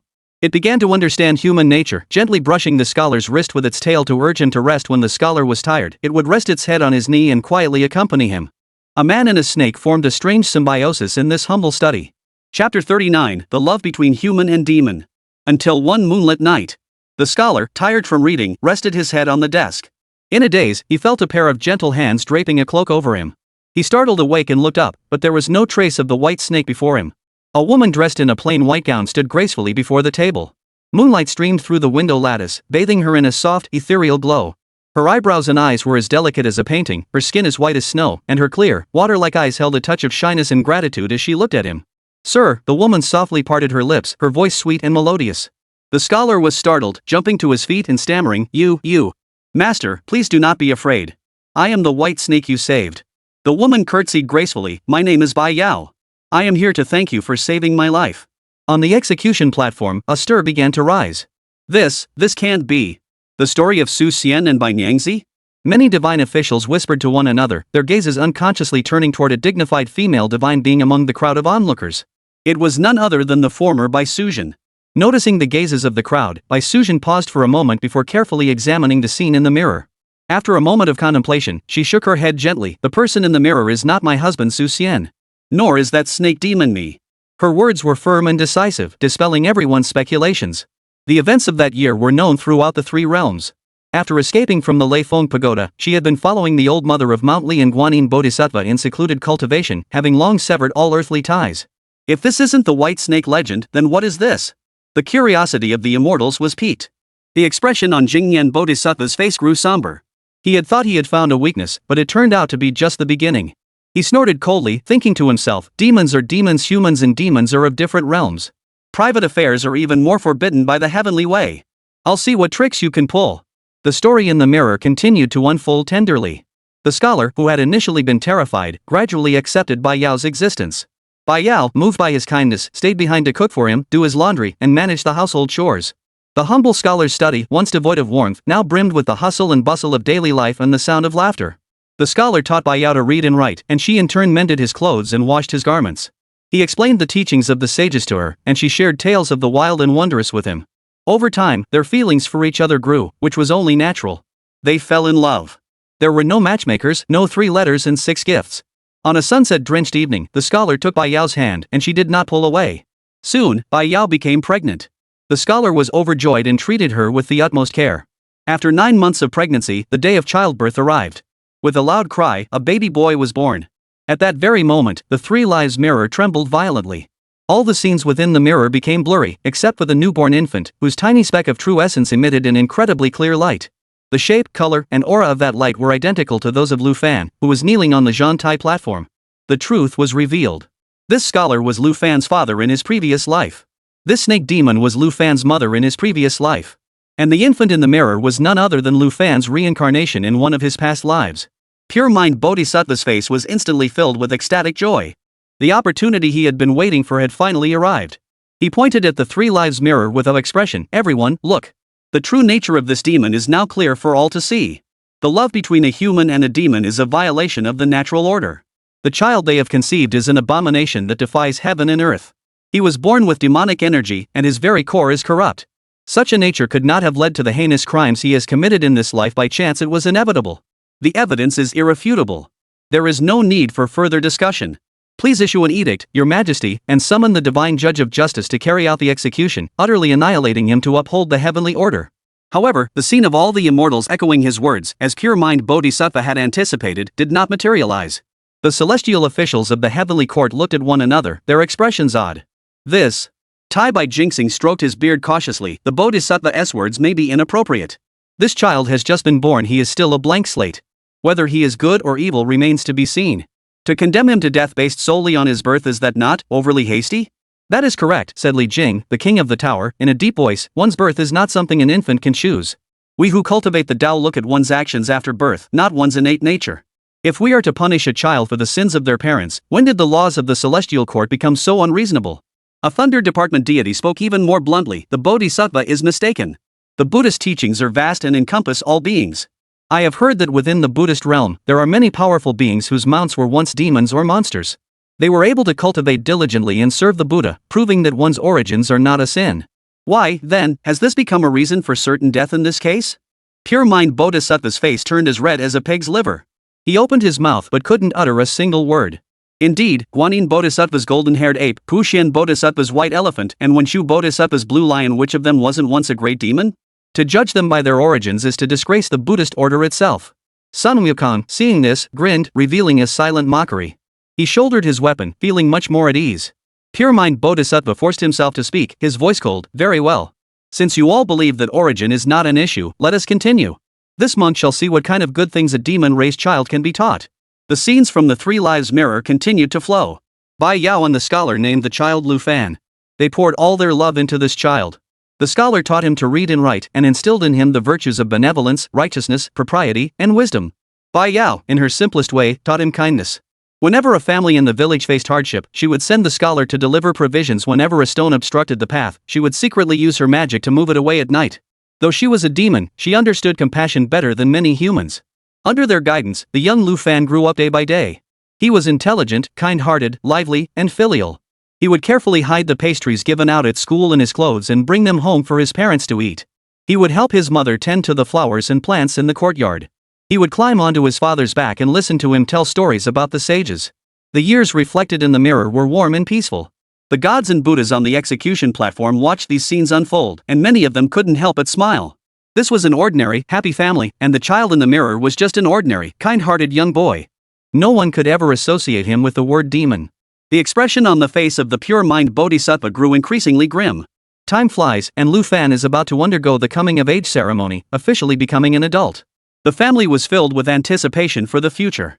The scholar had prepared the ceremonial attire for his son's coronation, while Bai Yao had arranged a lavish banquet. However, on the eve of the coming-of-age ceremony, disaster struck. Chapter 40, Your mother was also buried under the mountain? The sky had grown dark and gloomy. Dark clouds loomed over the village, and a fierce wind began to blow. A group of monks dressed in yellow robes, holding staffs, and stepping on black clouds descended from the sky. At the forefront was the same stern-faced middle-aged monk from years ago. But now, his expression was even colder, his eyes filled with unhidden murderous intent. Demon! 10 years have passed. Today, let's see where you can escape to. The monk's voice boomed like thunder, and his staff pointed at Bai Yao, who was in the courtyard helping Lu Fan tidy his clothes. Bai Yao's face turned deathly pale, and she instinctively shielded Lu Fan behind her. The scholar rushed forward, spreading his arms to shield his wife and child, and shouted toward the sky, Master. Though my wife is a demon, she has never harmed a single person. She is kind-hearted and has helped our neighbors alongside me. What crime has she committed? Please spare her life. Oomph. Demons and humans are of different realms. It is the way of heaven. A demon mating with a mortal is an even greater sin. The monk coldly pronounced his judgment. This demon has disrupted the order of the world and must be executed. You, a mortal, have been deceived by a demon and remain stubborn in your ways. You too must be punished. As he spoke, he swung his staff, and a golden light shot toward the scholar. Bai Yao, seeing this, cried out in alarm, pushed the scholar aside, and stepped forward to face the monk. Boom! The golden light struck Bai Yao, causing her to grunt in pain as blood trickled from the corner of her mouth. Her body flew backward, crashing heavily into the wall. Mother! Lu Fan let out a heart-wrenching cry and rushed forward. Yaoer! The scholar scrambled over to his wife's side. Heaven's justice is clear. The demon must be brought to justice. The middle-aged monk remained expressionless, holding his staff aloft and muttering incantations. The dark clouds in the sky began to swirl, forming a massive vortex. A mountain peak appeared, slowly descending from the vortex. The mountain peak emanated an irresistible oppressive force, causing the ground of the entire village to tremble. No! Bai Yao weakly reached out her hand, gazing at her husband and son, her eyes brimming with tears and sorrow. Husband, take care of Lu Fan. Lu Fan, listen to your father, live on. She mustered her last ounce of strength and pushed away her husband and son, who were clinging to her. Immediately, she revealed her true form as a white snake, soaring into the sky to confront the mountain peak. She knew she couldn't escape. But she would fight for her family's last chance at survival. No! The young man Lu Fan's cries were heart-wrenching. He watched helplessly as his mother was crushed by the mountain peak that had descended from the sky, smashing her into the distant valley. With a deafening crash, the earth shook, and the white snake was crushed beneath the mountain. You demon who has brought disaster upon the world, you have been sealed beneath this mountain by me. You shall be imprisoned here for 100 years, enduring the torment of heavenly fire burning your heart day and night, as atonement for your sins. The monk's icy voice echoed throughout the heavens and earth. After completing this, he led the monks away on a cloud. The sky cleared, and sunlight once again bathed the land. But for the young man Lu Fan, his world had already collapsed. He knelt motionless on the ground, gazing at the mountain that imprisoned his mother, tears streaming down his face, his eyes burning with searing hatred. However, this highly impactful scene did not stir much emotion among the immortals. The immortals on the execution platform wore various expressions, but most seemed bored. A divine general yawned, earning a disapproving glance from his colleague. Tai Bai Jinxing stroked his long beard, his gaze drifting toward the distant clouds, his mind already elsewhere. The tale of humans and demons falling in love and ending in tragedy was all too familiar to them. In the three realms, the world was filled with chaos and desire, and there were countless lovesick men and women. Not every love story ended like that of Bai Suzhen and Su Xian. Most of the time, the outcome is like what is reflected in the mirror or even more tragic. The heavenly laws are strict, and the paths of humans and demons are separate, an ironclad rule etched into the fabric of order. Occasionally, a few fortunate souls find a happy ending, but they are merely fleeting adornments in the vast expanse of time. They have lived too long, witnessing countless separations and deaths. Their immortal hearts have been polished by time into something hard and smooth. Compared to these formulaic tragedies, the immortals found the ordeal of Lu Fan's earthly parents in this lifetime to be somewhat novel. A mortal couple, trying to bring some food to the Monkey King, were ambushed and killed by bandits on the way. This incident was both absurd and filled with dark humor. After all, this was a plot twist not found in ordinary storybooks, making it an intriguing topic for private discussions among the immortals. When compared, the latter's sense of the capriciousness of fate felt more intriguing to these high-ranking immortals. In this eerie silence, the sharp voice of Jingyan Bodhisattva pierced the stillness. Everyone. The truth has been revealed. He pointed at the young man kneeling on the ground, weeping bitterly with flames of hatred burning in his eyes, his face twisted in a sickening frenzy. Do you see? It was precisely because of this experience that the seeds of hatred were planted in his heart. He hates the Buddhist sect and the unfairness of the heavens. This hatred has followed him through his reincarnations, life after life, never fading. His nature is corrupted beyond redemption. Bull. Sun Wukong, wielding his weapon, retorted without mercy, the mirror hasn't finished its performance yet. How do you know what he did later? Maybe he worked hard, studied like Su Shilin, passed the imperial exams, and brought honor to his family. You bald-headed monk, your mouth stinks worse than a dung heap. You wretched monkey. Jingyan Bodhisattva was so enraged that his face turned ashen. Among the immortals, only one person looked increasingly peculiar. Erlangshan Yang Jian, with his arms crossed, his tightly closed vertical eye trembling slightly. This story. This plot. Her mother was a divine maiden who fell in love with a mortal, violating the heavenly laws, and was sealed beneath a mountain. Her son sets out on a quest to save her. This. How familiar does this sound? Your mother was also trapped under a mountain? The only difference is that he, Yang Jian, is the nephew of the Jade Emperor, with divine blood flowing through his veins from his mother's lineage. He eventually became a disciple of the immortal Yu Dingzhenren and mastered the 8-9 mystic arts. But the Lu Fan in the mirror is merely the descendant of a mortal and a minor demon. He lacks the divine background and the extraordinary opportunities that could change his fate. The scenes from the Three Lives mirror continued to unfold. The young Lu Fan buried his father, who had died in despair. At his father's grave, he knelt and bowed his head 3 times. He did not cry. Tears had long since dried up on that day. He shouldered his simple belongings, bid farewell to his hometown, and set off on his quest for immortality and enlightenment. He sought revenge. He sought the power to overturn that mighty mountain, and he would make those high-ranking monks pay with their blood. Just like his own life, it was a mirror image of his own experiences. He traversed mountains and rivers, enduring hardships, in search of the legendary immortal mountain and cave. He knelt before the mountain gate, pleading for the immortals to take him in. Yet all he received was cold rejection. Your earthly ties remain unresolved, and your heart is too filled with murderous intent. You are not of our way. You are tainted by demonic energy, your bones are impure, and you cannot attain the great way. Return home. The path to immortality is vast and obscure, it is not something mortals like you can hope to comprehend. Time and again, he was met with rejection, time and again, he was filled with despair. His clothes were ragged, his appearance gaunt, yet the flame in his eyes never flickered. Chapter 41, Splitting the Mountain to Save His Mother. On the execution platform, an immortal official couldn't help but laugh out loud. This Lu Fan is truly a fool. Why must he endure such a fate in every lifetime? Indeed. Life after life, all for the sake of avenging his parents and seeking immortality. This connection to the immortals is truly peculiar. Tai Bai Jinxing stroked his beard and sighed, shaking his head. This was no longer mere obsession, it was a mark etched into his very soul. A soul, trapped in endless reincarnation, repeatedly enduring the same fate, reenacting the same tragedy. To these immortals who had lived for countless years, this was both tragic and tinged with a touch of absurdity. With no path to immortality, Lu Fan found a glimmer of hope in the ruins of an abandoned ancient battlefield. It was a barren wasteland forgotten by the three realms, said to be the site where a great being fell during the Battle of the Gods. Even now, it still emanated a chilling aura of violence, and no ordinary being dared to approach. He stumbled inside, and among the piles of shattered magical artifacts and bones, he was drawn to a long spear stuck in the ground, entirely black except for a faint red glow at the tip of the blade. He reached out and gripped the icy, bone-chilling hilt of the spear. As he pulled the spear from the ground, a torrent of information filled with the essence of battle and vengeance surged into his mind. The soul-slaying spear. A born divine treasure. Neither copper, iron, nor steel, it once lay hidden in the chaos. Untainted by karma. On the soul-slaying platform, a deathly silence descended. Suddenly, there was a gasp of shock. Pre-heavenly divine treasure? The white hairs on Tai by Jinxing S fell off. Tota Tianwang Li Jing instinctively gripped his 7-treasure Linglong pagoda, his eyes betraying his shock and envy. Among the immortals present, who wasn't a sage who had cultivated for thousands of years? Yet among them, those who possessed a posthumous divine treasure were few and far between, let alone such a treasure tainted with the words primordial. That was a treasure born before the creation of heaven and earth. What kind of luck does this kid have? Seeking immortality and enlightenment, he had faced nothing but rejection, on the brink of despair, only to stumble into a ruin and pick up a spiritual treasure? This luck is just ridiculous.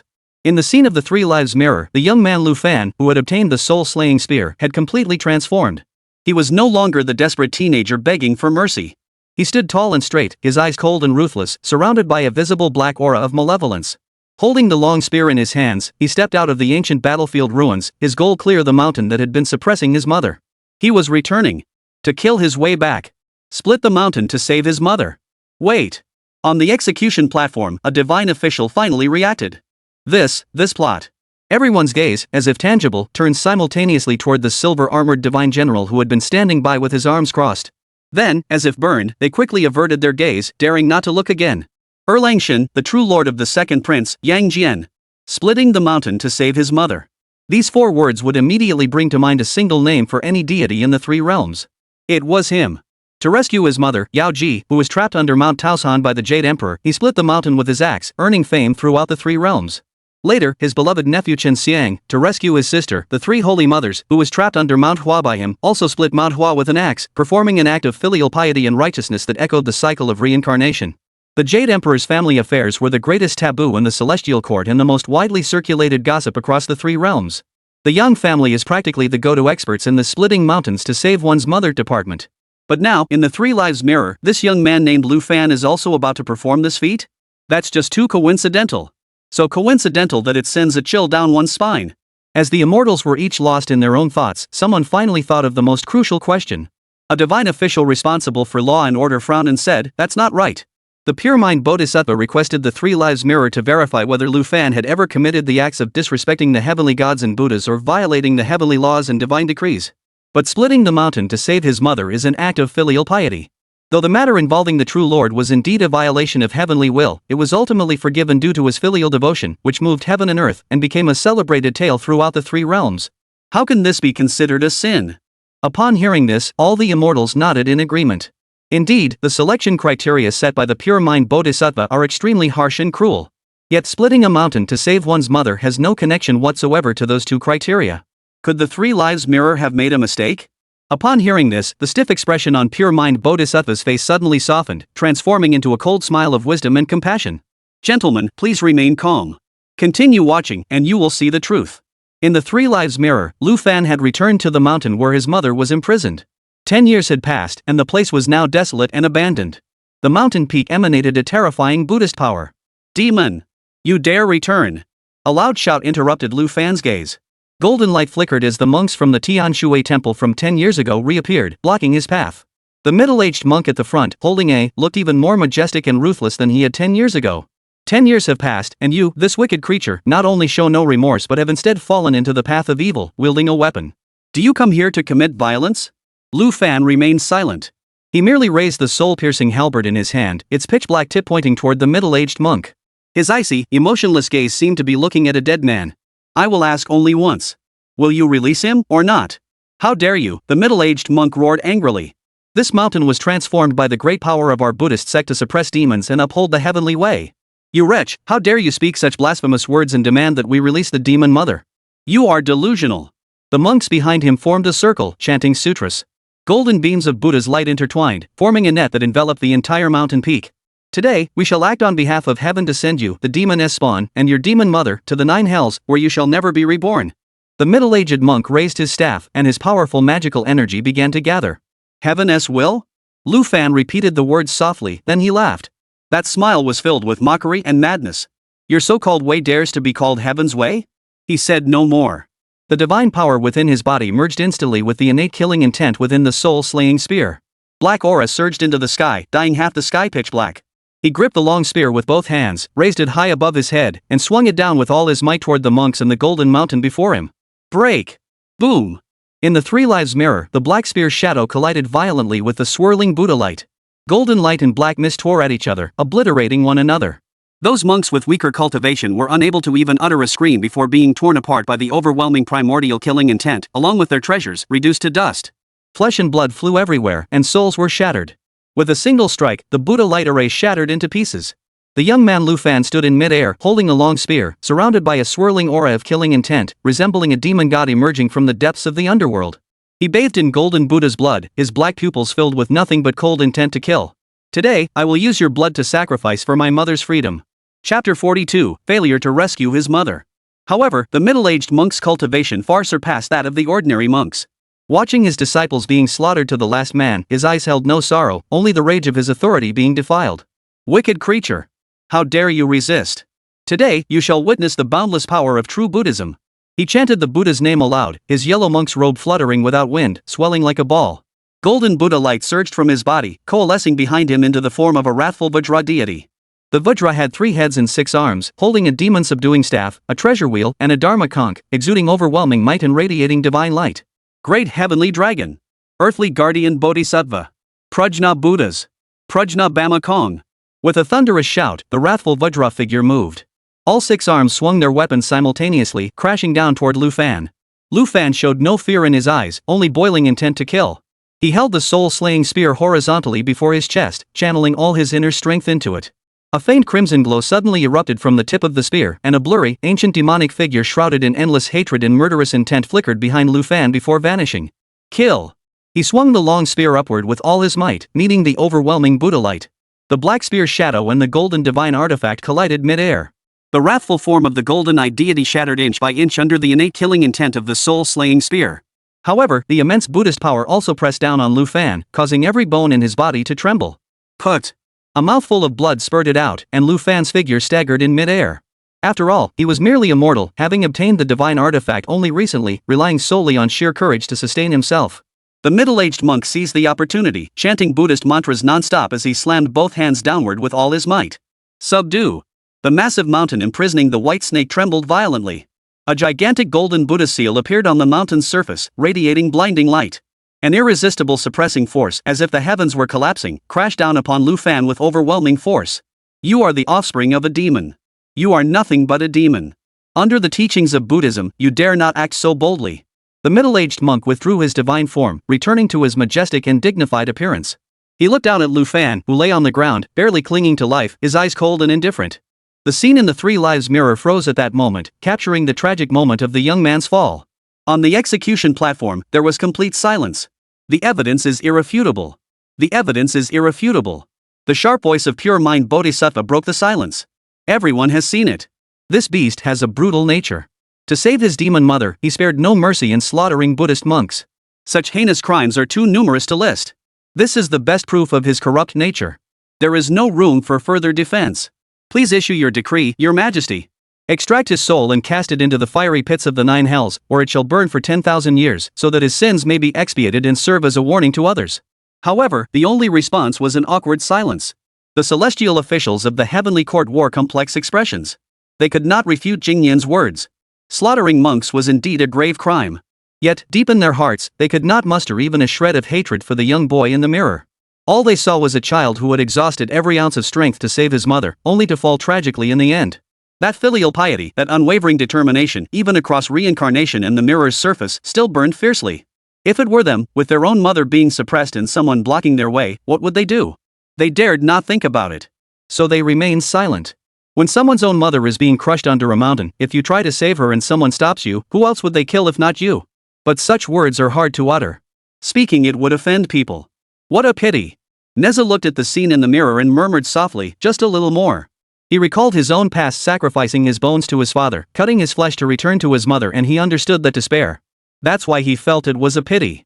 Just as the pure mind bodhisattva thought victory was certain and was about to request permission from the Jade Emperor once more, the three-life mirror, which had been frozen in time, suddenly shone again. The scene continued to unfold. Ha! Everyone was stunned. What was happening? Is there more? Isn't this the end after failing to save his mother? The scene in the mirror had already changed. After an unknown amount of time, Lu Fan awoke from his unconscious state. He lay in a dilapidated mountain god's temple, his wounds having been roughly treated with crude herbs. He had been saved by an old woodcutter who happened to pass by. He had survived. But his heart was dead. He never returned to that mountain. He knew he couldn't go back. He began to wander aimlessly through the world. He became silent and listless, like a walking corpse.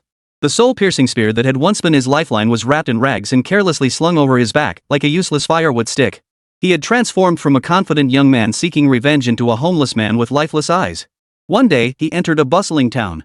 Starving, he entered a tavern and exchanged his last few copper coins for a jug of the worst quality wine. The tavern was bustling with people, lively and vibrant. A storyteller, holding a wooden clapper, was performing on stage with great enthusiasm, his words flowing freely. Once upon a time, the younger sister of the Jade Emperor, the celestial maiden Yang Jian, was the most beautiful woman in heaven, held in the highest esteem. But this maiden fell in love with a mortal scholar surnamed Yang and bore him children. The storyteller struck the wooden clapper, raising his voice to a crescendo, leaving the audience hanging in anticipation. This was a major scandal. The heavenly laws were strict, and for a divine being to fall in love with a mortal was unthinkable. The Jade Emperor was furious and issued an edict, banishing the Cloudflower Fairy to the foot of Mount Peach. The patrons in the tavern listened intently, their voices filled with excitement and speculation. What happened next? Well, Yang Erlang, who was born with divine strength, sought a master to learn his arts, mastered his skills, and eventually wielded a divine axe to split open Peach Mountain and rescue his mother.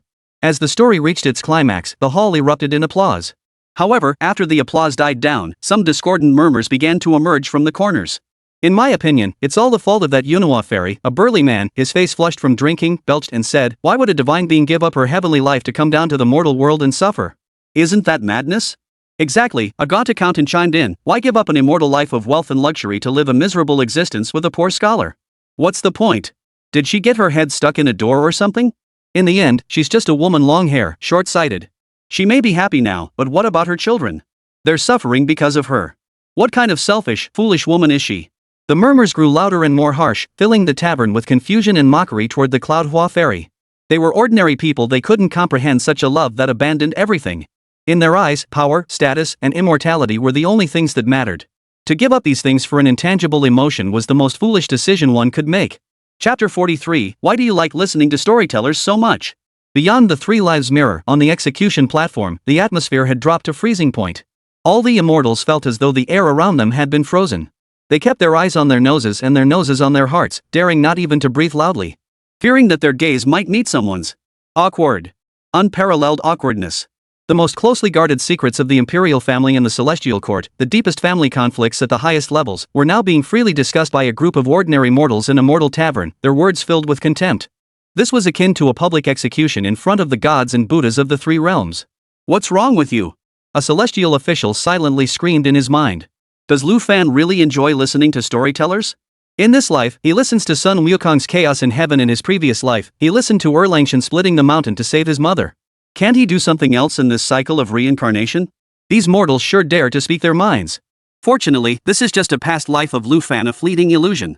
If Lu Fan had encountered this scene in an inn in his current life, the divine general would likely already be wielding his three-pronged double-edged sword, descending to the mortal realm to erase the entire town from the map. Sure enough, all the gods' gazes, though subtle, drifted toward the center of the storm. Yang Jian's face was as dark as the bottom of a pot. His silver armor seemed to be frozen over with a layer of frost from the cold emanating from his body. The vertical slit between his eyebrows, though closed, pulsed violently, as if it might burst open at any moment, unleashing a beam of light capable of destroying all things. Even Sun Wukong, who was usually fearless and loved to mock Yang Jian. He scratched his ear, shouldered his weapon, and remained unusually silent. He could fight Yang Jian to the death and mock his three eyes on any matter. But this was one thing he couldn't do. This was Yang Jian's only, and deepest, Achilles heel. Whoever touched it, died. The discussions in the tavern continued. So, you see, these stories about gods are just tales to be heard, not to be taken seriously. There's no such thing as a god that's stupid. Exactly. Come on, let's drink. Obscene language filled the air. However, amidst the chaos, a clear voice rang out. A bunch of filthy, ignorant pigs, all you can do is gossip behind people's backs with your filthy language. The speaker was the homeless man who had been sitting quietly in the corner, drinking alone. Lu Fan. He slowly stood up. His clothes were ragged and he looked gaunt, but in his once lifeless eyes, a glimmer of light had reignited. Everyone in the tavern turned their gaze toward him. Kid, who are you? What's it to you? The drunken man, his face flushed red, snapped impatiently. I'm nobody. Lu Fan shook his head. I just think it's ridiculous for a bunch of cowards who can't even stand up straight to speculate about why a phoenix would fly out of a golden cage. These words caused an uproar in the room. The burly man slammed his fist on the table, stood up, and glared angrily. What did you say? Who did you call a slave? Lu Fan's gaze finally met his, and in those lifeless eyes was an indescribable indifference. He smiled. What? Did I say something wrong? A bunch of fools who have been kneeling for so long that they think everyone standing is guilty. She is a divine maiden, yet she chose to abandon everything and enter the mortal world for a single true love. That is called courage, not foolishness. She fell in love with a mortal, bore children, and even if she defied the heavenly laws, that is between her and the celestial realm. What business is it of you, a bunch of gossiping ants? That is called freedom, not debauchery. Has she harmed any of you? Has she eaten your rice or drunk your water? No. Everything she pursues does not hinder you in the slightest. You only think she is guilty because you yourselves cannot do the same. You are greedy, so you cannot understand someone who would give up wealth and power. You are cowards, so you cannot understand someone who dares to defy authority. You were born to be slaves, with servility ingrained in your bones. That is why you find anyone trying to break free from their chains so offensive and threatening. You are not discussing a divine being, you are merely jealous. Jealous of her courage that you lack, jealous of her daring to pursue the freedom you dare not even imagine. You judge others by your own standards, using your filthy, base, slave-like minds to speculate about a noble emotion, then spew the most venomous words with a clear conscience. You dare to speak of her? Her words rang out clearly, each one cutting to the core. The drunken revelers who had been chatting animatedly moments ago now turned pale with anger, their pain exposed, and they flew into a rage. Bull! The burly man was completely enraged. A woman, for her own pleasure, drags her family into this, that is selfishness. What is wrong with me saying a few words about her? You, a poor beggar, dare to lecture me? I think you're tired of living. I'll break your legs today. He roared, grabbed a bench nearby, and swung it toward Lu Fan's head. The tavern erupted in shouts, and everyone stepped back. Lu Fan stood his ground, not moving an inch. Just as the stool was about to hit his head, a faint black light flashed from the fire poker behind him. Crack! The heavy stool shattered into two pieces mid-air. The burly man's body froze mid-air, a thin trickle of blood flowing from his throat. He stared in disbelief, pointing at Lu Fan, trying to speak, but only managing to utter a hoarse "huh." Blood gushed out from between his fingers and the corners of his mouth. With a thud, he fell backward, dead. Murder! Murder! The tavern erupted into chaos, with panicked screams echoing through the air. Let's fight him! Several thugs who were acquainted with the burly man, seeing their companion killed, their blood boiling, drew the short knives they carried and charged toward Lu Fan, screaming. Lu Fan's face remained expressionless. He simply raised his hand and gripped the long spear wrapped in rags behind him. A flash of black light. The two at the front were sliced cleanly in half at the waist, their internal organs and blood spilling onto the ground. The remaining men were terrified by the hellish scene and screamed as they turned to flee. Lu Fan gave them no chance. In just a few breaths, the tavern fell silent. 7 or 8 bodies lay scattered on the ground, the thick stench of blood making one want to vomit. Lu Fan stood in the center of the bodies, holding the soul-slaying spear, his clothes stained with warm blood. He slowly turned his head, his emotionless eyes fixed on the storyteller, who had long since collapsed on the ground in fear. The story was good. But you got it wrong. She wasn't foolish, nor was she selfish. She was simply braver than all of you. With that, he wrapped the long spear in a tattered cloth, slung it over his back, and turned to leave this hell on earth, never looking back. Chapter 44, Trouble Starts with Words. Beyond the Three Lives Mirror, on the execution platform. The pure mind Bodhisattva watched the bloody scene in the mirror, his face contorted into a sickening grin. He could barely contain his laughter. Ha ha ha ha. Did you see that? Everyone. Did you all see that? His true nature cannot be changed. He is a bloodthirsty monster. This beast has nothing but murder in his heart. For a mere verbal altercation, he dared to kill several people in broad daylight. Such a demon must be eradicated. The evidence is irrefutable. It's as clear as day. He has nothing but a born demon. Pure mind Bodhisattva grew increasingly agitated. He turned toward the direction of the Lingxiao Palace, bowed deeply, and shouted hoarsely, I humbly beseech the Emperor to render a just verdict. This beast's nature is irredeemable. If he is allowed to reincarnate, he will only bring disaster to the world. He must be executed immediately, his soul scattered to the winds, to uphold the way of heaven. After shouting, he stood tall with a smug expression, waiting for the other immortals to echo his words and for the Jade Emperor's final verdict.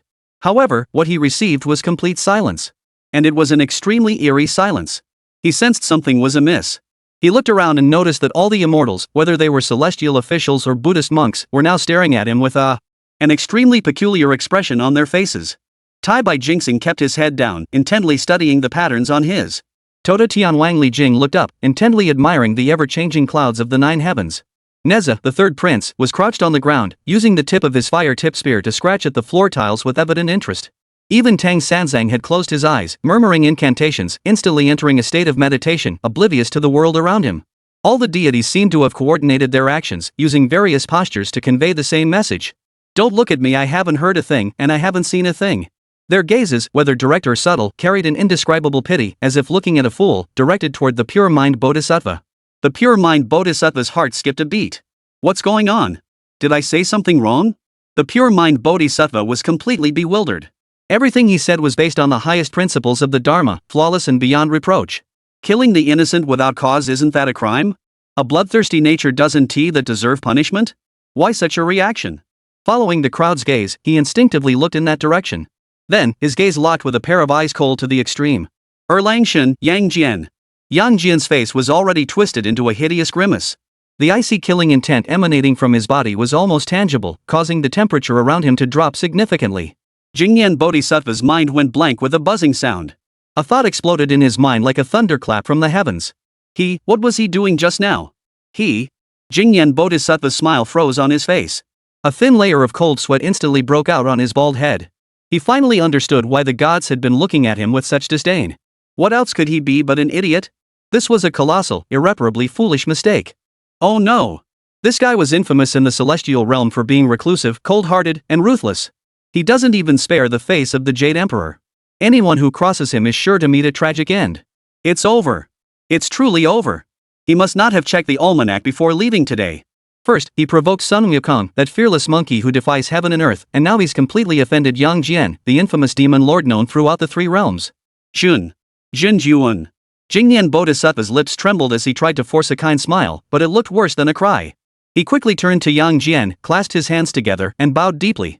True Lord, this humble monk has no other intentions. This humble monk is merely outraged by this beast's indiscriminate slaughter of the innocent, treating human lives as worthless as grass. It is absolutely not out of any disrespect toward the Cloud Flower Fairy. He now only wished to distance himself from the matter as quickly as possible. He feared that Yang Jian might truly develop empathy for this Lu Fan.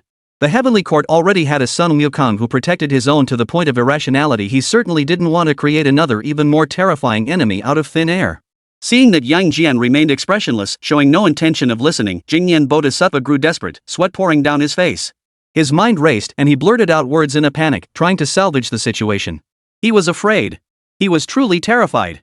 Jingyan Bodhisattva, in his desperation, suddenly had a brilliant idea. He quickly changed the subject, bowing deeply to Yang Jian with a face full of flattery and admiration. This humble monk was merely trying to say that Lu Fan's actions are as different as heaven and earth compared to how you, True Lord, handled the matter of Qianxiang back then. You, True Lord, are truly impartial and deeply understanding of the greater good. Back then, your nephew Qianxiang also caused a commotion in heaven to save his mother. As his uncle, you must have felt immense sorrow. But to uphold the authority of the heavenly laws and preserve the dignity of heaven, you bravely stepped forward, willing to bear the blame, to stop Qianxiang. Such a broad-mindedness, such a noble demeanor, you are truly a model for us all. That Lu Fan is nothing but a reckless fool, acting on mere bravado. Compared to you, True Lord, he is like a firefly next to the moon, not worth mentioning. The pure mind Bodhisattva's flattery was both swift and loud. The other immortals immediately caught on and found their own ways to agree. Exactly. Tai Bai Jinxing stroked his beard and nodded repeatedly. Pure mind Bodhisattva speaks the truth. The True Lord's actions back then were indeed well-intentioned. Indeed, a heavenly king chimed in, though we ultimately failed to stop Qianxiang from splitting the mountain, the True Lord's actions clearly demonstrated the heavenly court's stance to the 3 realms and upheld the dignity of the celestial laws. His contributions cannot be overstated. For a time, the platform was filled with flattery, and the atmosphere grew harmonious once more. The icy chill surrounding Yang Jian gradually dissipated, and his third eye, which had been beating wildly, slowly calmed down. Jingyan Bodhisattva, seeing this, sighed in relief and secretly thanked himself for reacting quickly enough to calm this troublesome figure. However, amidst this harmonious atmosphere of praise and adulation, a sudden, out-of-place laugh echoed clearly throughout the hall. Poof! The praises of the immortals came to an abrupt halt. They looked in the direction of the sound and discovered that the laughter did not come from Sun Wukong or any of the other immortals. It was the tiny immortal who had been kneeling at the center of the execution platform, treated by everyone as a pawn, his life hanging in the balance. Lu Fan. The immortals did not understand. This insignificant human immortal, facing certain death, what on earth was he laughing at? They had no time to think further. Because Yang Jian had moved. He had no extra words to say. His figure flickered and he had already landed at the center of the execution platform, standing before Lu Fan. The silver armor reflected a cold glow under the sky's light, and his overwhelming divine might caused the air around the execution platform to freeze solid. This is bad. Sun Wukong's eyelids twitched. He thought to himself, this three-eyed monster isn't going to kill him right here, is he? He slammed his weapon into the ground, flipped himself up, and landed between Lu Fan and Yang Jian, grinning as he stepped forward to block the way. Yang Jian, let's talk this out. Don't stoop to the level of a junior. Yang Jian didn't even glance at him, his phoenix-like eyes fixed intently on Lu Fan, who was kneeling on the ground, speaking in a cold tone. What are you laughing at? Chapter 45, No Guilt Can Be Proven. Sun Wukong couldn't help but feel anxious for Lu Fan. If he answered incorrectly, he might not even need to go to the 9 hells today. He'd be obliterated by the divine light of this true lord, leaving nothing but dust. Lu Fan raised his head, meeting Yang Jian's gaze that could freeze the soul, but the smile on his face did not fade. Instead, it grew more composed. I'm laughing at them. I laugh at them for not understanding, and I laugh at the Bodhisattva for not understanding either. Humph. Yang Jian's brows furrowed slightly. They don't understand the true Lord, and the Bodhisattva understands even less. Lu Fan spoke slowly, each word clear. They think that when you intervened to stop your nephew back then, it was to uphold the heavenly laws, to act selflessly for the greater good. Such words are nothing but flattery to gloss over the truth. The Bodhisattva scolded me earlier, saying I was acting like a reckless fool, and that I'm worlds apart from you, the true Lord. Those words are even more off the mark. Beneath the Zhantai platform, the immortals strained their necks but could hear nothing. Yang Jian was surrounded by an invisible force that blocked all sound. They could only see Yang Jian with a stern expression, Sun Wukong scratching his ears and cheeks, while that mortal dared to speak so boldly. What on earth was he talking about? There was nothing they could do today. The 1,000-mile eyes and the wind-listening ears were on duty and hadn't come to join the commotion. Jingyan Bodhisattva was even more anxious. He vaguely sensed that what Lu Fan was saying was not good news. On the execution platform, Lu Fan continued. Are you really acting for the sake of the celestial edicts? If the edicts were truly effective, how could your mother have been trapped beneath Mount Peach? You are not truly impartial. If you were truly impartial, how could you watch your younger sister repeat the same mistake and merely press her under Manhwa, giving Qianxiang a sliver of hope? The world calls you heartless for blocking your nephew, accusing you of being unfilial and unjust. But they don't know that you are the one who has suffered the most and borne the heaviest burden. Lu Fan looked at Yang Jian's icy face and spoke slowly. The axe that Qianxiang wields was sharpened by you. His magical power was honed through your relentless pursuit and battles. His will was forged by your cold and ruthless demeanor. You used yourself as a grindstone and your reputation as a whip, turning an ordinary young man into a war god daring to defy the heavenly court. You were not blocking his path, you were shaping his destiny. Without you, his ruthless uncle, even if Qianxiang obtained the divine axe, he would be nothing more than a child with a treasure mountain but no idea how to use it. He wouldn't even be able to break through the southern heavenly gate, let alone split the mountain to save his mother. The deeper meaning, the bitterness, and the great love behind all this they don't understand. They only judge you with the shallowest notions of loyalty, filial piety, and righteousness, or praise you with the most shameless words. That's why I laugh at them. Upon hearing this, even Sun Wukong was taken aback. He had always found many issues with the story of Qianxiang splitting the mountain to save his mother. But since everything ended happily, no one had ever questioned it.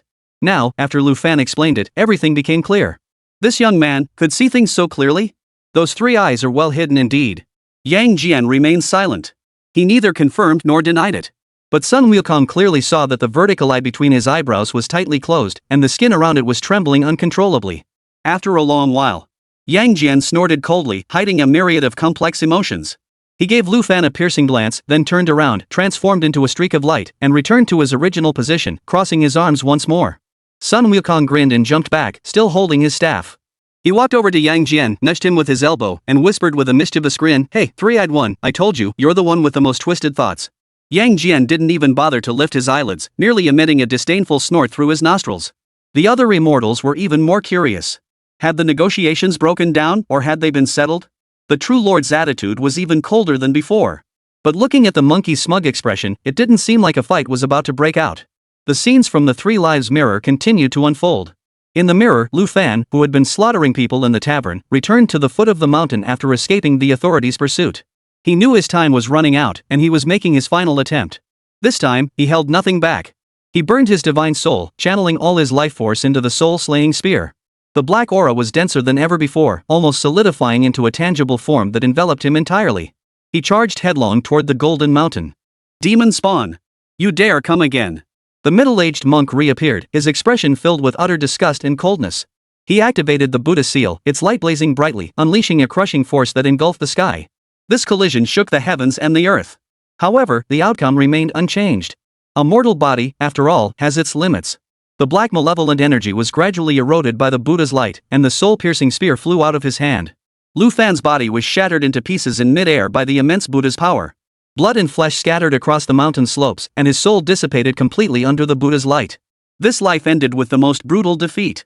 On the execution platform, there was a collective sigh of sorrow. Regardless of one's stance, witnessing such a soul who, in order to save his mother, remained undaunted despite countless hardships and ultimately sacrificed his life, could not help but stir the hearts of the immortals. Stubborn and obstinate, harming both yourself and others. The pure mind Bodhisattva spoke coldly, breaking the silence. He glanced in Yang Jian's direction, seeing no reaction, his courage grew, everyone has seen it. This beast was just as stubborn in his previous life. For his own selfish desires, he slaughtered the innocent and ultimately brought about his own destruction. Such a nature, if not severely punished, will only repeat itself through countless reincarnations. Lu Fan knelt on the ground, listening to Jing Nian's evaluation, but a faint, unnoticed smile curled at the corners of his mouth. This outcome was precisely what he desired. This story must end in regret and failure. Because the past is the past, and the present is the present. The tragedy of the past life could maximize sympathy, allow certain people to empathize, and secure the greatest possible leeway for his current life. Exchanging a meaningless, tragic past that no longer exists for the chance at life in the present. This deal is worth it. Pure Mind Bodhisattva had originally intended to strike while the iron was hot and directly request the Jade Emperor to issue an edict condemning Lu Fan to soul-shattering annihilation. But the words stopped at his lips. He glanced at Yang Jian, who remained expressionless, and then at Sun Wukong, who was holding his staff and watching the spectacle. These two were tough nuts to crack. Neither of them should be offended. He weighed his options carefully. A mere mortal immortal wasn't worth offending both of these great deities at the same time. After all, since the beginning of time, the ages have been endless. The reincarnation of a mortal is but a drop in the ocean, there is no need to rush. Today, he would step back. With that thought, Pure Mind Bodhisattva cleared his throat and adopted a business-like expression. However, he changed the subject. Though this life has sins, its root cause lies in the urgent desire to save one's mother. There are circumstances behind the actions, and there is some understanding to be found. To judge one's inherent nature as corrupt based solely on this life's experiences is somewhat biased. In my humble opinion, there are still doubts in this matter, and the evidence is insufficient. It would be more fair to investigate his other past lives and make a comprehensive judgment. The other immortals immediately understood. Taibai Jinxing was the first to step forward to mediate. The Bodhisattva speaks wisely. The judiciary values irrefutable evidence. Our celestial court has always upheld virtue and justice. We must not rush to judgment. This matter requires further deliberation. Exactly, deliberate carefully. The other immortals all agreed. Yang Jian remained silent throughout, his face expressionless. His silence spoke volumes. Chapter 46, Is Lu Fan Yang Jian's father? At the foot of the execution platform, the divine officials each harbored their own thoughts, the atmosphere tense. Sun Wukong nudged Yang Jian with his elbow and whispered in a low voice, his monkey face brimming with curiosity and gossip. Hey, three-eyed one, seriously, what's your deal? You seem to like this kid. Yang Jian shot him a sideways glance, his disdain unhidden. He has backbone, and I admire that. But what does that have to do with you? You monkey, jumping around like that, what exactly are you trying to do? Old son, see him as a man of honor and loyalty. To let him perish like this is too tragic. Sun Wukong chuckled, revealing his true intentions. Can't we think of a way to save him? Yang Jian turned his gaze back to Lu Fan in the distance, his voice cold. The intention of the other immortals was to spare his true spirit and send him into reincarnation. This is already an act of mercy beyond the law. He stopped mid-sentence. He abruptly turned his head, his phoenix-like eyes shooting out sharp beams of light, fixated on Sun Wukong. You monkey, do you want him to be spared? He. Sun Wukong scratched his cheek, his smile bright. Impossible, Yang Jian refused outright, leaving no room for negotiation. He slaughtered Buddhist monks, that is a fact, with blood as evidence. Even the Jade Emperor himself would have to consider the face of the Buddha of the Western heavens. Heavenly laws and human lives are not to be trifled with. Today, he must die. As for how he dies, whether his soul is completely annihilated or his true spirit is spared and sent to the realm, that is what can be discussed. Sun Wukong's smile vanished from his face. He had finally understood that Yang Jian, while appreciative of him, was unwavering in his principles. He could understand Lu Fan's actions, but he would never agree that such behavior could be forgiven. Different paths, different goals. Sun Wukong rolled his eyes, shouldered his weapon, and refused to waste any more words on this stubborn fool. Seeing that the commotion had temporarily subsided, Jingyan Bodhisattva forced himself to calm his mind. He had to regain control of the situation. He took a deep breath and once again channeled his divine power into the Three Lives Mirror. Three Lives Mirror, discern the slightest detail. Please reveal once more, in this person's cycle of reincarnation, have they ever committed the offenses of disrespecting the gods and Buddhas or violating the celestial laws and divine decrees? The mirror's surface shimmered once more, and chaotic clouds swirled. A new image began to slowly take shape. The gazes of the immortals were once again drawn toward it. However, the moment the image became completely clear, the entire Zhantai platform fell into a silence more eerie and terrifying than any previous moment. Soon, suppressed gasps of horror echoed throughout the air. It's impossible. A divine official murmured in a trembling voice. The figure in the mirror was not Lu Fan. It was a scholar dressed in a blue robe, with a gentle and refined appearance, an otherworldly aura, and an innate air of nobility in his brows. However, what sent all the immortals into a state of utter terror was that face. The contours of his eyebrows and eyes bore an uncanny resemblance to those of the silver-armored divine general standing by with his arms crossed, the second Prince Yang Jian, the true lord of the heavens. Some ancient immortals with keen eyes immediately recognized the scholar's true origins. The Golden Boy is the reincarnation of the Golden Boy who once served the Emperor. These words echoed like a thunderclap from the heavens, reverberating in the minds of all the immortals. The reincarnation of the Golden Boy had fallen in love with the immortal maiden Yang Jian of the Yunhua clan, giving birth to Yang Jian and his sister. The scholar's name was known throughout the three realms. Yang Tianyu. Lu Fan is the reincarnation of Yang Jian's father? This revelation startled all the immortals. They felt a chill run down the back of their necks, a cold breeze rushing from the base of their spine straight to the top of their heads. This is too big. So big it's scalding hot, so big it could literally kill even immortals. This isn't just some trivial gossip from the celestial court, it's something that could actually lead to bloodshed. It wasn't just about Yang Jian, it was also connected to the Jade Emperor. Many divine officials turned pale and began quietly moving backward, desperate to cast an escape spell and flee the scene, pretending they had never been there at all. Jingyan Bodhisattva, the one who uncovered this earth-shattering secret, was now speechless. He stared blankly at young Tianyu in the mirror, then glanced at Yang Jian, whose face was as still as water, his mind buzzing with confusion. How could this be possible? How could Lu Fan possibly be Yang Jian's father? Pure mind Bodhisattva's legs gave way, and he nearly collapsed to his knees. In the dead silence, only Sun Wukong was utterly confused. He didn't recognize young Tianyu. Although he knew that Yang Jian was the Jade Emperor's nephew and was familiar with his story of splitting the mountain to save his mother, by the time he was born, young Tianyu had already turned into a pile of yellow earth, leaving not even a single bone fragment behind. He had no idea about the complicated circumstances behind it all. Who is that? He nudged Nezha, who was equally shocked. He looks a bit like the three-eyed one. Is he his brother? Nezha took a moment to recover from his shock. He glanced at the other immortals, who were silent as if frozen, then looked at young Tianyu, whose face was as dark as a pot bottom, and whispered to Sun Wukong, "Monkey, keep your voice down. That's not his brother." Then who is he? Sun Wukong was even more curious. Nezha leaned close to his ear and whispered in a barely audible voice, "That's the reincarnation of the Golden Boy, named Young Tianyu. He's his father." Sun Wukong's playful expression froze instantly. His fiery eyes widened suddenly. His father? That's right. Nezha nodded firmly, his expression solemn. Back then, Yunhua Shenzi, who was the mother of the true lord, secretly descended to the mortal realm with this scholar named Yang, married him, and that's how the disaster at Taosan occurred. Sun Wukong's mouth hung open for a moment. The weapon in his hand nearly slipped from his fingers. He finally understood why the immortals on the Zhantai platform looked as though they had seen a ghost. He also finally understood why pure mind Bodhisattva's expression was worse than if he were crying. This was going to be interesting. Yang Jian was surprisingly calm. He spoke in a calm tone. "Summon the king of the underworld, Qin Guang." The 6 simple words left all the immortals stunned. They quickly realized that the true lord intended to investigate the root cause. The underworld, the hall of the 10 kings. Qin Guang, who was busy with official duties, suddenly jolted awake. He dared not delay for a moment, immediately putting down his judgment brush, and in a flash, he vanished from his original spot. The next moment, a shadowy figure shrouded in icy coldness appeared beneath the execution platform. Qin Guang bowed deeply, his attitude extremely respectful. "This humble servant greets the divine true lord. May I ask why the true lord has summoned me?" His heart raced with anxiety. Being summoned directly by Yang Jian must mean something of great importance had occurred. Yang Jian did not mince words. He raised his finger and pointed at Lu Fan, who was kneeling on the ground. "Investigate this man's 3 lifetimes of reincarnation and trace his origins. Also, investigate all the reincarnation records of my father, Yang Jian, after his reincarnation. Chapter 47, Things That Should Not Be Seen. Qin Guangwang dared not ask any further questions and immediately replied, I obey the true Lord's command. He immediately retrieved the Book of Life and Death, infusing it with divine light. The heavy tome moved on its own, its pages flipping rapidly, eventually coming to rest on 2 pages. He carefully compared the karmic reincarnation lines on both sides. The entire execution platform was so quiet you could hear a pin drop. All the immortals held their breath, awaiting the final verdict from the ruler of the underworld. This was not merely deciding Lu Fan's fate, but also determining whether they could leave this place of turmoil alive today. Moments later, Qin Guangwang exhaled deeply, closed the Book of Life and Death, and respectfully reported to Yang Jian, Your Excellency, the investigation is complete. Lu Fan's true spirit originated from a thread of righteous energy from the ancient past. After undergoing thousands of reincarnations, he has always been immortal.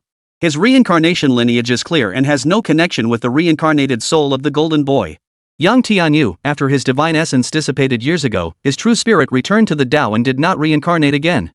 Upon hearing this, hoo! On the Zhantai platform, a unified, collective sigh of relief echoed. No! Lu Fan is not the reincarnation of Yang Jian. This gigantic melon capable of shattering the heavens is a fake. Jingyan Bodhisattva felt a sudden darkness before his eyes, followed by an overwhelming sense of joy. He felt as though he had just narrowly escaped death, his entire body drenched in cold sweat, his legs trembling so violently he could barely stand. He had survived. He had actually managed to save his life. The other immortals also snapped back to their senses, their minds finally beginning to function normally. So that's it. Tai Bai Jingxing slapped his forehead, stroked his beard, and exclaimed in realization, that's right. That's exactly the same as what happened in his previous life. What the Three Lives Mirror reveals is not the person himself, but rather people or events closely connected to his birth or experiences in that lifetime. Exactly. Just like the scholar in the white snake who appeared first before, this time, it must be connected to him and Yang Jian. Everyone chattered excitedly, finally finding a perfect, logical explanation that resolved this colossal disaster without a trace. The atmosphere finally began to ease. Yang Jian listened to Qin Guangwang's report, and his tense body finally relaxed slightly. He snorted coldly, and the chill in his voice made Jingyan Bodhisattva, who had just exhaled in relief, shiver again. Continue. Yang Jian waved his hand, signaling Qin Guangwang to withdraw, while ordering Jingyan to continue activating the Three Lives Mirror. Sun Wukong crept closer and gently prodded Yang Jian's armor with his staff. Hey, three-eyed one, since this kid's past life is connected to your father, did you ever meet him before?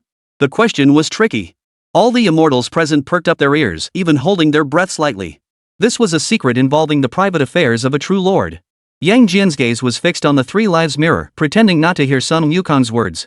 However, Sun Wukong was simply too annoying, constantly bothering him. I haven't seen it. After a long pause, he finally managed to squeeze out 3 words. I don't believe you, Sun Wukong chuckled. Yang Jian ignored him. He remembered it clearly. Besides his mother, there was no one else around his father, Yang Jian, who had any connection to the cultivation world. Let alone a soul as malevolent as this one, who dared to kill monks, even an ordinary person with even the slightest hint of spiritual potential he had never seen before. In his memory, there was no face like Lu Fan's, nor any face resembling it. But Yang Jian's brows furrowed imperceptibly in an unnoticed manner. He was no longer certain. His gaze involuntarily shifted away from the Three Lives Mirror and fell once more on the tiny immortal kneeling straight in the center of the execution platform. After the shocking mix-up of mistakenly recognizing his father, he felt nothing but anger. But now, when Sun Wukong asked that question, and the Three Lives Mirror began to trace back to that part of his life he had never wanted to revisit, when he looked at Lu Fan again, he suddenly felt as if he really did recognize him. It wasn't a resemblance in appearance, but a feeling. A vague impression of having once crossed paths in some forgotten corner of his memory. Strange. Why didn't I feel this way when I looked at him for so long just now? Yang Jian felt a twinge of doubt.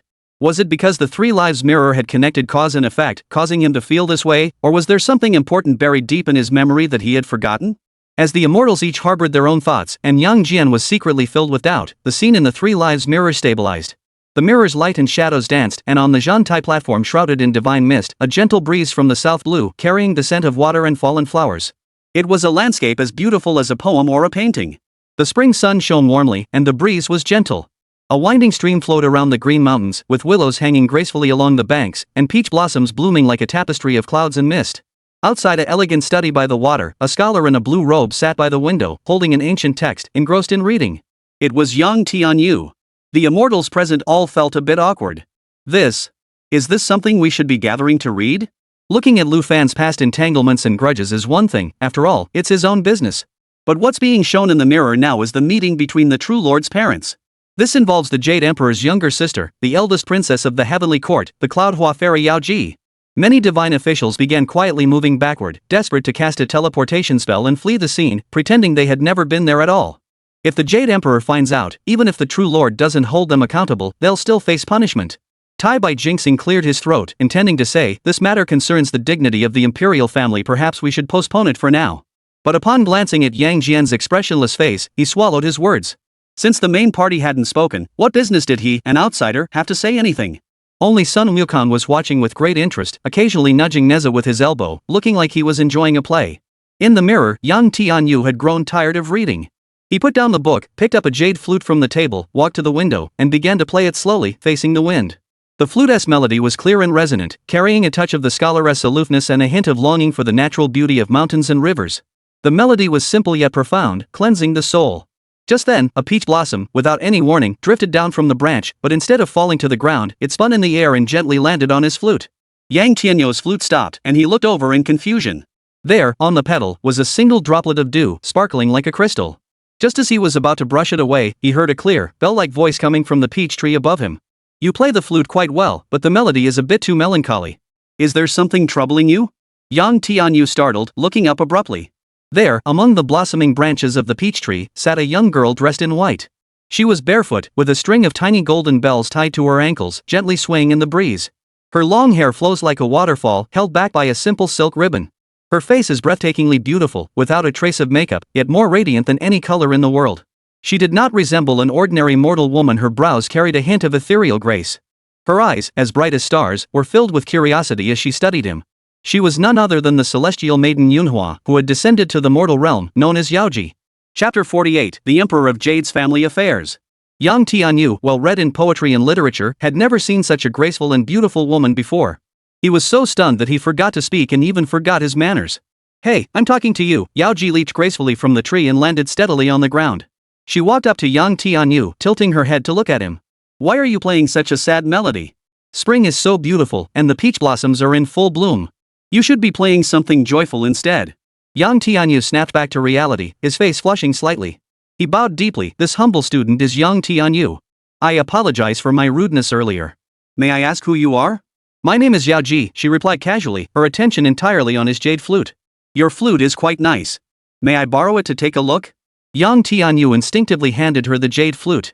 Yaoji took the flute, placed it to her lips, and blew gently. In an instant, a completely different flute melody echoed through the valley. The sound was no longer lonely and cold, but brimming with vitality and joy.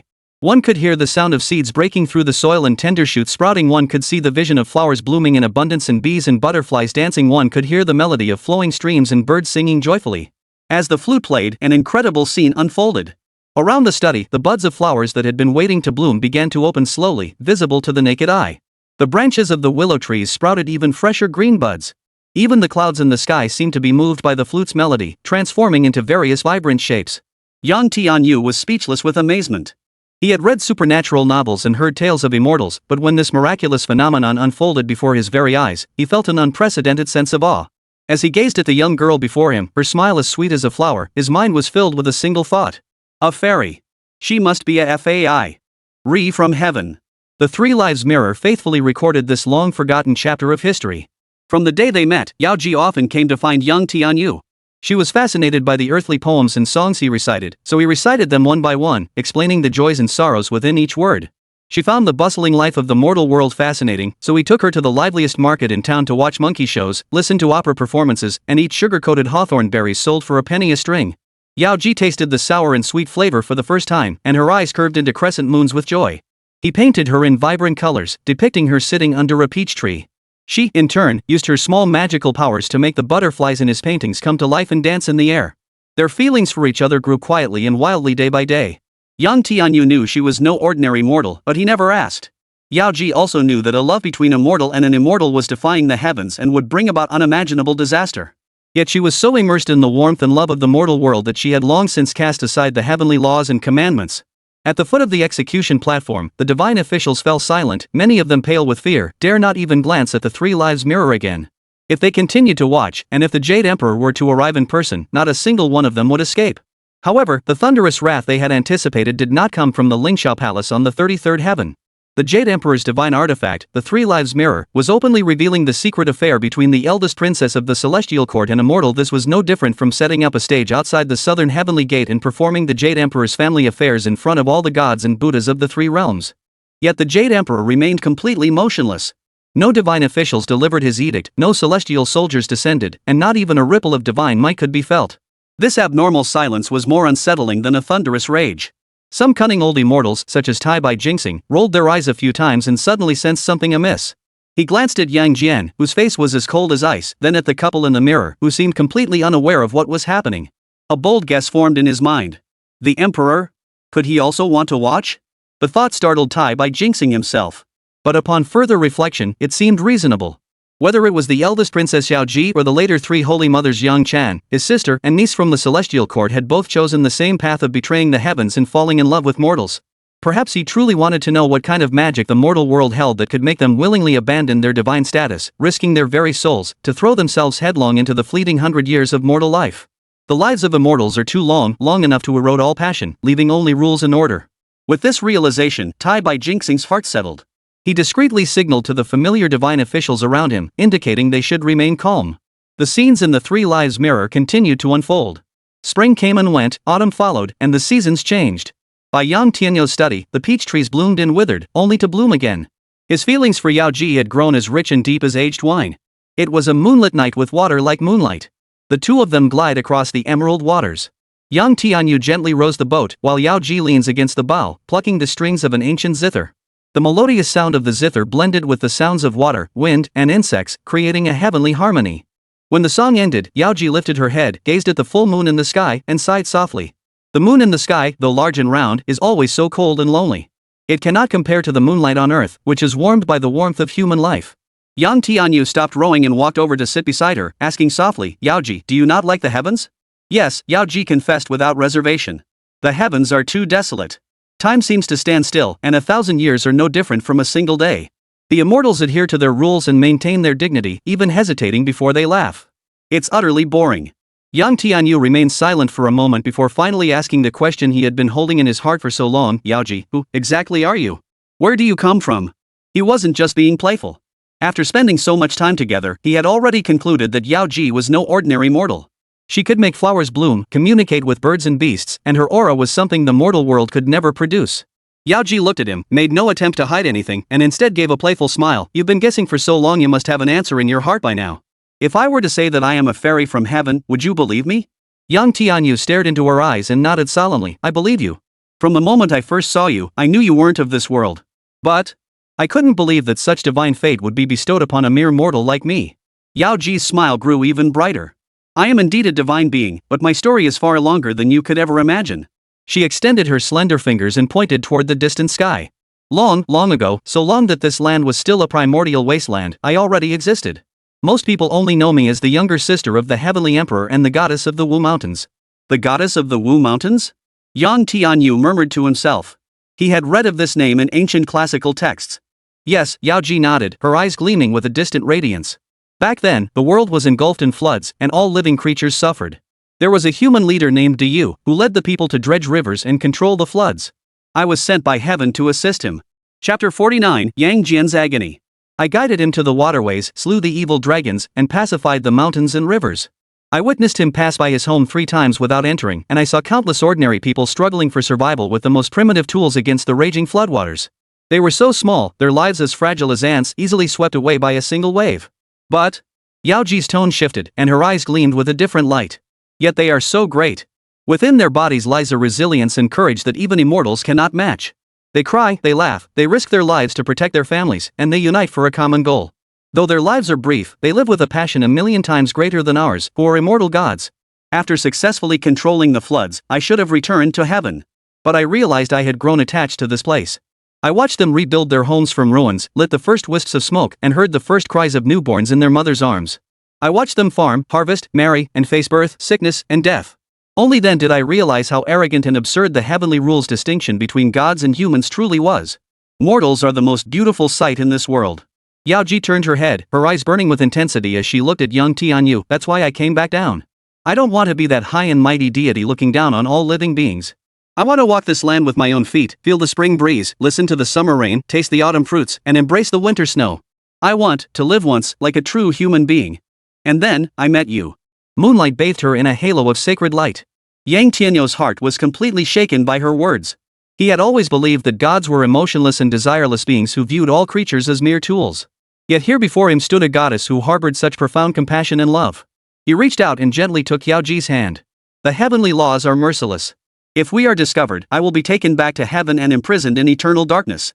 And you will suffer divine retribution, your soul scattered to the winds. But Tianyu, if I could be with you, even for just one lifetime, it would be worth more to me than spending 10,000 years in the celestial court. Will you marry me? Young Tianyu could no longer suppress his emotions. He was not an impulsive fool. He had read many sacred texts and understood the principles of heaven and earth better than anyone else. But he knew even more clearly that the woman in his arms was the only light in his life. He suddenly embraced Yao Ji tightly and choked out, I will. Yang Tianyu, in this life, to be favored by a celestial maiden, I would die without regret. Even if heaven punishes us, I will bear it with you. Yao Ji closed her eyes in his arms, a satisfied smile spreading across her lips. The scenes in the Three Lives mirror flashed by quickly. There was no grand wedding, no matchmakers or dowries. Only a small study, 2 red candles, heaven and earth as witnesses, and mountains and rivers as mediators. They bowed to heaven and earth, and thus became husband and wife. The years passed peacefully, like the gentle stream flowing slowly before their door. Yang Tianyu dedicated himself to farming and scholarship, while Yao Ji gave up her heavenly ways to cook and tend to her husband. She set aside all her ethereal qualities and learned to be a mortal wife. She learned quickly, sewing garments with meticulous stitches and cooking meals that filled the air with fragrance. Yang Tianyu often read in his study.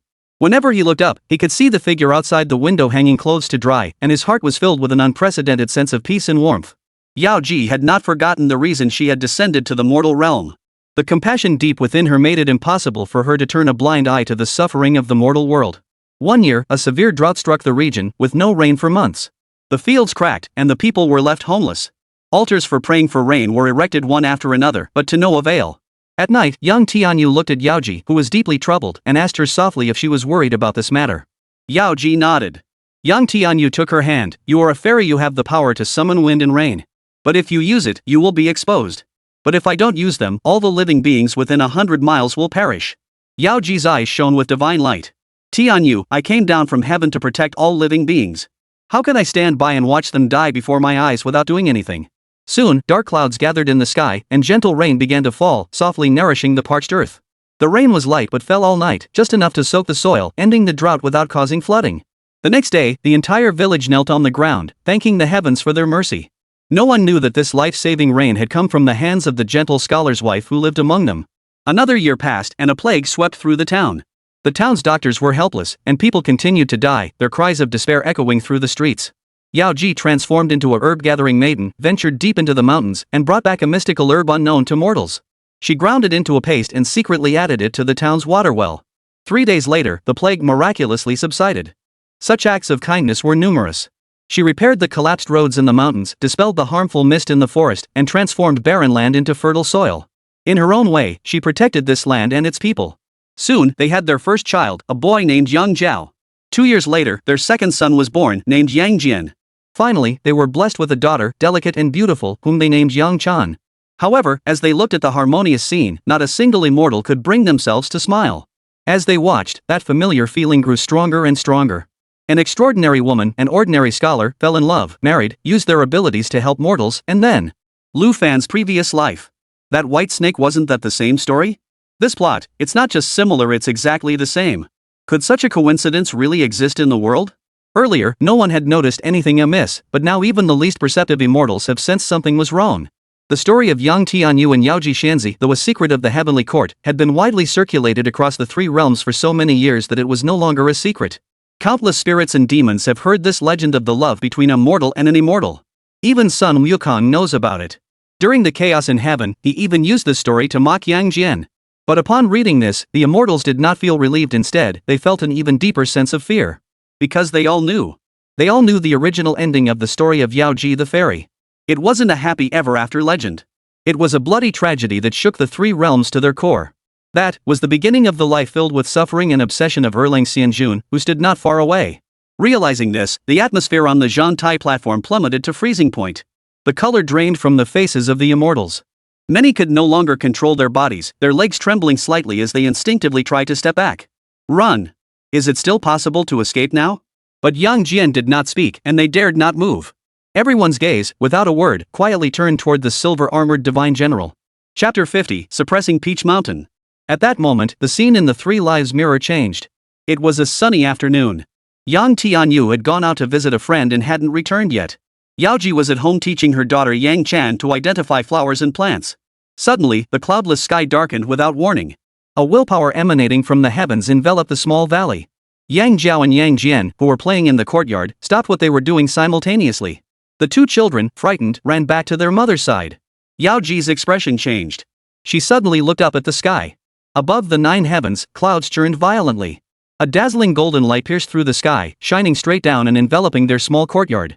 Within the golden light, the figures of celestial soldiers and generals flickered in and out of view, their armor gleaming coldly, and a murderous aura filled the air. At that moment, the entire Zhantai platform fell into complete silence. The hearts of all the immortals leaped to their throats. It's here! It had finally arrived. The majestic might of heaven descended from the 9 heavens, crushing everything below. That was a power beyond the comprehension of mortals. The petals of the peach blossoms in the small courtyard ceased to fall, the stream froze in mid-flow, and even the wind came to a standstill in the air. Yao Ji tightly shielded her 2 young children behind her. Her face turned deathly pale in an instant, but her eyes blazed with the resolute determination of a divine maiden. She knew that this day had finally come. The years of earthly warmth she had enjoyed would now be repaid tenfold by the heavenly laws. Mother! Little Yang Jian tugged at her skirt, too young to comprehend what was happening, but he felt his mother's fear and trembling, a despair so profound it made the heavens and earth tremble. Amidst the golden light, a towering divine general revealed his form. He wore golden armor, his face stern and devoid of emotion. His gaze swept past Yaoji, scanning the small courtyard filled with the hustle and bustle of human life, his eyes brimming with unhidden contempt. Yaoji, the immortal maiden of Yunhua, the divine general spoke, "You have secretly descended to the mortal realm, married a mortal, and given birth to an illegitimate child, thereby violating the heavenly laws. The Jade Emperor has commanded us to capture you and return you to the heavenly court, where you shall be imprisoned beneath Mount Taoshan, never to be released for all eternity. The fault lies with me alone." Yaoji spoke with unwavering resolve. "My husband and children are innocent. I beg the celestial general to show mercy and spare them.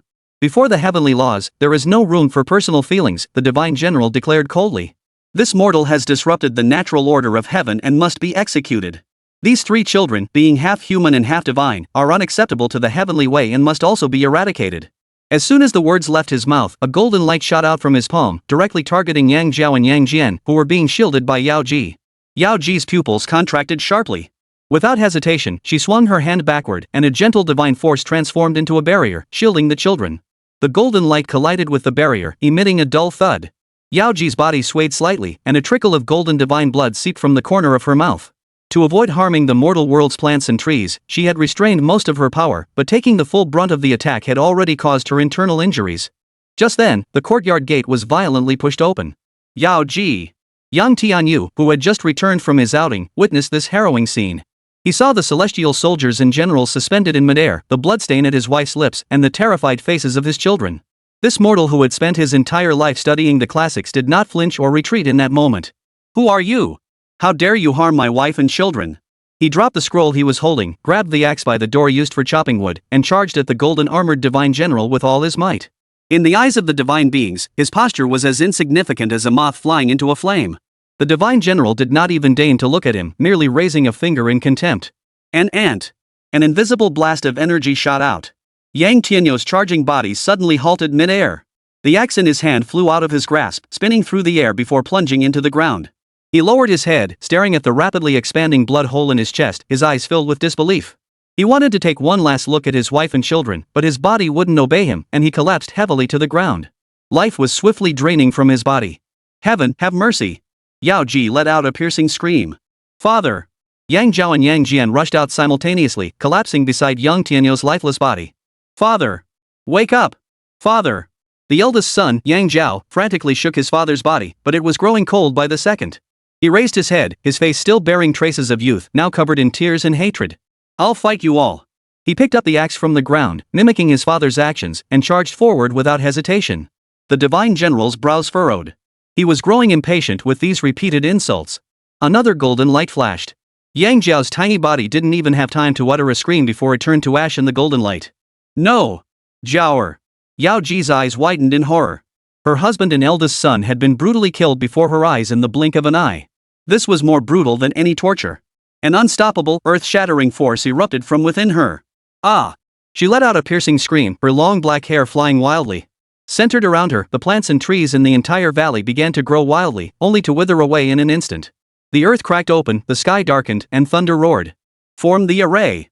The golden-armored divine general's expression changed slightly, and golden light erupted from his body. The celestial soldiers and generals swiftly formed a heavenly net, completely sealing off this space. Yao Ji's power, which shook the heavens and the earth, was firmly suppressed within this small space. Her eyes filled with blood as she frantically charged at the formation. But the array was the embodiment of the heavenly court's will, unbreakable. She knew she couldn't escape.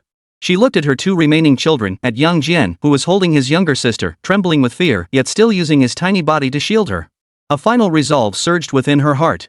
She suddenly withdrew all the energy she had released and concentrated it all into her palms. Jianer, Chaner. She summoned her last ounce of strength and sent out a divine thought: take your sister and survive. Go to Manhwa in the west and find an immortal named Qijingzi. Hurry! She turned her palm and struck not at the celestial net, but at the ground beneath her feet. The furious divine power was not meant to destroy, but to tear open a spatial fissure. A pitch-black fissure appeared out of nowhere beneath Yang Jian and Yang Chan's feet. Yao Ji used her last ounce of divine power to transform into a gentle breeze, sweeping the two children into the spatial fissure. Mother! Yang Jian's cries were ruthlessly swallowed by the closing space.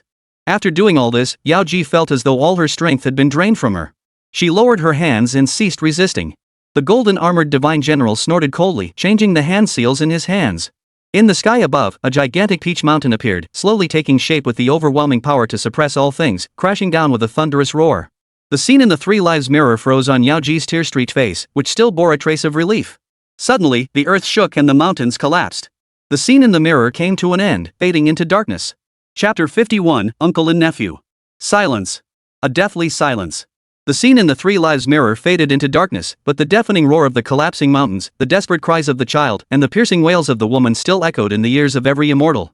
The air on the execution platform was so thick it was hard to breathe. All the immortals instinctively held their breath, daring not to move a muscle. Everyone was afraid of that person. Erlang Xianjun, Yang Jian. He remained motionless, his face as cold and unchanging as ever, showing no sign of emotion. But the more he remained still, the greater the fear grew in the hearts of the immortals. The calm before the storm is always the most peaceful. They all clearly remembered that this true lord, back then, had done exactly this, wielding a three-pronged double-edged sword. He had charged all the way from the Guanjia mouth to the southern heavenly gate. It was a chaotic upheaval that shook the heavens and earth, its ferocity matching that of the later Monkey King. Had it not been for the subsequent sealing of the god's catastrophe, which disrupted the three realms and left the heavenly court reliant on this peerless war god, the outcome of that incident would have been unimaginable. Now, this blood-soaked scar has been ruthlessly reopened by the Three Lives mirror in front of all the gods and Buddhas of the three realms. No one dares to imagine what will happen next. Cough. A faint cough broke the suffocating silence. It was Tai by Jinxing. This benevolent figure from the heavenly court stepped forward reluctantly. He bowed deeply toward Yang Jian, true lord. The past is the past. Please do not grieve. Although Yunhua Xianzi suffered under suppression in the past, her love for her child moved heaven and earth. The true lord and the three holy mothers were able to grow up safely. The fairy should also find comfort in this. Indeed, the tower-bearing heavenly King Li Jing immediately echoed, holding his treasure tower and looking solemn. Heaven's laws or merciless divine generals merely follow orders. The tragedy has already been sealed. Regret is futile. Your Excellency now commands the three realms and protects all beings. This is the best way to comfort your late father. For a moment, the execution platform echoed with voices of agreement. The true lord's divine might is unmatched, having long surpassed the past. If your father were here today, he would be proud of you. The immortals spoke in a cacophony, using every ounce of their knowledge. Sun Wukong, unusually serious, did not smile or joke. He thought of his flower fruit mountain and the monkeys and their offspring who had been slaughtered by the heavenly soldiers. He understood the pain of losing one's family and homeland. In this awkward and oppressive atmosphere, a brilliant golden light descended from the Lingxiao Palace on the 33rd heaven, illuminating everything below. Wherever the golden light touched, celestial music played, and auspicious clouds swirled. A sense of supreme authority and dominion over all things instantly enveloped the entire Zhantai platform. All the immortals, including the pure mind Bodhisattva, felt a chill in their hearts, and their expressions instantly became incredibly respectful and solemn. They all turned in unison, bowing deeply toward the direction of the Lingxiao Palace. Welcome, Your Majesty. The cries echoed through the heavens. As the golden light faded, a figure appeared outside the gates of the Lingxiao Palace. The supreme ruler of the three realms, the Jade Emperor. Erlang. Yang Jian slowly turned around and gazed at the supreme ruler of the celestial court from afar. He did not bow, but stood silently, his silver armor reflecting a colder, more solitary glow than the golden robes of the emperor under the heavenly light. Their eyes locked. They were uncle and nephew, but also ruler and subject. They were blood-related kin, yet also sworn enemies bound by a blood feud. The figure of the Jade Emperor flickered, and in the next moment, he had already appeared before Yang Jian. He waved his hand, and an invisible force spread out, completely sealing off this space from the outside world. The other immortals could only see the two supreme beings standing face to face, but they could no longer hear a single sound or feel the slightest movement of air. You still hate me? The Jade Emperor looked at him, speaking as a statement, not a question. Hate? Yang Jian's eyebrow twitched slightly, but he only gave a cold smile. Your Majesty is the ruler of the three realms, your words are law. As a subject, how dare I harbor any resentment? In my presence, there is no need for such formalities. The Jade Emperor's gaze softened slightly, a rare display of tenderness. Yao Ji, after all, is my sister. Mentioning that name, the eternal majesty in his eyes finally showed a few cracks. I know that well, Yang Jian said coldly. That's why you ordered her to be sealed away. I have no choice. The voice of the Jade Emperor grew solemn. As the Emperor of Heaven, before I am her elder brother, I am first and foremost the guardian of the celestial laws. The union of gods and mortals disrupts the natural order of heaven and earth and undermines the very foundations of the three realms. If I were to bend the law for personal reasons, where would the authority of the heavenly court stand? How could the order of the three realms be maintained? Yang Tianyu is merely immortal, and his earthly lifespan is but 100 years. Yao Ji's love for him is already defying heaven. I gave her a chance. I sent messengers to warn her secretly, urging her to return to the heavenly court. It was she who chose that path. She chose warmth, chose love, chose to be a flesh and blood human being. Yang Jian took a step forward, and the icy killing intent emanating from him nearly pierced the barrier the Jade Emperor had set up. What is wrong with that? The fault lies in her being a god. The Jade Emperor's tone suddenly rose sharply. As a god, she enjoys an eternal lifespan and possesses power beyond the imagination of mortals. She must therefore bear the corresponding responsibilities. She must renounce the 7 emotions and 6 desires of mortals. This is the way of heaven, and it cannot be defied. The tension between the two reached a boiling point. After a long moment, the anger in the Jade Emperor's eyes slowly faded. Erlang, so much time has passed. You have experienced the matter of Chenxiang, can you still not understand me at all? These words truly touched Yang Jian's heart. Chen Xiang. That nephew of his, who, like him, had rebelled against the heavenly court to save his mother. He recalled how he had chased Chen Xiang time and again, driving him into desperate situations, and how he had used harsh words to repeatedly temper the young man's will. In that moment, he truly understood. He understood the helplessness of being a guardian of order, and the pain of sacrificing personal emotions for a greater goal. Just like Nezha, who once carved out his bones to return them to his father and cut off his flesh to return it to his mother, vowing eternal enmity with Li Jing. Yet after enduring the sealing of the gods and the passage of countless years, when he once again laid eyes on the heavenly king holding the pagoda, the hatred in his heart had long been eroded by time. He would never again use his fiery spear to kill Li Jing, even if he had no tower in his hands. Time truly can change everything. I understand your position, Yang Jian finally spoke, but I will never forgive your choice. Understanding does not mean forgiveness. This was his final line in the sand. The Jade Emperor looked at him deeply and did not continue the topic. He knew this was already the limit. This was also the best outcome. He was quite satisfied with his current relationship with Yang Jian. Enough, enough. He waved his hand, and the aura of imperial authority that had surrounded him faded slightly, making him seem more like a helpless elder. You've already rescued your mother for so long. Why are you still here dwelling on the past? Yang Jian couldn't help but sneer. Does your majesty think I'm like that brainless monkey outside, ready to cause a stir on the execution platform over such a trivial matter? Rest assured, I wouldn't go that far. I just remembered that incident and felt a bit annoyed. The Jade Emperor fell silent. He knew that some wounds, even after healing, leave scars that never fade. If that is the case, then continue as you were. The figure of the Jade Emperor began to fade, preparing to leave this place of strife that even he found unpleasant. I shall not disturb you further. As the golden light was about to fade, his voice rang out once more. You rarely make it to heaven.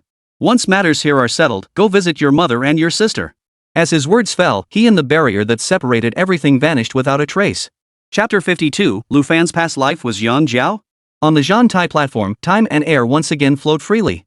The immortals felt as though they had been granted a pardon, yet dared not show the slightest emotion. One by one, they continued to keep their eyes on their noses and their noses on their hearts, pretending nothing had happened. This trial, which had begun as a matter of official business, had escalated into a fierce confrontation and then, in the recent exchange that had revealed the hidden secrets of the three realms, had long since strayed from its original course. Pure Mind Bodhisattva stood there, his monk's robe soaked through with cold sweat, clinging tightly to his body, sticky and icy cold. His mind was in chaos. He had just narrowly escaped death, and his soul was still unsteady. After finally calming down, his chaotic thoughts were like a tangled ball of thread. He needed to find the end and untangle everything. As he sorted through them, he suddenly sensed something was amiss. Something was very wrong. He instinctively raised his head, his gaze sweeping past the crowd of immortals to the Three Lives mirror, which had grown dim, then looked back at Lu Fan, who remained kneeling at the center of the execution platform, his posture straight and unwavering. A thought, completely out of the blue, sprang from his chaotic mind, freezing him in place. Wait. Weren't we here to judge Lu Fan and investigate his past life for disrespecting the gods and Buddhas? Right, the Three Lives mirror revealed his past life connected to the heavenly gods. Therefore, Yang Jian, Yunhua Shenzi, and the celestial soldiers and generals appeared in the mirror. But where is Lu Fan? The lips of the pure mind Bodhisattva parted slightly, growing even more bewildered. Who is Lu Fan in there? His absurd expression was immediately noticed by Yang Jian, who had been watching him closely. Yang Jian's inner turmoil did not dissipate in the slightest despite the Jade Emperor's departure. That memory was the source of his power, but also his eternal shackle. Now that it was being reenacted so brutally, the beast he had suppressed for 1,000 years was roaring within him. Already in a terrible mood, seeing the Bodhisattva of pure mind in such a horrifying state sent a surge of anger rushing to his head. Jingyan, I ask you, what does the past reflected in the mirror have to do with this man? This question suddenly awakened everyone present. All the celestial officials jolted awake, the taut strings of fear in their minds finally snapping into place. That's right. The Divine Lord asked the right question. We've been intently watching the secret affairs of the true Lord's household with bated breath, but what does this have to do with that little immortal kneeling there? Aren't we judging him? Who is he in the mirror? If we don't figure this out, didn't we just tear open Yang Jian's wound for nothing? Will anyone here be able to leave alive today? The entire Zhantai platform was instantly shrouded in an even more eerie atmosphere than before. This.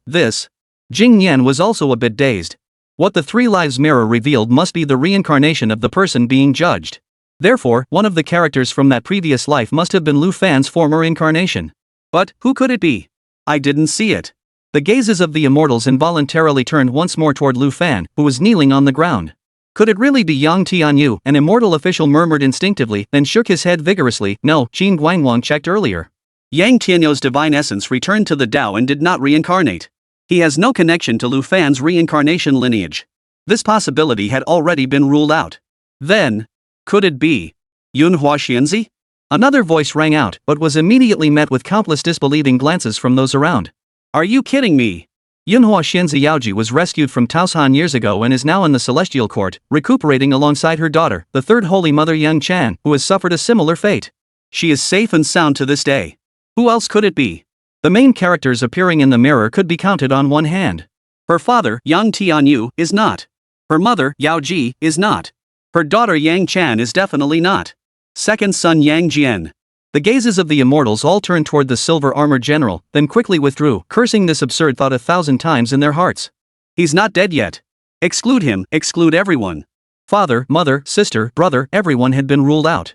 So, in that bloody tragedy, who was left? Only the eldest son of Yang Tianyu, who picked up an axe to protect his father and charged toward the divine general, ultimately turning into ashes in a golden glow. Yang Jiao.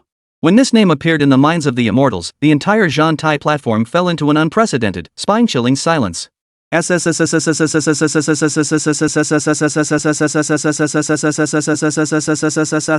Immediately, a chorus of gasps echoed through the crowd. No. This can't be. This can't be. Lu Fan is Yang Jian's older brother, the reincarnation of Yang Jiao? This realization caused Jingyan Bodhisattva's mind to go blank with a buzzing sound. He felt the world spinning, darkness engulfing his vision. The Buddhist energy supporting his body dissipated in an instant, and his legs gave way, causing him to collapse onto the ground. Boo-how!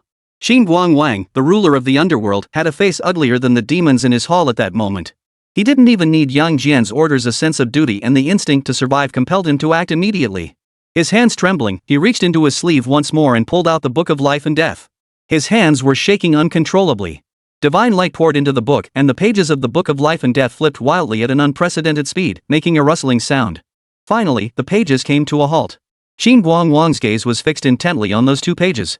On the left was Lu Fan's reincarnation lineage. On the right was a causal line that no one dared to look at under normal circumstances. Clearly written on it was a name. Yang Jiao. He saw that after Yang Jiao's true spirit had shattered in the past, it had not dissipated. Instead, a thread of his most core obsession had fallen into the cracks of reincarnation.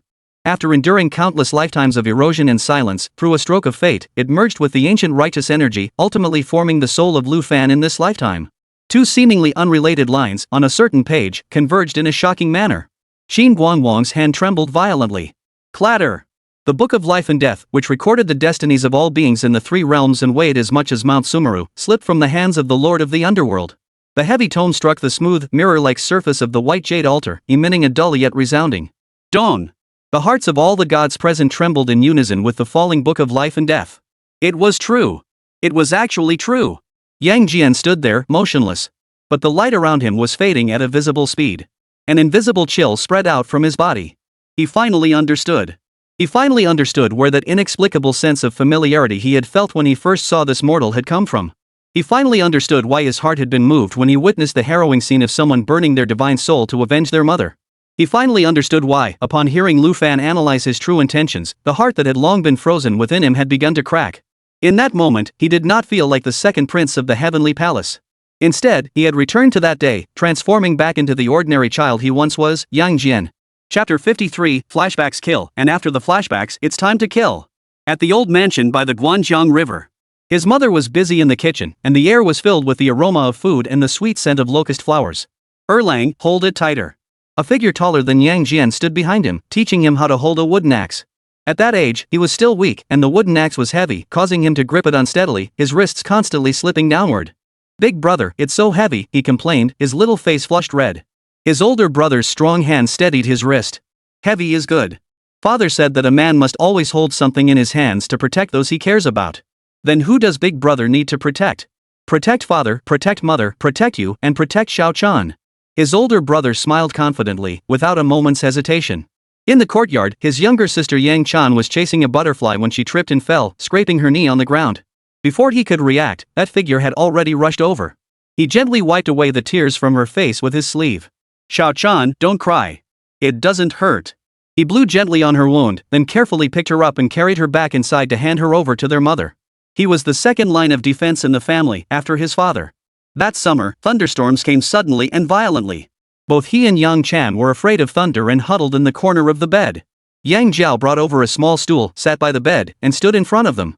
A flash of lightning split the night sky, illuminating his profile in a brilliant glow. "Big brother, aren't you afraid?" he asked softly. "I'm not afraid." Yang Jiao turned around and smiled at him. "With your older brother here, even if the sky falls, it will hit me first. You have nothing to fear." "Forever?" "Forever." The elder brother made a promise to him. "I will always walk ahead of you, shielding you from all storms." A scene sealed away for countless years suddenly erupted in his memory. That afternoon, celestial soldiers descended, and his father lay in a pool of blood. He was so terrified that he trembled uncontrollably, clinging to his younger sister and weeping. It was the figure of his older brother, only a few years his senior, who stood before him. It was his older brother, who would always steal his candy but would also be the first to stand up for him when others bullied him. He picked up the axe his father had dropped. He mimicked his father's actions, mustering all his strength, and let out a roar, charging toward the golden-armored general who stood as immovable as a mountain. "I'll fight you all." Then, a blinding golden light. Flesh and blood vaporized, soul and spirit annihilated. "Brother!" Yang Jian's hand, hanging at his side, clenched the hilt of his three-pronged double-edged sword uncontrollably. The silver armor emitted a faint creaking sound, a sign that the force was teetering on the brink of losing control. No wonder. No wonder he felt a sense of familiarity earlier. It wasn't his appearance, but that stubborn resolve, that determination to act despite knowing it was futile, that willingness to wield a blade against the gods for the sake of his loved ones. Just like his older brother who had charged toward the golden-armored general back then, exactly the same. True Lord, calm your anger." Just as the oppressive silence was about to reach its peak, a panicked voice rang out. It was Jingyan Bodhisattva. He scrambled to his feet, disregarding his disheveled appearance, forcing a smile that looked worse than a cry, and stumbled several paces away from Yang Jian, dared not approach any closer. "True Lord, this matter is a misunderstanding. A huge misunderstanding. Please hear me out." He finally gathered his thoughts and explained urgently, "The path of reincarnation is the most grueling. With each rebirth, the 3 souls and 7 spirits suffer damage, only to be reshaped and reincarnated anew. After countless lifetimes, not only are memories lost, but even the essence of one's true spirit is utterly transformed. The current Lu Fan, though his true spirit's origin is connected to your elder brother, has been washed away by endless ages. He is no longer the Yang Jiao of the past. They are now two entirely different beings. They have no connection whatsoever, no connection at all. After speaking, he even looked at Yang Jian with a hint of hope, hoping that this demon god would spare him. However, what he saw was Yang Jian's already gloomy face growing even darker. The flashback is over, now it's time to kill. No. The pure mind Bodhisattva's face suddenly turned pale. No. No. That's not what I meant. True Lord. The pure mind Bodhisattva's lips trembled, and he could no longer utter a single coherent word. He stared into Yang Jian's eyes, and a primal fear rooted in the very core of his being gripped his heart. He had no doubt that in the next moment, that three-pronged double-edged sword would pierce his chest. No, he couldn't die. He absolutely couldn't die here.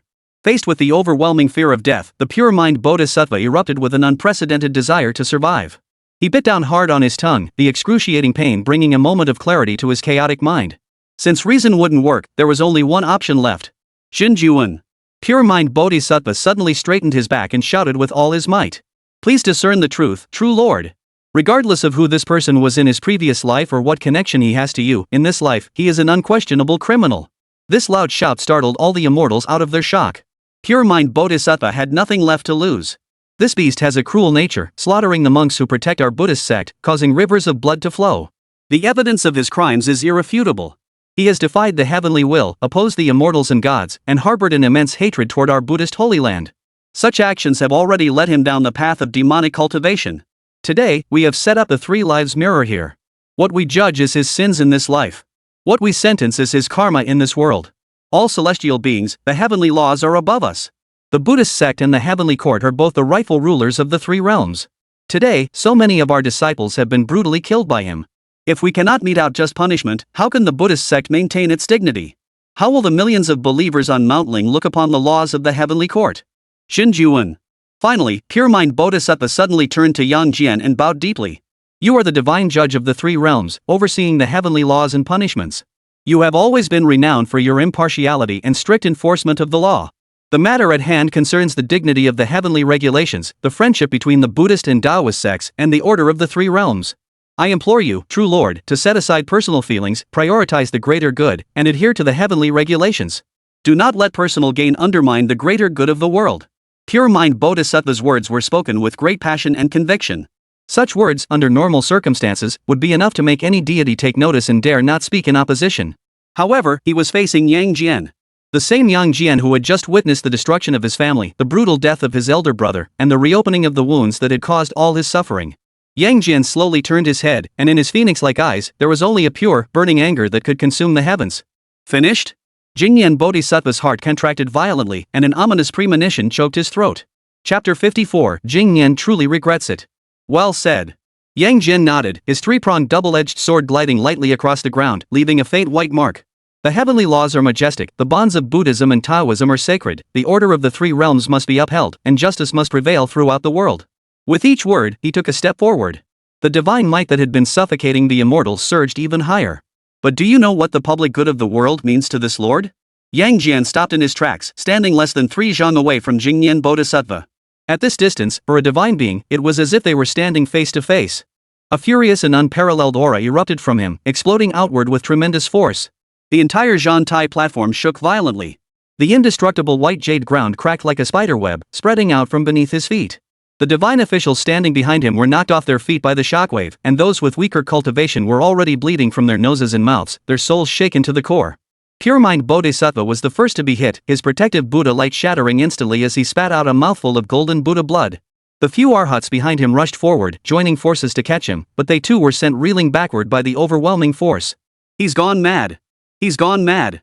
Pure mind Bodhisattva, with his hair disheveled and in a pitiful state, looked at Yang Jian, who seemed like a demon god descended from the heavens, and only one thought remained in his mind. He truly regretted it. He regretted why he had come to meddle in this mess, regretted why he had provoked this demon. If he had known this would happen, he should have stepped aside when Tang Sanzang came out to mediate earlier. He could have done his master a favor and sent Lu Fan back into reincarnation, and the matter would have been settled long ago. Why had it come to this? Now look at him. For the sake of a mere human immortal, he first offended the lawless and unrestrained monkey king, Sun Wukong. Then, we insulted the face of the meritorious Buddha Tang Sanzang. Now, we have even driven this divine judge of the three realms, the nephew of the heavenly emperor, to become our enemy. The mind of pure mind Bodhisattva raced frantically in the grip of overwhelming fear and regret. A far more terrifying thought sent a chill down his spine. Lu Fan is the reincarnation of Yang Jiao. Yang Jiao was the elder brother of Yang Jian. Yang Jian is the nephew of the Jade Emperor. But Yang Jiao, isn't he also the Jade Emperor's nephew? The pure mind Bodhisattva recalled the unfortunate county magistrate of Fengxian County who was punished with 3 years of drought simply for overturning the Jade Emperor's altar. The Jade Emperor's petty-mindedness is renowned throughout the 3 realms. Once this matter is settled, will this supreme ruler of heaven settle the score later? Thinking of this, pure mind Bodhisattva regretted his decision deeply.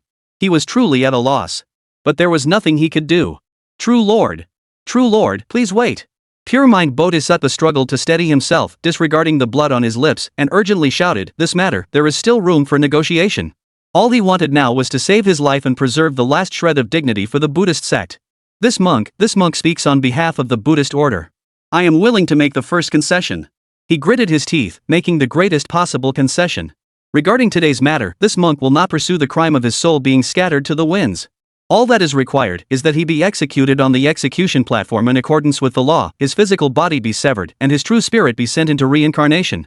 This would at least honor the memory of our martyred disciple and satisfy the private wishes of the true Lord. What do you say? After speaking, he looked at Yang Jian with a gaze that was almost pleading. This was the best outcome he could think of at the moment. However, Yang Jian merely looked at him coldly and shook his head slowly. I have already spoken. Today, no one can touch him. Before his words had even finished, his figure flickered, and he completely ignored all the immortals present, striding directly toward the center of the execution platform, where Lu Fan was kneeling. He was going to save him. He intended to openly abduct the prisoner in front of the Buddha's disciples and the immortals of the heavenly court. The eyes of the pure mind Bodhisattva turned red in an instant. Yielding would not bring peace and freedom, but only embolden the enemy. Yang Jian, don't push your luck. A rage driven to the brink of desperation overwhelmed his fear. Pure mind Bodhisattva roared, clasping his hands together. A massive golden Buddha's image materialized behind him. The Buddha's image struck out with a palm, bathing the area in golden light and filling the air with sacred chants, targeting Yang Jian's back. However, something was wrong. Jingyan broke out in a cold sweat. The moment he acted, he regretted it. How could he be so foolish as to actually attack Yang Jian? With his meager abilities, what was he but a mere insect in front of him? Sure enough, Yang Jian didn't even turn around. He merely snorted coldly, then swung his 3-pronged double-edged sword backward. The seemingly plain and unremarkable blade light effortlessly split the massive Buddha's illusory form in two. The blade's momentum unabated, it tore through the Buddha's image and charged straight toward the face of the pure mind Bodhisattva. Be careful, Bodhisattva. Behind Jingyan, the few arhats and bodhisattvas who had been watching could no longer stand idly by. Several beams of Buddha light simultaneously illuminated the sky, transforming into golden bells, treasure pagodas, and lotus platforms, layering upon each other to form a protective barrier in front of pure mind. Boom! The sword light shattered the golden bells, split the treasure pagodas, and finally dissipated into nothingness on the lotus platform after exhausting its power. Even so, the scattered blade energy sent pure mind and the others reeling, their blood surging, leaving them in a sorry state. You've got some nerve. Yang Jian finally turned around. The anger in his eyes had turned into a tangible intent to kill. Jingyan, are you declaring war on this lord? Amitabha Buddha. An old Buddhist monk holding prayer beads stepped forward, chanted the Buddha's name, and looked solemn. Please calm down, true lord. Jingyan was merely acting out of desperation and did not mean to offend. However, this beast is guilty of heinous crimes. If you insist on protecting him, our Buddhist sect will not stand idly by. Well done. Just as the tension reached its peak, a loud cheer rang out from the side. Everyone turned to look, only to see Sun Wukong wielding his weapon, somersaulting into the center of the arena and landing beside Yang Jian. His face was filled with excitement, and his fiery golden eyes burned with intense battle intent. He bumped Yang Jian's armor with his shoulder and chuckled, 3-at-1, you finally did something that pleases this old monkey. I've been itching to fight. He suddenly pointed his weapon at Jingyan Bodhisattva and the others, his monkey face brimming with arrogance. You think you can bully us because there are more of you? Count me in. Today, anyone who dares to touch a single hair on this kid's head will have to answer to my staff first.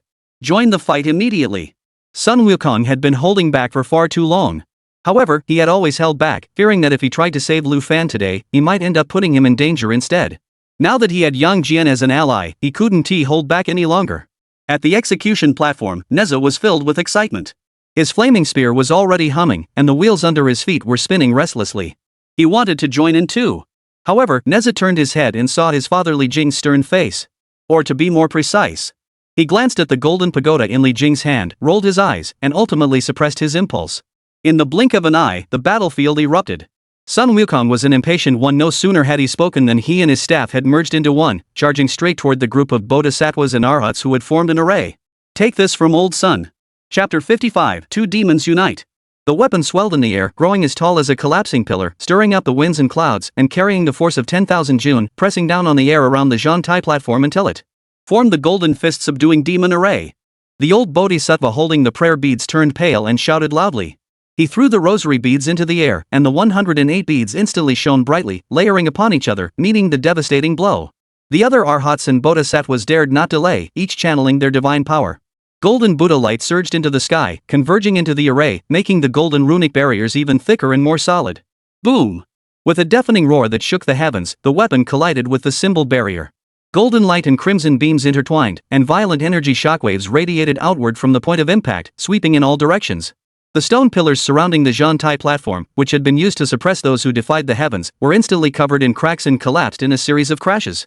The surrounding divine officials were blown away, screaming in panic as they scrambled to retreat. Sun Wukong was also knocked back by the immense counterforce, somersaulting several times in the air before landing steadily. His monkey face showed no sign of discouragement. Instead, his fighting spirit grew even stronger. He bared his teeth and let out an excited laugh. Just as everyone's attention was fixated on Sun Wukong's earth-shattering strike, Yang Jian also moved. With a single step, the solid white jade tiles beneath his feet shattered into dust. His figure had already crossed dozens of zhang in distance, appearing before the golden monkey subduing array. Blocking his path were two golden-bodied arhats with eyes wide open in anger. Their bodies radiated Buddha's light, their muscles bulging like two small mountains, blocking Yang Jian's path. Yang Jian did not even bother to lift his eyelids. The three-pronged double-edged sword in his hand swept upward, tracing a cold and resolute arc. A silver line, faster than the visual limit of even immortals, gently brushed past the protective Buddha light surrounding the two arhats. Put! Two faint sounds echoed. The protective Buddha light, which could withstand divine artifacts, quietly shattered. The expressions of anger on the two golden-bodied arhats froze, and deep gashes appeared on their chests, from which golden Buddha blood gushed forth. Their massive bodies collapsed backward, crashing into the ground and creating two deep craters. Their divine light dimmed, and they had lost their ability to fight. One move, just one move. The Buddhist monks present felt their hearts contract in unison, a chill rising from their feet to the top of their heads. This was the true power of the clear source, marvelous Tao, true Lord. Stop him. Pure mind Bodhisattva let out a piercing scream, fear distorting his face. We cannot let him take the sinner away. The reputation of the Buddhist sect rests on this. The remaining bodhisattvas and arhats exchanged glances, then chanted the Buddha's name in unison. The Buddha's light array grew brighter, and countless golden chains formed from scriptures emerged from the ground and the void, enveloping Yang Jian in a sea of chains. At the same time, Sun Wukong let out a wild laugh and swung his staff again, diverting the pressure from the main array toward Yang Jian. Yang Jian sneered coldly and suddenly plunged his three-pronged double-edged sword into the white jade ground beneath his feet. Boom!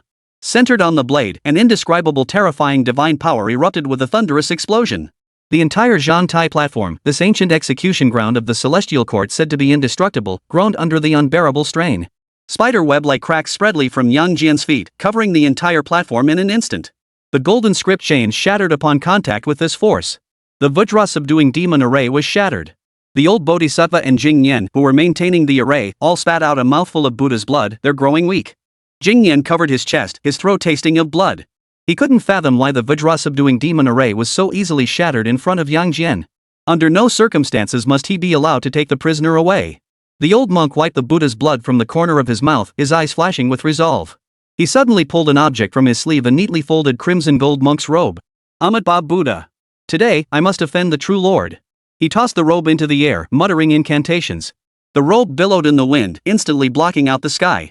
Crimson gold light poured down, and countless mystical Buddhist symbols danced across its surface. The sound of chanting filled the heavens, as if 10,000 Buddhas were reciting the sutras in unison. This was a precious treasure of the Buddhist faith, the robe of 10,000 Buddhas. Under the robe's coverage, space itself became viscous and stagnant. Yang Jian's charging figure suddenly halted. He felt a vast, compassionate yet overwhelmingly domineering force locking him in place. He swung his sword horizontally, the silver blade slicing toward the crimson golden canopy, but it was like a stone thrown into the sea, merely creating a ripple before vanishing without a trace. Yang Jian. Lay down your sword and attain enlightenment at once. A thunderous voice echoed from all directions, shaking the very soul. The monk's robe suddenly descended, completely engulfing Yang Jian and Sun Wukong's figures. Ha ha! It's done! Seeing this, the pure mind Bodhisattva's face lit up with the wild joy of survival. Within the robe of 10,000 Buddhas, a small world was formed, sustained by the collective power of 10,000 Buddhas, specifically designed to suppress demonic thoughts and erode malevolent energy. No matter how great your divine powers may be, once you fall into this realm, you will be ground down by the endless Buddhist chants and scriptures, ultimately submitting to the Buddha.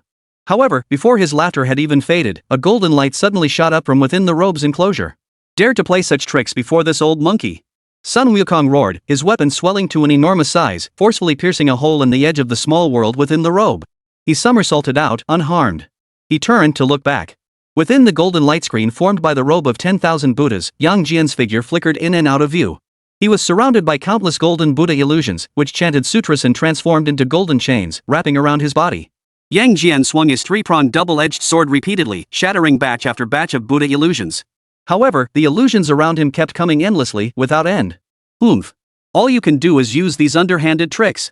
Sun Wukong's fiery eyes swept over the scene, and he immediately saw through the trick. The old Buddha sat cross-legged on the ground, his hands pressed together in prayer, his countenance serene and majestic. It was he who was activating this magical artifact. Watch out. Sun Wukong wasted no time, raising his weapon and smashing it down toward the old monk. The old monk's expression changed, and he dared not block the attack head-on. He had no choice but to interrupt his spell and roll aside in a panic. Boom! The weapon struck the ground, causing the entire Zhantai platform to shake violently once more. The white jade floor was shattered into a deep, bottomless crater. With the host thrown into chaos, the glow of the 10,000 Buddha robes immediately dimmed. Break! Within the light screen, a cold shout rang out. A dazzling silver beam shot out from the vertical eye between Yang Jian's eyebrows. This beam contained the power to pierce through illusions and destroy all laws, instantly tearing apart the crumbling robe world. The crimson gold robe whipped back, its light dimly returning to the old monk's hands, where a faint crack had appeared. The old monk spat out a mouthful of Buddha's blood, his face filled with disbelief. Yang Jian's figure reappeared before everyone, his silver armor emanating a chill that cut to the bone. Sun Wukong, wielding his staff, landed beside him with a wide grin. Yang Jian glanced at him. When this monkey caused chaos in heaven, Yang Jian had been sent by the Jade Emperor to capture the demon monkey. Since then, the two had been sworn enemies. It would not be an exaggeration to call them sworn enemies. Now, however, they had become allies fighting side by side. How truly the ways of the world are. Chapter 56, a battle so fierce that no one dares to intervene. I don't care what your intentions are, you monkey. Yang Jian's lips twitched as he spoke, his words indistinguishable between praise and sarcasm. But you intervened for Lu Fan. For that alone, I owe you a debt of gratitude. Sun Wukong felt a bit uneasy after being spoken to like that. Saving Lu Fan was the right thing to do. Even if Yang Jian hadn't come today, he would have torn the Zhantai platform to pieces to save him. Yang Jian's favor made him feel uneasy. But he couldn't directly reveal his relationship with Lu Fan. Once he did, it would reveal the existence of his master. So this debt is impossible to settle. The monkey's eyes darted around, and he immediately adopted his usual carefree expression. He slammed his weapon onto the white jade floor tiles, causing the stones to tremble. Hee, Lu Fan, that kid has guts and backbone, he's right up my alley. I take a liking to him and want to give him a hand. That's all there is to it. It has nothing to do with you and your three eyes, so don't flatter yourself. Yang Jian snorted coldly and didn't respond further. As a great roaring golden immortal, he had long since transcended the three realms and was beyond the five elements. His understanding of reincarnation far surpassed that of the gods in this realm. He clearly understood that a true spirit, after being reincarnated through countless lifetimes, would be completely different from its original self. The Lu Fan before him had his own destiny, his own circumstances, and his own loves and hates. He was a brand new, independent being. To equate him with the brother Yang Jiao who had long since turned to ashes in his memories was not only a disregard for the laws of reincarnation but also a double negation of Lu Fan himself and even of his brother's very existence. This is the rationality of Yang Jian, as the divine judge of justice and a great roar-level powerhouse. Yet reason cannot quell the tremors deep within his blood and soul. It is a connection that cannot be described in words. When he saw Lu Fan's face, his eyes, and especially that unwavering resolve to avenge his beloved family even if it meant defying all the gods and Buddhas, what he saw was not just an independent soul. What he saw was the shattered true spirit of his elder brother Yang Jiao, the core remnant of his unyielding resolve. It was resentment, anger, and the unfinished mission of protection that had remained unfulfilled even in death. He protects Lu Fan not because he deludes himself into thinking he can bring back his long-dead elder brother. What he sought to protect was the last remnant of his elder brother's existence in this world. It was the bloodthirsty spirit that should not have been erased by the heavenly laws, the karmic bond that had been forcibly severed. Back then, he was unable to stand in front of his elder brother. Today, he would make his choice for the karma of that day. In the next instant, the two figures vanished from the spot. No words were exchanged, yet the two shared an astonishing harmony. Yang Jian's figure transformed into a straight silver bolt of lightning, striking directly at the pure mind bodhisattva. Wherever the blade pointed, all things parted. Sun Wukong let out a wild laugh, swung his weapon, and swept up a whirlwind of staff shadows, enveloping all the Buddhist deities and immortals who had come to rescue Yang Jian. Stop him! Quick, stop him! Pure mind bodhisattva screams in terror. The two arhats in front of him charge forward, determined to block Yang Jian. Yang Jian didn't even glance at them. A flash of blade light. He passed them by. The two golden-bodied arhats' movements froze mid-air. Then, their golden bodies split open from their foreheads to their chests, forming neat bloodlines, and they crashed to the ground with a thunderous crash. On the other side, Sun Wukong's weapon danced like a whirlwind, striking the bodhisattvas and arhats left and right. Their formation became disorganized, and they were unable to mount an effective defense, let alone rescue Yang Jian. They realized with horror that these two demons, when combined, possessed a power far greater than the sum of their individual strengths. Precisely because they were each other's strongest opponents, they were also the most familiar teammates. As the divine weapon carrying the chill of death closed in, Yang Jian's heart froze with fear. In his final moments of clarity, he turned his pleading gaze toward the celestial beings of the heavenly court who had been standing by idly at the periphery of the execution platform. You celestial beings! This is a sacred site of the celestial court. Yang Jian has defied the heavenly laws, openly kidnapped a prisoner, and attacked an immortal. As fellow servants of the celestial court, how can you stand by and do nothing? Quickly help me stop this madman! He shouted hoarsely, hoping to awaken their sense of justice or perhaps their sense of duty to uphold the heavenly court's reputation. However, the only response was an eerie silence. The celestial officials who had just moments ago stood there sternly judging the scene now seemed to have collectively gone deaf and blind. An elderly immortal official with snow-white hair and beard suddenly raised his head and praised his colleague beside him. The clouds today are truly ever-changing and magnificent. The official beside him immediately understood and agreed, indeed. Look at that patch, it resembles the koi fish in the Queen Mother's jade pool. These clouds really do look like clouds. The majority of the remaining celestial officials, however, all lowered their heads in unison, focusing intently on the white jade tiles beneath their feet. What are they looking at? Nothing. What are you listening to? I didn't hear anything. Are you kidding? Are you going to provoke Sun Wukong? Even if Sun Wukong isn't angry, everyone would run away in fear. And now there's also Yang Jian. To offend both of these madmen for the sake of a Buddhist monk? Unless you've lost your mind. Those who look at the clouds look at the clouds, those who look at the ground look at the ground. Those celestial officials who would normally greet Yang Jian with brotherly affection and laughter are now deaf and blind. They use a tacit distance to draw a clear line between him and Yang Jian. No one came to his aid. Within the three realms, above the heavenly court, not a single soul was willing to speak a word for him or for the Buddhist sect. The chill of death crept up his spine. Yang Jian's figure grew larger in his vision, and the cold gleam on the three-pronged double-edged sword reflected his twisted and despairing face. No! He couldn't die here. His final instinct for survival made him suddenly turn his head and fix his gaze on a figure that had remained silent all along. It was a monk, with a handsome face and a dignified demeanor, clad in a colorful monk's robe, sitting cross-legged on a 12-petaled lotus flower. From start to finish, he had not participated in the battle, merely closing his eyes and lowering his brows, murmuring sutras under his breath. The fierce fighting that had shaken the entire celestial realm seemed to have nothing to do with him.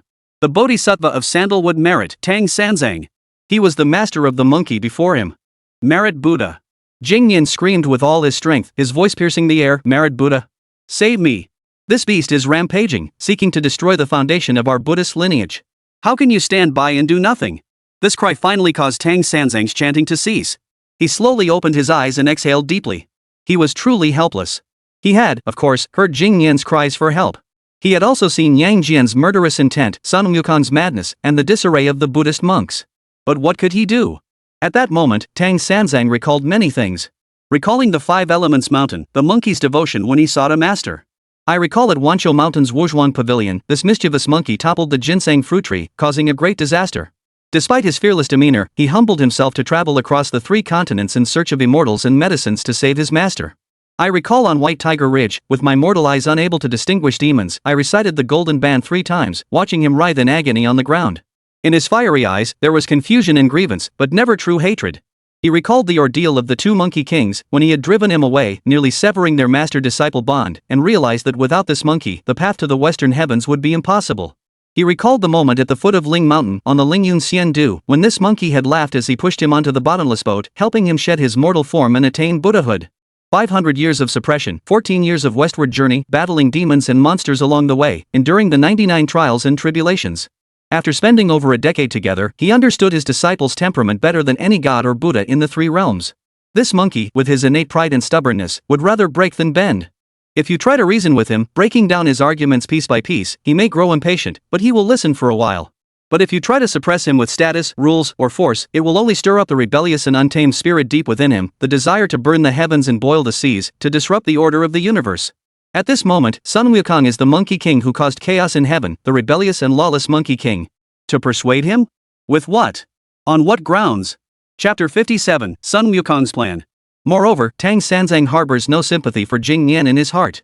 He had come today at Sun Wukong's request, with the intention of mediating. The solution he proposed to have Lu Fan's physical body face justice and his true spirit enter reincarnation was already a tremendous favor to the Buddhist sect and provided Sun Wukong with a face-saving exit. It was originally a win-win solution. It was Yang Jian himself who was greedy and insatiable. Blinded by arrogance, he pressed forward relentlessly, determined to destroy the person completely before giving up. This is why Yang Jian flew into a rage and why Sun Wukong had to intervene. The situation was entirely of Yang Jian's own making. The opportunity was given to him, but he couldn't make use of it. Thinking of this, Tang Sanzang sighed and closed his eyes once more. He no longer paid attention to Yang Jian's increasingly desperate wails but instead turned his body slightly, facing the direction of the battlefield. He clasped his hands together once more, and the low, steady chanting of the sutras echoed once again. This was his way of declaring his stance. I will not look, I will not interfere, I will not ask. This matter has nothing to do with me. Yang Jian Bodhisattva's heart sank. Even the Buddha of sandalwood merit had abandoned him. It's over. Amidst the chaos, Lu Fan, bound to a copper pillar by 5 colored divine ropes, watched with great interest. His gaze followed the movements of Yang Jian and Sun Wukong, his face filled with awe. The two of them joined forces to confront thousands of Buddhist deities and immortals, yet they remained firmly in control. So many bodhisattvas and arhats were completely powerless against the two of them. They were being overwhelmed, unable to even mount a counterattack. What immense power! What incredible divine abilities! This was truly a battle between divine beings. In just a moment, the once mighty Buddhist army was scattered in disarray. 2 more arhats were struck by Sun Wukong's staff, spewing Buddha's blood as they flew backward, crashing into and collapsing half of the execution platform. The entire execution platform was left in ruins under the two's divine power. The hard white jade floor tiles were shattered into dust, the stone pillars that had once held the divine beings in place cracked and collapsed, and the chaotic energy forced the distant divine officials to retreat again and again. This is too thrilling. This was far more thrilling than watching a play. Lu Fan couldn't help but start humming a tune. Just captured a few demons, subdued a few demons. How can there be so many of these demons and monsters? Kill you until your soul is lost and your spirit is gone. Even the gods tremble and the ghosts shiver. Beat those wolves, tigers, and beasts until they have no place to hide. Just as he was engrossed in the scene, a faint, mosquito-like buzzing sound suddenly echoed in his mind. Little disciple. Lu Fan startled inwardly but remained composed on the surface, his eyes flickering slightly. That voice. Great sage? He responded cautiously with his divine sense. Don't call me great sage anymore. Just call me senior brother. The voice carried a familiar, mischievous chuckle. It was indeed Sun Wukong. Lu Fan's heart was in turmoil. He looked at Sun Wukong, who was currently engaged in a fierce battle with a Bodhi monk in the distance, and asked in confusion, Senior brother, what are you doing? Today's situation has gotten too out of hand, Sun Wukong explained. With Yang Jian's 3-eyed monster helping them, I'm not afraid of them. But to kidnap you from the execution platform in front of the Jade Emperor and all the heavenly gods and Buddhas, it would be troublesome. One misstep, and you might end up in danger. Lu Fan understood. Then what should we do? Listen carefully, little disciple, Sun Wukong said solemnly. Wait a moment. I'll stir up more trouble with Yang Jian and completely destroy the execution platform.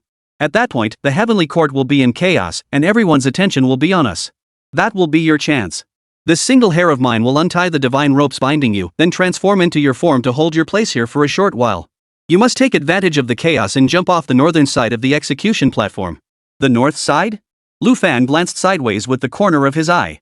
The execution platform was built in the gale wind layer of the 9th heaven, with the northern side beyond it being an endless sea of clouds and the 9 heavens gale wind that could tear apart divine souls. Jumping down there, even with his current human immortal cultivation, he would be reduced to ashes in an instant, wouldn't he? Don't be afraid, Sun Wukong said confidently.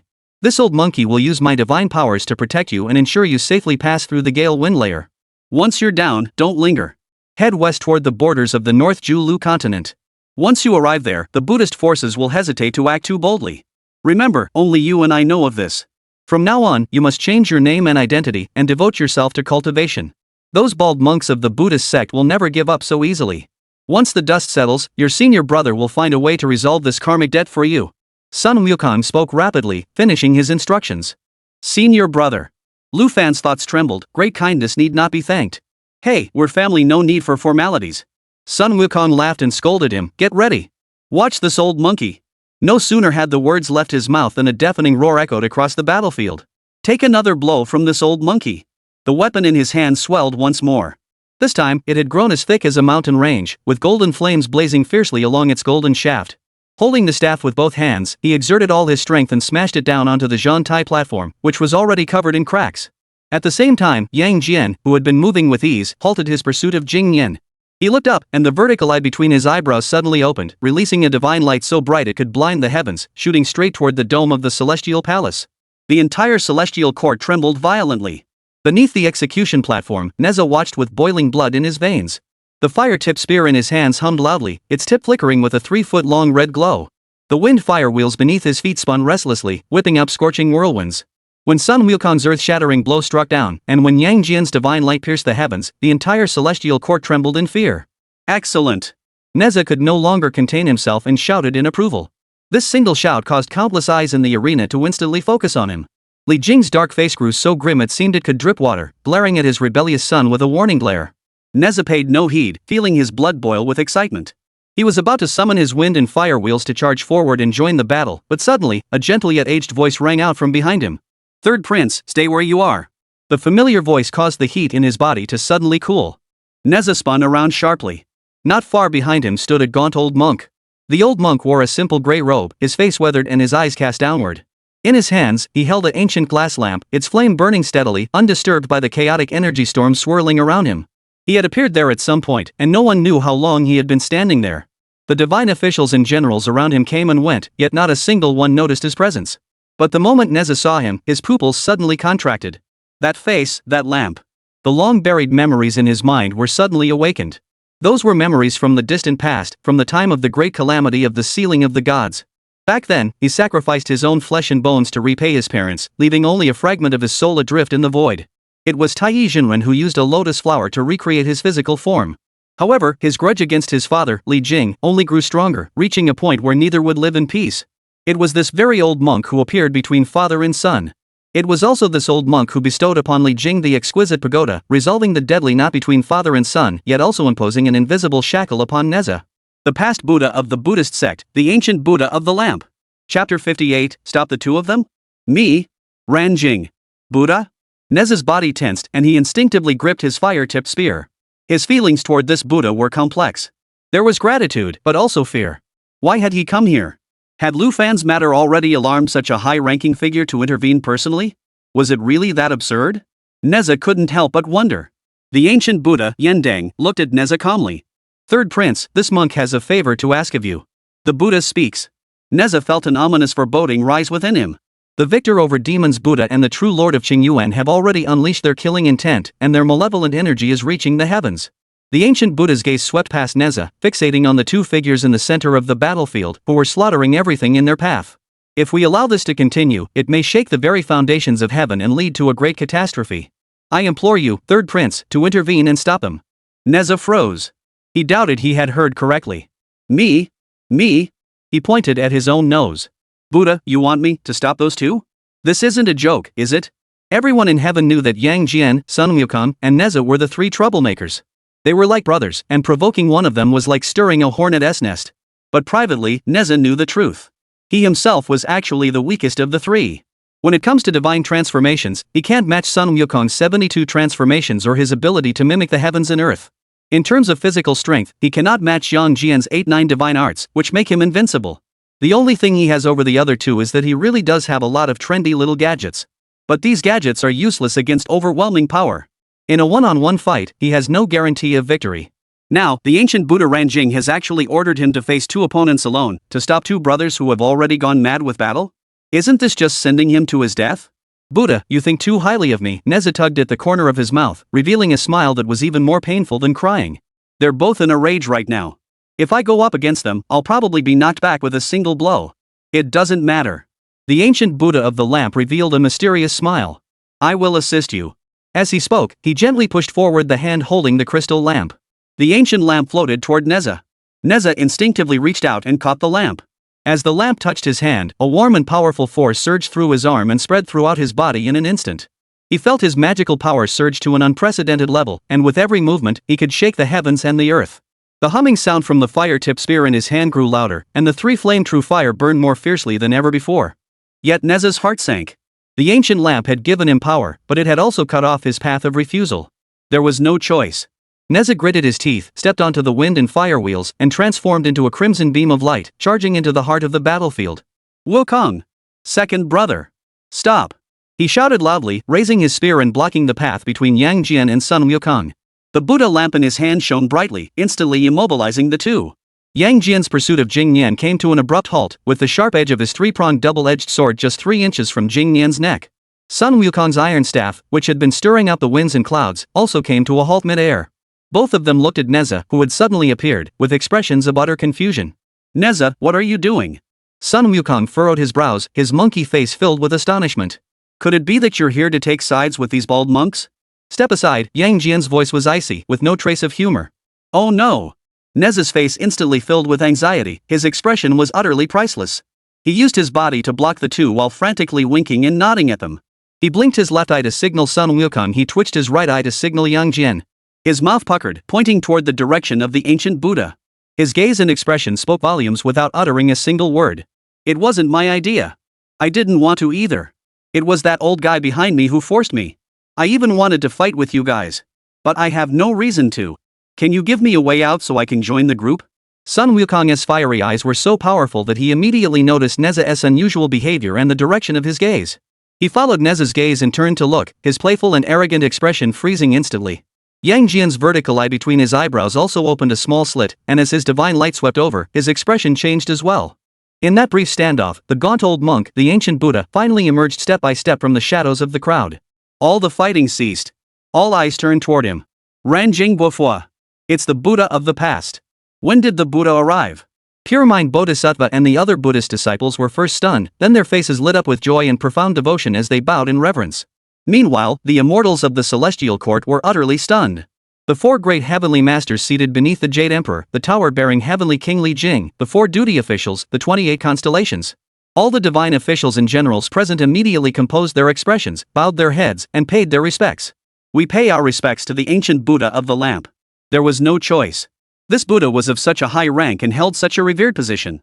He is in existence even more senior than the Buddha Sakyamuni, a true great being who has come through the ancient primordial chaos. Tang Sanzang also opened his eyes, rose from the lotus platform, and bowed deeply toward the direction of the Buddha of eternal light, his hands pressed together in prayer. The ancient Buddha of the lamp walked calmly into the center of the arena, approaching Nezha, and his gaze fell upon Sun Wukong and Yang Jian. Amitabha Buddha. He uttered the Buddha's name. You two laypeople, have you had enough? The scene fell silent for a moment. The two, who had unleashed their full combat power, looked somewhat displeased. The plan had been carefully laid out, create a big commotion and let Lu Fan escape. But then someone suddenly intervened, introducing an unforeseen variable into the equation. Sun Wukong recognized the old monk. Back then, he had been trapped under the 5 Elements Mountain, later joined Tang Sanzang on his journey to the west, and was eventually in theft at Ling Mountain. At the Great Thunder Sound Temple on Ling Mountain, he had seen this former Buddha. The Buddha sat majestically in the center, delivering his teachings with unparalleled authority. And this ancient Buddha, the lamp-lighting Buddha, sat quietly by the Buddha's side. Sun Wukong's fiery eyes could see that the old Buddha's body was filled with a profound and ancient aura of compassion and Buddha's light, even deeper and more ancient than the Buddha's. That was the power flowing down from the upper reaches of the river of time, the true foundation of the Buddhist faith. A bodhisattva like Jing Yan was no more than a small fish in a pond in his presence. And the one before him was an ocean as deep as the abyss. Sun Wukong fears neither heaven nor earth, but he is no pushover. After experiencing the chaos in heaven and the journey to obtain the scriptures, Sun Wukong had come to understand that there are always greater beings beyond one's reach. He knew that the old monk before him was no one to be trifled with. Yang Jian's expression was even darker than Sun Wukong's. The veins on his hand, gripping the 3-pronged double-edged sword, bulged prominently. Sun Wukong recognized the Buddha of eternal light, but Yang Jian's memories traced back to the even more distant. At that time, there was no such thing as the ancient Buddha of the burning lamp. There was only the deputy patriarch of the Xianmen sect, the burning lamp Taoist. This man was a master of the Tao, with profound thoughts, and was of the same generation as his master, the Jade Immortal, and even held a higher status. During the battle of the Sealing of the Gods, he repeatedly appeared at critical moments, employing ruthless tactics and unmatched strategic cunning. He seized Xiao Gongming's Pearl of the Sea, broke the 10 absolute arrays, and his style of action could be described as cunning and ever-changing. Later, he defected from the Xianmen sect, joined the Western sect, transformed his Tao into Buddhism, and became the Buddha of the past. In Yang Jian's eyes, the figure before him was not simply a compassionate Buddha, but a cunning and ruthless tyrant who would stop at nothing to achieve his goals. He suddenly realized something might be going wrong. Chapter 59, A Huge Accusation. Old Buddha. Sun Wukong slammed his weapon heavily onto the ground, producing a dull thud, and the defiant expression returned to his monkey face. Why have you left Mount Ling to come here to the execution platform? What do you intend to do? These words caused all the Buddhist monks present to pale with fear. Jing Yan was so enraged that he trembled all over, yet dared not utter a word. Daring to speak so boldly in the presence of the ancient Buddha of the lamp, such a monkey was likely the only one in the three realms. The ancient Buddha of the lamp did not grow angry. Wukong, though you have attained Buddhahood, your nature remains as stubborn and rebellious as ever. Your anger has not dissipated, and your violent nature remains. This is of no benefit to your cultivation. My cultivation is none of the Buddha's concern, Sun Wukong snarled, baring his teeth. I only know that Lu Fan avenged his parents. It's as right as day, with not a single flaw. Besides, to be honest, I owe his family a debt of gratitude. He was bullied right at his doorstep, and if I didn't help him, that would go against my true nature. Even Sun Wukong, who is usually full of clever ideas, couldn't think of a proper reason to help Lu Fan at that moment, so he just made something up. It's just a matter of owing someone a favor. As for why not delivering the food also counts as a debt, don't ask. Yang Jian spoke up at this moment. The Buddha of the lamp. This is neither Ling Mountain nor Buddha's land. I, Yang Jian, am here to settle a personal grudge and resolve a karmic debt. The Buddha is not in the Western Pure Land reciting the sutras instead, he has come to this execution platform to meddle in the affairs of the Xianmen. That is rather meddlesome of him. The underlying meaning was a blatant challenge and refusal to submit. Li Jing listened in horror, wanting to rush forward and cover the mouths of these two demons. That was the ancient Buddha Yan Dan. He is an existence that even the Jade Emperor must treat with respect. The ancient Buddha of the lamp cast a deep glance at Yang Jian before finally smiling. Xingyuan Myoto Jinjuan, your reputation is well deserved. The ancient Buddha of the burning lamp nodded slowly, his tone ambiguous. I have come here because this young man is entangled in a karmic debt of unimaginable magnitude. If this karmic debt is not resolved, it may become the source of a great calamity for the three realms. I have come here to resolve the calamity, not to engage in petty disputes. As he spoke, the ancient Buddha of the eternal lamp took a step forward, ignoring Yang Jian and Sun Wukong, and walked straight toward Lu Fan. Yang Jian and Sun Wukong's bodies tensed instantly. Wait! Sun Wukong roared, swinging his weapon horizontally, not aiming at Ranjing but blocking his path. If the Buddha intends to fight here, my staff doesn't recognize any Buddhas or Bodhisattvas. Ruan Deng halted his steps. He did not look at the weapon that was almost touching his nose. Instead, he raised his hand and handed the ancient crystal lamp in his hand to Sun Wukong. Wukong, look at the flame within this lamp. Sun Wukong froze, instinctively looking toward the lamp. Within the tiny flame, scenes began to unfold. The scenes depicted a sea of corpses and blood. Countless Buddhist disciples lay in pools of blood, their golden bodies shattered, and their Buddha light dimmed. A figure stood atop the mountain of corpses, holding a blood-stained sword, gazing down coldly. That figure was none other than Lu Fan. Old Buddha, I've seen this scene before. Sun Wukong slung his weapon over his shoulder and grinned coldly. But the reason Lu Fan slaughtered the monks has already been established. It was the monks in the temple who sheltered the bandits who killed his parents first, and he acted in self-defense afterward. It's perfectly justified. Rangdang smiled faintly and spoke slowly. Wukong, you are fixated on appearances. What you see is this boy killing my Buddhist disciples. What you see is the result. What I am showing you is the unyielding demonic thoughts within this youth's heart, and the boundless malevolent energy nourishing those thoughts. This is the cause. If this cause is not eradicated, the future consequences will be far worse than what we see before us today. His hatred will not dissipate because his enemies have been defeated. His intent to kill will not be appeased even if he avenges his blood debt. Today, the two of you protect him, and this hatred will be attributed to the Buddhist order. When he attains great supernatural powers in the future, all beings in the three realms who have any connection to Buddhism will become the souls slain by his sword. At that time, mountains of corpses and seas of blood will arise, the Buddha-S realm will collapse, and the human world will be transformed into a hellish realm. Can the two of you bear the weight of such overwhelming karma? As he finished speaking, he withdrew the ancient lamp, lowered his eyes, and once again chanted the Buddha's name. Amitabha Buddha. This monk has come here today not out of personal grudge, but for the sake of the three realms, to eliminate this source of evil. Today, if the two of you insist on protecting him, you will be declaring war against the entire Buddhist order and against the heavenly court's laws. Have you considered the consequences? On the execution platform, the silence was deafening. The wind ceased, and the divine light retracted inward. Sun Wukong's fingers tightened around his weapon, each joint cracking audibly. Yang Jian's vertical eye between his brows closed. His stern face betrayed no emotion, but the sharp intent to split the void that had surrounded him quietly retreated, becoming as deep as the sea. Are they afraid? They themselves were not afraid. One was a stone monkey born of heaven and earth, the other a true immortal who had attained enlightenment in the flesh. They had survived the chaos of the heavenly palace. Would a few words scare them? But they feared something might happen to Lu Fan. Lu Fan's cultivation was too low. He is just a minor immortal. Any random celestial soldier or general could easily subdue him. Earlier, when the pure mind bodhisattva said the same words, they could dismiss it as empty threats, as barking without bite. Because Jingyan doesn't represent the entire Buddhist sect, let alone the heavenly court. But this one before them is different. The ancient Buddha of the lamp is the foremost among all past Buddhas. His words carry the weight of a divine edict within the Buddhist realm. By classifying this matter as an act that undermines the order of the three realms, he has effectively dragged the celestial court into it as well. He is forcing the celestial court to take a stance. Either the celestial court upholds the rules and joins the Buddhist sect in suppressing the three of them, or the celestial court chooses to remain silent, which would amount to openly condoning their violation of the rules, leaving the Buddhist sect with all the moral high ground. In such a scenario, Lu Fan would no longer face a single pure-minded bodhisattva from the Buddhist sect, but the entire Buddhist sect and even the entire heavenly court in pursuit. The entire three realms, heaven and earth, would have no place for Lu Fan to hide. There is no path to heaven above, no door to earth below. This is the true dead end. This scheme is too cunning. Both of them knew clearly that the lamp-burning Buddha did not care what Lu Fan would do in the future. He merely needed a noble-sounding reason that could bind the heavenly court, justice, and the safety of the three realms to the Buddhist sect's war chariot. He succeeded. What he spoke of was the possibility of the future, a prophecy that could never be disproven. Who dares to gamble the safety of the three realms for the innocence of a mere mortal? Sun Wukong and Yang Jian's intervention was originally driven by personal feelings and righteous indignation. But under the words of Ranjing, it has now become a selfish act of shielding the source of evil and disregarding the greater good.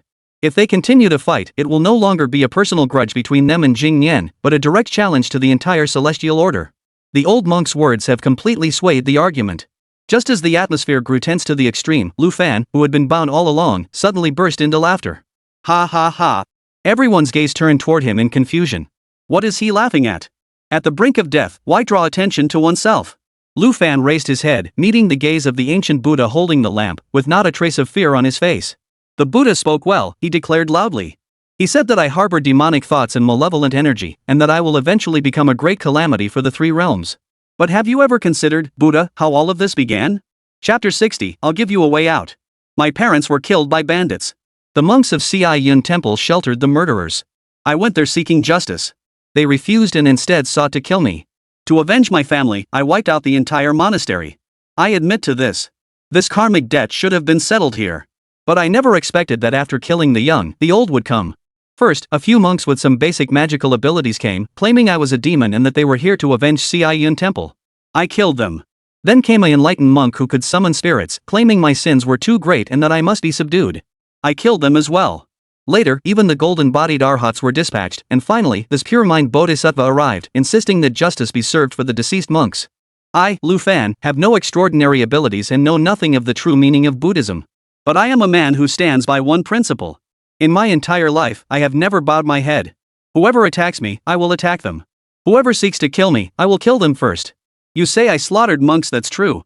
But along the way, was there ever a time when I provoked anyone first? After avenging my parents, I intended to find a secluded mountain forest and spend the rest of my life in peace. But you Buddhists would not let me go, chasing me all the way here. You colluded with the heavenly court to bind me to this execution platform, intent on grinding my bones to dust. Now, you, the former Buddha, have come down personally, yet you dare to say that I harbor hatred toward the Buddhist sect and that I am the source of all evil? This is truly the greatest joke in the world. It has never been me, Lu Fan, who sought enmity with the Buddhist order. It is you, the Buddhist order, from top to bottom, who have always regarded me as your mortal enemy. The only ones I hate are those who seek my life. They just happen to wear monks' robes and recite Buddhist mantras. Lu Fan's words rang out clearly, causing many divine officials present to look at him in astonishment. This kid is way too bold. Does he really fear nothing under heaven? Daring to openly threaten the Buddha at a time like this? Arrogant. Too arrogant. This feeling is something many young divine officials have never experienced, but those old immortals who have come through the era and the ancient times find this scene incredibly familiar. The face of Li Jing, the tower supporting Heavenly King, turned ashen. He recalled his son, who had knelt before him, willing to carve out his own bones to return them to his father and cut off his own flesh to return it to his mother, that rebellious son who had defied his father to prove his own path to enlightenment. Tai Bai Jingxing's hand, which had been stroking his beard, froze mid-air. He recalled how, years ago, that monkey had been bound here in the same manner, facing the overwhelming might of the Celestial Court and the supreme authority of the Jade Emperor. The flames burning in those fiery eyes were the same flames of defiance. Among the crowd, several elderly star gods with white hair and beards exchanged glances, seeing the same memories in each other's eyes. In a daze, everyone saw that stone monkey, laughing loudly amidst the hacking of swords and axes, the thunder and fire, mocking the impotence of all the gods and Buddhas. They saw the white-robed young true lord, who, to split open the Peach Mountain and rescue his mother, wielded a divine axe and defied the entire heavenly court's decree. That resolve was strikingly similar to the scene before them today. Too much like it. The unwavering resolve when cornered to the brink of despair. The fearless defiance in the face of tyranny. It is something deeply ingrained in one's very being, something that cannot be erased no matter how one cultivates oneself, becomes an immortal, or attains enlightenment. No wonder. At this moment, all the doubts in everyone's hearts were answered. No wonder this person could be connected to Sun Wukong and Yang Jian by karma. They were cut from the same cloth. The ancient Buddha of the lamp looked at Lu Fan and was surprisingly taken aback. He remained silent for a moment before suddenly smiling. What a sharp tongue you have. Well, so be it. He sighed deeply. Since karma is entangled and right and wrong cannot be distinguished, this monk will give you an opportunity to resolve this matter today. He extended his withered finger and pointed at the severely injured pure mind bodhisattva, whose face was as pale as gold paper. Jingyan, step forward. Jingyan bodhisattva trembled as he took a step forward. He dared not look at Yang Jian or Sun Wukong, but instead fixed his eyes, filled with fear and pleading, on the ancient Buddha. Buddha. His lips trembled, his voice hoarse, unable to form a complete word. The ancient Buddha's gaze was as calm as an ancient well, resting upon him, making him feel colder than Yang Jian's sword blade. Jingyan. You harbored hatred in your heart, acted with bias, bringing shame upon the Buddhist order and harming your fellow monks. This is your first offense. You failed to see the truth clearly, handled the matter improperly, and turned a small grievance into a great enmity, nearly sparking a conflict between Buddhism and Taoism and shaking the stability of the three realms. This is your second transgression. As a bodhisattva, you lack the capacity to forgive, a heart of compassion, and instead allow arrogance and prejudice to obscure your Buddha nature. This is your third transgression. With each fault the ancient Buddha of the lamp mentioned, Jingyan's face grew paler. By the end, his face was as pale as gold paper, and his body trembled unsteadily. I have spoken all that I must, the ancient Buddha of the lamp said finally. Go to the Great Thunder Sound Temple and present yourself before the world-honored one to receive his edict. Jingyan bodhisattva collapsed to the ground, his body limp. To see the world-honored one? He knew what that meant. It was more terrifying than being struck down by Yang Jian with a single blow. But he couldn't utter a single word of defense, only crawling on the ground, trembling like a leaf, repeating over and over, "Disciple knows his crime." This treatment caused the celestial beings present to nod in approval. Truly worthy of the past Buddha, fair in his dealings and skilled in his methods. He had both purged the ranks and provided the heavenly court with a satisfactory explanation. However, Sun Wukong was not impressed. He brandished his weapon and let out a piercing cold laugh. What a fine punishment! You speak as sweetly as a song. Who knows what awaits us at Mount Ling? Perhaps today's actions will be seen as a great merit for protecting the teachings. Yang Jian remained completely unmoved. Ruan Dan merely smiled and said nothing. He turned his head to look at Lu Fan on the execution platform. This matter began because of you, and it should end because of you. You slaughtered the monks of the Buddhist sect, committing heinous crimes. You should have been annihilated, your soul and spirit destroyed, never to be reborn. Sun Wukong's eyelid twitched, about to erupt, but he saw the ancient Buddha Randang change the subject. However, our Buddha is merciful. Revenge only increases karma and serves no purpose. This monk sees that, though your actions are ruthless, your true nature remains uncorrupted, and there is still hope for you. The obsession in your heart is not murder, but hatred. Such a demonic mindset, if not resolved, will ultimately lead you into the endless abyss of demonic realms. I can offer you a path to salvation. These words sent shockwaves through the crowd. Even Yang Jian and Sun Wukong wore expressions of surprise. The immortals present whispered among themselves, discussing the matter heatedly. The Buddha is so merciful. This young man has killed so many people, yet he still has a chance to live? This is a once-in-a-lifetime opportunity. Hurry up and thank the Buddha for his mercy. Everyone believed that Lu Fan had stumbled upon an incredible stroke of luck. The ancient Buddha of the lamp provided an honorable exit, preserved the dignity of the Buddhist order, and granted face to Yang Jian and Sun Wukong. This was undoubtedly the best possible outcome. If you are willing, follow this monk to the Western Heavenly Mountain and take refuge in the Buddha. Bathe in the 8-treasure merit pool to wash away your sins, and spend 3,000 years listening to the recitation of the true scriptures at the Great Thunder Sound Temple to dispel the anger in your heart.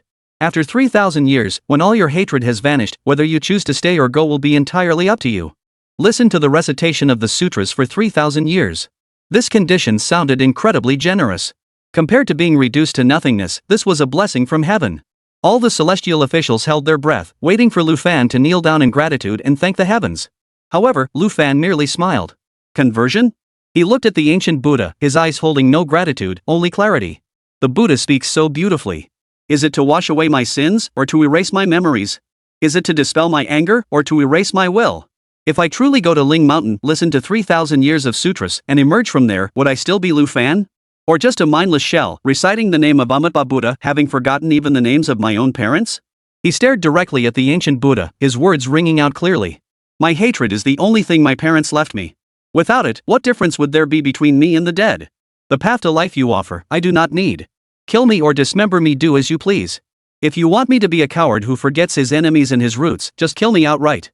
Chapter 61, Sun Wukong and Lu Fan are fellow disciples? On the execution platform, there was a deathly silence. All the immortals stared at Lu Fan with the same expression as if he were a madman. Has this man lost his mind?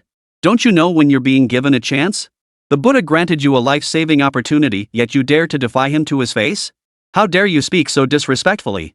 Even that mischievous monkey, who was imprisoned for 500 years, knew to temper his sharp edges and follow Tang Sanzang on his journey to the west to attain enlightenment.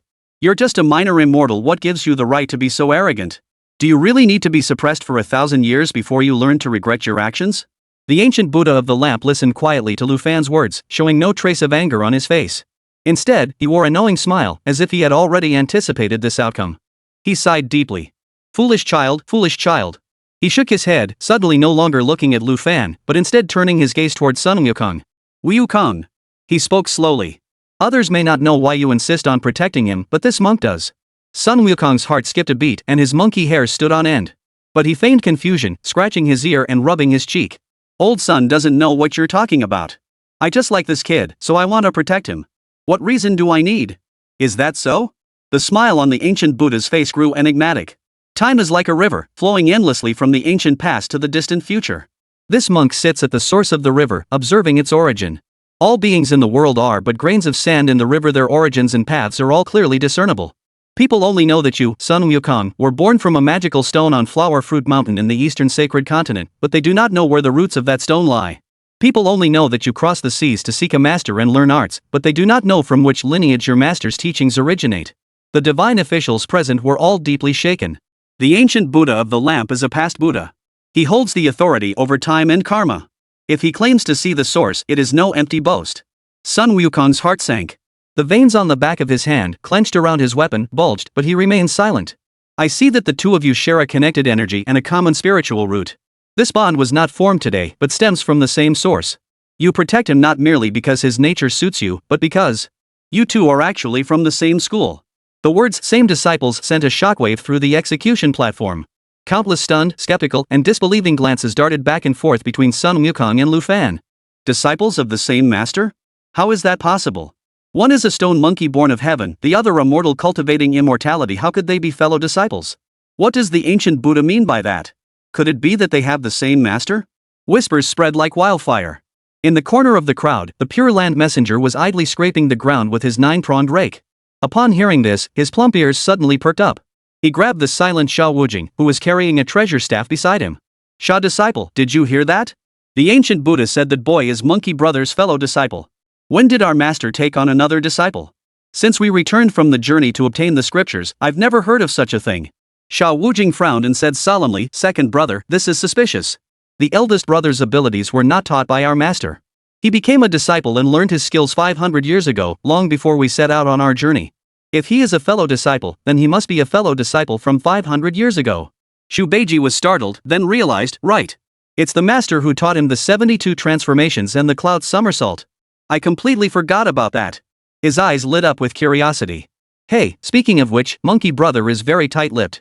Over the years, we've asked him countless times, but he's never revealed who his master is. Today, could it be that this old monk is going to reveal the truth? This exchange was precisely the greatest question on the minds of all the celestial beings in the heavens. Indeed. Sun Wukong's lineage has always been one of the greatest mysteries of the three realms. To take an ignorant stone monkey and, in just a few short years, teach him to master 72 transformations, attain the status of a great Ro, and nearly break through the heavens. Such divine abilities could only come from a master of unimaginable power. However, no matter how one searches throughout the three realms, no one knows his name or the location of his monastery. The monkey himself remains tight-lipped. In the heavenly court, many divine generals who were on good terms with him had tried to ask about it indirectly. After all, discussing one's lineage and origins is a perfectly normal topic among immortals. Take, for example, the great deity Nezha of the Three Seas Assembly, whose master is Taizhenwan of the Golden Light Cave on Mount Qianyuan. Take the Qingyuan Miodao Jinju and Yang Jian before us, for instance. His master is the Yudingzhenwan of the Jinhua Cave on Yuchuan Mountain. These were all figures from the 12 golden immortals of the Xian school, with illustrious lineages known to all. Though they do not hold positions in the celestial court, they are still a force relied upon by the court, with the primordial lord standing behind them. Yet, strangely enough, the master of Sun Wukong has become a taboo topic. Not only do they not know, but even the Jade Emperor, who sits on the Lingxiao Palace, may not be aware of it. After all, the Jade Emperor rules over the three realms, and the mirror of the heavens hangs high, so in theory, there are few things that can escape his notice. The only one in the three realms who might know the truth is currently in the Doji Palace, leisurely fanning the flames and refining his 9-turn golden elixir. But who dares to approach the Supreme Elder Lord to inquire about this matter? In an instant, countless gazes turned simultaneously toward a young disciple in the ranks of the celestial officials, who was holding a purple gold gourd. It was none other than the Supreme Elder Lord's furnace attendant, Jin Jiao. A star deity familiar with Jin Jiao quietly approached him and whispered, "Jin Jiao, has the old lord ever mentioned the lineage of that monkey?" Upon hearing this, Jin Jiao's face twitched, and he shook his head vigorously like a metronome. He glanced nervously around, lowering his voice even further, almost inaudible, "Don't mention it. The name Sun Wukong is taboo in our Doji Palace. Mentioning it makes the old lord's face turn ugly." The others nodded in understanding. Back in the day, during the chaos in heaven, that monkey overturned the 8-trigram furnace, stole countless golden pills, and left Lao Jun humiliated and disgraced. Lao Jun harboring a grudge was only human nature. It seemed there was nothing more to be learned from the Doji Palace. All hope and curiosity converged into a series of intense gazes, fixated on the figure of the ancient Buddha, Ranjing. Everyone held their breath and strained their ears. This Buddha who holds the past in his hands, will he reveal the earth-shattering secret that has plagued the three realms for hundreds of years today? Sun Wukong's monkey fur stood on end as he scratched his ears and cheeks, shouting, "Ha ha ha! Old monk, have you lost your mind from reciting sutras? What are you talking about? Same sect but different branches. I don't understand. My abilities are innate, I have no idea what you're talking about." He adopted a brazen, thuggish demeanor, attempting to divert the deadly topic. However, the ancient Buddha Yang Jian was not fooled by his tricks. "Wukong, before this monk, words are useless. I have seen that in the land of the Western Ox Head continent, there is a mountain called Lingtai Fengsuan, and within it lies the slanted moon and 3 stars cave. Within the cave dwells a great enlightened immortal, who is neither born nor dies, and lives as long as the heavens. He has opened many paths to enlightenment, uniting the 3 teachings, and his teachings are profound and subtle. You once studied under that immortal and were named Wukong. Is that correct?" Chapter 62, You are actually a disciple of my Buddhist sect from the very beginning. On the Zhan Tai platform, the divine officials and generals looked at each other in confusion, their faces filled with puzzlement. Lingtai Fengsuan Mountain? The slanted moon and 3 stars cave? What kind of divine realm is this? Why have we never heard of it before? However, this confusion lasted only a moment. Amidst the crowd, someone suddenly gasped in shock, their voice trembling with disbelief. "Wait, that name." That exclamation was like a spark falling into a pile of dry grass. Instantly, memories were ignited. With a loud bang, the execution platform erupted into chaos. "It's that water mirror. That's right. That's south the place. The mountain gate that appeared in the karma mirror used by the pure mind bodhisattva earlier, wasn't that the name of that place? That's right. I remember now. It's there."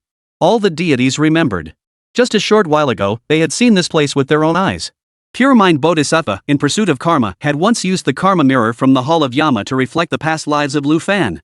In the mirror, Lu Fan, who was still a mortal youth, had traversed mountains and rivers, endured countless hardships, and finally knelt before the entrance of a divine mountain cave, bowing his head to seek a master. What was the name of that mountain? What was the name of that cave? Fragments of memory and the words of the ancient Buddha of the lamp instantly pieced together, forming a complete and terrifying truth. This is the place. Exactly the same. It's the Lingtai Fengsuan Mountain, it's the Sheiyue Sanxing Cave. The place where Lu Fan studied under his master, it's here.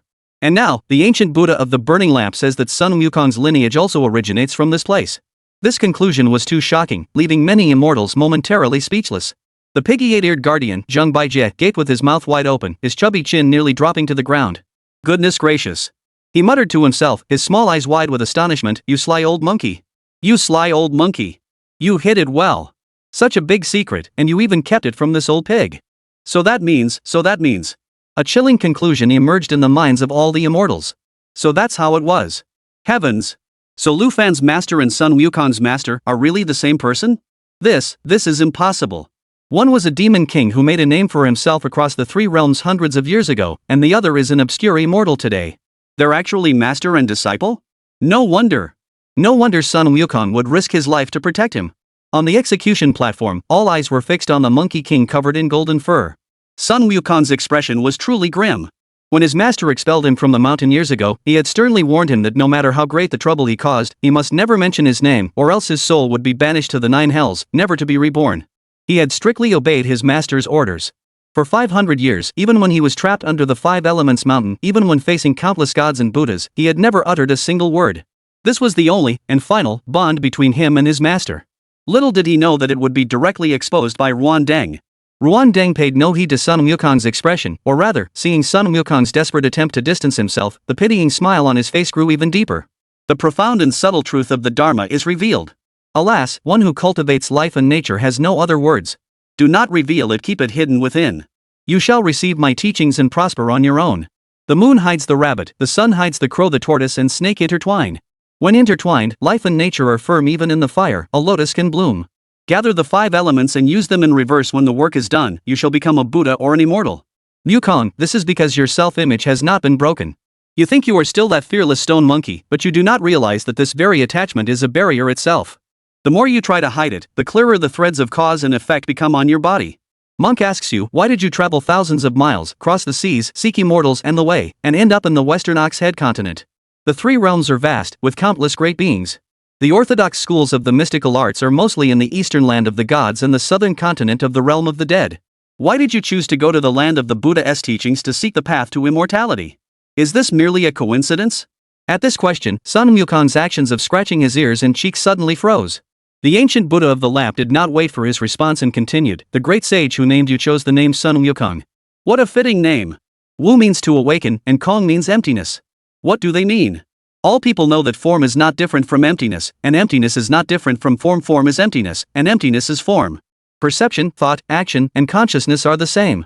The 2 characters Wukong are meant to help you see through the illusions of the world and awaken to your true self, aren't they? The divine being who bestowed this name upon you, the depth of his intentions and the earnestness of his teachings, have you truly never understood them? If that is the case, this divine being must have a deep connection with our Buddhist lineage. What he teaches is called the mysterious path to immortality, but its core is the Zen insight of seeing one's true nature. Wukong, the 72 transformations you have learned are techniques, but what your master has imparted to you is the heart. He instructed you to break through the illusory void, to penetrate the illusions of self, others, all beings, and longevity. This is actually the true Dharma of our Buddhist tradition. From the very beginning, you were chosen as a disciple of our Buddhist sect. Your later rebellion in heaven and disruption of the order of the 3 realms were the cause. The world-honored one intervened, imprisoning you under the 5 Elements mountain to temper your heart and mind. This is the consequence. 500 years later, you escorted the golden monkey to the west, endured the 99 trials, subdued demons and evil spirits, and returned to the path of enlightenment. This is the new cause. Finally, you achieved perfect merit on Mount Ling, shed your demonic form, and attained the position of the victor over demons Buddha. This is the ultimate result. Wukong, have you ever considered that all of this is a perfect cycle of cause and effect? You emerged from the Buddhist realm and ultimately returned to it. From the source, everything is merely the trials you must overcome on your path of cultivation. What? What is this past Buddha speaking of? These words were even more shocking than the earlier mention of fellow disciples. The entire Zhantai platform fell silent. All the immortals and gods were speechless, their minds in complete chaos. Is this real? Sun Wukong was actually a disciple of the Buddha from the very beginning? How is that possible? Wu Dixingjuan couldn't help but exclaim, impossible. The techniques Sun Wukong used were clearly Taoist mystical arts. His 72 transformations are so similar to Yang Jian earthly fiend transformations. If these are Buddhist supernatural abilities, why is there not a single trace of Buddhist light, only the aura of the Taoist sect? His words voiced the doubts in everyone's hearts. Indeed. Sun Wukong's fighting style and the supernatural abilities he displayed were all imbued with the essence of Taoist sorcery. Especially the 72 transformations, they were practically carved from the same mold as Yang Jian's techniques. This is precisely why the most widely circulated speculation across the 3 realms is that Sun Wukong is the second disciple of Yu Dingzhenren. However, Yu Dingzhenren has always been aloof and indifferent to external rumors, never acknowledging them. Back then, all the immortals believed that the Jade Ding true immortal feared being blamed for teaching a disciple who caused chaos in heaven, so he vehemently denied it. After all, one Yang Jian was already enough to cause headaches for the heavenly court, adding another lawless Sun Wukong would leave the Jinxiao sect in a bind from all sides. But today, hearing the ancient Buddha Yan Dan say this, could it really have nothing to do with Yu Dingjinren? Is it not that he dares not acknowledge it, but that he truly is not his disciple? Is Sun Wukong's master someone else? And he is a mysterious being with deep connections to the Buddhist sect? This news is too shocking. Chapter 63, Killing with Intent. Worry leads to confusion. Sun Wukong's mind was truly in disarray at that moment. He had indeed suspected that Ranjing was spouting nonsense. But every word the other spoke struck him right where it hurt. The Western Oxhead continent, the Lingtai Fansuan mountain, the slanted moon and 3 stars cave. The Zen meaning behind the name Wukong. All of this was true and undeniable. He was born of heaven and earth, and from a young age knew nothing of human affairs or the mysteries of Buddhism. Whatever his master taught him, he learned exactly as instructed. If his master said Wukong was good, then it was good. He never bothered to delve into the Buddhist principles behind it. Now, after being analyzed so thoroughly by Ranjing, he found himself thinking that there was some truth to what the other said. Could it be? Could it be that the old master truly has a deep connection with the Buddhist sect? The moment this thought crossed his mind, Sun Wukong's heart sank. He revered his master above all else and held his teachings in the highest regard. If his master was indeed a member of the Buddhist sect, then his current actions in opposing the Buddhist sect would be tantamount to betraying his master and dishonoring his ancestors. The iron rod of the sea, which he held in his hand, suddenly felt so heavy that he could barely hold it steady. Old Buddha. The flames in Sun Wukong's fiery eyes dimmed slightly. What you're saying, is it all true? The ancient Buddha, with his hands pressed together, wore an expression of compassion. Monks do not speak falsely. In my eyes, all that has happened in the past is as clear as the lines on the palm of my hand. Wukong, your origins and your lineage are all connected to the Buddha. This is a predestined fate, not something that can be changed by human effort. His words were final, leaving no room for argument. Then, his piercing gaze swept past Sun Wukong and landed on Lu Fan, who was bound by the divine ropes. Lu Fan, since you and Sun Wukong are disciples of the same master, you too are a disciple of the Buddha. In that case, your actions today are nothing more than the final delusion before returning to the right path. Surrendering to the Buddha is only natural and serves to restore the true nature of things. Follow this monk to Mount Ling, wash away the dust of the world, and awaken to your true nature. This is not punishment, but enlightenment. It is your destined path. Upon hearing these words, the atmosphere in the room shifted abruptly. The tense standoff and the relentless intent to kill vanished into thin air. The bodhisattvas and arhats of the Buddhist sect first looked stunned, then their expressions turned into boundless joy and reverence. The immortals of the celestial realm drew in their breath sharply, their eyes filled with awe as they looked at the ancient Buddha. How profound! Truly magnificent! Truly worthy of the past Buddha. Originally, this was a showdown between the celestial realm and the Buddhist realm, a standoff between Sun Wukong, Yang Jian, and the Buddhist monks. But the ancient Buddha of the lamp, with a single move, completely altered the essence of the issue. These words not only diffused Sun Wukong's hostility but also brought him back into the fold of the Buddhist sect. And before that, that's right. Sun Wukong had indeed become the victor over demons Buddha, ranked among the immortals on Mount Ling, and revered by countless households. However, over the past century, his Buddha status had become more like a shackle, a title, and a token of a deal between the heavenly court and Ling Mountain. He had obtained the title of Buddha, yet he had never truly integrated into Ling Mountain. When the bodhisattvas preached the Dharma, he dozed off. When the arhats meditated, he found it boring. He does as he pleases, referring to himself as old son rather than this humble monk. His Buddha hall had no fragrant incense, only the peach pits he had gnawed on. Throughout Ling Mountain, everyone knew that the victor over demons Buddha was ultimately the same as the Monkey King. The rebelliousness and wildness in his bones had never been truly cleansed by Buddhism. The only reason he remained composed was because of the bonds formed on the journey to obtain the scriptures and his promise to Tang Sanzang. Buddhist teachings? What is that? Can it be eaten, or can it be chewed like a peach? He only recognizes two things, reason and emotion. But after today, everything has changed. Perhaps this is the beginning of Sun Wukong truly regarding the Buddhist sect as his own home.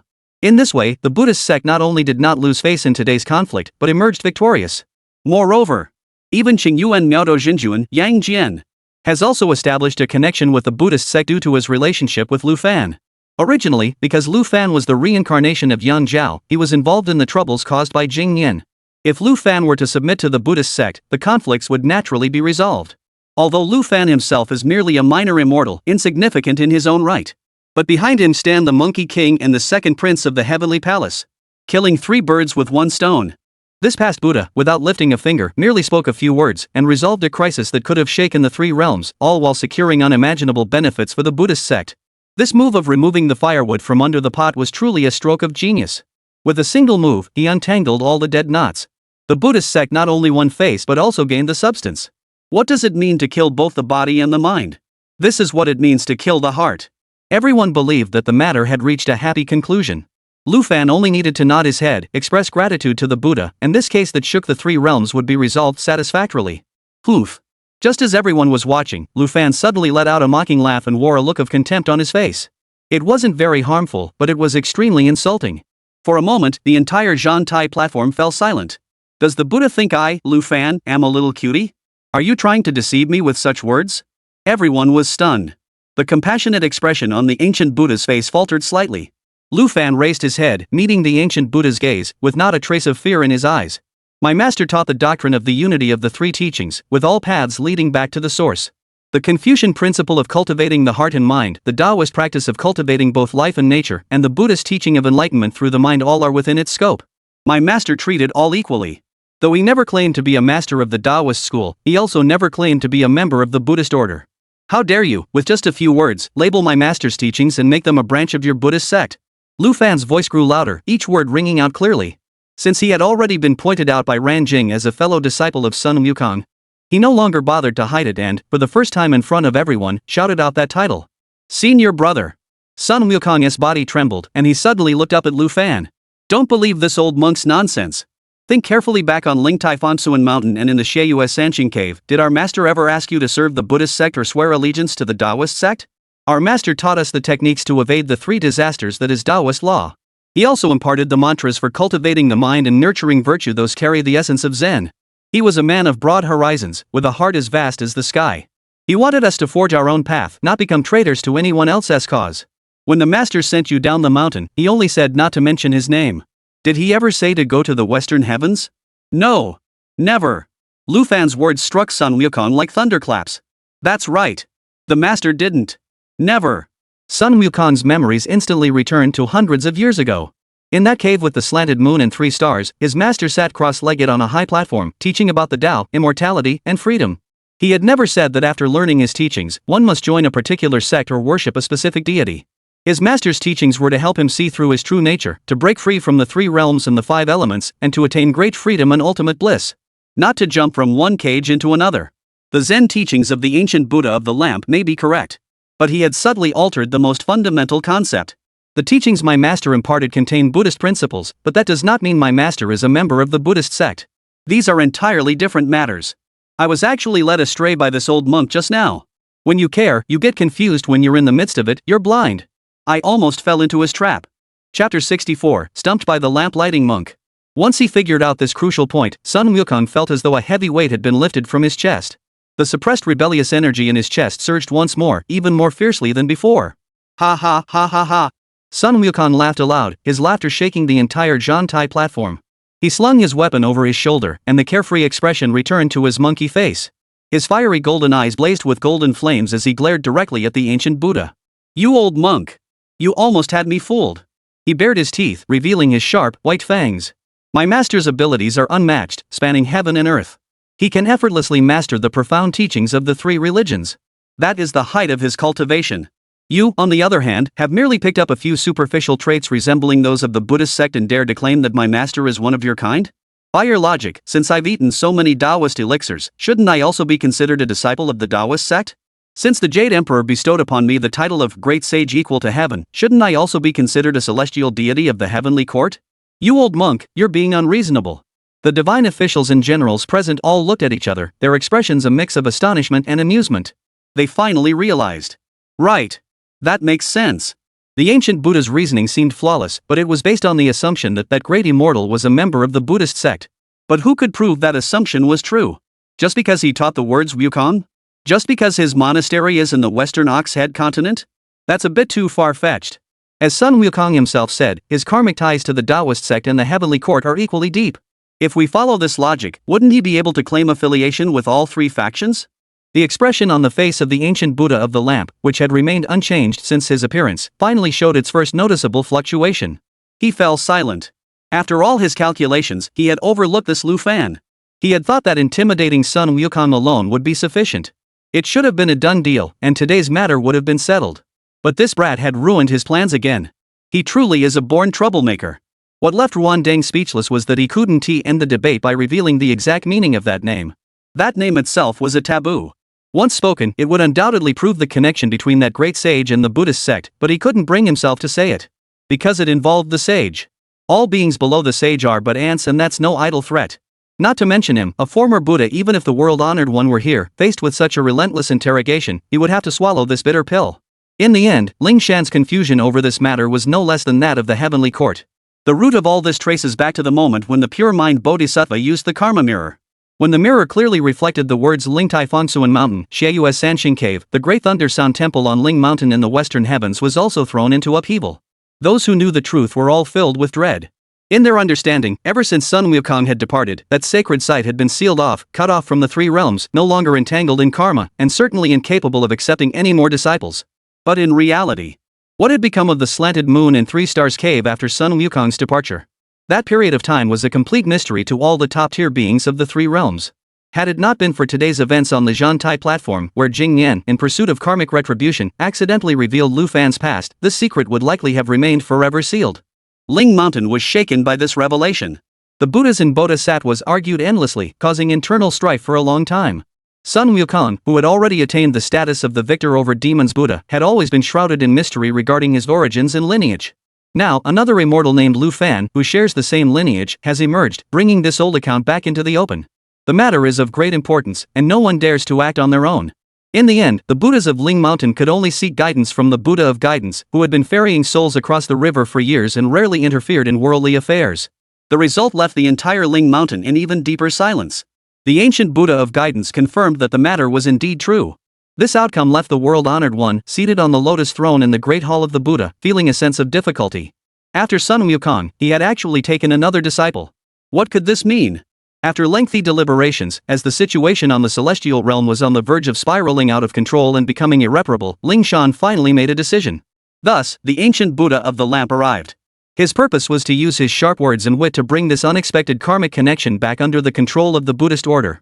He believed that as long as he could use the greater good and the root cause to intimidate Sun Wukong and create a crack in his defenses, everything would proceed smoothly. Today's matter would have ended with the Buddhist sect emerging victorious. Who could have anticipated that Lu Fan, in the face of life and death, would remain so clear-headed that he could immediately expose the critical flaw in his words? What should he do now? The ancient Buddha of the lamp realized he had miscalculated. He couldn't utter that person's name. It was a taboo, a karmic connection even the Buddha himself rarely mentioned. Without being able to say it, he couldn't prove his point. Without proof, his earlier confident deductions became baseless claims, nothing more than a ridiculous attempt to twist the truth. The game had reached a stalemate. Just then, Lu Fan, who had been bound by the divine rope and was supposed to be a lamb led to slaughter, spoke once more. Let's take a step back. Even if my master truly has a deep connection with the Buddhist sect, even if he is indeed a reclusive master of the Buddhist sect, so what? He stood tall, his spine straight, despite being bound, his resolve unwavering. A master is a master, and a disciple is a disciple. He taught us the ways of the Tao out of kindness. We respect our master and follow his teachings. That is our duty. But my master's origins have nothing to do with us. His path is his own. We must walk our own path. Master taught me the teachings to help me distinguish right from wrong, to allow me to seek revenge with a clear conscience, and to free me from the constraints of this world's rules. Not to make me use his name to serve as a gatekeeper for some sect. The hatred I hold for my parents' killers is as deep as the sea. If I were to abandon this blood feud, I would be forgetting my humanity, forgetting filial piety, and forgetting my roots. If my master were here and saw me abandoning my blood feud to save my own life, he would only feel ashamed of a disciple like me. He did not teach someone who dares not avenge his parents' murder. Buddha, you keep talking about karmic ties, cause and effect, and lineage. Then tell me, does any of this have anything to do with my desire to seek revenge today? These words came pouring out like a barrage of bullets, ringing out clearly and forcefully. On the execution platform, many immortals of mortal origin couldn't help but show a look of astonishment on their faces. Filial piety is the foundation of human ethics. Lu Fan's words were simple yet struck straight to the heart. Indeed, even if the master is a Buddhist monk, does that mean the disciple cannot have his own grudges or his own principles? The brow of the ancient Buddha, Yan Deng, could no longer maintain its composure, furrowing slightly. He had not anticipated that Lu Fan's line of thinking could be so clear and his logic so sharp. This man truly reminded him of Sun Wukong from hundreds of years ago when he caused chaos in heaven. As expected of fellow disciples, you're cut from the same cloth. Chapter 65, Who is your master? First update. Being pushed to this point by a junior disciple, the ancient Buddha Randang felt a surge of anger rising within him. Having cultivated for countless eons, his mind had long been as still as water. Yet today, on this execution platform, he was repeatedly disrupted by a mere mortal immortal. He suppressed the turmoil in his heart and decided not to dwell on trivial matters. Instead, he would use the profound truths of Buddhism to thoroughly subdue him in a dignified manner. Foolish child, your obsession is too deep. You have fallen into the realm of demons. A teacher's role is to impart knowledge, instruct, and resolve doubts. The lineage of your master is the foundation of your cultivation. You have inherited his teachings, and thus you inherit his karma. This is the ultimate truth of heaven and earth. How dare you sever it so lightly? You seek only revenge, yet you do not realize how many innocents will be dragged into this, or the calamity you will bring upon your master's lineage. You seek momentary satisfaction, but you do not realize the karmic retribution you will incur, which will condemn you to eternal damnation. This is the selfish pursuit of the self, not the greater good. A disciple's actions, words, and deeds all represent the honor of the school. If your lineage is connected to the Buddhist faith, yet you oppose it, this is disrespecting your lineage and a grave act of filial disobedience. Since you have inherited the lineage, you should reflect on its origins, feel gratitude for its kindness, and resolve conflicts. This is the proper path. How can you act against the teachings for your own selfish reasons? The celestial officials present nodded in agreement. There was no fault in those words. Within the immortal sects, the master's lineage truly surpasses all else. Betraying one's master and ancestors is the gravest sin in the realm of cultivation. The ancient Buddha's words effectively refuted Lu Fan's earlier individualistic theories. Sun Wukong listened intently, scratching his ears and pulling at his beard. He felt that Lu Fan was right, but the old monk's words also seemed quite reasonable, and for a moment, he didn't know how to respond. However, Lu Fan laughed again. He waited until the ancient Buddha had finished speaking, until all the celestial officials had nodded in understanding, and until Sun Wukong had begun to furrow his brows in thought. Only then did he slowly, with a smile, speak up. The Buddha spoke well. He praised sincerely, then looked at the ancient Buddha of the lamp with an extremely earnest expression and asked a question that shook the heavens. Buddha, you just said that a disciple's actions represent their master's school, and since a disciple inherits the master's lineage, they should always consider their origins and must not act in defiance of their master's teachings. I have heard these words and find them deeply true, truly words of wisdom. I dare to ask the Buddha for guidance to resolve the confusion in my heart. The entire Zhantai platform fell silent. Everyone strained their ears, eager to hear what shocking question this audacious individual would ask next. Lu Fan cleared his throat, his eyes as clear as those of a 3-year-old child. May I ask the Buddha, who was your master? The moment those words left his mouth, everyone on the Zhantai platform was stunned. The entire execution platform fell into an eerie, deathly silence. The expressions on all the divine officials' faces froze. Even Yang Jian, who had been maintaining a cold expression, couldn't help but twitch the corner of his mouth upward, and the vertical eye between his eyebrows trembled slightly in shock. Everyone's gaze instinctively focused on the ancient Buddha, Ranjing. The vast Buddha light surrounding the ancient Buddha of the burning lamp flickered for an instant. His complexion paled rapidly, visible to the naked eye, growing whiter and whiter. It was a lifeless, ashen white. Unbelievable. The immortals present, especially those who had survived the great calamity of the sealing of the gods, could think of only 2 words. A question that pierced the heart. Who was the master of the ancient Buddha of the lamp? In the 3 realms, any deity with even a modicum of standing knew the answer. Before becoming the ancient Buddha of the lamp, he was the deputy patriarch of the Xian sect, the lamp Taoist. And who was the leader of the Xian sect? It was the primordial lord of the primordial heaven, who sat atop the cloud bed in the Jade Void Palace, wielding the power of heaven and earth. He is one of the 3 pure ones of the Taoist sect. He, the lamp lighting sage, was originally a prominent figure in the Taoist sect, a disciple of the 3 pure ones, and held a revered position. But what happened later? After the great calamity of the sealing of the gods, he defected from the Chuan sect, joined the Western heavens, transformed his Tao into Buddhism, and became the first of the 7 Buddhas of the past. The words he just used to rebuke Lu Fan now sound so ironic. A disciple's actions represent the honor of his master's school? Then where do you place the face of the Jinxian sect when you betrayed your sect? Having inherited the lineage, one should remember its origins? Then, all your divine abilities and magical powers originate from the Jade Void Palace. Have you ever considered the source of your own abilities? One must not commit acts of rebellion?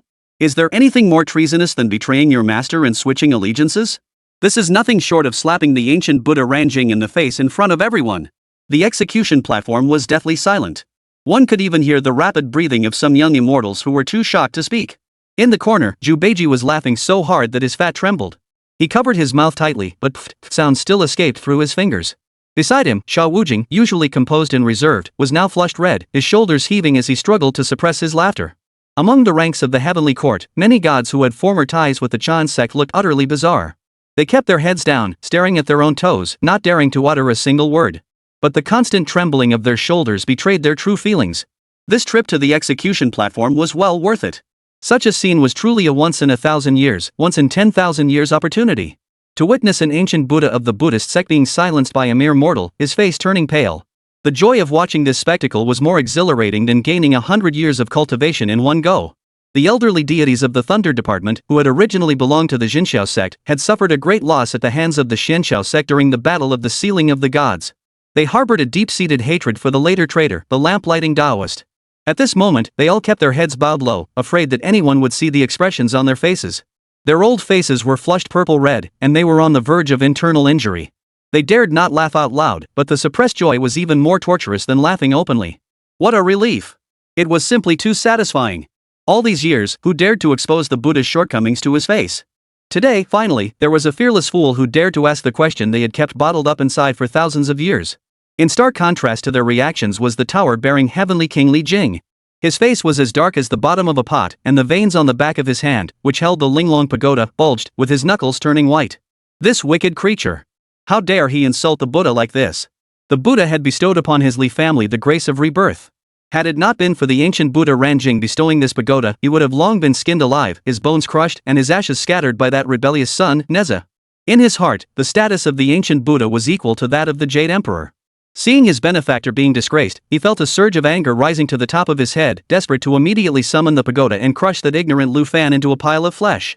But he dared not. There were two demonic beings nearby. If he so much as moved an inch, the monkey's staff and the three-eyed demon's sword would strike his head in the next instant. At the very center of the storm, the ancient Buddha's face turned from white to green, then to a serene calm beyond the mundane. He was not the worthless fool like Jing Yan. Millions of years of cultivation and the forging of his mind had made him as firm as a rock. After the initial shock, he quickly regained his composure. Amitabha Buddha. He uttered the Buddha's name. Well said, well said. You asked a good question. He nodded in approval and looked at Lu Fan. My past is not some secret I cannot reveal. I was once a disciple of the Taoist sect, trained under the Yusu Palace. This is known throughout the three realms. He admitted it openly. This move caught many of the immortals who had been waiting to see him fail off guard. Chapter 66, Nezha, You Decide Second Update. Indeed, what is the Tao? What is Buddhism? The self of yesterday is not the self of today. The path I once studied was a boat to cross the river. Now that I have reached the other shore, why should I carry the boat back? This monk left the Chan school and entered the Western school, seeking the ultimate truth. It was to break through the narrow-mindedness of sectarianism and seek the ultimate truth that unifies all dharmas. The world only knows that I abandoned the Tao for Buddhism, but they do not know that I have already achieved unity between Buddhism and the Tao, transcending the attachments to self and dharma. Your question today, though it seems to cut to the heart, actually proves that you are still trapped in sectarian views, clinging to superficial distinctions, and have not yet seen the true form of the Great Way. Your heart is too small. Yan Deng's words were shrouded in mystery, profound and unfathomable. This masterful reversal of truth and falsehood was executed with flawless precision.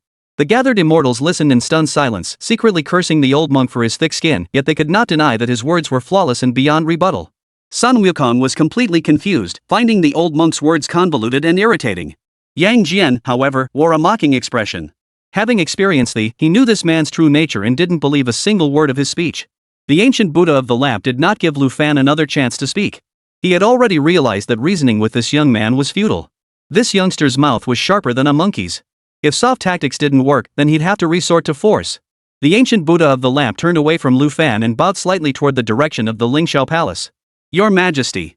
This young man, Lu Fan, has committed countless sins, has a wicked nature, and is stubbornly unrepentant.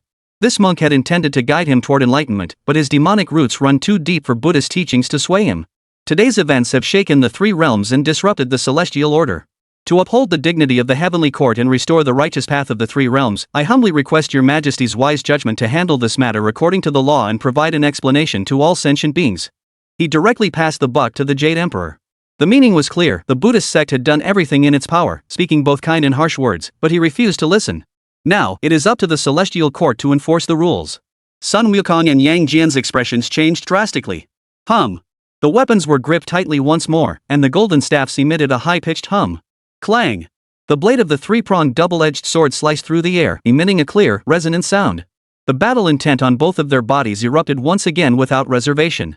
Both were ready to cause a major commotion today and forcibly rescue Lu Fan. It was nothing more than causing another stir in the heavenly palace. These two were no strangers to each other.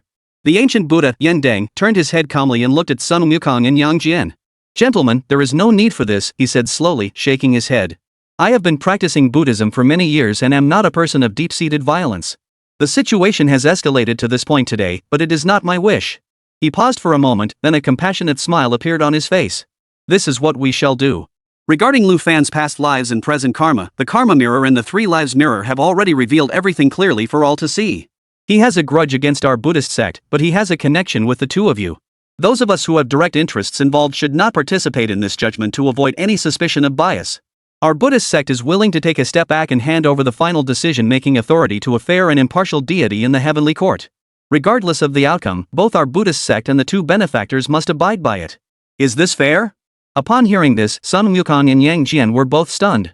They exchanged glances, seeing deep confusion in each other's eyes. What was this old monk up to? Voluntarily relinquishing the right to judge? This sounded utterly preposterous. The Buddhist sect had gone to such great lengths, sacrificing so many lives, and was on the verge of putting Lu Fan to death. How could they possibly back down at the last moment? Something is amiss here. However, Wan Deng's proposal, on the surface, seems flawless. The Buddhist sect has voluntarily stepped back, giving the heavenly court and the two of them ample face.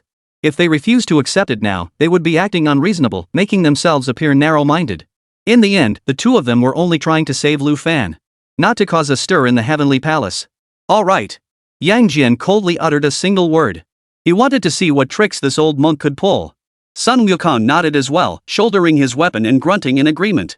The ancient Buddha, Ranjing, wore a smug smile of triumph. He surveyed the entire scene. All the divine beings' gazes converged on him, awaiting his selection of the impartial arbiter. Finally, his gaze swept past Sun Wukong, past Yang Jian, past the various divine officials with their expressions of uncertainty, and landed precisely on the red-clothed youth standing in the center of the arena, his feet resting on the wheels of fire and wind, and his hands holding a flaming spear. That was the three-tank sea assembly great deity, who had been standing in the center of the arena, caught between a rock and a hard place, unable to move forward or back, because he held the ancient crystal lamp.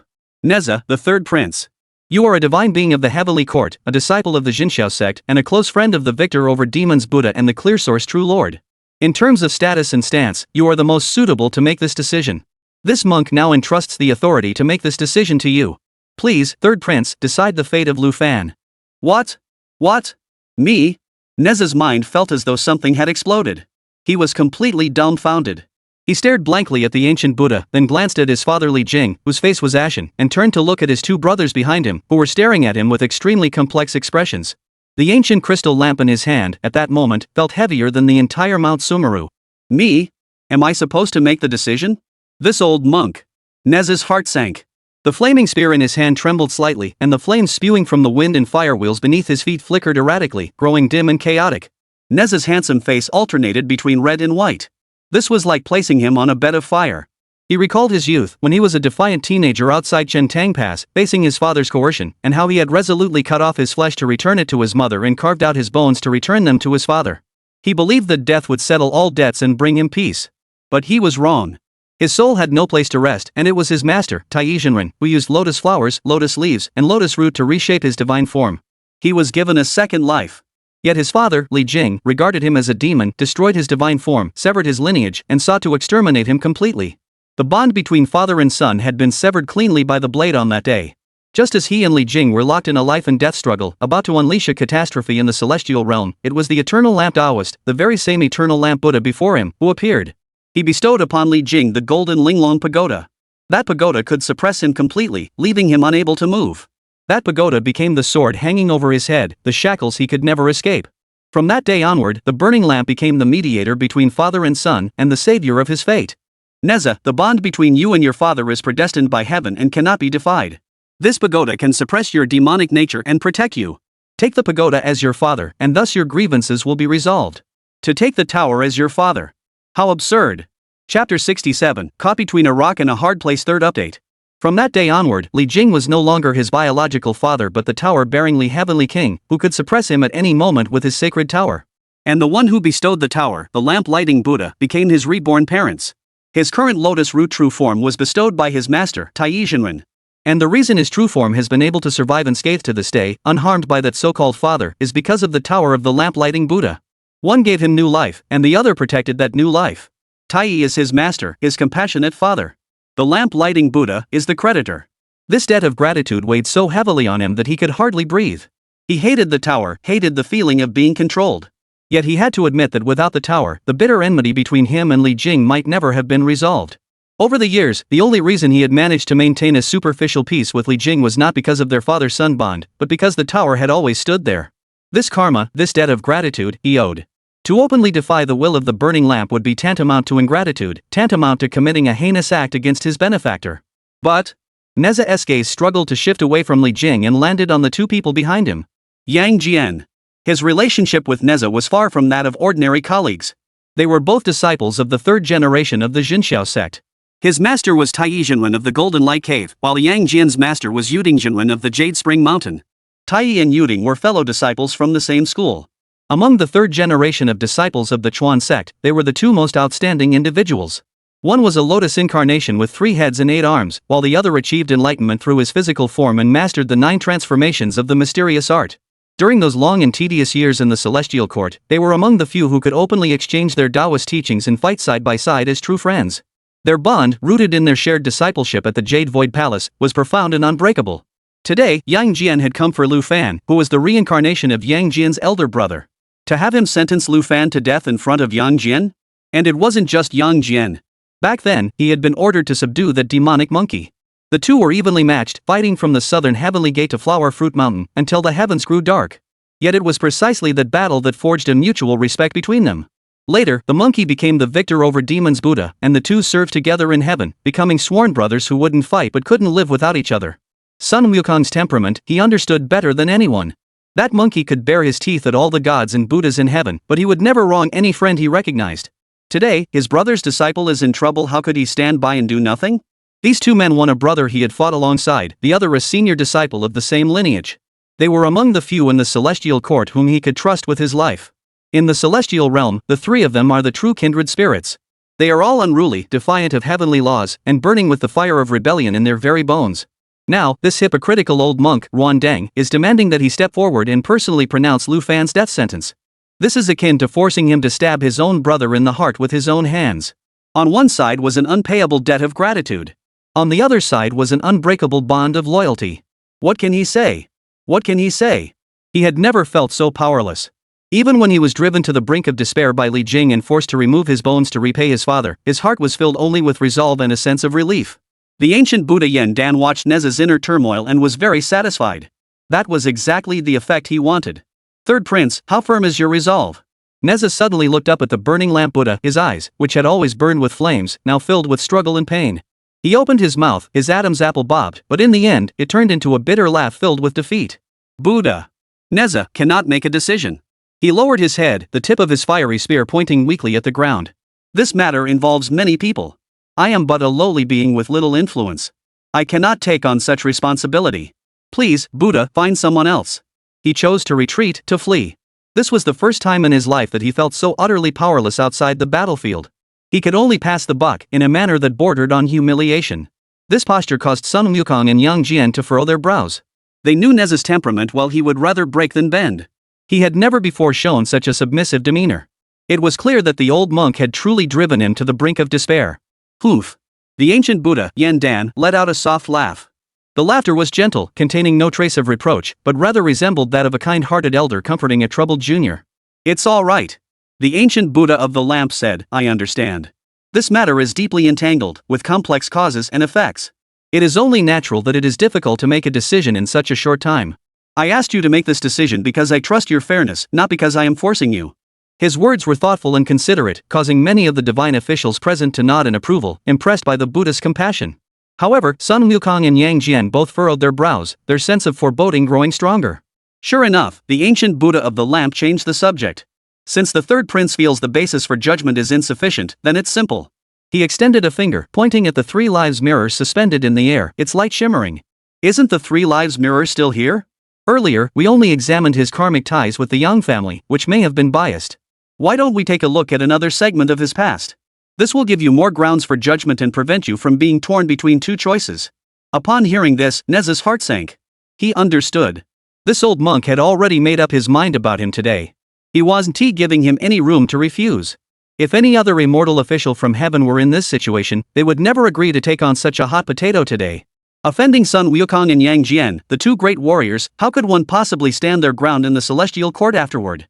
If they had chosen his father, Li Jing, everyone knows about his ties to the Buddhist sect. The verdict would inevitably favor the Buddhists, and Sun Wukong and Yang Jian would never accept it, making the Buddhists look like they were abusing their power and acting greedily. As for the Buddha of the past, he personally descended to ensure this matter is handled flawlessly, to restore the Buddha's dignity and prestige, and to reclaim the face lost by the pure mind bodhisattva, tenfold or even 100-fold. He chose Nezha precisely because he had calculated Nezha's situation. He knew that Nezha owed him an unpayable debt of gratitude. He intended to use this moral dilemma to push Nezha into a corner, forcing him to utter the word execute. At that point, Lu Fan's death would be the final judgment of the celestial gods, the disciples of the Xianmen sect, Sun Wukong, Yang Jian, and Nezha, the third prince. No one would dare utter a single word of objection. The Buddhist sect not only avenged its enemies but also earned the reputation of being fair and impartial. This is killing both the body and the heart. Ruan Deng's heart was clear and calm. Jing Yan, that good-for-nothing, had ruined a perfect hand. He was utterly disillusioned with this good-for-nothing who could only cause trouble. Using the Karmic Mirror, he actually revealed the master-disciple relationship between Lu Fan and Sun Wukong, directly summoning that mischievous monkey. This was the first mistake. Using the Three Lives Mirror to trace Lu Fan's sins, he instead revealed that he was the reincarnation of Yang Jian, completely pushing Yang Jian into opposition. This was the second mistake. These two incidents turned the Buddhist sect from the morally righteous plaintiff into the morally flawed defendant. This luck is as bad as it gets. This move was utterly foolish. Ruan Deng even began to suspect that Jing Yan might be a spy sent by the Taoist sect. But if he had been in charge, such problems would never have arisen. Chapter 68, The Wealthy Young Master Lu Fan. Fourth update. Yan Deng was a past Buddha, and he understood the past as clearly as if he were watching it unfold before his eyes. Within the three realms, the threads of cause and effect are clear as day to him. This Lu Fan is both a disciple of the venerable Subhuti and the reincarnation of Yang Jian. For these two events to occur simultaneously in such a small human immortal being is a coincidence so bizarre it defies belief. Yet, it is indeed true. And precisely because of this, he chose Nezha. Because he can be absolutely certain that Nezha and Lu Fan will never have any connection whatsoever. This guarantee, he dared to stake his own Buddhist status on it. He knew Nezha's past better than Nezha himself. From Chen Tangguan to Kunlun Mountain, from the battlefield of the war to the heavenly court, every significant person in Nezha's life and every karmic connection he has formed, he has meticulously sorted through each and every one. Even those who have long since perished, their souls reincarnated into other realms, he knows exactly where they have gone. Not a single one is Lu Fan. There is certainly no such thing as a fellow disciple. As the former deputy patriarch of the Xianmen sect, he was well versed in the inner workings of the Yushu Palace. He can affirm that neither Taiyi Jinren nor Yuding Jinren ever took a disciple named Lu Fan. That was not enough. To ensure absolute certainty, Ran Deng even used his divine abilities to trace back to Nezha's previous life, Ling Zuzi, who had listened to the teachings in the palace of Nuwa. In the distant past, when the primordial chaos was first divided and the gods and immortals were first established, there was not a single trace of someone named Lu Fan. Having eliminated all possible factors that could lead to bias, the matter was now straightforward. All that remained was to find evidence in the Three Lives Mirror of a past life where Lu Fan had committed a killing offense, providing Nezha with a justification. A logical and reasonable one that would allow him to account for his actions to his brother, a justification for sentencing Lu Fan to death. At this thought, the compassionate expression on the face of the ancient Buddha Yan Dan grew even deeper. He no longer paid attention to the others and walked toward the Three Lives Mirror. He would not repeat the foolish mistake of Jing Yan. What about disrespecting the immortals and Buddhas? What about defying the heavenly decrees? These keywords were too far-fetched and could easily lead to unexpected people and events. Jing Yan was nothing but a fool. Why insist on pursuing such monumental matters? Who among mortals can go through life without making mistakes? The simplest and most effective solution is to eliminate the karma of killing. As long as Lu Fan has ever lived a life where he personally killed a mortal, sentencing him to execution leaves no room for objection. The three-life mirror, reflecting the past and foretelling the future. The ancient Buddha, lantern of light, spoke the truth, and Buddha's light filled the mirror. Reflect one lifetime, those who have committed the sin of killing and taken the lives of ordinary people. This command was precise, clear, and left no room for ambiguity. It was the karma of killing. In the mortal realm, killing is a crime. This is the most fundamental ironclad law under the heavens and within human ethics. No matter what your reasons may be, no matter what hardships you may have endured, killing a mortal being is to create karmic debt. Hum. The Three Lives Mirror emitted a long, resonant hum, and the light on its surface spun rapidly, forming a bottomless vortex. Everyone's hearts leaped into their throats. They knew that the scene about to unfold would directly determine Lu Fan's fate and also decide Nezha's final choice. The light swirled and finally came to a halt. This time, the image in the mirror was crystal clear. A magnificent mansion with pavilions, towers, and intricately carved beams and pillars appeared before their eyes. The mansion was adorned with lanterns and decorations, filled with the sounds of laughter and celebration, creating an atmosphere of joy and festivity. The camera pans through the crowd and enters an elegantly furnished bedroom. Silk-covered beds and embroidered mattresses, pearl curtains and jade-adorned canopies everywhere exudes the ultimate opulence of the mortal world. A kind-faced midwife, her face beaming with joy, held a newborn baby, red and wriggling, and exclaimed, "Congratulations, master. Congratulations, lady. It's a healthy baby boy." By the bedside, a man dressed in luxurious attire, overcome with joy, carefully takes the infant from the midwife's arms, his eyes brimming with the joy and tenderness of a first-time father. The infant had fair skin, delicate features, and slept peacefully. Everyone could see clearly that the infant was none other than Lu Fan. In this life, Lu Fan was born into a wealthy and prestigious family. From the very beginning, his life possessed everything that others could only dream of. The man held the infant close, turned to the midwife, and smiled, "Thank you for your hard work. Go to the accounts office and collect 300 coins as a reward." The midwife's face lit up with joy. 300 coins were enough to sustain an ordinary family for an entire year. She thanked him repeatedly and stepped back. The man then instructed the steward standing at the door, "Host a banquet for 3 days, and all the citizens of the city may come to eat. Additionally, procure 1,000 bushels of rice and distribute them to the poor families in the city before winter." "Yes, sir," the steward bowed and accepted the order. The scene in the mirror quickly shifted. In the winter, large pots were set up in front of the Lu mansion, and the steaming hot rice porridge warmed countless bodies shivering from hunger and cold. In summer, the servants of the mansion set up tea stalls by the roadside, offering refreshing tea to passers-by. Lu Fan's father, this wealthy merchant who was the richest man in the region, was not a selfish man. He was generous and kind-hearted, and had an excellent reputation in his hometown. Little Lu Fan grew up in such an environment day by day. He wore soft silk garments, chasing butterflies in the courtyard. He sat in the spacious and well-lit study, following his teacher as he recited the text on the bamboo slips. He had never experienced hunger or cold, and his eyes were filled with the purest curiosity about the world. He did not become arrogant because of his wealthy background but instead inherited his parents' kind-hearted nature. His parents cherished him like a precious treasure, nurturing him with care. Whether it was poetry, music, or martial arts to strengthen his body, they spared no expense in hiring the best teachers. The young man in the mirror, Lu Fan, was handsome and well-mannered, with not a trace of the spoiled ways of a wealthy youngster. The camera followed his footsteps as he grew up, from within the walls of the mansion to the outside world. It was a bustling street so vibrant it was dazzling to the eyes. The wide, smooth cobblestone streets were lined with shops on both sides. Wine shops, cloth stores, pawn shops, and blacksmiths' workshops fluttered with banners. Some sold bronze ritual vessels, others peddled pottery and earthenware, while fortune-tellers sat by the roadside, using oracle bones to predict one's fortune. The people on the street were mostly men with their hair tied back and women with their hair piled high in buns. Some were commoners dressed in short, coarse garments, while others were scholars wearing hats and caps. Their clothing was simple and elegant, exuding an air of ancient grandeur. The immortals of the celestial court watched intently, and gradually, their expressions began to change subtly. The scene on the street, the attire of the people, the style of the buildings. It was clearly the landscape of the Shang dynasty. The Shang dynasty. The Battle of the Gods. Most of those present had only ascended to the ranks of the immortals after the Battle of the Sealing of the Gods. They may not remember the circumstances of their birth, but the great calamity that swept across the three realms, causing the heavens and earth to tremble and the primordial chaos to shatter, has already been etched deep into their divine souls. But they did not know which Shang dynasty emperor was ruling during Lu Fan's current lifetime. The scene in the mirror continued. The young Lu Fan, around 7 or 8 years old, was being led by his parents to a clay figurine stall on the street, eagerly selecting small trinkets. Suddenly, the sound of urgent bronze gongs echoed from the street corner. "The great king has arrived. All bystanders step aside. The great king has arrived. All bystanders step aside." A group of soldiers clad in bronze armor and wielding spears and halberds roughly pushed aside the crowd, clearing a path in the center of the street.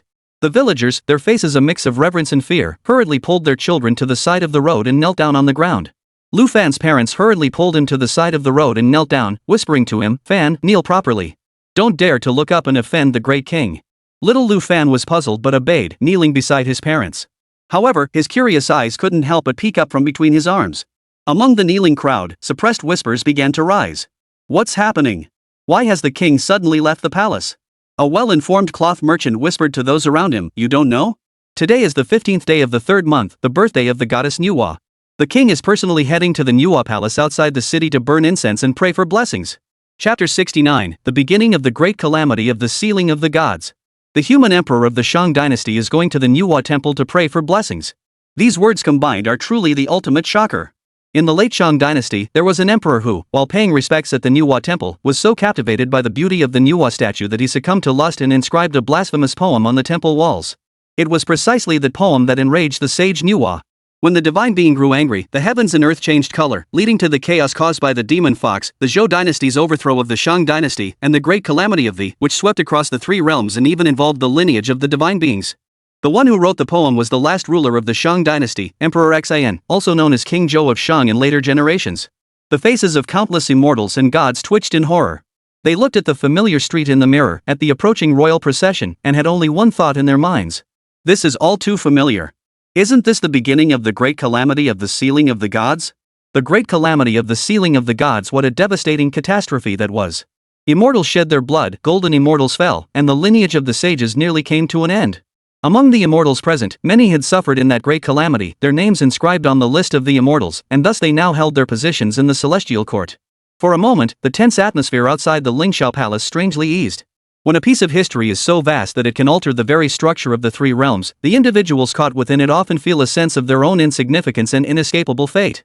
The immortals looked at the carefree young nobleman Lu Fan in the mirror, then thought of the impending cataclysmic disaster about to unfold, and felt a mix of emotions.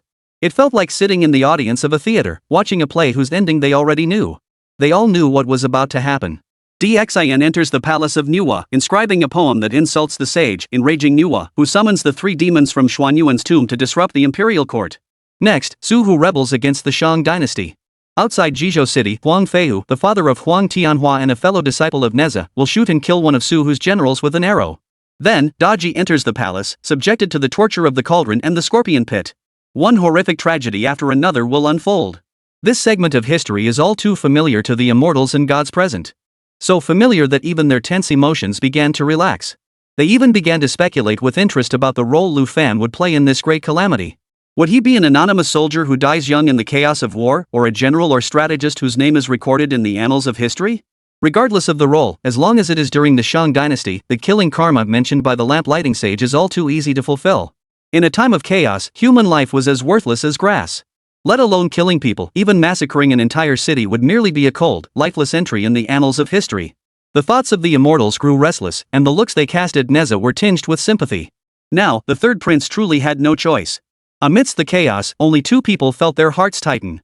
Yang Jian's forehead was furrowed, his divine eyes closed, but his divine consciousness was drawn towards Sun Wukong beside him.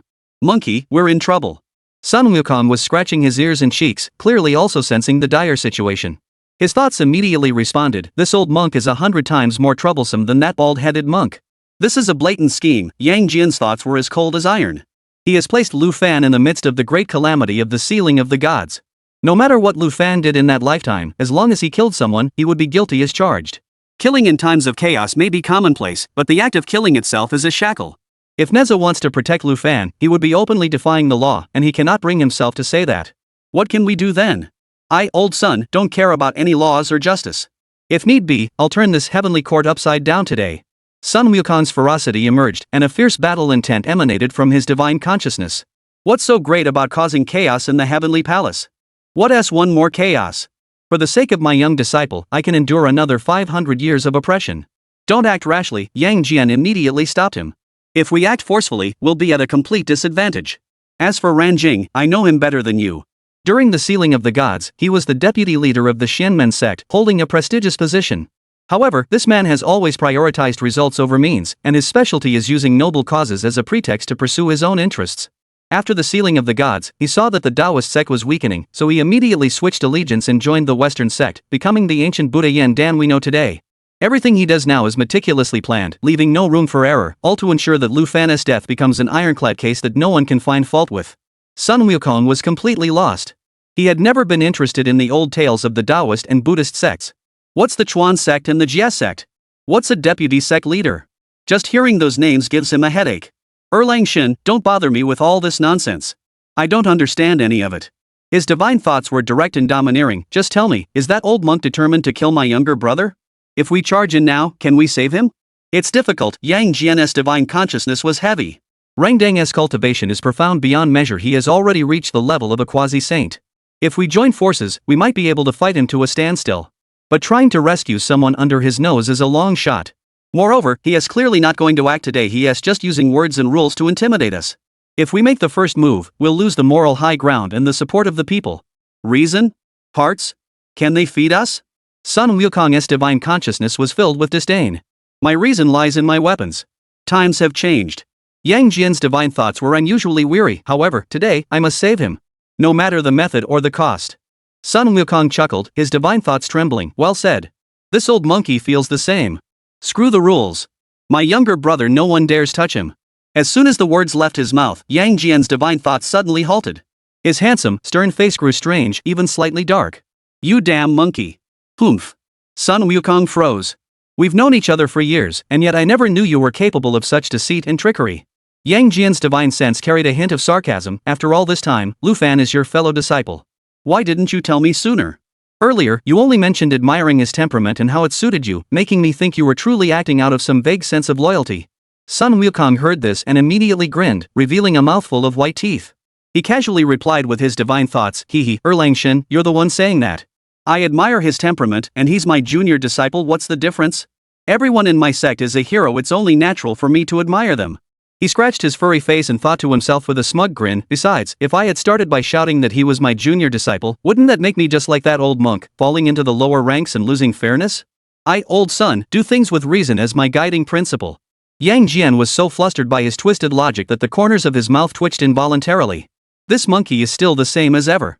However, the slight annoyance in his heart dissipated like smoke. Yes, what does it matter what the reason is? Today, the two of them stood here with a common purpose that was enough. Chapter 70, looking back, only a sigh remains. The sound of hoofs thundered, and the clanging of swords grew louder as they approached. The common folk kneeling by the street lowered their heads even further, breathing cautiously.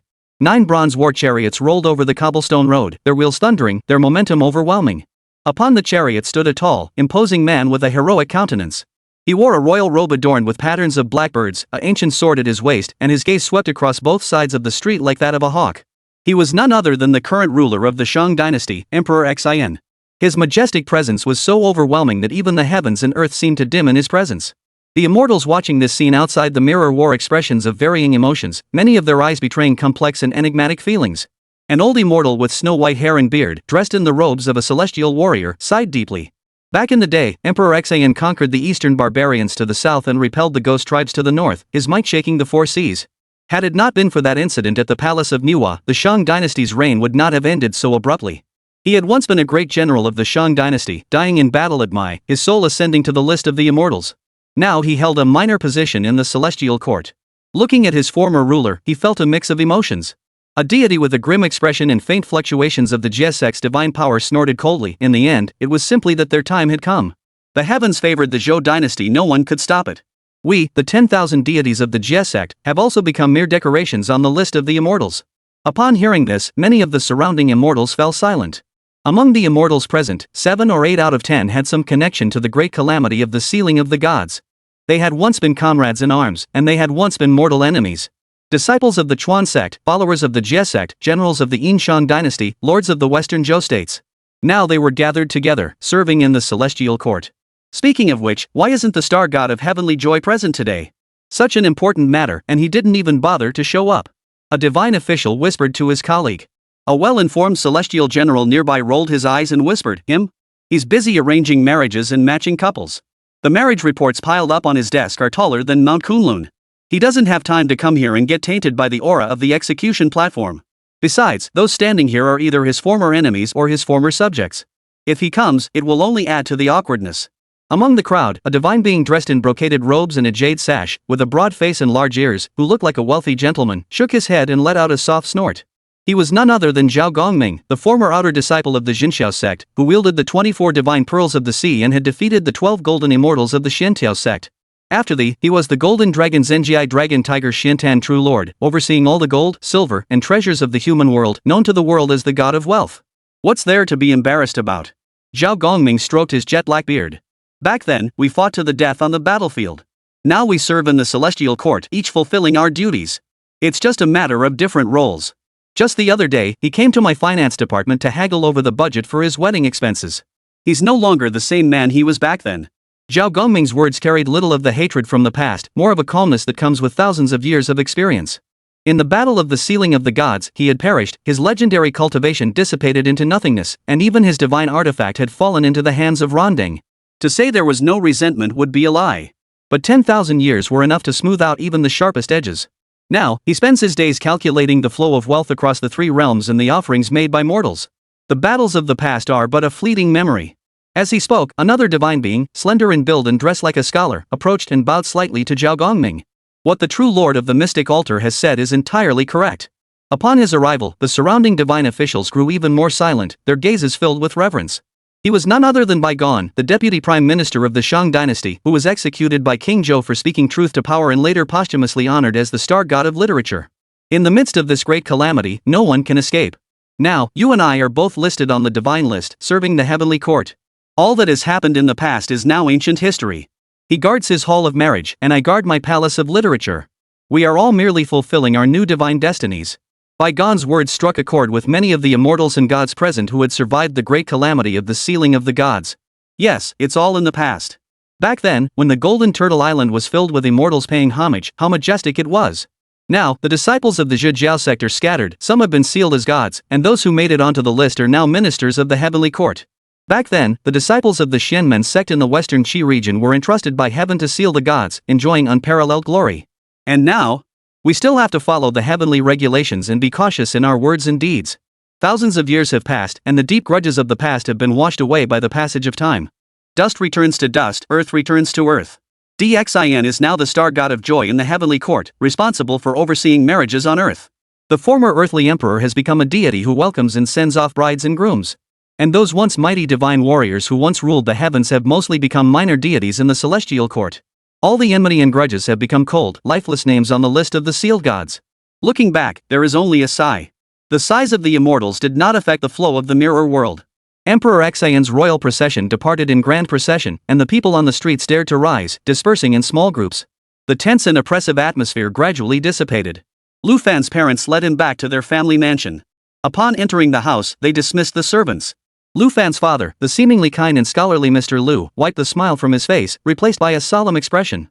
He walked to the window, gazing in the direction the royal procession had departed, remaining silent for a long time. "Why are you sighing, father?" Lu Fan's mother approached and asked softly. Mr. Lu shook his head and said solemnly, "Madam, did you see the king's majestic countenance today?" "Of course I did. He was majestic and awe-inspiring, truly a dragon among men. But when I looked at his brow, I saw a menacing aura swirling around him, and beneath the imperial canopy, there was a dark mist swirling."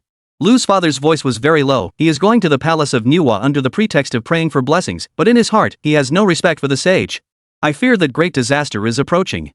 Madame Lu heard this and furrowed her brows slightly. "Master, why do you say such things? The great king has always been wise and mighty.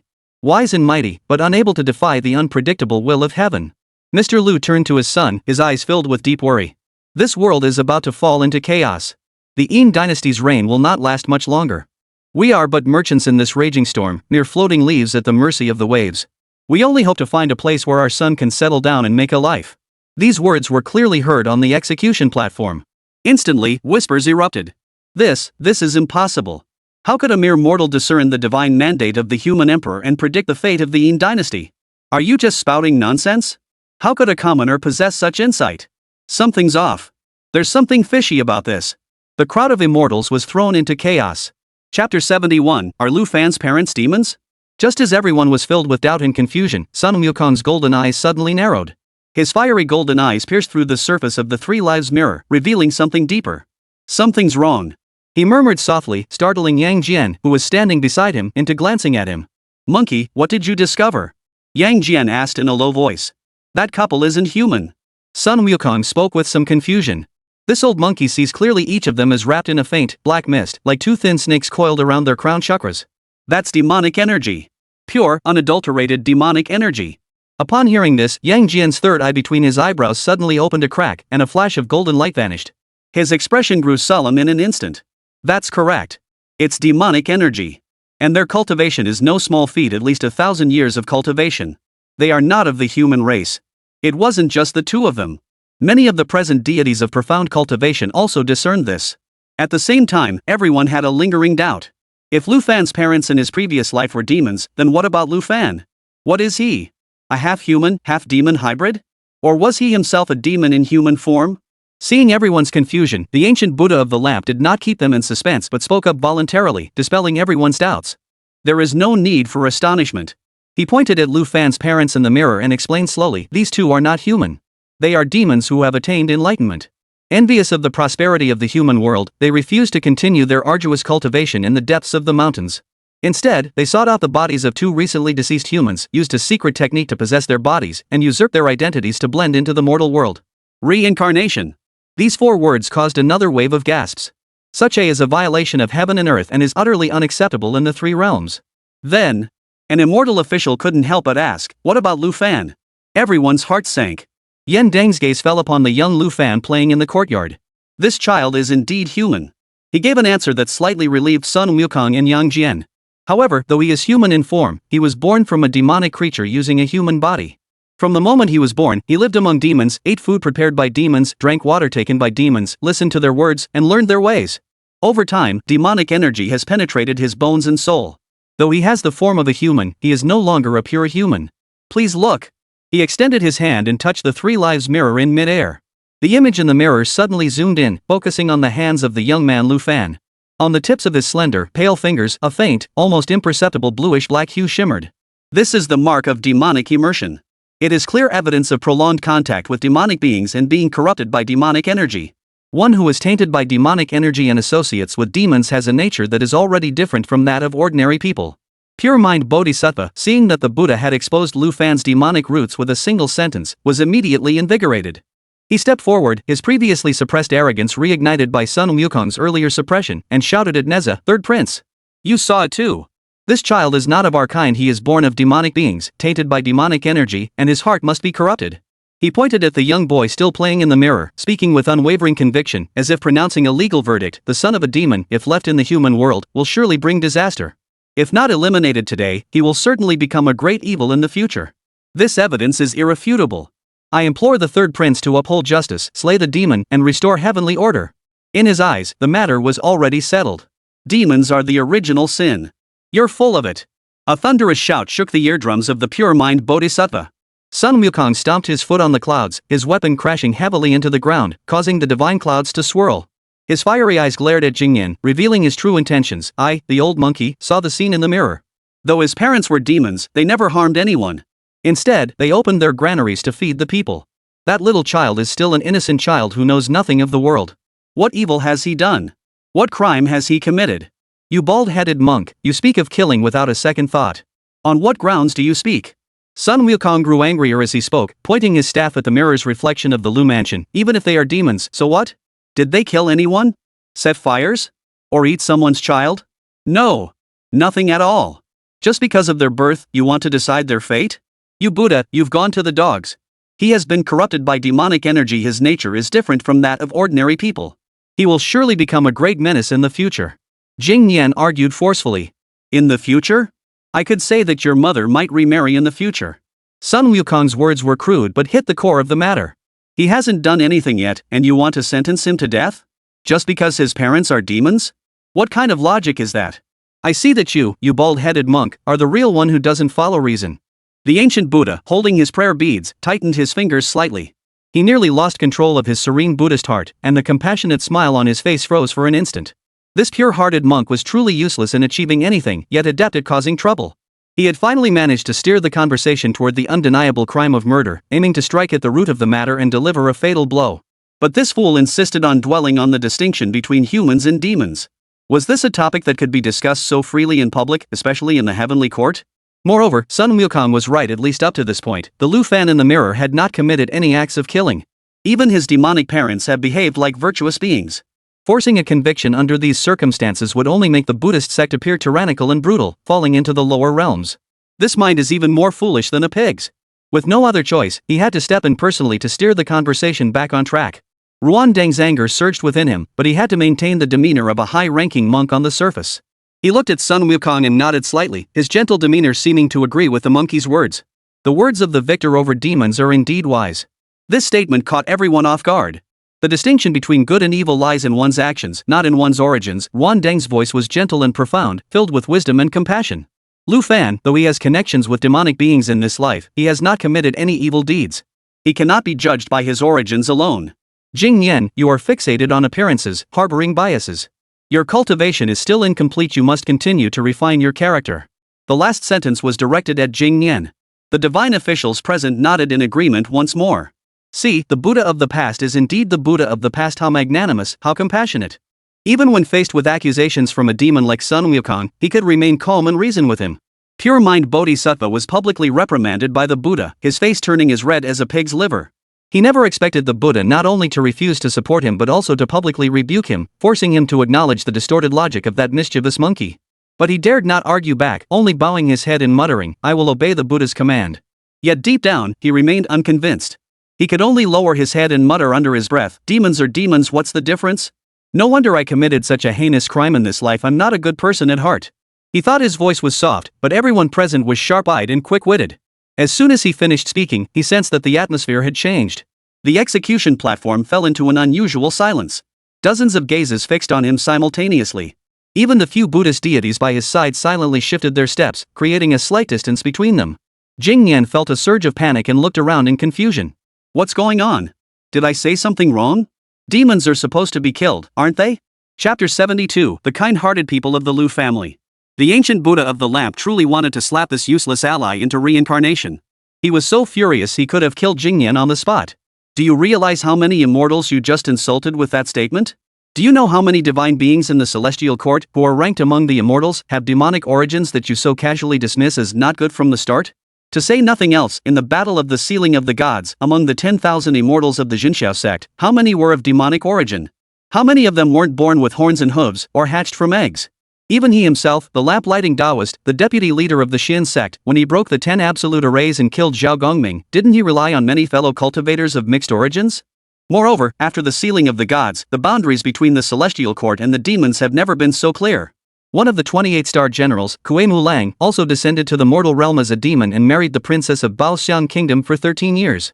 The golden-haired ape ridden by Guanyin Bodhisattva, the white elephant ridden by Puxian Bodhisattva, and the blue lion ridden by Wenshu Bodhisattva, which of them isn't a demon king with vast supernatural powers? Even on Mount Sumeru in the western heavens, under the Buddha Sakyamuni, his so-called uncle, the golden-winged Garuda, is also a demon. With just one sentence, you have offended both the Buddhist and Taoist schools, heaven and earth alike. Ranjing even began to suspect that Jing Yan was a spy sent by the Taoist sect to deliberately tarnish the reputation of the Buddhist sect. For a moment, he truly considered purging the sect. His mind was completely corrupted by the scriptures. Namo Amitabha Buddha. A distant Buddhist chant echoed from Wan Deng's mouth, like the tolling of a temple bell at dawn, forcefully breaking the awkward and stagnant atmosphere. The expression of compassion on his face grew even deeper. All beings suffer, attachment is the root. Let us continue watching. Right and wrong, merit and demerit, will be clearly revealed by the Three Lives Mirror. He gave no one else a chance to speak, flicked his fingers, and a beam of Buddha's light once again entered the Three Lives Mirror. The scenes within the mirror continued to unfold in sync with his movements. Within the Lu mansion. After a brief conversation, Mr. Lu and Mrs. Lu looked even more worried. That night, they dismissed all the servants and brought the young Lu Fan to a secret room. The chamber contained no gold or jewels, only an old stone platform. Mr. Lu lifted his son onto the stone platform and had him sit cross-legged. He and his wife stood on either side, their faces no longer bearing the warmth of merchants. Fan, listen carefully. The world is about to descend into chaos. Human lives are as worthless as ants. The wealth and status we enjoy today are but fleeting illusions. Your parents cannot protect you forever. To survive, you must learn to protect yourself. Mrs. Lu's eyes were filled with love and reluctance. Fanner, the process ahead will be painful, but it is for your own good. Remember, no matter what you see or hear, do not be afraid. Keep your mind focused. After speaking, the couple simultaneously extended their hands and placed them on Lu Fan's lower back and crown. Two streams of pure demonic energy, one black and one white, like two spiritual serpents, surged from their palms and instantly flooded into Lu Fan's tiny body. Ah! Despite being mentally prepared, the intense pain caused the young Lu Fan to scream out in agony. He felt as though his body was being torn apart, with countless unfamiliar symbols, incantations, and techniques violently rushing into his mind. There were techniques for absorbing the essence of the sun and moon, methods for manipulating plants, rocks, and mountains, secret arts for concealing one's form and aura, and even demonic arts for taking lives and seizing destinies. The immortals outside the mirror all held their breath. They watched the demonic couple in the mirror using a brutal method of spiritual infusion to forcefully implant their 1,000 years of cultivation insights into their son's body. This was how they showed their love for their child. Not poetry, music, or etiquette. Not wealth and treasures. But the most direct and practical means of survival in a chaotic world. Magic. The scene shifted rapidly. During the day, Lu Fan remains the wealthy young master studying bamboo slips in his study. But at night, under his parents' guidance, he begins to explore the strange and wondrous world of magic. He learns how to breathe in and out the spiritual energy of the heavens and earth, though this energy is tinged with a strong demonic aura. He learned how to control fire and how to condense ice and frost. He learned how to hide his form in the darkness and how to use illusions to confuse his enemies' minds. His progress was astonishingly swift, far surpassing his parents' expectations. That body, which had been corrupted by demonic energy for 7 or 8 years, seemed to have been born specifically for the practice of these magical arts. In just a few short years, the young man Lu Fan was no longer the weak, bookish scholar he once was. Every one of his movements carried a sharpness that ordinary people lacked. The immortals watching from beyond the mirror felt a mix of emotions. What was this? Following in his father's footsteps? Though the demonic parents' original intention was to protect their child, the things they taught him might truly lead him astray. After all, this incarnation of Lu Fan is destined to commit a murderous crime. Spring comes and goes, and the seasons change. The peach trees in the courtyard bloomed and withered, and the youthful Lu Fan's features lost their childishness, gaining a touch of maturity. When he turned 10, the sound of an infant's cry once again echoed from his parents' bedroom. His parents had given him a pair of dragon and phoenix twins as younger siblings. The entire Lu mansion was once again filled with joy. Yet, amidst the joy, an inescapable sense of impending doom lingered. After the exhausting ritual, Mr. Lu and Mrs. Lu's health deteriorated day by day. Their hair had turned white prematurely, and the sparkle in their eyes had dimmed, like the flickering flame of a dying oil lamp. They were not ordinary mortals. The mortal bodies they had borrowed had their limits. Now, having forcibly transferred their 1,000-year cultivation to their son, they had only accelerated the decay of this mortal shell. The household ledgers were quietly placed on Lu Fan's desk. The makeshift shelter outside the city walls where soup was distributed was also under his personal supervision. At night, when all was quiet, he would sit by his parents' bedside, tuck them in, and then check to see if his younger siblings were sleeping soundly. The immortals outside the mirror watched with mixed emotions. This doesn't resemble the son of a demon at all. He was clearly a filial and understanding young man who had taken on the burdens of his family far too soon. Even the celestial officials who had previously expressed reservations about Lu Fan's background fell silent at that moment. One cannot choose one's origins. Yet every action of this young man exuded a pure sense of kindness and responsibility. The eldest son was filial and understanding, the parents were kind and loving, and the younger siblings were innocent and adorable. If not for seeing it with their own eyes, who could believe that this family of 5, aside from the young dragon and phoenix twins, had 3 members with ties to demons? Sigh. Zhao Gongming, the god of wealth, stroked his short beard, his expression complex. This child reminds me so much of my younger sister Yunxiao. She was the same, worrying about family matters at such a young age. He recalled his days on the 3 Immortals Island and his 3 younger sisters. Had it not been for that great calamity, they would never have ended up in such a tragic state. The figure of Lu Fan in the mirror reminded him of his past, and he couldn't help but feel a pang of sympathy. On the other side, the expression on the face of the pure-mind bodhisattva was far from pleasant. He looked at the gentle and kind-hearted youth in the mirror, and his frustration grew. Why hasn't he killed anyone yet? Why hasn't he committed evil yet? So kind and compassionate, so full of mercy for all beings, where is the slightest trace of demonic evil? He couldn't help but look at the ancient Buddha of the burning lamp again. The Buddha always wore an expression of compassion, his eyes cast downward. This resolute posture calmed his pure mind slightly. The Buddha cannot be wrong. This Lu Fan will surely reveal his brutal nature at some point. Just wait and see. Chapter 73, The Evil of Doing Good. In the mirrored world, the heavens grew increasingly hostile. During the late Shang dynasty, natural disasters and human calamities struck one after another. First came a severe drought, leaving the land barren for thousands of miles, with cracked fields and countless people unable to harvest a single grain. Then came a locust plague, with swarms of locusts devouring everything in their path, even the bark and roots of trees. The streets were littered with starving corpses, and the heartbreaking sight of people trading their children for food became all too common. Yet, amidst this despair, the gates of the Lu mansion stood wide open. Large pots were set up, boiling thick rice porridge. Lu Fan, a young man who had already begun to take on the responsibilities of a family head, stood at the gate, directing his servants to distribute bowl after bowl of life-saving rice porridge to the starving disaster victims. An elderly man with white hair trembled as he received a bowl of hot porridge, tears streaming down his face in gratitude. He immediately knelt down to kneel before Lu Fan. Lu Fan acted quickly, catching him and holding him steady. "Old man, please don't do that," he said with a smile, his voice clean and innocent. "It's just a little rice porridge. It's our duty as the Lu family. Everyone, please don't push. Line up neatly, there's enough for everyone." The disaster victims' eyes sparkled with hope. They knelt on the ground, bowing repeatedly toward Lu Fan. Mr. Lu is a great philanthropist. The Lu family is truly a living Buddha.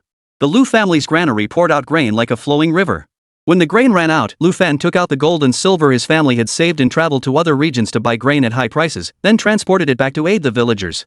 His parents did not object in the slightest, but sat in the inner chambers, watching their son's actions with satisfaction. This scene moved all the immortals on the execution platform. What a kind-hearted young man. If all the wealthy families in the world were like him, how could the world not be at peace?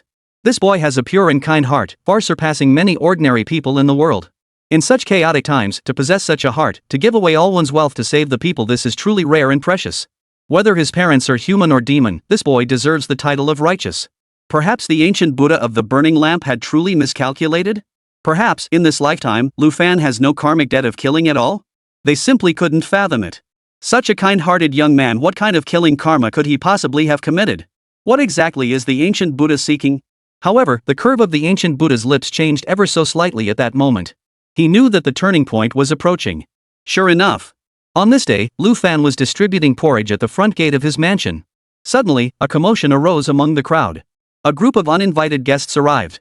Several burly men dressed as servants roughly pushed aside the elderly, women, and children in line, surrounding a young man dressed in fine clothes with a haughty expression.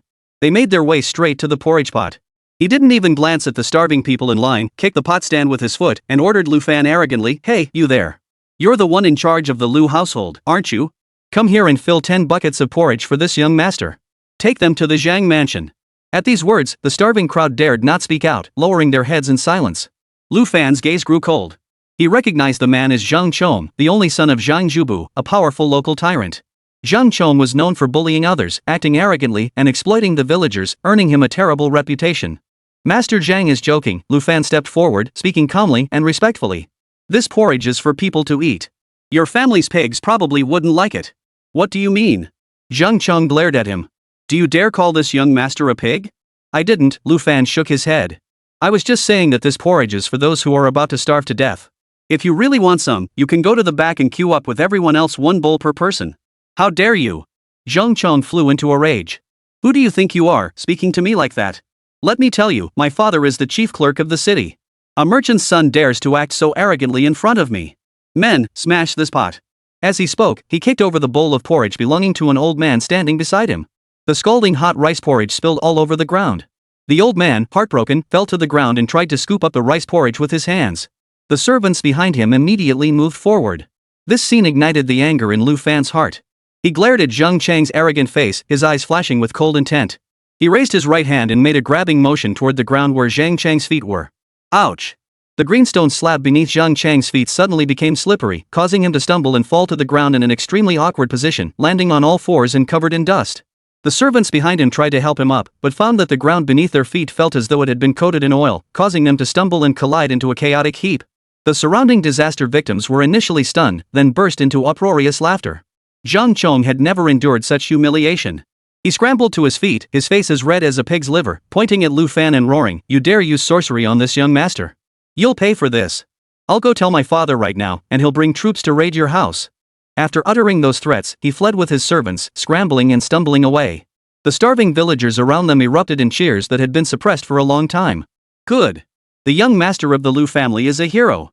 On the execution platform, Sun Wukong watched with a broad smile, slapping his thigh. "Well done. Such villains deserve a little rough treatment." Yang Jian couldn't help but smile gently. Lu Fan's actions did indeed have a touch of chivalry. However, the expression of sorrow on the face of the ancient Buddha Ranjing grew even deeper. He knew that the threads of cause and effect had already been tied. The seeds of killing had been sown. In the mirror, within Zhang's mansion, Zhang Chong threw himself into his father Zhang Zhubu's arms, wailing and sobbing. "Father! You must avenge me. That Lu family's son is not human. He practices demonic arts. He wants to kill me." He embellished the story, portraying Lu Fan as a wicked villain who used demonic arts to harm others. Zhang Zhubu had already harbored jealousy toward the Lu family for their widespread acts of kindness and growing reputation. Upon hearing this, he was furious beyond control. Seeing his son's bruised and swollen face, he was overcome with grief and anger, and immediately flew into a rage. How dare he? A mere merchant dares to defy the Zhang family. Just as he was about to gather his men to confront the Lu family, a servant arrived with news. "Master, the Li priest you have in your service requests an audience. Quickly, bring him in." Soon, a middle-aged man dressed in a grey Taoist robe, with a goatee and sharp eyes, entered the room. This man was the priest whom the Zhang family had hired to perform religious rituals. He spent his days reading feng shui and exorcising evil spirits, though his abilities were rather limited. Mr. Zhang masterly entered the room and spoke in a solemn tone. I recently observed the celestial phenomena and noticed that the young master is tainted by evil spirits. After calculating the stars, I discovered that the demonic energy in the city is sky high, and its source is none other than the Lu Mansion. Zhang the clerk was startled by his words and exclaimed, "Is what you say true, Masterly?" "Absolutely true." Masterly stroked his beard, his eyes flashing with greed. "The Lu family pretends to do good deeds, but they are actually a den of demons. Lu Fan is a reincarnated demon. They have given away all their wealth merely to buy the people's loyalty and plot treason. If the magistrate can eliminate this menace for the people, it will not only be a great merit, but the Lu family's vast fortune." He did not continue, but his meaning was clear. Zhang the magistrate's heart raced. The noble cause of ridding the people of a menace, coupled with the Lu family's staggering wealth. This temptation was too much for him to resist. "All right." He slammed his fist on the table, his face twisted into a savage grin. "The sorcerer is right. Such demons must not be spared. Men, gather all the guards in the mansion. Transmit my orders and mobilize 300 troops from the city garrison. Follow me to the Lu Mansion to slay the demons and eliminate the evil." Chapter 74, Slaying Demons and Exorcising Evil. As night fell, the cold moonlight cast a chilling glow on me, creating an eerie atmosphere. Outside the Lu Mansion, torches blazed fiercely, illuminating half the night sky. The clanging of armor echoed constantly as 300 city garrison troops, armed with spears and halberds, surrounded the vast Lu Mansion, leaving no room for escape. At the forefront, Zhang, the chief clerk, rode a majestic horse, his face twisted into a smug grin, accompanied by the ethereal-looking Li the sorcerer. Inside the mansion, the servants were already terrified out of their wits, huddling in the corners, trembling uncontrollably. Lu Fan's parents stood in the center of the courtyard, shielding their 3 children behind them. "Father, mother, let me go out." The young Lu Fan clenched his fists tightly, his eyes blazing with anger. "It's my fault. I'll go out and explain everything to them." "Foolish." Master Lu snapped, grabbing his shoulders. "Fan, this matter is not as simple as you think. They didn't come here to reason with us. They came to take lives." Mrs. Lu stroked Lu Fan's head and comforted him. "Fan, remember this, today's events have nothing to do with you. This is your father and mother's fate, we cannot escape it." Boom! The mansion's gates were violently kicked open.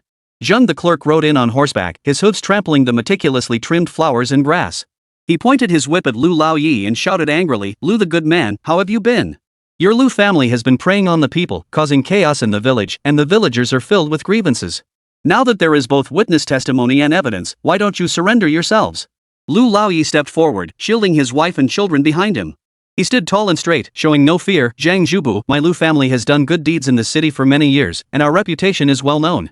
You rely on mere words to mobilize troops and surround my mansion. What are your true intentions? Where is the law of the great Shan dynasty?" "Law?" Zhang the magistrate laughed as if he had heard the biggest joke in the world. He burst into laughter. "Here, I am the law. Li the monk, show them what they're made of." Master Li, twirling his goatee, stepped forward, his eyes gleaming with intensity. "You too, why bother pretending? The demonic energy emanating from you is overwhelming. You are no longer ordinary humans. I urge you to reveal your true forms at once and spare yourselves the suffering." At these words, Mr. Lu and Mrs. Lu's faces darkened. They knew there was no room for negotiation. "Ha ha ha ha." Zhang the clerk laughed even more wildly. "Demons! Your entire family are demons. Men, attack. Those who slay the demons will be rewarded with 100 coins. Raid the Lu Mansion and take whatever you want." Driven by the promise of a large reward, the soldiers' eyes gleamed with greed. They suppressed their fear and charged forward, shouting and brandishing their spears and halberds. "Protect the children." Lu Laoyi instructed his wife, and the couple moved simultaneously.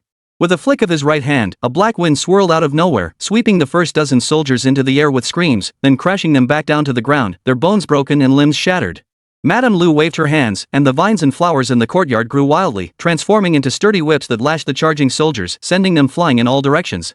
In the blink of an eye, over 100 soldiers were terrified by the bizarre scene, screaming and retreating in panic, daring not to take another step forward.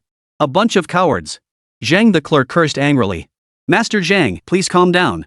Li the sorcerer's expression grew solemn. He drew a peachwood sword from his robe and took out a yellow talisman. "A mere demon? Watch my skills." He muttered incantations, slapping the talisman onto the peachwood sword. The talisman ignited without fire, transforming into a golden beam that shot toward Lu Laoyi. Lu Laoyi tried to summon his demonic energy to block the attack, but suddenly felt a sharp pain in his chest, and his demonic energy seemed to falter. It was from that time when he had bestowed the crown on Lu Fan, injuring his own source. "Be careful." Mrs. Lu, seeing this, flew forward to block the golden light with her own back. Puff! She spat out a mouthful of blood, stumbled back, and her face turned deathly pale. Madam! Mr. Lu's eyes widened in horror. Mother! Little Lu Fan's eyes turned bloodshot, and a growl unlike any human sound erupted from his throat. He no longer heeded his father's warnings, breaking free from his younger sibling's grasp on his sleeves, and took a step forward. He unleashed the demonic power he had studied for years but had never truly used before, channeling it without reservation. A shapeless black mist surged forward, colliding directly with the sword-wielding Li sorcerer. Li the sorcerer, seeing this, let out a contemptuous cold smile. A mere speck of dust dares to shine? He casually swung his peachwood sword, and a golden light effortlessly dispersed the black mist in the air. Then, he twisted his wrist, and the sword tip pointed directly at Lu Fan. I'll deal with you first, you little demon. The golden light on the peachwood sword grew even brighter, transforming into a sharp energy sword that flew out of his hand with a piercing sound, aiming straight for Lu Fan's forehead. The speed of this strike was far beyond Lu Fan's ability to dodge. He could only watch helplessly as the golden beam of death grew larger and larger in his pupils. Fanner, get out of the way. Lu Laoye's roar nearly split the night sky. Just as the golden sword was about to touch Lu Fan's forehead, a towering figure, as imposing as a mountain, suddenly appeared before him. It was his father. The golden sword showed no sign of stopping, piercing deeply into Lu Laoye's back. A muffled groan, suppressed to the extreme. Lu Laoye's body trembled violently. The already faint demonic energy dissipated by more than half.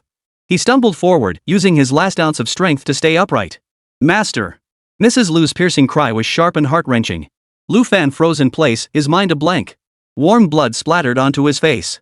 He wanted to help, he wanted to protect his parents, but his childish attacks were not only useless but had instead brought about their downfall. In the end, it was his father who used his body to block the fatal blow. That fleeting courage, as bold as a newborn calf, was shattered by the cold, harsh reality. Demon, die. Seeing his first strike land, Master Li's spirit soared. He stepped forward in the 7-star stance, his peachwood sword whirling in a blinding dance, weaving a web of golden light that descended upon the two like a net. The Lu couple's demonic power had already greatly diminished, and now, wounded, they were no match for the Taoist spells specifically designed to counter demonic forces. They were hard-pressed and in dire straits. The golden light net grew tighter and tighter, forcing them to retreat continuously. We can't escape. Mrs. Lu leaned against her husband's chest, a trace of blood on her lips, and smiled bitterly. Master, take the children and flee. No. We won't leave without you. Mr. Lu's eyes were filled with madness. You're being foolish. Mrs. Lu pushed him away forcefully. Do you want the children to watch us die? They must survive. She looked at her son, who was clenching his fists tightly, his body trembling with anger and helplessness, and her eyes filled with endless love and resolve. Master, act. She exchanged a glance with her husband, and both saw the same resolve in each other's eyes. They no longer resisted the golden net, allowing it to bind them. At the same time, they burned every last ounce of the most primal demon core energy within their bodies. Fanner, survive. Take care of your younger brother and sister. Chapter 75, This Child, is he a bit of a parental curse? Part 1. Two resolute thoughts exploded in Lu Fan's mind. He watched helplessly as the last burst of black light erupted from his parents' bodies, forming a violent tornado that swept him and his younger siblings, still in their swaddling clothes, into its vortex. The world spun wildly. Lu Fan felt himself being hurled into the sky by an unstoppable force. The last thing he saw was his parents being completely trapped by the golden magical net and crashing heavily to the ground. On their faces, there was a faint smile directed toward him. Father! Mother! His piercing cries were torn apart by the howling wind. In the courtyard, the wind had died down, leaving everything calm and still. Master Li was panting heavily as he looked at the Lu couple, who were bound like dumplings by golden runes, a victorious smile spreading across his face. Zheng the clerk spurred his horse forward, gazing at the two weakened demonic beings with eyes brimming with cruelty and satisfaction. Excellent! The master is truly powerful. Men, drag these two demons out and hack them to pieces with your swords. No! Master Li hurriedly spoke up to stop him. Why not? Zhang the magistrate asked in confusion. Li the sorcerer wiped the sweat from his forehead, still trembling with fear. Magistrate, you are unaware of the situation.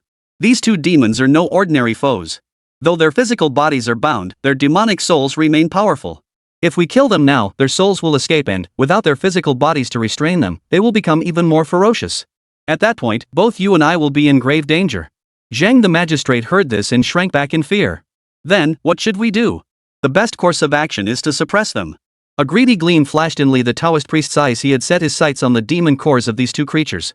Find a deep well, bind them with talismanic chains, and sink them to the bottom. Seal the well opening with a pure yang object to ensure they can never escape. This way, we eliminate the great threat and ensure absolute safety. Zhang, the clerk, was only thinking about the countless treasures of the Lu family and didn't care about how to deal with these two demonic creatures. Convinced by Li the sorcerer's words, he waved his hand decisively. All right. Do as the sorcerer says. Bring these two demonic creatures here. Find the deepest, driest well in the mansion and seal it shut. He couldn't wait to go count his spoils.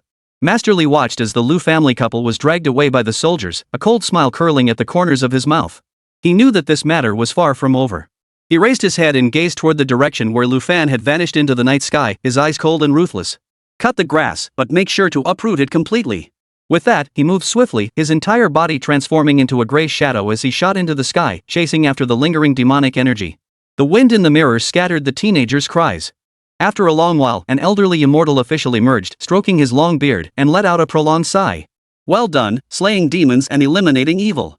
In the end, it was all for that bit of gold and silver, that fleeting fame. This scene is no different from the treacherous officials of the past in the city of Chaogu, who pointed at a deer and called it a horse, fabricating charges to frame the loyal and virtuous. His words caused many immortals who had witnessed that era to gaze upon the scene with a sense of shared sorrow. The rituals have collapsed, the music has decayed, and the hearts of men have grown corrupt. When demonic energies rise, demons and spirits take the stage. Once Xu Xingjuan Baigon spoke softly, standing with his hands behind his back, his eyes clear yet sorrowful. Demons do good, and mortals commit evil. This case, if it were in a time of peace, would be judged by the laws of the state and the principles of humanity. But in such a chaotic age, laws have become mere words, and reason is but a decoration for the powerful. Whoever wields the sharper weapon speaks the loudest. How pitiable those demonic beings are with their 1,000 years of cultivation, they know nothing of the treacherous nature of human hearts, which is far more dangerous than the tigers and wolves of the wilderness. What a pity!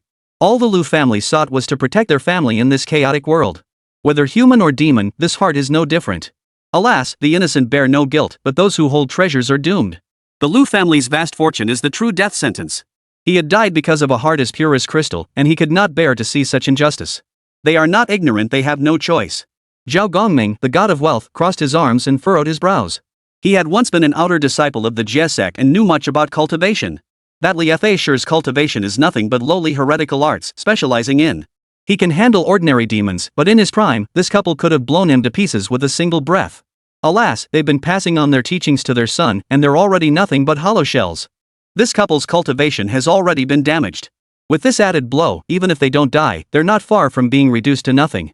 For the sake of their child, they can be considered a pair of demons with some sense of loyalty and righteousness. As for the sorcerer who spared them instead of killing them, his true motive is to suppress them. What he covets are those two demon cores cultivated over 1,000 years. He plans to use time to gradually weaken them and claim them as his own. Such a mindset is more demonic than demonic. The few great deities spoke, and the matter was analyzed clearly. All the immortals present had lived for 10,000 years and had seen it all. Such mundane earthly grudges should not have caused them much emotional turmoil. Yet for some reason, when their gazes returned to the three lives mirror, which shimmered with ever-changing light, a heavy weight settled in their hearts. A more direct, even gossipy thought emerged simultaneously in the minds of most of the immortals. Though they did not speak of it aloud, their inner calculations were already racing. This Lu Fan. This child, his life is truly resilient, but the people around him, especially his parents, seem a bit precarious. Let's break it down. In this life, his parents were killed by bandits, and he began his quest for revenge. In the previous life revealed earlier, his mother was a snake demon, suppressed by a monk, and he sought revenge. As for Yang Jiao's life, there's no need to go into detail, everyone knows the story. In this life, his parents are demons, but they love him dearly. Knowing that the world is about to fall into chaos, they devoted their entire lives to teaching him enough to protect himself. What happened? Because he got into a minor altercation with a bully, it led to the annihilation of his entire family. His demon parents, one severely injured and the other captured, were both sealed in a dry well, suffering a fate worse than death. He was the only one who escaped, dragging along his two younger siblings. Does this plot feel a bit too familiar? So every life he lives starts with his parents being sacrificed to the heavens, followed by him possessing boundless magical power? No matter what kind of family he is born into, human or demon, rich or poor, his life's main mission is always the same: start with the entire family being killed, then bear the weight of a blood feud, and embark on a path of revenge. This child must be bringing bad luck to his parents, right? These deities who have ascended to the ranks of the immortals have seen countless reincarnations and understood the nature of life and death. Yet someone like Lu Fan, who in every life is separated from his loved ones in such a tragic manner, yet survives with unwavering resilience, bearing the burden of a blood feud, is indeed a rare case. Chapter 76, The Anger of the Three Traitors Part 2. In the crowd, Yang Jian's hands, hanging by his sides, had long since clenched into fists. Beneath his icy expression, his heart was in turmoil. The image of his father stepping forward in the mirror, using his own body to block a fatal blow for his son, overlapped with a scene deeply etched in his memory. He recalled that distant afternoon in his family's small courtyard. Heavenly soldiers descended from the clouds, their divine might overwhelming. His father, a scholar with no strength to lift a chicken, stood before him and his siblings, shielding them with his body, facing enemies he could never hope to defeat. In the end, he was killed by the divine general's weapons. He recalled his mother being bound by heavenly chains and imprisoned beneath Mount Taosan, enduring those dark, hopeless days. Night after night, he could hear her suppressed sobs echoing through the rocks. He remembered his elder brother, Yang Jian, the brother who had always smiled gently and taken the blame for his misdeeds. At the moment their father fell, his elder brother charged forward without hesitation, just like the young man in the mirror. Lu Fan was once Yang Jian. Yang Jian, in this life, was repeating the same tragic fate. This damn script is exactly the same. A surge of uncontrollable anger rose from Yang Jian's chest, shooting up to his temples. The three-pronged double-edged sword at his waist sensed his master's emotions, emitting a series of low, rumbling hums. The blade glinted with a cold light, as if it were thirsting for blood. Save him. We must save him. This thought was clearer and more resolute than ever before. What of the lamp of enlightenment? What of the Buddha? Even the heavenly laws cannot stop him, Yang Jian. What can all the gods and Buddhas do to him? But he was still the second prince of the heavenly court, the divine judge of justice, who had held that position for many years. His anger had not completely consumed his reason. He knew that in broad daylight, with the quasi-saintly Yan Dan present, directly intervening to save someone would be a desperate move, only leading them into the enemy's trap and dooming both himself and Lu Fan to eternal damnation. If he was to save the person, he could no longer hold back. His left hand, which had been hanging by his side all along, clenched tightly. In his palm, he held something. It was not the three-pronged double-edged knife. It was his true trump card, the divine artifact he had used to split open Mount Taosan and rescue his mother years ago. It was the blade of the heaven-splitting axe, which he had not even used during the fierce battle with Sun Wukong earlier. Its appearance alone was enough to shatter the heavens. He would never use it unless absolutely necessary. But now, for Lu Fan, the reincarnation of his elder brother, it seemed that the moment of no return had arrived. He was waiting for the right moment. Unlike Yang Jian's restrained yet resolute anger, Sun Wukong's fury was already written all over his face. He scratched his ears and pulled at his beard, baring his teeth in a grimace. His fiery golden eyes fixed intently on the panically Facier fleeing in the mirror, desperate to leap in and smash that hypocritical figure into a pulp with a single blow. But there was nothing he could do. This was the three lives mirror, reflecting only the past that had already vanished. Though Sun Wukong possessed the power to defy the laws of nature, he lacked the ability to travel through time or alter the course of causality. However, his anger was not merely because Lu Fan was his acknowledged junior disciple. It was because the scene unfolding in the mirror had struck at the very core of his principles as the Monkey King and the victor over demons. Abusing power to bully others, inverting right and wrong, and oppressing the weak with strength. Wasn't this exactly the kind of despicable deeds he had hated most and seen the most of on his journey to obtain the scriptures? He recalled those demon kings who had established themselves in their territories and oppressed the people. He recalled those divine beings who claimed to act on behalf of heaven but were actually fulfilling their own selfish desires, and he recalled the three immortals of Chechi Kingdom, the tiger, deer, and sheep who could summon wind and rain but treated the true monks as laborers. Sun Wukong's principles were always straightforward. Who is right and who is wrong? It doesn't matter where you come from or what your status is, it all comes down to your actions. The demonic parents in the mirror, had they harmed anyone? No. They opened their granaries to feed the people. That young man Lu Fan, did he commit any evil deeds? No. He merely sought to protect his home and the starving disaster victims. It is those hypocrites who preach morality and righteousness, yet for the sake of wealth and merit, they fabricate charges, mobilize troops, and drive a family doing good deeds to the brink of destruction. What kind of logic is this? What kind of rules are these? The magistrate in the mirror, that Li Facier in his eyes, was 100 times more despicable than any demon. As for that demonic couple, though they were demons, they had a mother's love for their child, more so than many cold-blooded immortals. Poof. What a fine job of slaying demons and eliminating evil. Sun Wukong's laughter was icy as he communicated telepathically with Yang Jian. Erlangshan, this old monk is clearly trying to drive my younger brother to his death. If things come to blows, we must have a plan. I'll lead the charge, and you support from the side. We must save him at all costs. He no longer cared about reason or human feelings. He only knew that if he stood by and watched this old monk use such despicable means to harm his own disciple today, the name Sun Wukong would become a laughingstock. If it comes to it, I'll fight him until the heavens and earth are in chaos. Yang Jian was taken aback, not expecting the monkey to be more impatient than him. He shook his head. Monkey, don't act impulsively. Wait and see what I do first. Among everyone present, none looked more grim than Nezha. He stood there motionless, his handsome yet youthful face drained of all color. He looked at his parents in the mirror, who were being suppressed, and at the young boy crying in the wind. He thought of himself. Scene after scene of long-buried memories surged uncontrollably from the depths of his soul. Chen Tangwan. The home that faced an overwhelming threat because he had killed the third prince of the Dragon King. His father, the tower-supporting Heavenly King Li Jing, had forced him to go and make amends to the Dragon King with a rage and fear he could not comprehend. He remembered the look in his father's eyes at that moment. It wasn't the gaze of a father looking at his son, but the gaze of someone staring at a disaster waiting to happen. To spare his parents and appease the anger of the 4 Dragon Kings, he drew his sword. He cut off his flesh to repay his mother and removed his bones to repay his father. That resolve, that pain, he thought he had long forgotten. But today, seeing Lu Fan's ordeal in the mirror, that long-healed wound was torn open again, bleeding profusely. The same young man, the same helplessness, the same guilt for having plunged his parents into an inescapable abyss. Lu Fan's parents sacrificed their lives to send him away, while his parents ultimately drove him to repay them with his own life. How similar, yet how ironic. Nezha slowly lowered his head, staring at the fire-tipped spear in his hands.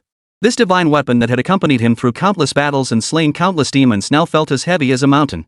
He felt a long-forgotten emotion called despair. It was the same feeling he had felt on the city walls of Chen Tangguan when all hope was lost. Chapter 77, Desperate Counterattack Part 3. A howling gale hurled Lu Fan into the air, slamming him onto a barren hillside. Shards of rock and dry grass tore through his clothes and cut into his skin. Ignoring the pain, he struggled to his feet and began searching for his younger brother and sister. In the darkness of the night, 2 small figures lay not far from him, shrouded in a faint layer of black mist, unharmed. That was the protective barrier his parents had set up with their last ounce of strength. Xiao Shan, Xiao Yu. Lu Fan crawled over, clutching the 2 children, who were about 5 or 6 years old, tightly in his arms. The 2 children were terrified by the sudden turn of events, staring blankly at their older brother with wide eyes, too shocked to even cry. Lu Fan's heart ached so deeply he could barely breathe. He looked up at the night sky, now illuminated by the flames, where his home once stood. The final, resolute thoughts of his parents echoed in his mind. Stay alive. Take care of your younger brother and sister. Tears finally flowed uncontrollably from his bloodshot eyes. He bit his lips tightly, refusing to let himself cry out. He couldn't cry. He was the older brother, he had to protect them. Just then, a gray shadow descended from the sky, carrying a chilling aura, landing not far ahead of them. It was none other than the Li sorcerer. He stood with his hands behind his back, looking down at the 3 disheveled children with a smug smile on his face, as if he were a cat toying with a mouse. Little demon, you run pretty fast. Lu Fan immediately shielded his younger brother and sister behind him, his eyes fixed intently on the other, filled with seething hatred. Let my parents go. Release them? Master Li sneered, they are 1,000-year-old demons. They are the great gift I have given myself. As for the 3 of you. His gaze swept over the 3 children, as if appraising 3 lambs awaiting slaughter. When you cut the grass, you must uproot it. You should understand that, shouldn't you? Lu Fan's heart sank to the depths of despair. He knew that there was no possibility of a happy ending today. I'll fight you to the death. The young man roared, channeling the chaotic demonic energy within him to its peak. He thrust his hands forward with all his might, sending a black whirlwind sweeping up the sand and stones on the ground, roaring toward Li the sorcerer. This was his father's signature move, but when he used it, its power was far inferior. Li the sorcerer didn't even bother to draw his peachwood sword.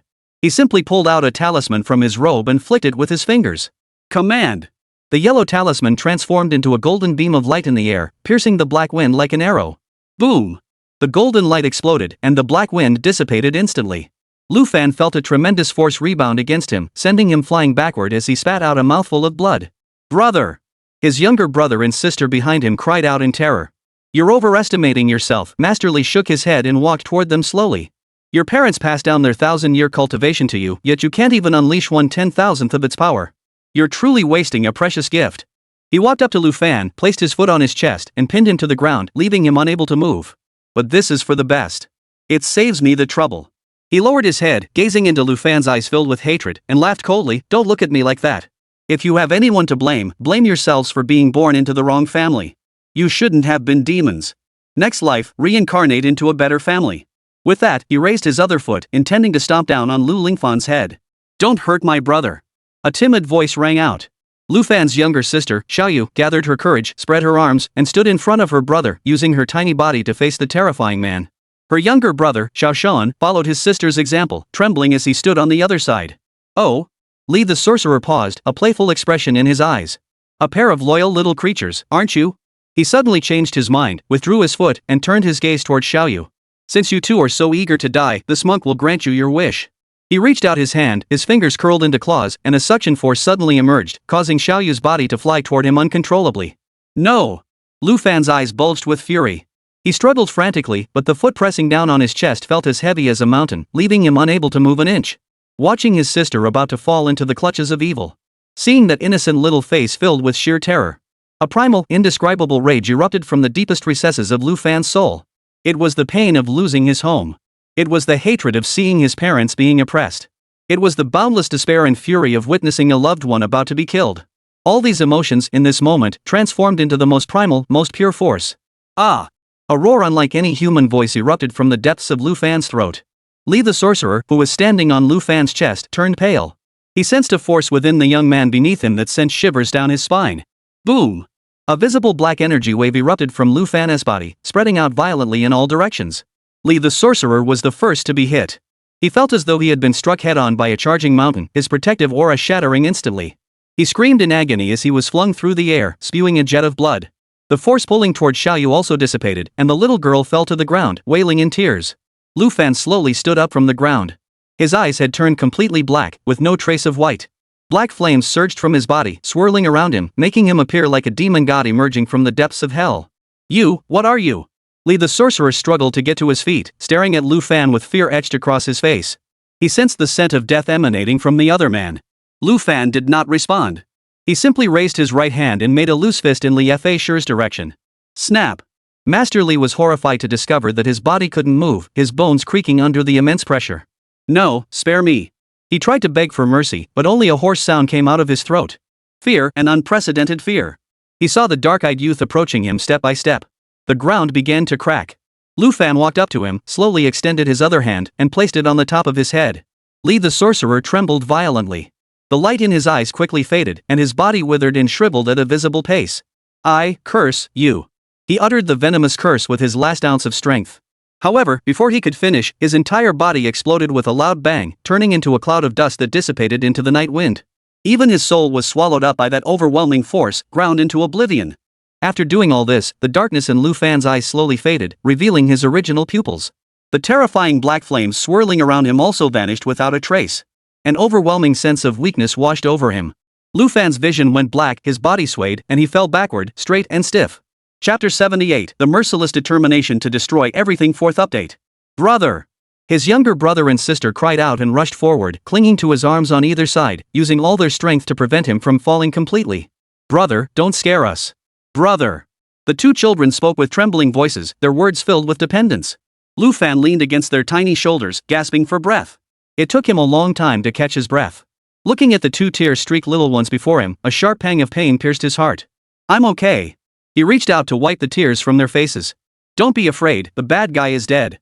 Xiaoya sniffled and asked in a tiny voice, but what about Daddy and Mommy? When will they come back? Xiaoya misses them. Did Dad and Mom abandon us?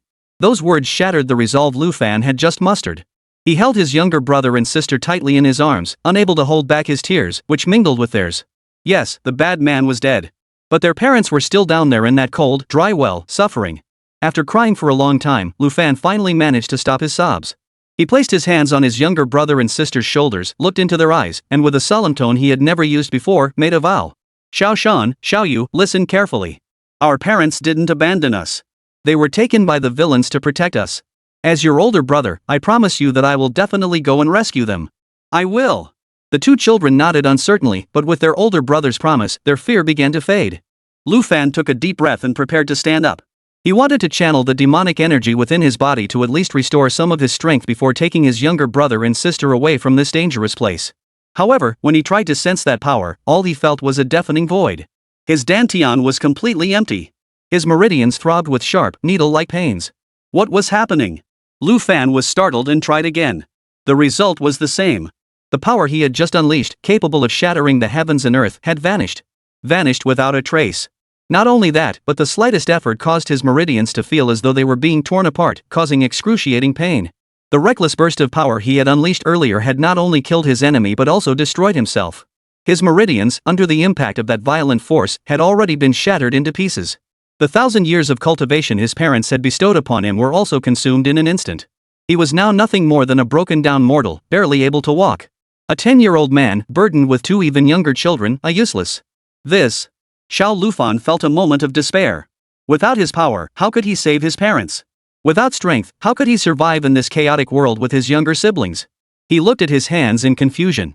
Brother, where should we go? His younger brother, Xiaoshan, tugged at his sleeve and asked softly. Where? Yes, where? The world is so vast, yet there was no place for them to call home. Lu Fan looked up and gazed toward the west. The night sky there was darker than elsewhere. He recalled that when his parents were still alive, they had once mentioned in passing that in the far west there was a sacred mountain called Kunlun, where divine beings resided, possessing the ability to connect heaven and earth. Perhaps. A faint glimmer of hope began to rise in his heart. No matter what, he couldn't stay here. He couldn't return to the city. The Zhang family would soon discover the death of Master Li, and a city-wide search would undoubtedly follow. He endured the excruciating pain in his body and mustered all his strength to stand up from the ground. Limping, he made his way to his younger brother and sister and reached out his hand to them. Let us go. Let's go to a very far place. He held his younger sister's hand in his left hand and his younger brother's hand in his right, the three small figures trudging step by step across the barren hillside, struggling to make their way westward. The scene in the mirror froze on the desolate backs of the three young figures heading west. On the execution platform, an eerie silence reigned. The pure yet destructive force erupting from the young man Lu Fan's body left even the immortals present in awe. It wasn't that the power was particularly strong. It was the way he fought against a much stronger opponent, crushing him without mercy. After a long while, a divine general clad in golden armor, with a treasure sword at his waist, who had been stationed at the southern heavenly gate for years, swallowed hard and asked. What kind of power is that? It's definitely not ordinary demonic energy. He was a seasoned warrior and was highly familiar with the various magical energies within the three realms. Demon energy was wild and chaotic, divine energy was pure and ethereal, Buddhist energy was serene and harmonious, and demonic energy was filthy and corrupt. Yet the force unleashed by the young man in the mirror did not belong to any of these categories. It was more like a rage and despair stemming from the depths of the soul, a pure manifestation of the will to destroy. This youth's resolve is truly rare. An old immortal official with snow-white hair and beard, who held a position in the literary department of the Celestial Court, stroked his long beard with admiration. At the brink of life and death, he did not retreat but advanced, using his mortal body to awaken the primal power of his soul. Such talent, such courage. If he were to encounter a renowned master to guide him, his future achievements would be limitless. These words immediately drew the agreement of the other immortals. Indeed. Though his innate potential has been tainted by demonic energy, his heart remains pure, and he possesses an unyielding resolve. If he walks the path of righteousness, he may yet achieve great things in the immortal realm. Find a teacher. Is that difficult? What's so difficult about that? You must understand that the era he lived in was the late Shang dynasty, just as the great calamity of the sealing of the gods was about to erupt. The great calamity of the sealing of the gods. An era when immortals and gods abounded, and great beings were everywhere. At that time, the Tao of Heaven had not yet been completely sealed by the list of the immortals, and even the sages had not been confined by Hongjun, the Taoist patriarch. The two major sects of the Eternal and the Severing, following the teachings of the two sages, were vying for the cosmic fortune of the heavens and earth, opening their doors to disciples far and wide, with followers spread throughout the three realms. With the right opportunity, one might not only encounter a golden immortal but even stumble upon a disciple of a sage, or even receive personal guidance from a sage himself. It was not impossible. Given the ruthless determination Lu Fan displayed earlier, with a little effort, he might even carve out a name for himself in the great calamity of the sealing of the gods. Although everyone knows the outcome. That is, there is none. Before today, no deity had ever heard of Lu Fan. This also means that the battle of the gods has nothing to do with him. That's a pity. For a moment, the gods couldn't help but turn their gaze back to the center of the execution platform, where Lu Fan was bound by divine chains. So that's how it is. No wonder this young man caused such a stir in the Western Nu region and even dared to challenge Ling Mountain. He possesses an innate defiance of authority and a willingness to risk his life in battle. This kind of killing intent isn't the brutal slaughter of the innocent, but rather the desperate, all-or-nothing resolve that erupts when one is driven to the brink of extinction. The Lu Fan in the mirror had indeed killed someone with his own hands, completely annihilating both body and soul, with methods that were truly brutal. Yet at this moment, not a single divine being on the execution platform mentioned the incident. Even the foolish pure-mind bodhisattva, who had always sought to kill Lu Fan, merely glared with a dark expression, his lips twitching slightly, but ultimately said nothing. Because there was nothing to say. That Li Fei coveted wealth, fabricated charges, killed innocent parents, and sought to exterminate 3 children. His actions were no different from those of demons and monsters. Lu Fan's counterattack was purely self-defense. Not only does he stand firm on the moral high ground of human ethics, but even in the divine judgment of cause and effect, the karma of Li the monk's death must be attributed to himself. Using this to convict Lu Fan would only make oneself look foolish and ridiculous. Although Jing Yan isn't very intelligent, he still has enough discernment to see this. If that is the case, then what the ancient Buddha of the lamp said, that the killing karma Lu Fan committed in this lifetime must not be here. Where could it be? Chapter 79, Chen Tang Pass. The minds of the immortals grew restless, and an almost inevitable answer quietly emerged in everyone's hearts. Save his parents. To rescue his parents, who were being held captive in a dry well, this filial and resolute young man would undoubtedly spare no effort. In that chaotic world where morality had collapsed, what other way was there to rescue someone from the hands of the government and powerful clans besides fighting a bloody path to freedom? Thinking of this, the gazes of the immortals all turned to Nezha. Now, the dilemma had returned to the third prince. The ancient Buddha, Yang Jian, had played his hand masterfully. He wanted Nezha to see, Yang Jian to see, and Sun Wukong to see. This was a bold and open strategy. A strategy to strike at the heart. He is giving Nezha a prolonged period of reflection, allowing him to weigh his options and struggle with his decisions. At the same time, he is also wearing down the sharpness of Sun Wukong and Yang Jian. The first charge is fierce, the second weakens, and the third is exhausted. Let them watch the tragedy unfold before their eyes, as their anger and impulses are gradually eroded by helplessness and a sense of fate. Otherwise, given the temperaments of the Monkey King and Erlang Shen, if they were to force Nezha to make a choice directly, they would inevitably act impulsively, disregarding the consequences, and destroy the execution platform.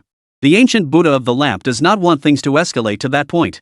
What he wanted was for Nezha to submit willingly and carry out the execution himself. He wanted Sun Wukong and Yang Jian to find no justification for intervening.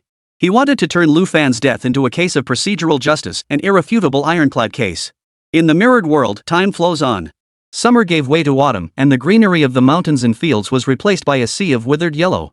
Lu Fan, accompanied by his younger brother and sister, had been walking for an unknown length of time.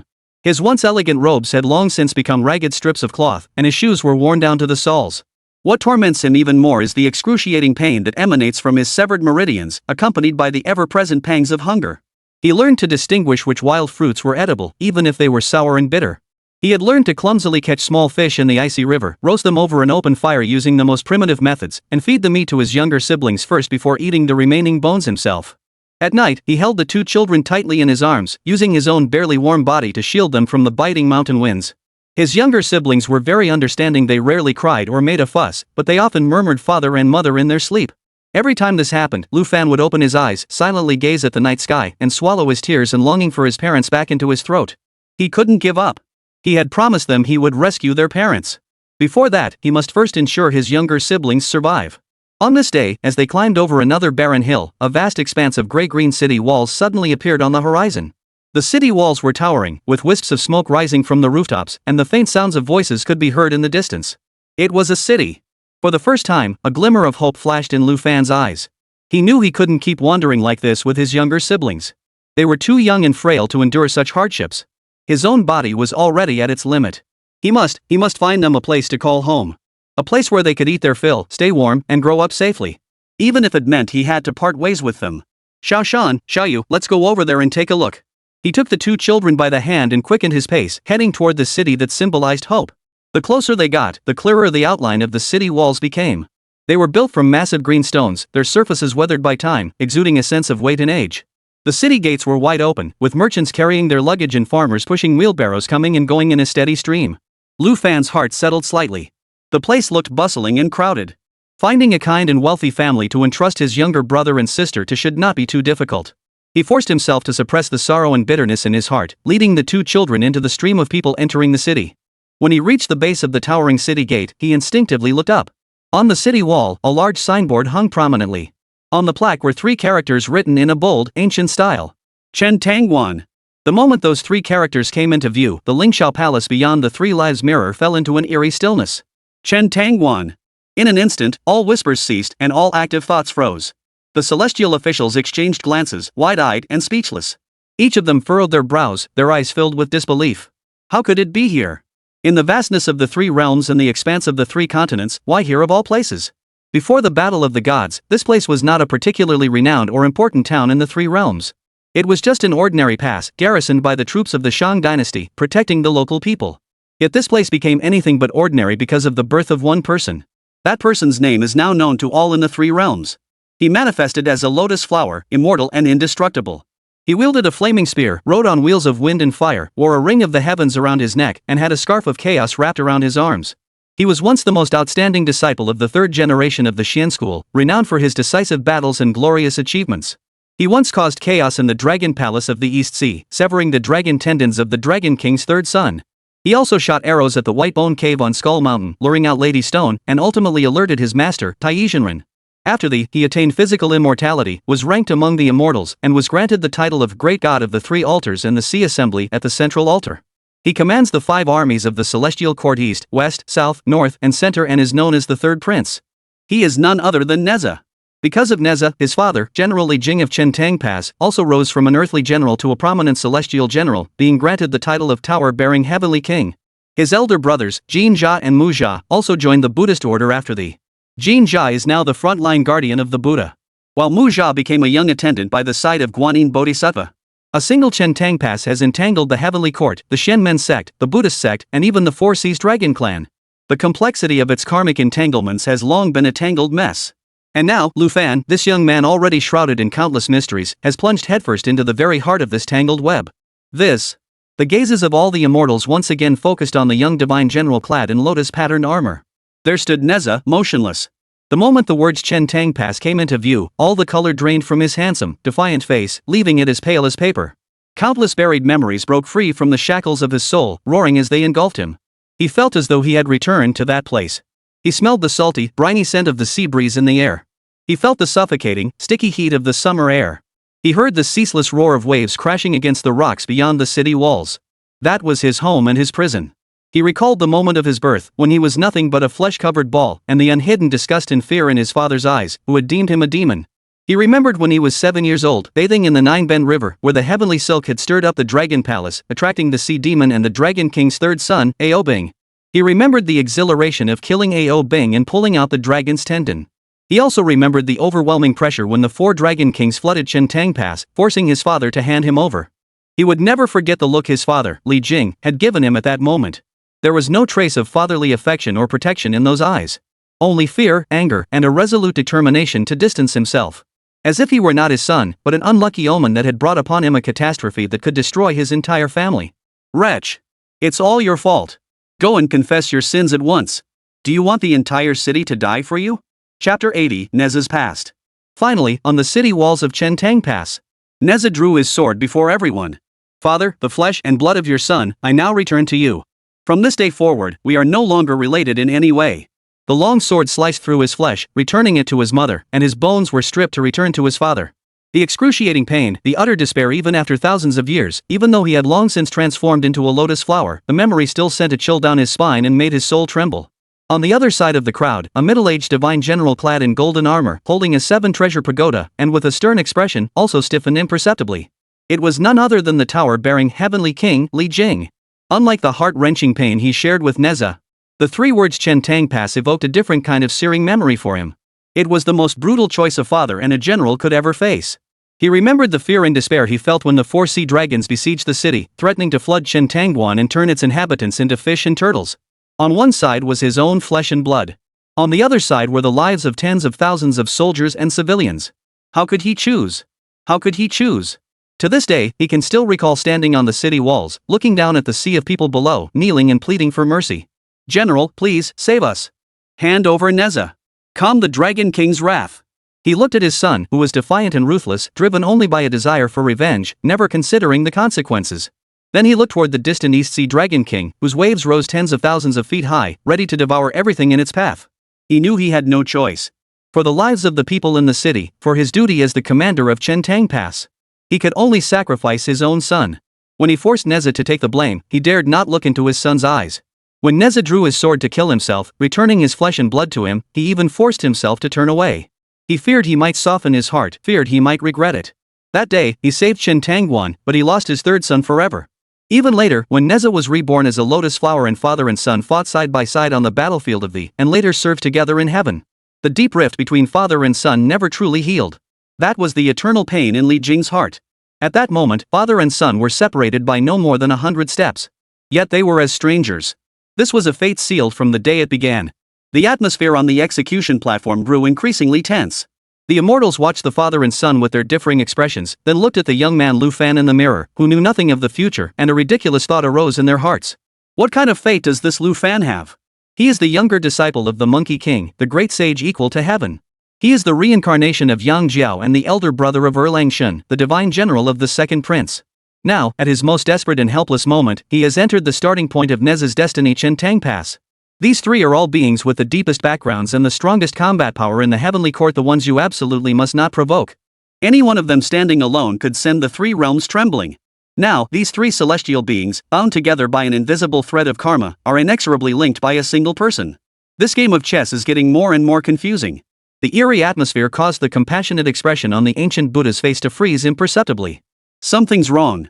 This shouldn't be happening. The ancient Buddha of the lamp suddenly felt a bit unsure of himself. Lu Fan's fate had been thoroughly examined using Buddhist supernatural powers, confirming that he had no connection whatsoever with Nezha. That was why he had been chosen as the one to break the deadlock. Yet now, why are the threads of fate intertwining in such an bizarre manner? Has the script gone off the rails? His fingers tightened unconsciously around the prayer beads. No. He must confirm once more. The ancient Buddha slowly closed his eyes, his Buddha light retreating inward, but his divine consciousness instantly transcended the barriers of time and space, plunging once more into the vast, boundless river of the past. Countless threads of cause and effect, as numerous as the sands of the Ganges, flowed before his eyes. He locked his divine consciousness firmly onto Nezha.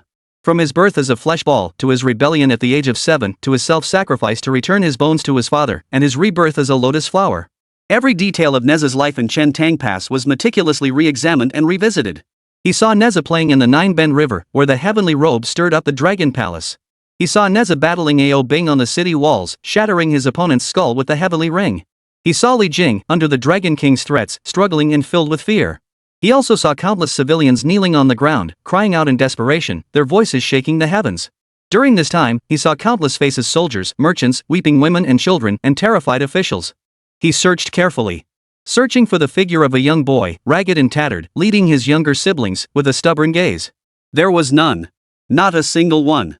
No matter how he traced back or zoomed in, Lu Fan's figure never overlapped with Nezha's path, not even by the slightest degree.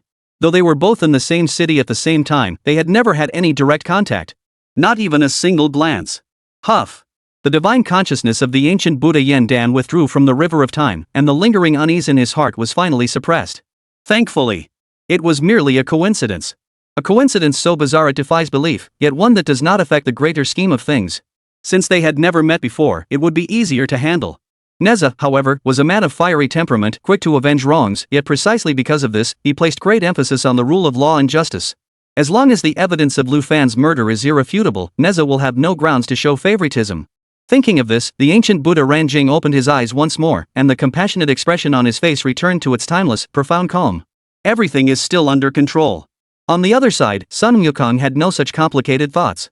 He looked at Nezha's face, which had turned ashen in an instant, then glanced at Li Jing's stiff expression in the distance. The monkey's mischievous nature, which craved chaos, began to stir. Regarding the feud between the Li family father and son, there were many versions circulating in the heavenly court.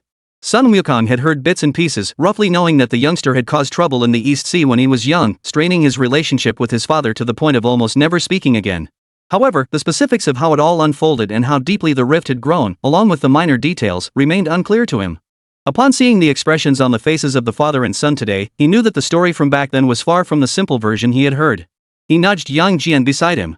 Hey, little saint, what's going on here? Tell this old monkey what really happened back then. Yang Jian's thoughts carried a heavy tone. This is a long story. Make it quick. Sun Wukong urged. Nezha was no ordinary being, he was the reincarnation of the divine pearl. From the moment he was born, he was different from ordinary people. He had a fiery temperament and refused to be disciplined. At the age of 7, while at the Eastern Sea, he got into a fight with the third prince of the Dragon King, Ao Bing, over a trivial matter. In the altercation, he accidentally killed him and even pulled out his dragon tendons. You should already know all this, right? Chapter 81, Homeless. But the matter is far from simple. The 4 Dragon Kings, being of the same lineage, heard of this and mobilized their entire aquatic army to besiege Chen Tang Pass, threatening to flood the city and drown hundreds of thousands of innocent lives if Nezha was not handed over. What? Sun Wukong's smile faded. He never expected the old Dragon King to have done such a thing in the past? Yang Jian continued. At the time, his father, Li Jing, was the commander of Chen Tang Pass. On one side was his own flesh and blood, and on the other was the entire city's military and civilians. He chose the latter. Under the Dragon Clan's threats and the pleading cries of the entire city's people, Li Jing forced Nezha to go before the Dragon King to confess his crimes. Sun Wukong's golden eyes narrowed slightly, and a flash of anger flickered in his mind. He sold his own son? This aligned perfectly with his perception of those hypocritical authorities in power. Sacrificing individuals for the greater good was their specialty. If it were merely selling him, perhaps it wouldn't be so severe. Nezha's temperament is so proud, how could he endure such humiliation? To appease the dragon's anger, to avoid involving his parents, and to give himself a proper explanation, Nezha, on the city walls of Chentang Pass, in front of his father and the entire city's people, drew his sword and killed himself. He cut off his flesh to return it to his mother and removed his bones to return them to his father. In the most resolute manner, he completely returned his life and bloodline to the parents who had raised him. Later, his master, Tai Zhenwen, used a lotus flower to recreate his physical form, allowing him to be reborn. From that day forward, the father-son bond between him and Li Jing was severed. All expression vanished from Sun Wukong's face. He, Sun Wukong, born of heaven and earth, did not understand the filial piety of mortals, but he understood what it meant to have backbone, what it meant to be resolute, and what it meant to be driven to the brink of despair, to choose to shatter like jade rather than be shattered like pottery. He suddenly understood. He understood why Nezha's gaze toward his father was always distant and cold, never warm or affectionate. He understood why such a small name for a past could cause this fearless deity, who had conquered the 3 seas, to lose all his divine aura in an instant, leaving only endless pallor. That was not home. It was his burial ground, the source of all his suffering. Between him and Nezha, there had always been a sense of kinship. Both were rebellious souls who refused to be bound by the rules of heaven and earth, both had fought tooth and nail against so-called regulations and power. But he never imagined that Nezha's story would be so painful. As the atmosphere grew tense on the execution platform, several celestial generals who were close friends with Li Jing approached him. One of the older generals, who had fought alongside Li Jing on the battlefield of Mai, looked at the familiar city reflected in the mirror and felt a mix of emotions. He hesitated before speaking, asking in a low voice, "Heavenly King, this is truly a coincidence. When you were stationed at Chentang Pass, did you ever take notice of this young man?" Li Jing's gaze shifted away from the 3 lives mirror. His usually stern face betrayed no emotion. Chentang Pass is the gateway to the East Sea. There are tens of thousands of soldiers and civilians there. As the commander responsible for its defense, I am overwhelmed with duties. How could I possibly remember every child wandering the streets? Moreover, all of you were present during the great calamity of the sealing of the gods. In that cataclysm that swept across the 3 realms and caused the fall of gods and immortals, have any of you ever heard the name Lu Fan? The immortals all shook their heads. Li Jing's words were cold and harsh but very realistic. Since no one has heard of him, it means that this boy will ultimately be nothing more than a speck of dust swept away by the chaos of the age. He may die of starvation, or in the turmoil of war, just like the countless ordinary people. In the end, he will fade into obscurity. What happened today is merely the ancient Buddha of the lamp searching for his karma, and happened to open this page. It has nothing to do with Chen Tangguan, or with you and me. He distanced himself from everything. But the divine officials around him all heard the desolation and deliberate detachment in his words. Yes. Blending into the masses. On the grand stage of the saga, a mortal who couldn't even leave his name behind was indeed insignificant. His joys and sorrows, his blood feuds, in the backdrop of the fall of golden immortals and the strategic maneuvers of sages, were so insignificant as to be unworthy of mention. Yet, when such an insignificant individual was magnified by the 3 lives mirror and presented before all the immortals, the suffering he had endured felt so real, so painfully poignant. The hearts of the immortals were filled with a mix of emotions. Within the city gates, the scene was vastly different from the barren wilderness outside. The wide, well-paved streets are lined with shops on both sides, bustling with people shoulder to shoulder. The sounds of vendors hawking their wares, the clatter of wheels, and the laughter of children blend together, creating a vibrant, lively atmosphere. This place is bustling yet peaceful. Lu Fan tightly held his younger brother and sister's hands, his resolve to find them a place to call home growing stronger with each step. He began to roam the city. He sought out the homes of wealthy families with grand mansions and well-kept courtyards. He would bring his younger siblings to the door and wait for a long time until the housekeeper or the master came out. Then, he would gather his courage and approach them, awkwardly explaining his purpose. "Please, sir or madam, have mercy and take in my younger brother and sister.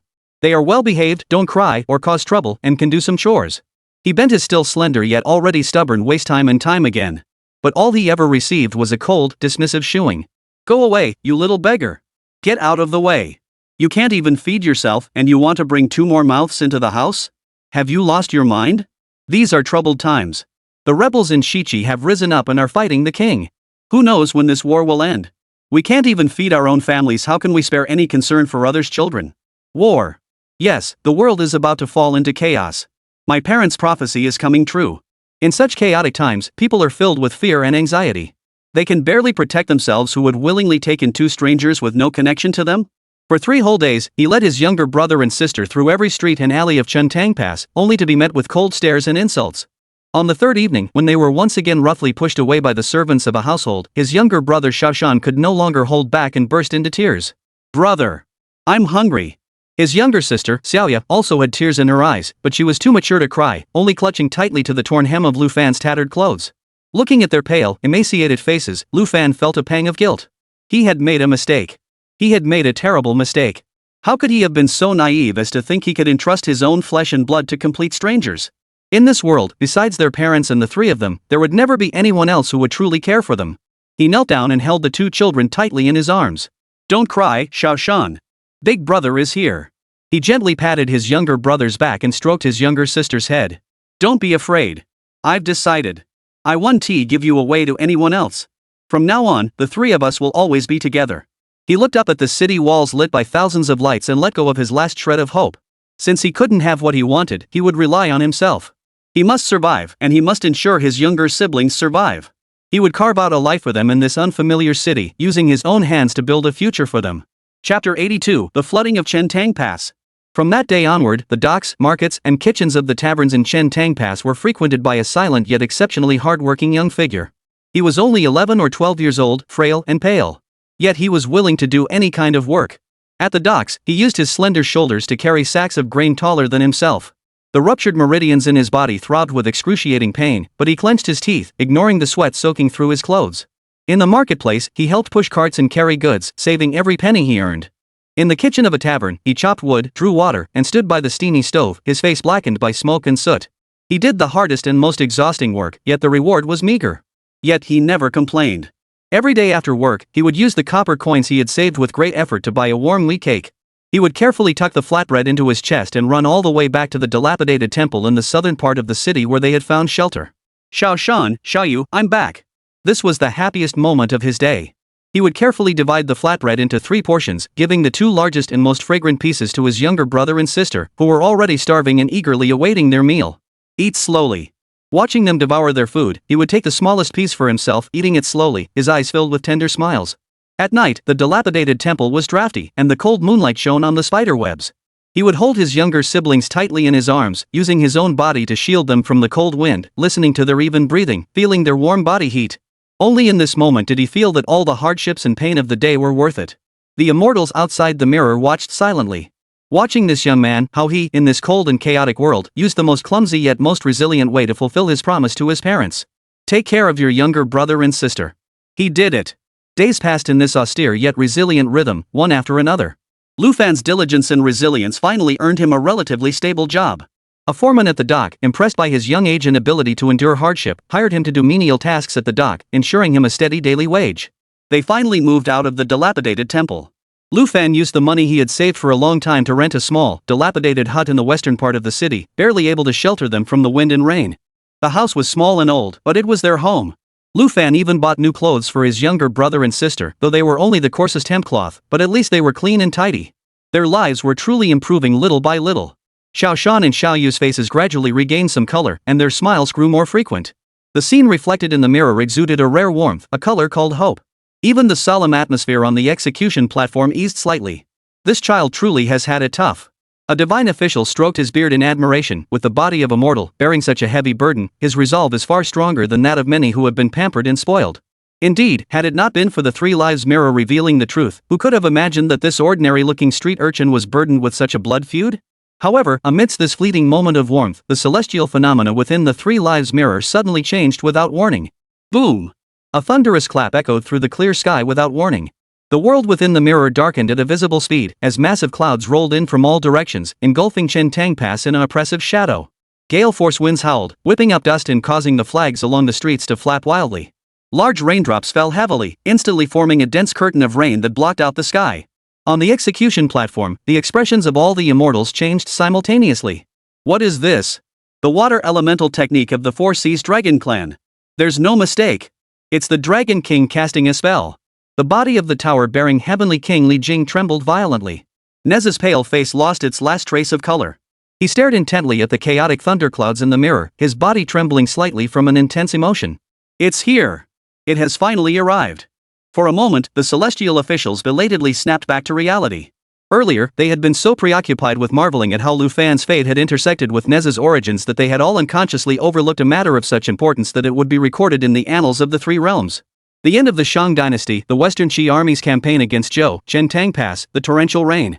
These clues all pointed to one possible conclusion. Nezha's rebellion at sea, the Dragon King demanding his life, and the flooding of Chentang Pass. So it was this time, murmured an old general who had participated in the Battle of the Gods. This must be the day of the legend. Upon hearing this, the expressions of the surrounding immortals and gods grew complex. This case had been circulating in the celestial court for thousands of years, and its right and wrong had been endlessly debated by countless people. Some said that Nezha was young and reckless, acting without consideration, killing the Dragon King's prince and pulling out his dragon tendons, which was a grave offense. The Dragon King's decision to seek justice was only natural. Others argued that the Dragon Clan of the Four Seas had abused their power for personal gain, seeking revenge on hundreds of thousands of innocent civilians, their actions no better than those of demons, and they had lost the dignity of divine beings. Regardless of the truth, on that day, Chentang Pass indeed suffered a catastrophic disaster.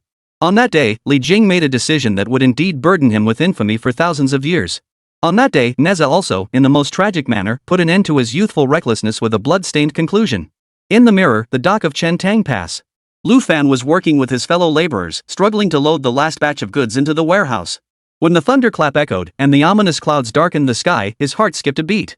A strong sense of unease washed over him. He instinctively looked up at the sky. Something was wrong. This rain came too suddenly, too fiercely, too eerily. He recalled his parents' words and the legends of gods and demons. This is a natural disaster. Xiao Shan. Xiao Yu. A terrifying thought exploded in his mind. He dropped the goods he was holding, ignoring the manager's shouts, and rushed madly into the pouring rain. He had to go home. He had to get back to his younger brother and sister immediately. The rain was pouring down with astonishing force, the icy drops lashing his face so hard he couldn't keep his eyes open. The streets were already in complete chaos. Panicked people were running in all directions, their cries and screams mingling with the thunder and rain, sounding like the end of the world. Water was rising at an unbelievable speed. At first, it only reached his ankles, but in the blink of an eye, it was already up to his knees. The murky floodwaters, carrying debris, surged through the streets, creating a massive resistance. Lu Fan struggled through waist-deep water, repeatedly knocked down by the current but stubbornly getting back up each time, with only one thought in his mind. Go home. Chapter 83, The Missing Link in the Lantern Calculation. Lu Fan was getting closer to home, but the fear in his heart was growing stronger. For he saw that the western part of the city, already low-lying, had now become a vast swamp. Countless low-lying houses collapsed under the force of the floodwaters, swept away by the muddy waves. No, it can't be. Lu Fan muttered to himself, using every ounce of strength left in his body to paddle forward with his hands and feet. Finally, he reached the familiar alley. However, the scene before him left him feeling as though he had fallen into an ice cave, his blood freezing in an instant. It was too late. Really, too late. Their small, humble home, which had held all his hopes. The haven he had rushed back to every day with all his strength. Had already disappeared. All that remained at the site was a raging, muddy flood. The roof, the walls, the small bed he had built for his younger siblings with his own hands, everything was gone without a trace. Xiao Shan. Yo yeah. Lu Fan stood frozen in place, the icy floodwaters reaching his chest, yet he felt no cold at all. He just stared blankly at the empty water, his mind a blank. No. It can't be. They must have been rescued by kind-hearted people, they must have been. He began frantically searching through the ruins, diving into the icy floodwaters time and again, using his hands to feel and dig. He didn't care, letting the broken wood and debris in the water cut his palms until they bled. He only hoped to find any sign that they were still alive. But there was nothing. Nothing at all.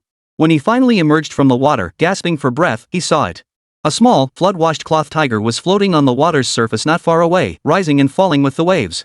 It was the toy he had saved up for, spending 3 coins at the market to buy for his younger sister, Xiaoyu, her favorite toy. Lu Fan's movements froze. He reached out, trembling, and pulled the cloth tiger out of the water, clutching it tightly to his chest. The rain was falling. Thunder roared. The entire world was left with only the cold rain and endless chaos. But in Lu Fan's world, everything fell silent at that moment. He knelt in chest-deep floodwaters, clutching the soaked cloth tiger, lifting his head to let the icy rain wash over his pale, bloodless face. He wanted to cry, but no tears came. He wanted to scream, but had no strength left. His face was a blur of tears and rain. His eyes were vacant, devoid of any emotion. He had used every ounce of strength to survive. He risked his life to give them a home. But in the end, he couldn't save anything. His parents were gone. Home, gone. Now, the younger siblings he had risked his life to protect are gone too. Why? What on earth is this? Why? No. Yan Deng suddenly snapped out of it. A warning bell rang in his mind, and a chill ran up his spine from the soles of his feet to the top of his head.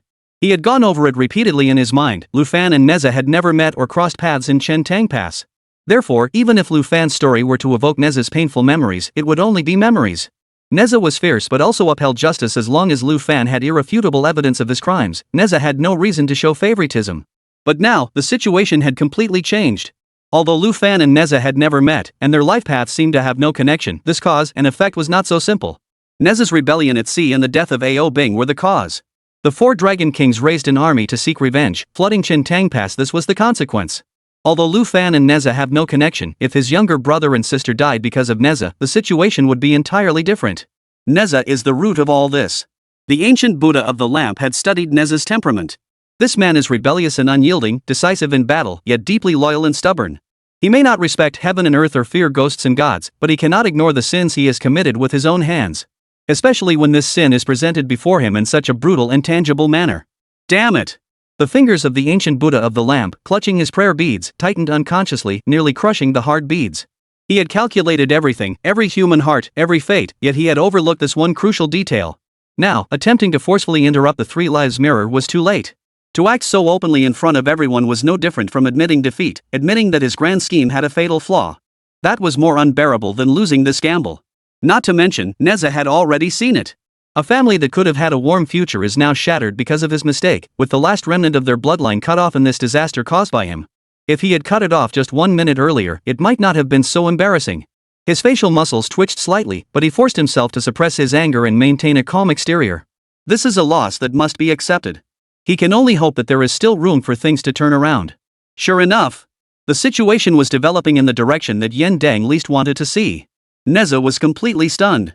He stared blankly at the vast expanse of water in the mirror, at the young boy kneeling in the water, clutching a cloth tiger. The great flood of years past, as he remembered it, was more about the 4 Dragon Kings' threats, his father Li Jing's cowardice, the cries of the city's people, and his own anger and resolve when driven to the brink. What he thought about was how to resist, how to solve the problem in his own way. He had felt guilt toward the blurry faces of the people struggling in the floodwaters, but that guilt was distant and abstract. Until this moment. Until he witnessed the plight of the Lu family with his own eyes. He saw how that young boy rose from the depths of despair, using his frail shoulders to carry the weight of a family. He saw how they found warmth in poverty and lit a lamp of hope in the chaos of the world. And then, he watched that light, the very one he had once ignited, be ruthlessly extinguished by the turbulent waves he had unleashed years ago. It turned out. That disaster was not a vague backdrop. Those lives lost were not cold statistics. They were real, living human lives. They had names, emotions, and hopes for the future. They were Xiaoshan, Xiaoya, and that older brother at the pier carrying sacks of grain just to trade for a wheat cake. Clang! A crisp metallic clang echoed across the silent execution platform, piercing the silence. It was Nezha's flaming spear, slipping from his hand and crashing onto the cold white marble floor. His handsome yet defiant face was drained of color, his eyes hollow. He stumbled forward, step by step, toward the figure bound by divine chains at the center of the execution platform. Yang Jian furrowed his brows, wanting to step forward. Sun Wukong scratched his ears and cheeks, also wanting to go and see. But they all stopped in their tracks, gazing at Nezha's back with an extremely complex expression. They knew this was Nezha's own trial. No one could help him. Nezha walked up to Lu Fan. Under the stunned gazes of the gods of the 3 realms and countless celestial officials and generals, this great deity of the 3 altars and sea assembly of the heavenly court, this young divine general who had always been decisive in battle and had never bowed his head to anyone, suddenly collapsed to his knees. With a thud, he knelt straight down before Lu Fan, who was bound to the torture frame. This act left the heavens and earth speechless. Li Jing took a step back, his face filled with disbelief. The heavens and earth were in uproar. Chapter 84, The Insignificance of Mortals. Third Prince, what is he doing? Has he lost his mind? Finally, a divine general could no longer contain himself and whispered softly. Nonsense. Absolute nonsense. Among the 4 heavenly kings of the southern heavenly gate, the growth heavenly king Mo Licheng had the hottest temper. Looking at Nezha's back, his face turned bright red. What is his status? He is a divine being of the heavenly court and a general in charge of troops. How dare he pay such a great honor to a prisoner? This is not just about his own face, but the face of all the military generals of the heavenly court. Mo Licheng, watch your tongue. A firm voice cut through the air. Everyone turned to see a divine general with wings on his back and a face as blue as indigo. It was Lei Zhenzi. He had once been a general of the Western Qi Kingdom and had shared a life and death bond with Nezha on the battlefield of the war. You do not understand, Lei Zhenzi shook his head slowly. This kneeling is not for the prisoner, it is for his own past sins. He has a fiery temper and has never believed he was wrong. He believed that killing Ao Bing was justified because Ao Bing had provoked him first. He believed that flooding Qintang Pass was justified because the Dragon Clan was barbaric and unreasonable. He hated his father's cowardice and the people's ignorance, but he never considered that in the flood he had caused, how many innocent lives like Lu Fan's siblings had been silently swallowed up. Today, the Three Lives Mirror has presented him with a brutal truth. He has no place to hide. Lei Zhanzi sighed deeply. This kneel is a repayment that is thousands of years overdue. But even so, it shouldn't be now. It shouldn't be on this execution platform, in front of the gods of the three realms. Mo Liqing couldn't let it go. After this, what will become of the third prince's reputation? How will he lead the heavenly troops? What use is fame? Lei Zhanzi sneered. If one cannot even face one's own mistakes, then so-called fame is nothing but self-deception. Today, he knelt down. Perhaps he lost face, but he regained his true self. Lei Zhanzi's words silenced many of the generals who had been seething with anger. They recalled Nezha's past, his resolute act of carving out his bones to return them to his father. This young man had always faced his destiny with the most extreme methods. This kneeling today was consistent with his fiercely unyielding nature. Ah! An old immortal, seeing the conversation growing stiff, quickly spoke up, redirecting the focus back to Lu Fan. What a tragic fate, truly tragic. Who could have imagined that the Lu family would end up like this? Yes. Someone nearby chimed in. We were all waiting to see what kind of murderous deeds this young man would commit to save his parents. Would he rob an execution ground, or kill officials and rebel? The ancient Buddha of the lamp must have set this world aside for this very purpose. But what was the result? His parents weren't saved, and his younger siblings died first in a natural disaster that had nothing to do with him. They died so helplessly. The emotions of the immortals returned to their proper course. Yes. It was too unfair. They had witnessed the resilience of the young man Lu Fan, seen how he struggled to survive in the face of despair, and how he used his frail shoulders to support his younger siblings and create a small home for them. Everyone subconsciously assumed that the next chapter of the story would be about this stubborn young man continuing to create miracles. But reality was completely different from what everyone had imagined. Poor children. A goddess dressed in elegant palace robes, radiating an aura of kindness, couldn't help but speak up. Those two children are so innocent. They had just settled down after being displaced, had just put on new clothes, had just tasted a little warmth of the world, yet she couldn't continue, only shaking her head and sighing. This is the fate of mortals. In the turbulent currents of the struggle between immortals and gods, they are like ants. A single careless wave can sweep them away. Even those who create the waves may not realize what they have crushed. The immortals fell silent. These words were blunt, yet undeniably true. For Nezha, for the Dragon King, Chen Tang Pass was a battle for dignity and survival. But for Lu Fan's family, it was the real deal, the destruction of their home and the loss of their loved ones. The figure bound by the divine chains stirred slightly. The iron chains clanged softly with his movements. Lu Fan raised his head and looked at the young divine general kneeling before him. Third Prince. What does this mean? Nezha did not respond. He suddenly lowered his head. His handsomely chiseled face twisted in agony and regret, distorting his entire form. In the next instant, he raised his right fist and slammed it down with all his might onto the cold, hard white jade floor tiles. Boom! A deep, thunderous roar echoed through the air, not like the sound of thunder, yet more terrifying to the immortals than any thunderclap. The floor of the Zhantai platform, which was as hard as steel and engraved with the laws of heaven, suddenly cracked open at the center of Nezha's fist. Countless cracks spread out, and fragments of jade flew in all directions. This punch contained not only his pent-up anger but also the hatred that had been building up for thousands of years. I'm sorry.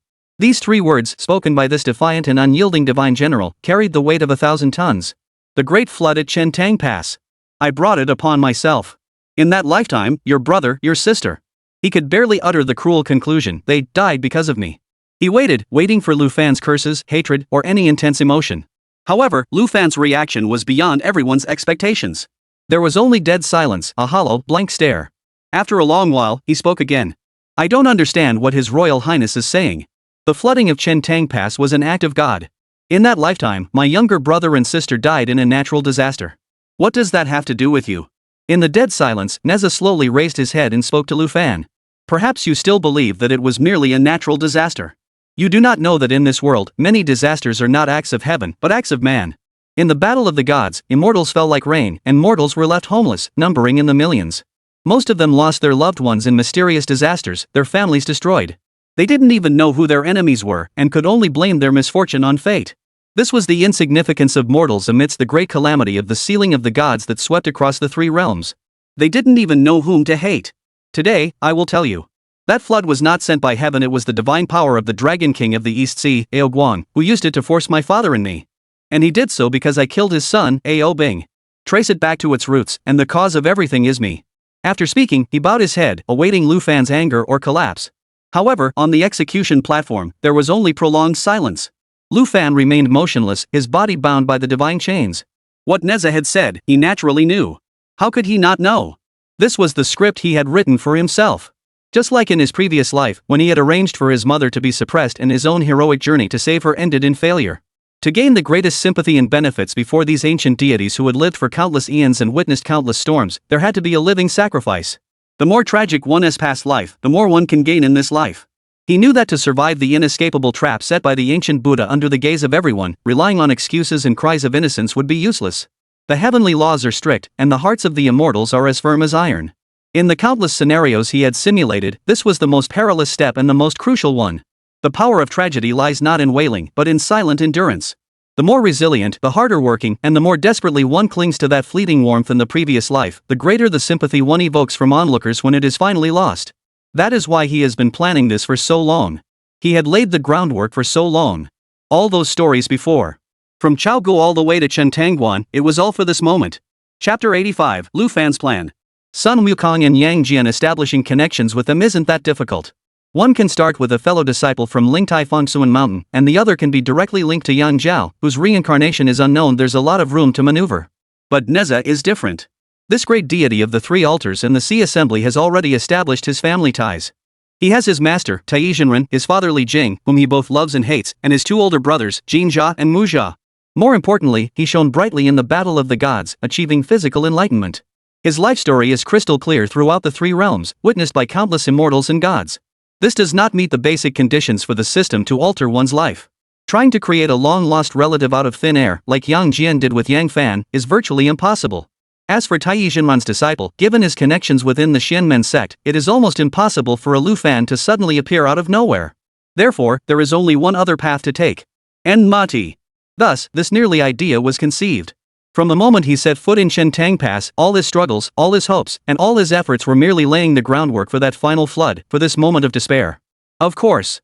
This is only the beginning. Lu Fan's heart was clear and calm, without a ripple. Nezha's kneel was indeed earth-shattering, enough to silence the three realms. But Lu Fan knew that this kneel was not for him. Nezha was kneeling for himself. He was kneeling for the young man who, out of momentary anger, had torn out the dragon's tendons and killed the prince at the seaside of Chentang Pass. He was kneeling for that lonely soul who had been forced by the four sea dragon kings, accused by the entire city's citizens, and ultimately had to remove his bones to return to his father and cut his flesh to return to his mother. He was kneeling for the shadow that had weighed on his heart for thousands of years, a shadow that had never truly faded away. The Yang Mao of the lamp and the reflection of the three lives mirror had provided him with an outlet for his emotions. Before today, Nezha's sense of guilt was vague and undefined. He felt guilty toward the people of Chentang Pass, but he hated the brutality of the Dragon Clan and his father's cowardice even more. That hatred was enough to overshadow everything else. But now, the Three Lives Mirror had laid bare a tangible tragedy before his eyes, raw and bloody. A young boy struggling to survive, two innocent children who had died. This was no longer the vague term the people of the city, but real, living children with names and faces. This tangible pain became the final straw, shattering the emotional defenses Nezha had built over thousands of years with defiance and rebellion. He needed this kneel. Without this kneel, today's events might have become an everlasting thorn in his heart, a massive flaw capable of unleashing his inner demons in the future. Therefore, this kneel is Nezha saving himself, is him crossing his own trial.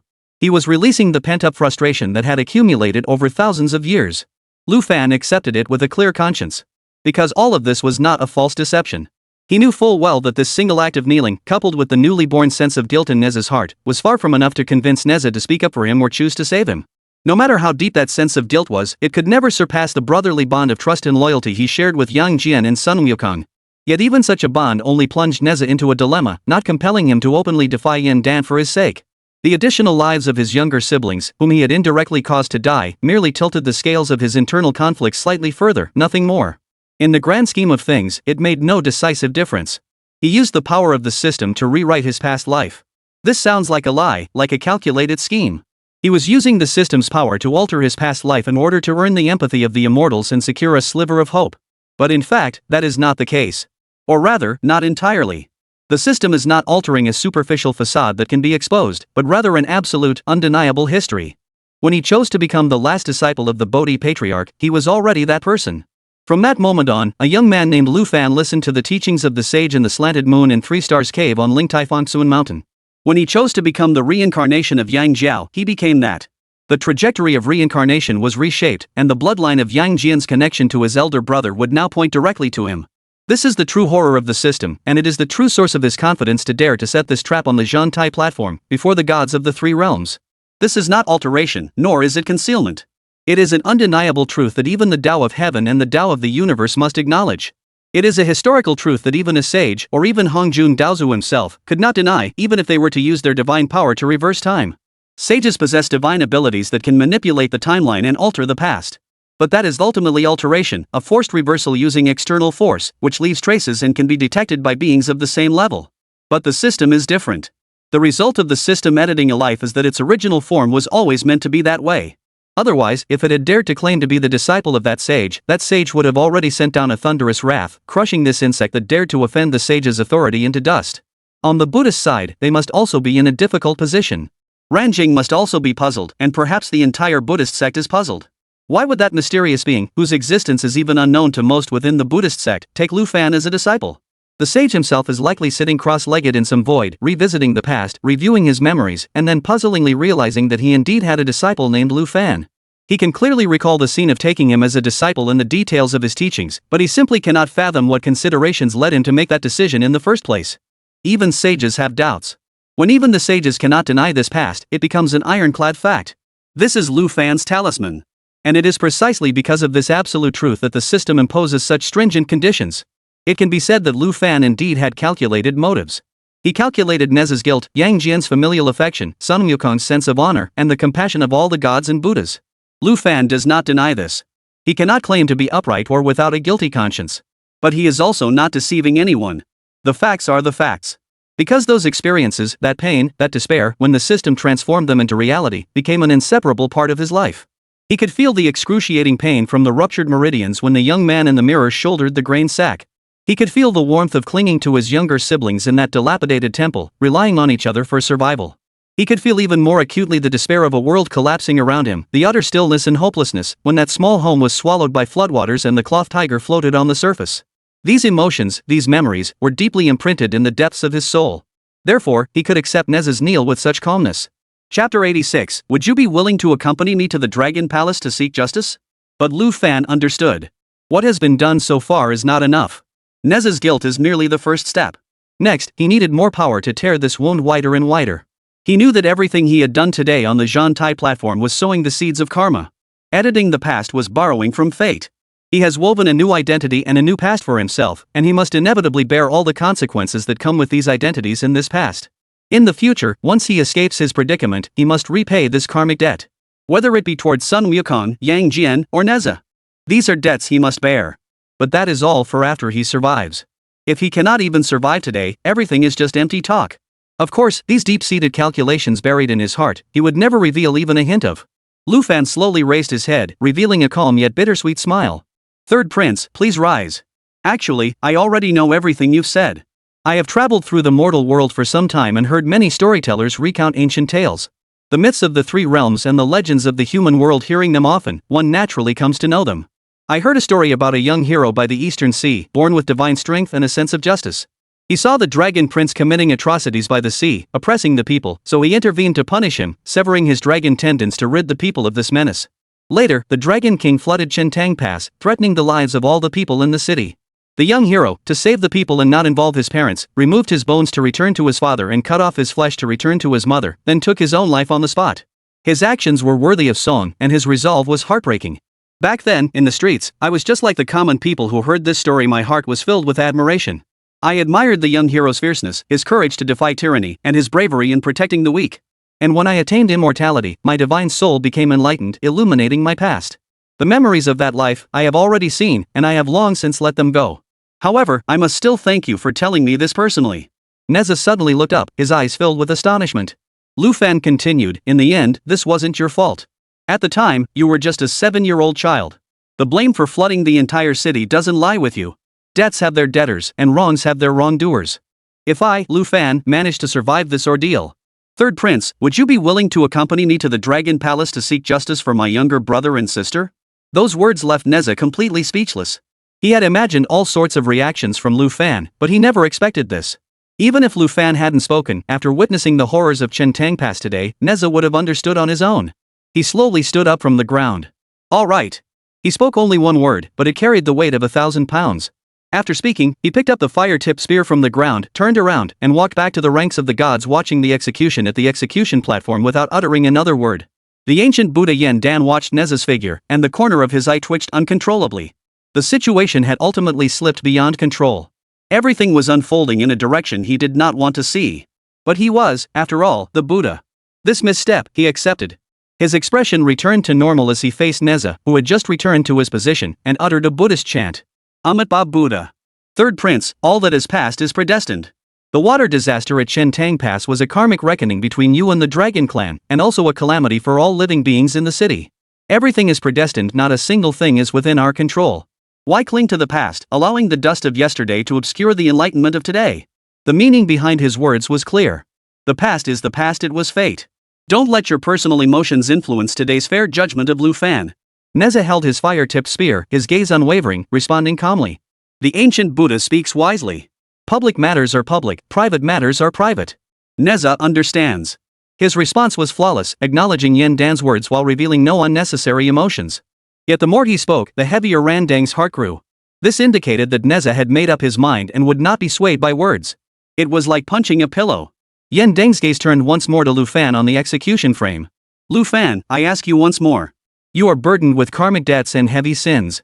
Only by surrendering to the Buddha, reciting sutras day and night, can you wash away your sins and attain enlightenment. Do you wish to join the Buddha's teachings? This was his final ultimatum, his last act of mercy. Lu Fan raised his head and smiled gently. Thank you for your kindness, ancient Buddha. Lu Fan, I would rather die. 4 words, spoken with unwavering resolve, echoed through the silent execution platform. The ancient Buddha of the burning lamp slowly closed his eyes. Good. What a resolute refusal to yield. Since kindness has proven useless and righteousness cannot be shaken, there is only one option left. His divine consciousness silently extended outward, connecting with 3 individuals. Li Jing, Jinjia, Muzha. Lord Li, your son has a fiery temperament and is easily moved by emotion. Today's matter concerns the laws of the Celestial Court and the reputation of both the Buddhist and Taoist sections. Lu Fan is a traitor, he must not be spared. I implore you to prioritize the greater good and advise the third prince not to act on impulse, lest he commit a grave error and bring unnecessary trouble upon your Li family. Li Jing's body trembled. The ancient Buddha was forcing the Li family to clean house on their own. The rift between father and son had only just begun to heal. Was it to be torn apart again today, all because of an outsider? At the same time, Jinjia and Muzha, who stood on the side of the Buddhist camp, also received the same message. Jinjia, Muzha. You two are both disciples of the Buddhist sect. Now, your third brother has been deceived by a criminal and is about to disregard the dignity of our sect and defy the heavenly regulations. This is not merely a family matter, it is a matter of the entire Buddhist sect. Do not disappoint me, and do not disappoint your master. Jinjia held the dragon slaying staff, his face filled with distress. Muzha gripped the Wugo sword, his brows furrowed. They exchanged glances, seeing the same dilemma and struggle in each other's eyes. On one side was his beloved younger brother. On the other side, there was the trust of their master and the greater good of the Buddhist order. They knew better than anyone else how Nezha's temper was. If they tried to stop him forcefully, given his temperament, he might turn on them immediately and engage in a deadly battle with his own brothers on this execution platform. Such a scene was too horrifying to even imagine. But the command of the ancient Buddha lantern was not something they could disobey. For a moment, the 3 members of the Li family, each with their own concerns, approached Nezha. Nezha almost immediately sensed it. His previously straight back tensed unconsciously. A mix of awkwardness and irritation rose from the depths of his heart. In an instant, he became visibly tense. What was going on? Since the incident, his family had never stood together so neatly in such a manner. His father, Li Jing, was the revered tower-supporting heavenly king, guarding the heavenly gate, and had always held a high position, exuding an air of dignity and solemnity. His eldest brother, Jinjia, served the Buddha, always by his side, and had long since become a monk. His second brother, Muzha, had studied under Guanyin Bodhisattva and was cultivating in the purple bamboo grove of the South Sea, having renounced the world. In the heavenly court, when father and sons met, they would merely nod in greeting. The distance between them was likely greater than that between him and the other immortals serving in the same hall. Occasionally, there would be a family banquet, but only under Li Jing's strict orders. The atmosphere was awkward, and they had little in common, so they eventually parted ways in an unpleasant mood. This had been the case for thousands of years. But today, in this place of such great attention, the Zhantai platform, his father, eldest brother, and second brother were all walking toward him at the same time. Nezha's heart sank. He instantly understood. This was definitely not about family matters.